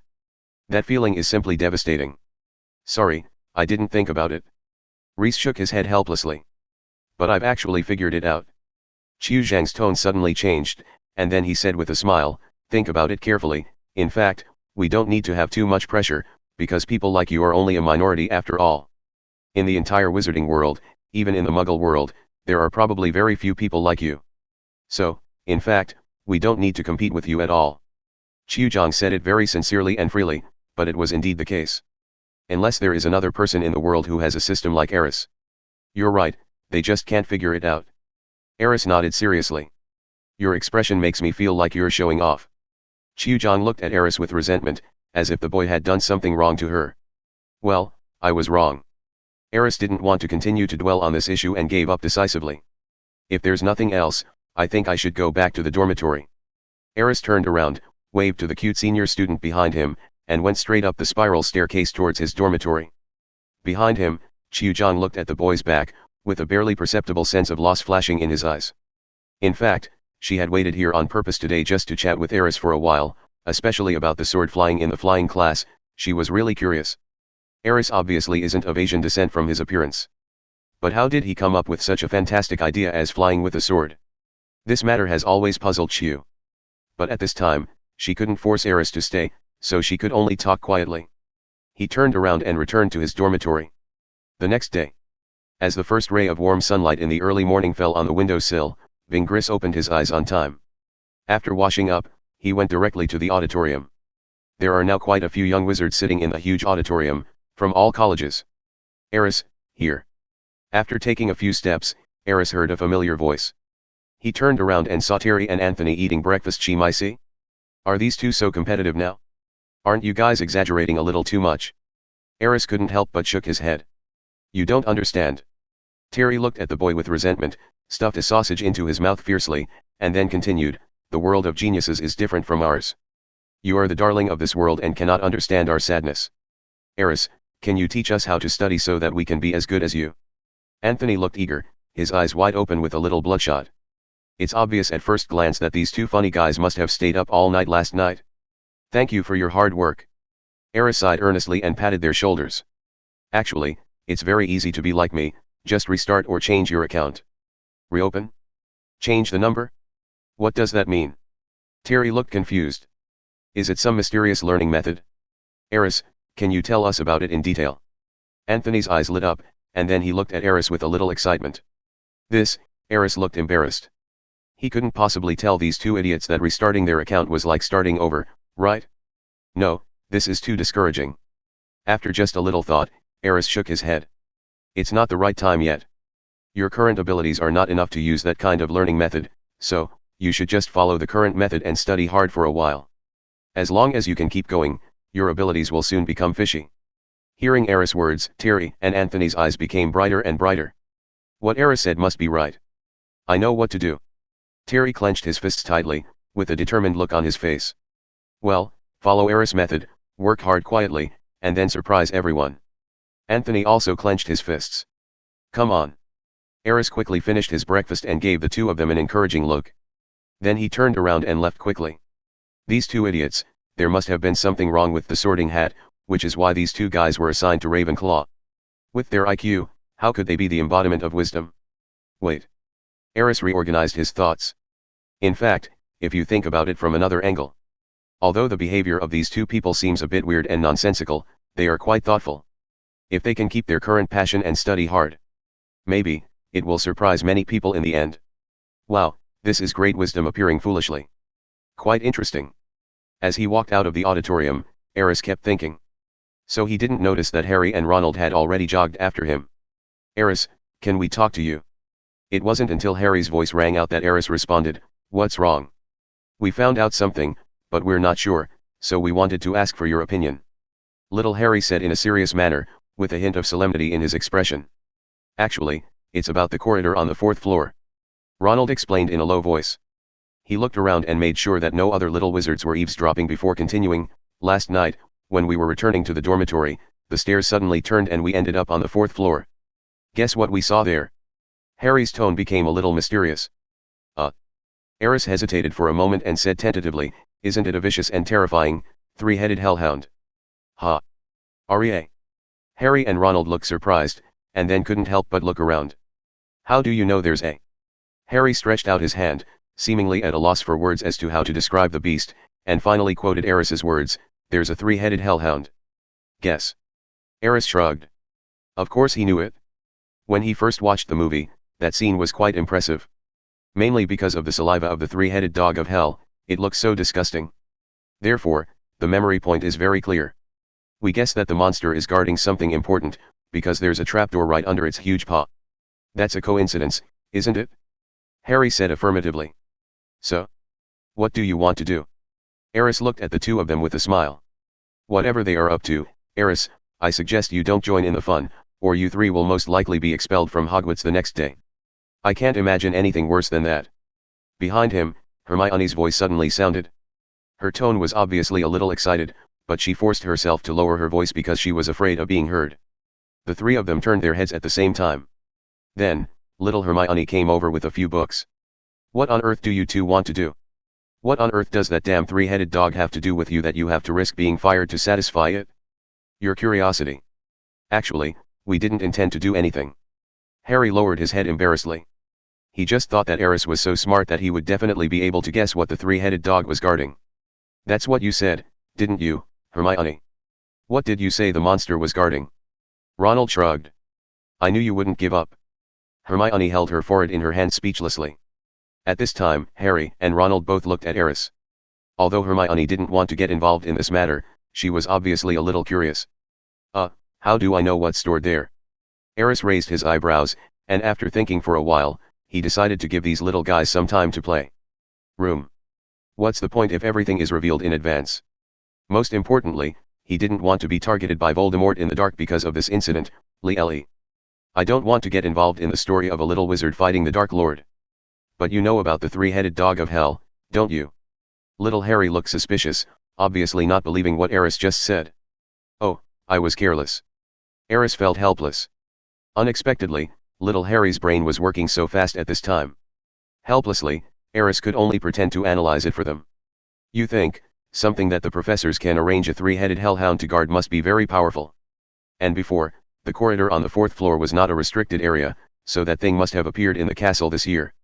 It's very important, and it just appeared this year.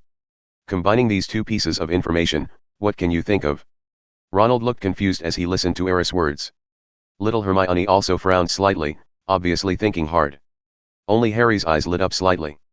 Oh, by the way, the day Hagrid took me to Diagon Alley, he happened to take out a very important item from Gringotts, and the next day's newspaper published the news that the vault had been broken into. Someone must want to get that stone. So, that thing was most likely taken back to Hogwarts, that is, the thing guarded by the three-headed dog. Aris had never felt that Harry's mind was so clear. Although it was just a guess, it was surprisingly correct. It must be said that the protagonist halo of the Savior is really strong. According to the original plot, it would take some time for Harry to guess these things. However, Aris looked at little Harry and asked quietly, Hagrid should have warned you not to tell anyone else about this, right? You telling us this, is really good. Asterisk. Harry was speechless for a moment, and his expression became visibly embarrassed. Chapter 64. Perhaps to ease the embarrassment, Harry decisively changed the subject. But we still don't know what's in there. The effect of this approach was obviously good.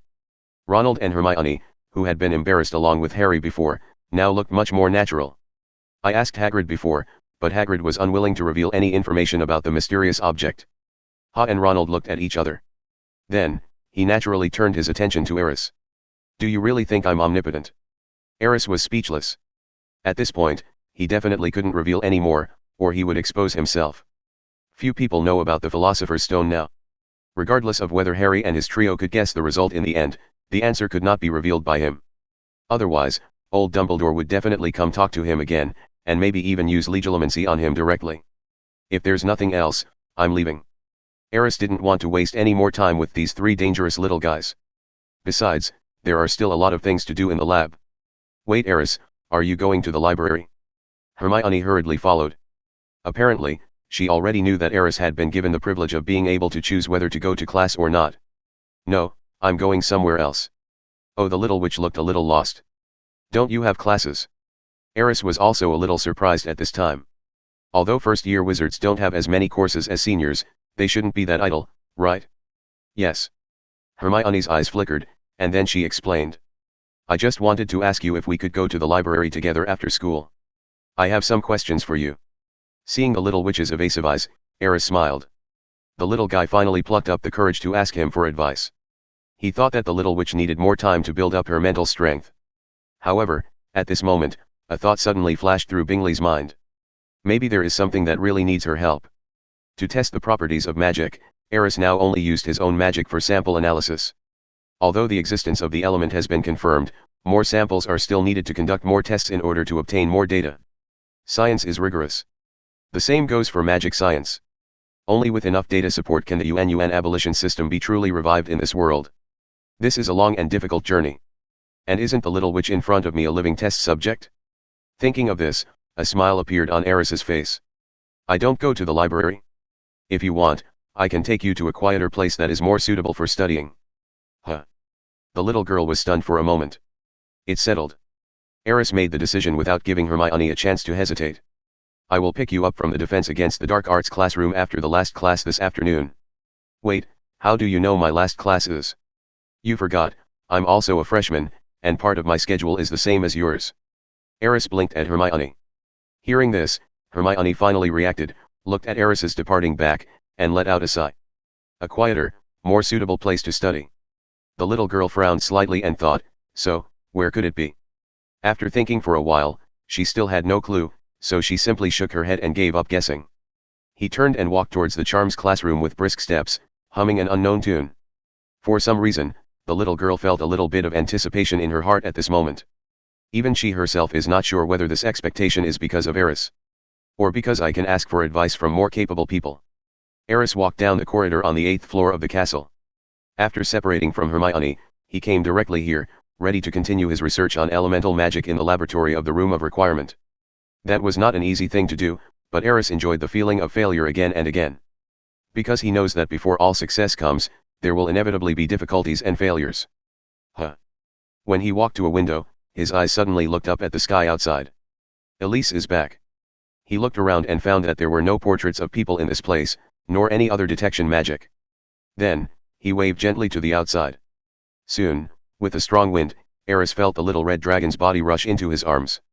Go back to the pet space first. Before the little red dragon could cancel her invisibility, Reese directly took her back into the space. This place is too dangerous.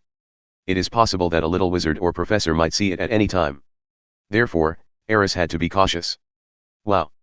As soon as she was taken into the pet space, Iris made 10 dissatisfied little sounds. Dadf. Just bear with it for a while. I'll let you go out and have fun when there's a chance. Aris comforted the little red dragon. You know, this place is not safe for you.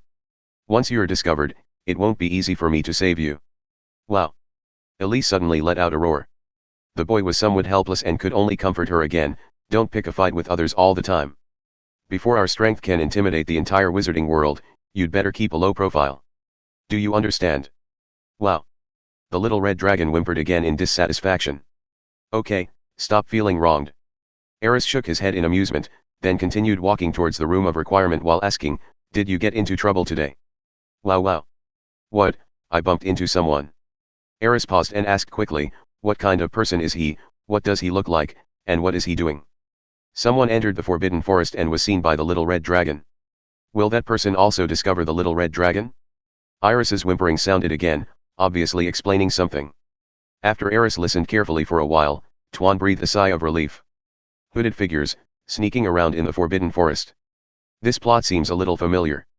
Hood, could it be Quirrell? What is he doing in the Forbidden Forest at this time, in broad daylight?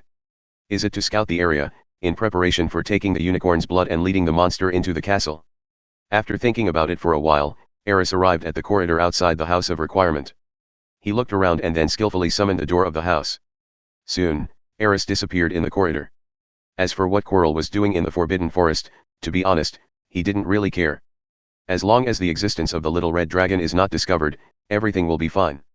Anyway, a small giant monster wouldn't cause any trouble even if it was introduced into the castle. In the end, Voldemort's conspiracy will be destroyed by the little savior Harry, just like the ending in a fairy tale. Everything is so beautiful. Therefore, it doesn't really matter whether he thinks about these issues or not. All he has to worry about now is what's going on in the laboratory. In the afternoon, the last class. In the Defense Against the Dark Arts class, as the end of school approached, Hermione became increasingly restless. Her eyes looked towards the classroom door from time to time. Is Aris waiting for me outside? She whispered softly. However, this speculation was soon overturned. Because she felt that Aris would definitely not waste time waiting for her. I'm afraid this guy won't show up until the end of get out of class. On the side, Harry keenly noticed Hermione's absent-mindedness. This is not common. Usually in class, Xiao Wang is always the most focused one. So, out of curiosity, Harry asked, Hermione, what's wrong with you? It's okay. Hermione became a little more serious and looked at the books on the table. However, I didn't realize that what Professor Quirrell was talking about was no longer on the page in the book. Ronald, did you notice? Harry poked his best friend on the other side. What? Ronald, who was originally a little drowsy, suddenly started. Professor Quirrell's teaching style is already very similar to History of Magic. Most young wizards couldn't understand how this professor could make a class that should have been very interesting so boring. Look, Hermione. Harry reminded Ronald.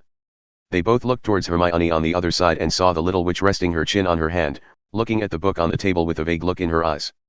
She must have something she didn't tell us. Harry said affirmatively. What does her business have to do with us? Ronald curled his lips indifferently. So far, he actually didn't like Miss Know-it-all's behavior very much. If it weren't for Aris' good relationship with Hermione, they would also be good friends with Aris. I'm afraid the three of them can't get together. You know, even according to the progress of the original work, the protagonists only truly recognized each other on the eve of Halloween and after the strange incident. Maybe it has something to do with Aris. Harry shrugged and said casually. He was just making a reasonable guess because Hermione and Aris did have a pretty good relationship. Moreover, she seems to be the one who knows Aris best. Aris. Ronald was slightly interested, but soon shook his head. Since Aris got the privilege, he has not been in class with us. What kind of intersection would he have with Hermione? It definitely has nothing to do with that. Maybe. Harry shrugged and stopped talking. On the podium, Professor Quirrell's eyes occasionally swept over Harry, but they were very short and seemed to be just a casual glance. Harry and the other little wizards in the classroom didn't notice anything either.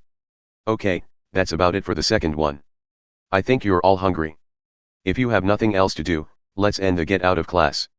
Quirrell stuttered through all the material in the textbook for this lesson, then closed the book. At this moment, the door of the classroom was suddenly pushed open from the outside. Then, a little head popped in. Sorry, Professor. I thought the get out of class was over, so I pushed the door open and came in. Aris glanced around, pushed all the doors open, and then greeted Professor Quirrell with a smile. No. It's okay, it's true, the get out of class is over. After Quirrell met Aris. He was obviously nervous, and even his stuttering seemed to be getting worse. Aris. Hermione was the first to stand up, and quickly gathered the textbooks on the table. Well, I'll pick you up. Aris looked at the little witch with a smile. This is his precious experimental subject, so of course he has to come and pick it up in person, otherwise he won't be able to carry out the experiment later. Then let's go. Hermione walked quickly to the door and tugged at Aris's clothes. Wait, let me talk to the professor again. Aris raised his head and looked at Professor Quirrell again, then smiled and said, Professor, I remember that you haven't given me an answer to my previous question about soul possession. I wonder if you can explain it to me now. What? Quirrell was obviously stunned. Then, his whole face turned red and his body began to tremble slightly. Professor? What's wrong with you? Nothing, nothing. I just feel a little uncomfortable, so I have to go back to the office first. Before he could finish his words, Professor Quirrell turned around, almost stumbled up the spiral staircase and entered the office. Seeing this scene, the other little wizards in the classroom did not make a fuss, as if they already had enough understanding of Professor Quirrell's character. Aris was a little surprised that when he mentioned the spirit possession again, Quirrell not only did not get angry, but also did not show any displeasure. Instead, he seemed a little scared. The reaction was completely different from the last time. What happened during this period? This Quirrell, why does he look a little afraid of me? Aris thought and guessed silently in his heart. Could it be that Voldemort behind him told him something? Or maybe, he was afraid because he felt guilty? Thinking of the news that Iris brought back, Aris seemed to understand a little. This person. If he does too many bad things, or has too many secrets, he will become suspicious. Especially, someone like Professor Quirrell, who has a dual identity. Most importantly, the one behind him is the Dark Lord whom the entire wizarding world wants to get rid of as soon as possible. Forget it, let's go. Aris shook his head and stopped paying attention to Quirrell, the little Karemi. After leaving the classroom, he took Hermione to the 8th floor of the castle. Strictly speaking, the room of requirement is not a secret among professors. Therefore, Aris did not plan to hide the laboratory matters from Hermione. After all, many experiments in the future could not be completed by him alone. Aris needs a helper, a real helper. Instead of being a pseudo-assistant like the little red dragon who can only cast 10 spells to collect materials for the experiment. Aris thought about it for a long time, and Hermione was actually a good choice. Because she is smart enough, has a decent character, and most importantly, has a very eager desire for knowledge and is more receptive to new things than other little wizards. Fast, and will not reject alternative attempts that are different from the traditional wizarding world. Therefore, Aris had decided long ago that he could train her as an assistant. Aris, where are we going? You'll know in a moment, that place is absolutely quiet and no one will disturb us. Aris said affirmatively. Hearing this, the little witch didn't know what she was thinking about, and her face suddenly turned slightly red. Then he lowered his head and stopped talking. However, he did not stop following Aris's footsteps. When they were passing through a three-forked corridor, Chuzhang suddenly appeared and stared at the backs of the two men in a daze. A quiet place, no one will disturb them, where are they going? Chapter 65. On the 8th floor of the castle, there is the room of requests. When the mysterious door appeared in the wall, Hermione's eyes widened in surprise. For the little witch who had just entered school, Something like a door suddenly appearing from the wall seemed magical to her. This is the room of requests. We can provide a suitable venue according to your needs. Seeing the confused look on the little witch's face, Aris explained with a smile. So, the place you mentioned that is quiet enough and won't be disturbed is, here. Hermione turned to look at Aris in surprise. Yeah, this place is nice. The little witch didn't say anything, but just looked at everything in the laboratory curiously. Various magic props that look very complicated, crucibles that are much more advanced than the ones used by young wizards in daily life, and alchemical equipment that they have only heard of. There were some things she had never even heard of, let alone seen. Great. The little witch looked obviously excited. This place is simply the perfect place to study magic. She had read a lot of books before, but sometimes she couldn't fully understand certain knowledge points just by reading the content of the books. Because many things need to be verified through practice. And here, almost all her fantasies about studying magic were satisfied. Excellent facilities and props, numerous magic materials, and, as expected, the octagonal cage at the back of the laboratory caught Hermione's attention. What are these? The little witch looked at a magic circle in the octagonal cage with suspicion. It was the magic detection circle that Aris had been studying before. You can try it? Aris didn't explain much, and went straight to the little witch and pointed to the center of the magic circle. As long as you input magic power from here, a reaction will occur. Isn't this why Aris brought Hermione here? To test her magical attributes. He had previously tested his magic power, and the test results confirmed his conjecture. But after all, there is no precedent or reference for this kind of thing, so more data is needed to support it. If Hermione's magic power is analyzed using a magic detection array, the results are consistent with Aris's conjecture about elemental theory. Then, the correctness of this hypothesis can be further verified, and valuable data can be provided for his subsequent research. Is that so? Hermione didn't hesitate too much, and reached out her hand curiously to touch the magic circle. That's right. Release your magic power slowly. If you can't control it well, you can use your magic wand to wave at the crystal in the center of the magic circle. The effect should be similar. Of course. You'd better not think about blowing up the magic circle. Aris has mastered the control of his own magic power and can easily channel it. But Hermione is different. As a first-year student, it is still very difficult to control magic freely. Here I come. Hermione drew out her wand and nervously adjusted her stance. Come on, don't worry, it won't be dangerous. Aris encouraged. The little witch no longer hesitated and waved the magic wand lightly without chanting any spell. Immediately afterwards, a wave of magical power surged out from the magic wand. Aris could clearly feel that the magic power was absorbed instantly after it came into contact with the magic crystal in the center of the magic circle. Then, the entire magic circle began to operate, and a light red light began to surge from between the array patterns of the magic circle. Is this, my magic? Hermione took a step back subconsciously. Seeing the changes in the magic circle, the little witch's face was once again filled with surprise. Aris, what does this mean? Fire element, mixed with wind element. Aris carefully observed the changes in the magic circle, and then quickly recorded them in a notebook. While recording, he was also observing, not missing any changes in the magic circle. The main attribute of your magic should be fire, and the secondary attribute is wind. But there is one strange thing. There seems to be a strange property in the center of the magic circle that has not been fully revealed. Aris muttered to himself, his eyes fixed on the central area of the magic circle. There, a faint light was flickering gently.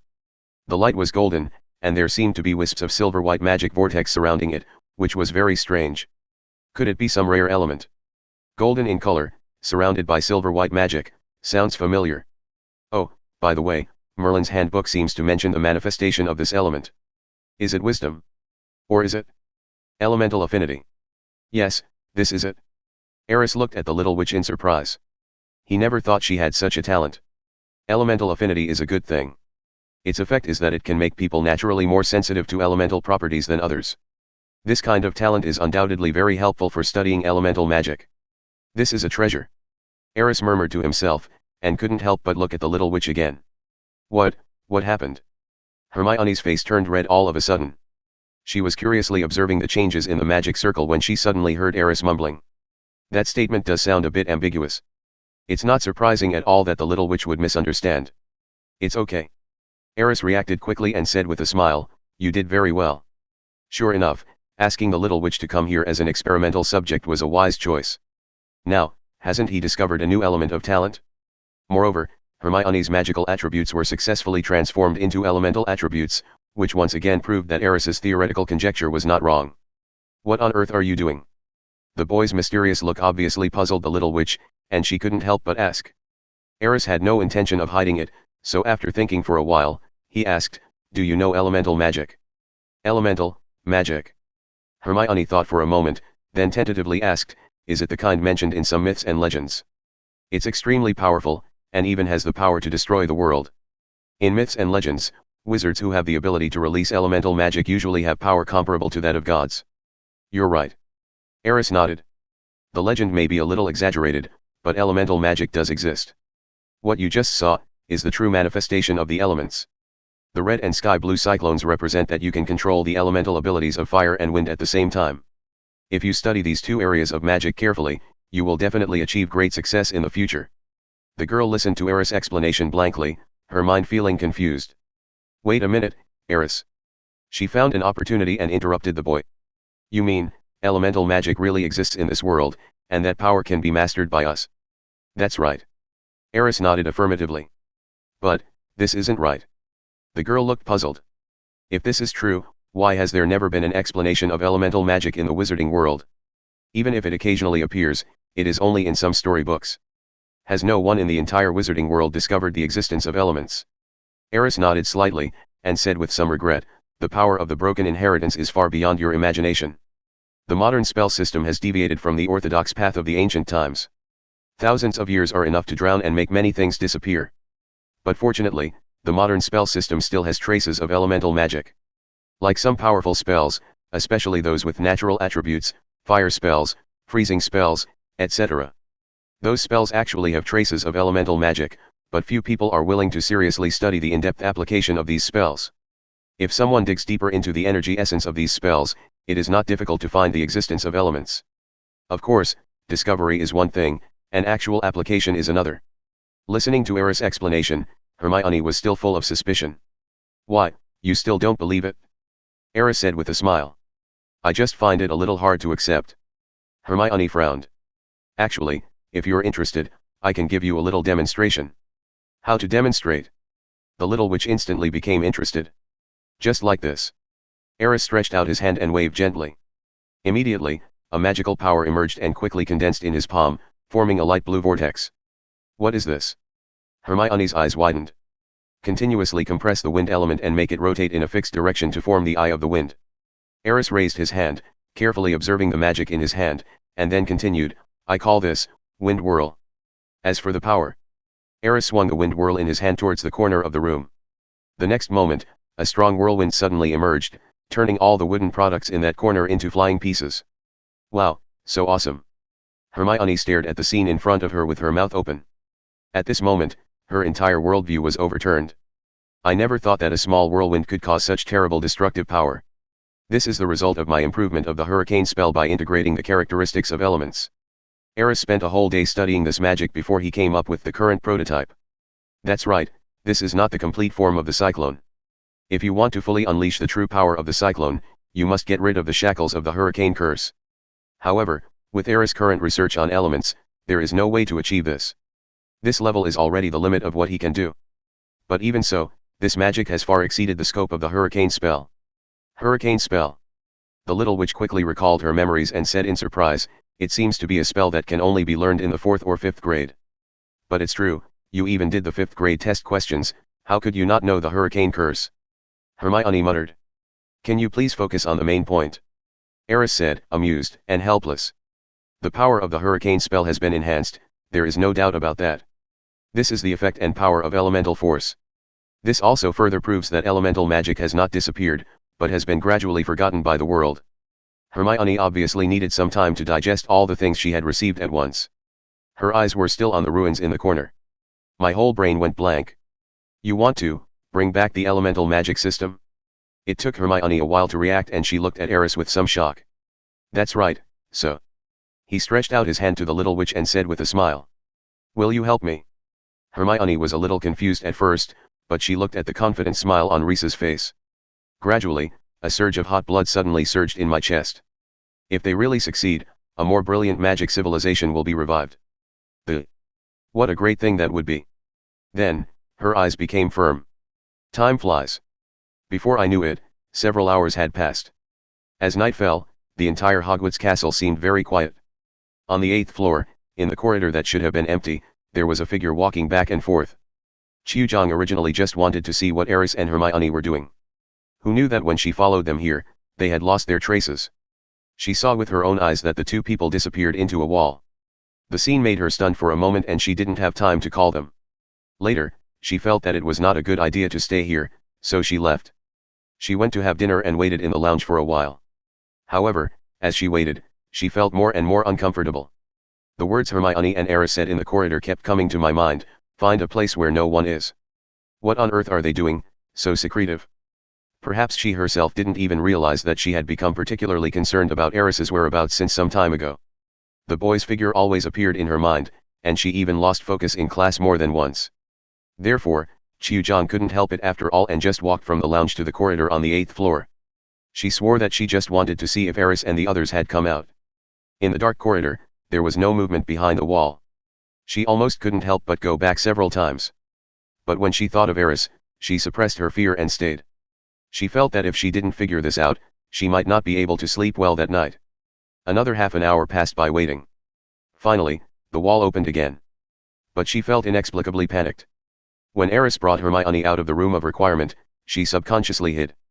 Over there, Hermione looked at the sky outside and couldn't help but exclaim. It's so late. Let me take you back. Aris checked the time and it was indeed 9 o'clock in the evening. For the little wizard in the castle, this time was obviously not early. Lumos. Aris drew his wand and cast a lighting spell. The cold light source shone on the huge corridor, making the already quiet corridor seem a little eerie. The little witch grabbed the corner of Aris's clothes without knowing when. It can be seen that he is obviously a little scared. Aris looked back and a smile appeared on his face. He thought about it and decided to find a topic to distract Hermione. How are you feeling this afternoon? It's amazing. I've never had such a novel experience before. This is definitely the most wonderful first time in my life. The two of them left the corridor chatting and laughing. Little did she know that a little girl hiding in the corner was already feeling turbulent waves in her heart at this moment. A novel experience. The most wonderful first time. At this moment, Chiyujang felt his heart sinking a little bit. Chapter 66. It was nearly 10 o'clock when Aris returned to the Ravenclaw lounge. The reason why it was so late was, of course, that I took little Hermione to the kitchen for a midnight snack. He originally thought that there must be no one in the lounge at this time, but unexpectedly, he saw Chiyujang sitting on the sofa again. Chiyu. Why aren't you asleep yet? Aris took the initiative to say hello. Aris, have you just come back from studying? Chiyu emphasized the word study on purpose. Yes. Aris nodded. I found a place where no one would disturb me to study. I gained a lot. Hearing this, Chiyu looked at the boy with a faint gaze. Good harvest? This scumbag, even such a young witch, was not spared. The righteous Chiyujang thought about it for a long time and finally decided to investigate the matter thoroughly. Otherwise, you may not be able to sleep for several days. She actually didn't want to believe that Aris would be that kind of person. Oh. She deliberately raised her voice, raised her chin and said, that place sounds good. No one will disturb you and it's quiet. It seems to be suitable for studying. Tomorrow is the weekend, why don't you take me with you? Aris originally wanted to go back to the dormitory to rest, but after hearing this, he had to stop. You want to go too? Aris was a little surprised. Also. Chiyu's tone became strange again. So, there are other little Lu masters with you. Let me guess, it should be a little girl, right? Yeah. What's wrong? Aris did not hide it. He was also a little confused now. Why did the tone of the senior sister in front of him sound so weird? Is it an illusion? Or did I eat too much? Let me go with you, I can join you and study from now on. Chiyujang's face flushed for a moment, but he quickly suppressed some of the 750 thoughts in his mind. She looked at Aris very seriously and said, if other little witches can do it, I think I can do it too. Can you do that? Aris looked at the senior schoolmate in front of him suspiciously. The results of Hermione's magical attribute test have come out, and a series of other tests have also been conducted. It seems that it is not impossible to have another experimental subject. This way, more comparative experiments can be carried out, which will definitely be beneficial to the research. But what Aris is worried about is whether Chiyu's personality can match theirs. Or, can we achieve the same aspirations? This is very important. After all, Aris is looking for like-minded comrades. The revival of the elemental magic system is definitely not something he can accomplish alone, he also needs help. But the prerequisite for this helper is to agree with his ideas. This way we can work towards the same goal and avoid any problems. The reason why Aris took Hermione directly to the laboratory was because he was sure that the little witch would be interested in this. And they are willing to work hard for the great goal of reviving elemental magic. Facts have proved that his guess was correct. As for Qiuzhang, to be honest, he was not very sure. After all, the revival of elemental magic is equivalent to subverting the inherent cognition of the entire magic world. This is an unprecedented reform and also a life-changing adventure. And Qiuzhang, is she really ready? Aris wasn't sure, but he could ask directly, are you really ready to die for this? These words made Qiuzhang's pupils suddenly dilate, his whole face turned red in an instant, and his whole body began to tremble slightly. What is he talking about? Devotion. As expected, are you really going to do something like that? He really, how could he do this? Qiuzhang couldn't help but turn around because of the panic in his heart. She took several deep breaths before she managed to calm down temporarily. Then, the girl turned around, looked at Aris seriously and asked, will you be responsible for me?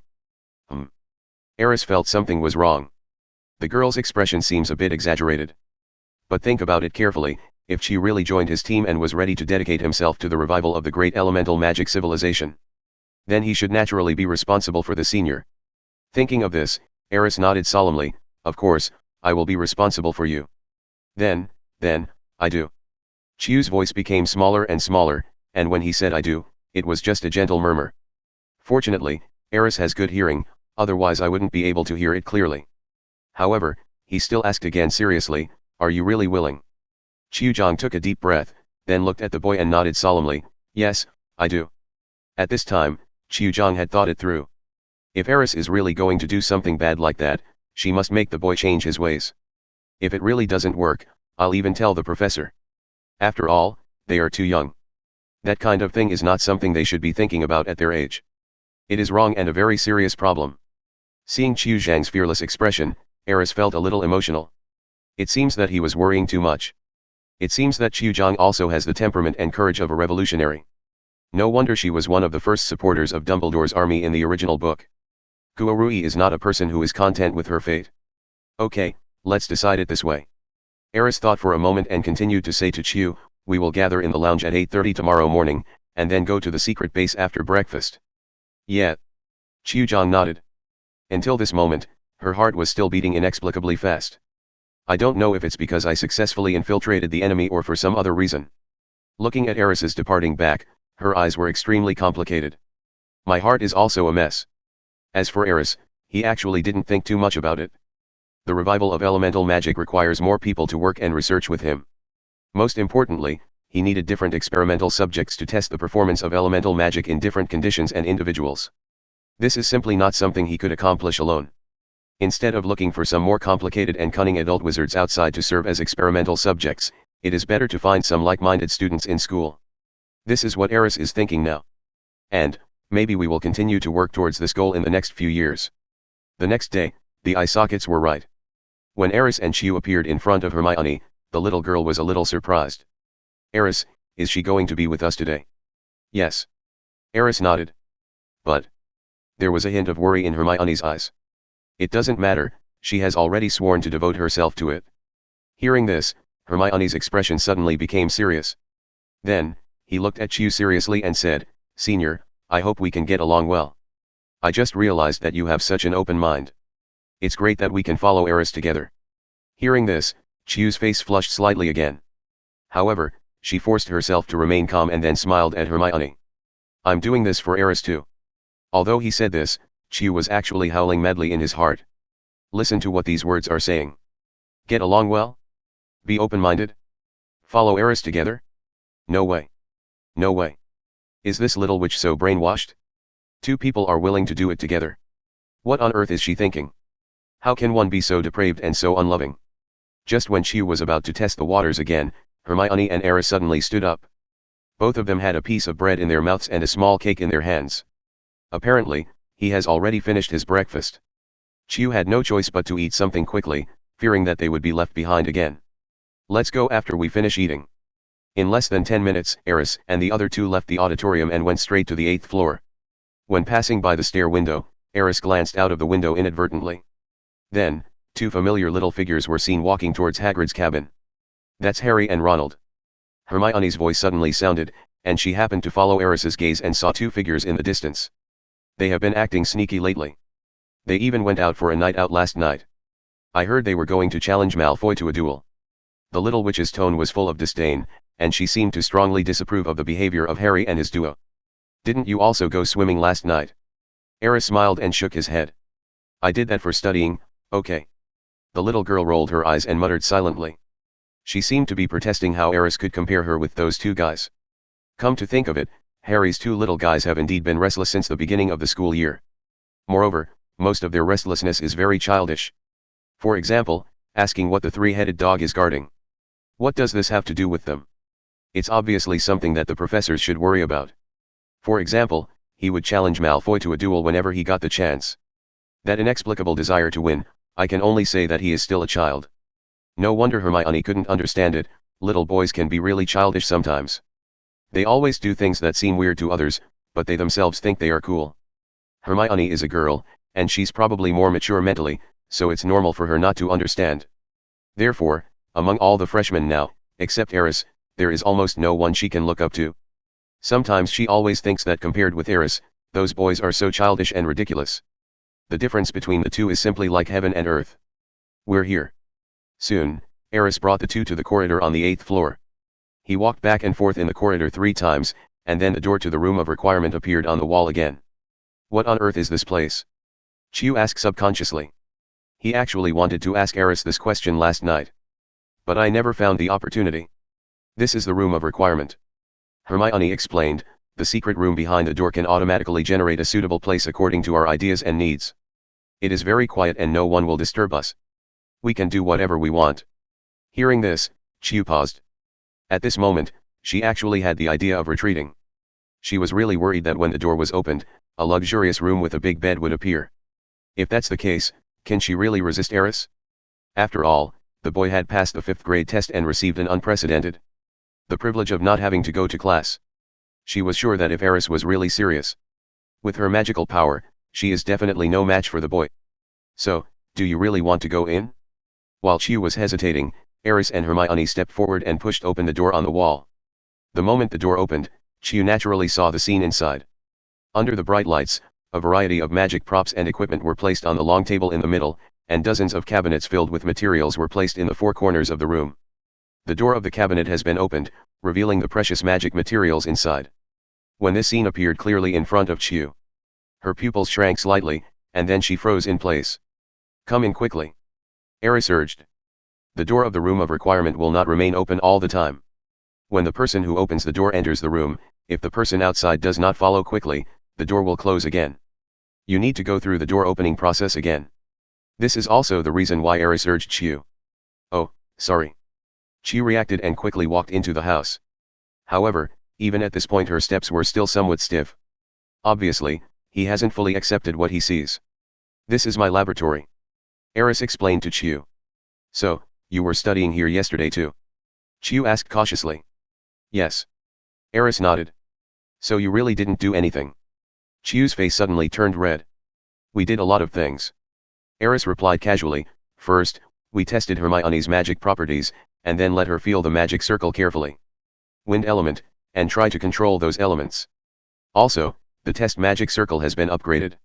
Now, the magic circle is more sensitive to changes in magic properties, and because it has been replaced with a larger magic crystal, it can withstand more magic power. No longer have to worry about inputting too much magic power into it and causing the magic circle to collapse. Finally, we have made a new plan for the research on magic crystals.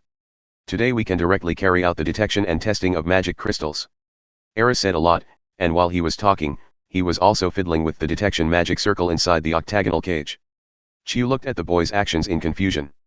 She knew every word Aris said separately, but when they were put together, she didn't understand at all.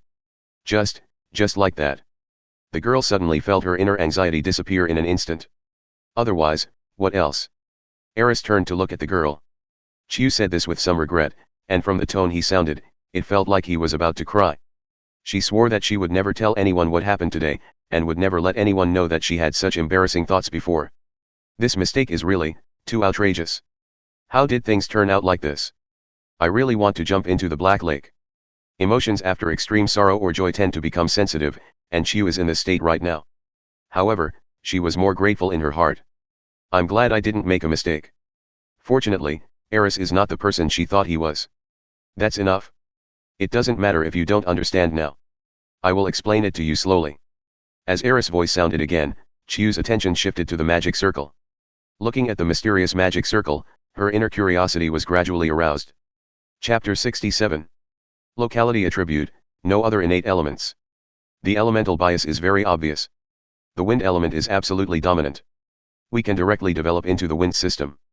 When Chiu's magic power was input into the test magic circle, a rich sky blue wind attributed light suddenly appeared on the magic circle, and the faint earth attributed element was suppressed to the bottom layer and was very inconspicuous. It was obvious that her talent was mainly in the wind attribute. And this just fits her identity as a Ravenclaw. Is this the elemental attribute? Chiu's eyes were shining as he looked at the light on Kuang's magic circle curiously. Obviously, this was also the first time I came into contact with the theory of elemental magic. After Aris's brief introduction, Chiu now has a basic understanding of elemental magic. As expected of a student of Ravenclaw, she has a strong interest in these ancient knowledge. Or, perhaps she had not yet realized what the emergence of elemental magic meant to the current wizarding world. Aris, what is your attribute? After figuring out the basic concept of elements, Chiu suddenly turned to ask Aris. At this time, Hermione also curiously put down the magic crystal in her hand and turned around. Obviously she was also very interested in this question. I guess I have all the attributes. Aris thought for a moment and said. Although there are several attributes whose talents are not particularly obvious, they do exist. Basically, Aris has something to do with the four natural elements of earth, fire, wind, and water. Then there is time and space. In fact, he himself was not sure whether he would receive new rewards from the system in the future and gain new elemental talents. So, just say it is a full attribute to save time explaining it later. All attributes. The two little witches showed surprise at the same time. Although I'm not very clear, this should be a very rare situation, right? Chiu asked with some surprise. That's about right. The advantage is that you can study different elements at any time. The disadvantage is that the future development direction needs to be carefully considered, but that's all for the future. Now let's study the characteristics of the magic crystal carefully. If everything goes well, it would be great if we could find a replacement material in the wizarding world. In this way, we can truly popularize the use of magic circles in the future. The magic crystals they are studying now are exchanged from the system and cannot be obtained in large quantities after all. If one wants to promote the magic circle and take the first step towards the revival of elemental magic, then one must find materials that can replace magic crystals. First of all, the properties and materials of the magic crystal must be thoroughly analyzed before it is possible to find materials with the same properties in the wizarding world. So what do we need to do now? Chiu asked again. Just like Hermione, you should practice controlling your magic power first. Without using a wand, you should channel your own magic power into the magic crystal, and then take the magic power back from it. Repeat the test to see if you can discover changes in the properties of the magic crystal in the process. Also, the key point is to test the lifespan of the magic crystal. Got it? Chiu and Hermione nodded at the same time. Afterwards, one of them took a magic crystal that was divided into 4 parts and tried hard to do it. Aris did not study the remaining magic crystals immediately. Instead, he came to the side and opened the system panel. After exchanging for 3 magic crystals, there were only more than 3,000 academic points left. You can also do 3 10-draw combos. He took a look at the mall's redemption list. Due to the scarcity of points, there was no change in the items on the mall list. Still the same as before. However, the appearance of the magic crystal and the little red dragon made Aris have some guesses. Could it be possible that the system's lottery could draw more things related to elemental magic? It was because of this idea that he did not exchange all his points for magic crystals. Instead, I am going to draw another prize to see if I can get something new. Summoning the lottery wheel, Aris did not hesitate and started with 10 consecutive draws. Consume 1,000 points. Then the roulette wheel began to spin. As the colorful vortex appeared, rays of light jumped out from it. 4 white, 3 green, 2 blue, and 1 purple. The first one failed, and a purple quality epiphany potion was dropped. The others were things that were already in the mall list.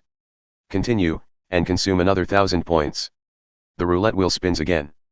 3 white, 3 green, 2 blue, and purple. There is still nothing new.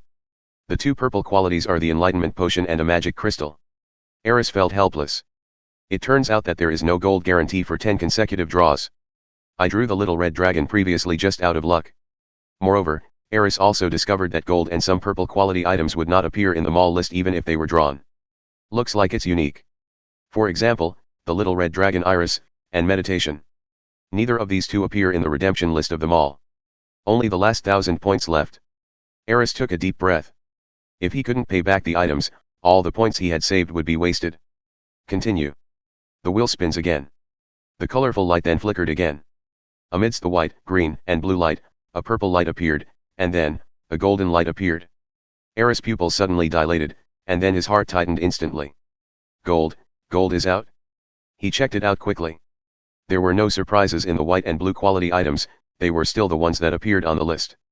There is another book of purple quality, titled, Theory of Elemental Magic. Aris was delighted, of course it was a book about elemental magic. This wave is worth it, even if there is no golden legend, it is still a big surprise. However, the best is yet to come. Aris suppressed the joy in his heart and looked towards the last ray of golden light. Magic optical computer, it can store and analyze magic data, and deduce and improve the data by itself. This optical computer is loaded with the Intelligent Magic Spirit 3.0 version, which is a must-have companion for magic researchers and can help magicians achieve automated and efficient results output to a great extent. This product is produced by Seagate Magic Technology Company. Starting from the Magic Spirit 1.0 version, it has gone through 3 generations of version upgrades and finally created a magic technology product that is deeply loved by the majority of magicians and is even praised as a cutting-edge product that is the culmination of Seagate Quanjio technology. Aris stared blankly at the magic optical computer wrapped in golden light. It was a small, elf-like humanoid creature. Exquisite shape, small wings as thin as a cicada's wing, and a small body full of science fiction with perfect lines and shining metallic luster. It's very similar to the guiding elves that follow the players in some games. If it wasn't for the system's introduction, Aris would never have thought that this would be a magic optical computer. Do you want to activate the magic optical brain? At this moment, the system's voice suddenly rang again. Aris replied without any hesitation, activate. According to the introduction, the main function of this magic optical computer is to assist magicians in their research on magic. And this study of magic, is obviously not the magic system of the wizarding world. But, real magic technology, elemental magic creation.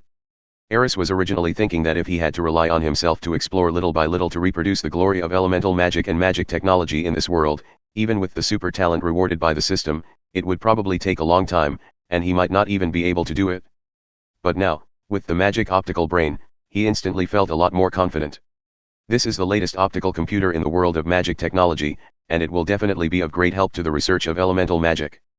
Plus the book Elemental Magic Theory. As soon as Aris thought about it, the book emitting a faint glow appeared in his mind again. Learn this book first. Along with the little lights, all the knowledge in elemental magic theory quickly merged into Aris' mind. Then, a whole new set of magical theory knowledge was imprinted in his mind like an innate instinct. The door to a new world seemed to slowly open in front of Aris. It felt like he was going to Diagon Alley for the first time and really came into contact with and saw this magical world. The knowledge of elemental magic theory made Aris understand more deeply the power and mystery of this system. And the potential and scalability far exceed the current wizarding world's spell system. This is the cornerstone of a true technological magic world. The magic optical brain has been activated successfully and has automatically recognized. The program is starting, please name the optical computer. Moss. Aris said a name without any hesitation. When he watched the sci-fi movie The Wandering Earth in his previous life, he was thinking, how cool it would be if he also had an artificial intelligence. Now, his dream has finally come true. Well, the magic optical brain can also be considered artificial intelligence. It's even cooler than artificial intelligence on the technology side. The optical computer was named successfully. Program initialization completed. Magic optical computer Moss has been activated. Along with the sound of the system, the elf floating in Aris' mind slowly opened its eyes. Owner. A pleasant queen's voice sounded in Aris' mind. This voice made him stunned for a moment. I didn't expect that such a cute little elf-like brain would not have a queen-like voice. I can only say, it's really awesome.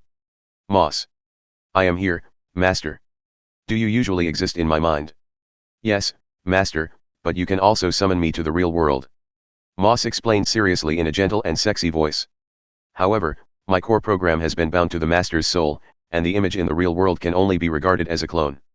Moreover, the Master can also choose between real magic energy projection and illusory magic energy projection.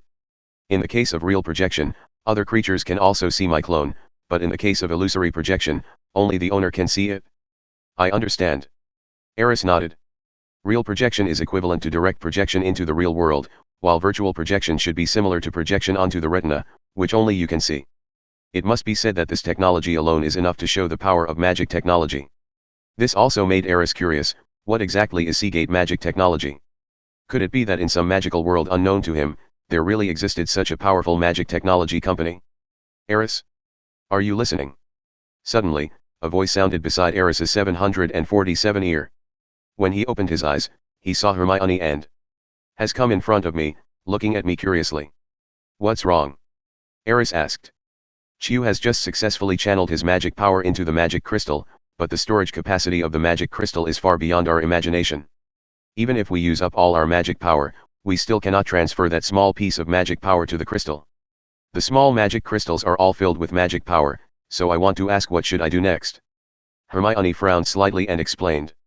Well, this is also expected. Aris thought about it, and then summoned Moss with his mind. This is a fairy. The moment they saw Moss appear, the two little witches were surprised. That's right. Aris nodded and explained, this is a summoning magic that combines the elements of time and space. It can summon elves from other world to help us with the elements. I just figured out the key to magic research, and this is my first attempt. He concealed the existence of the system and gave a brief explanation to the two little witches. Looking at Chew and Hermione's surprised and shocked expressions, Aris knew that they must have believed the statement. Is this the magic of elemental magic? Chew looked incredulous and muttered to himself, this elf looks so similar to the house elves in the wizarding world. Completely different, their body shapes are so different, so cute, so beautiful. This is the elf from Otherworld. It's incredible. Hermione was also muttering to herself, with excitement in her eyes. The image of Moss projected at this time has changed significantly. The first is the material of the body. The metal material of the main body has become bionic skin. The elf flapped its wings and floated beside Aris. After changing into a fair and delicate body, it transformed into a small green dress. At this time, the elf Moss, apart from being less technological, does look more lovely and charming. Just looking at it, I have an urge to hold it in my arms and caress it. No wonder the two little witches were so surprised and excited when they saw it, and there seemed to be little hearts in their eyes. Okay. Aris smiled and said, let Moss record the data, and you just need to continue inputting magic power into the magic crystal. Well, we need to keep filling up the magic crystal to keep it positive. After saying that, Aris walked towards the octagonal cage at the innermost part of the laboratory.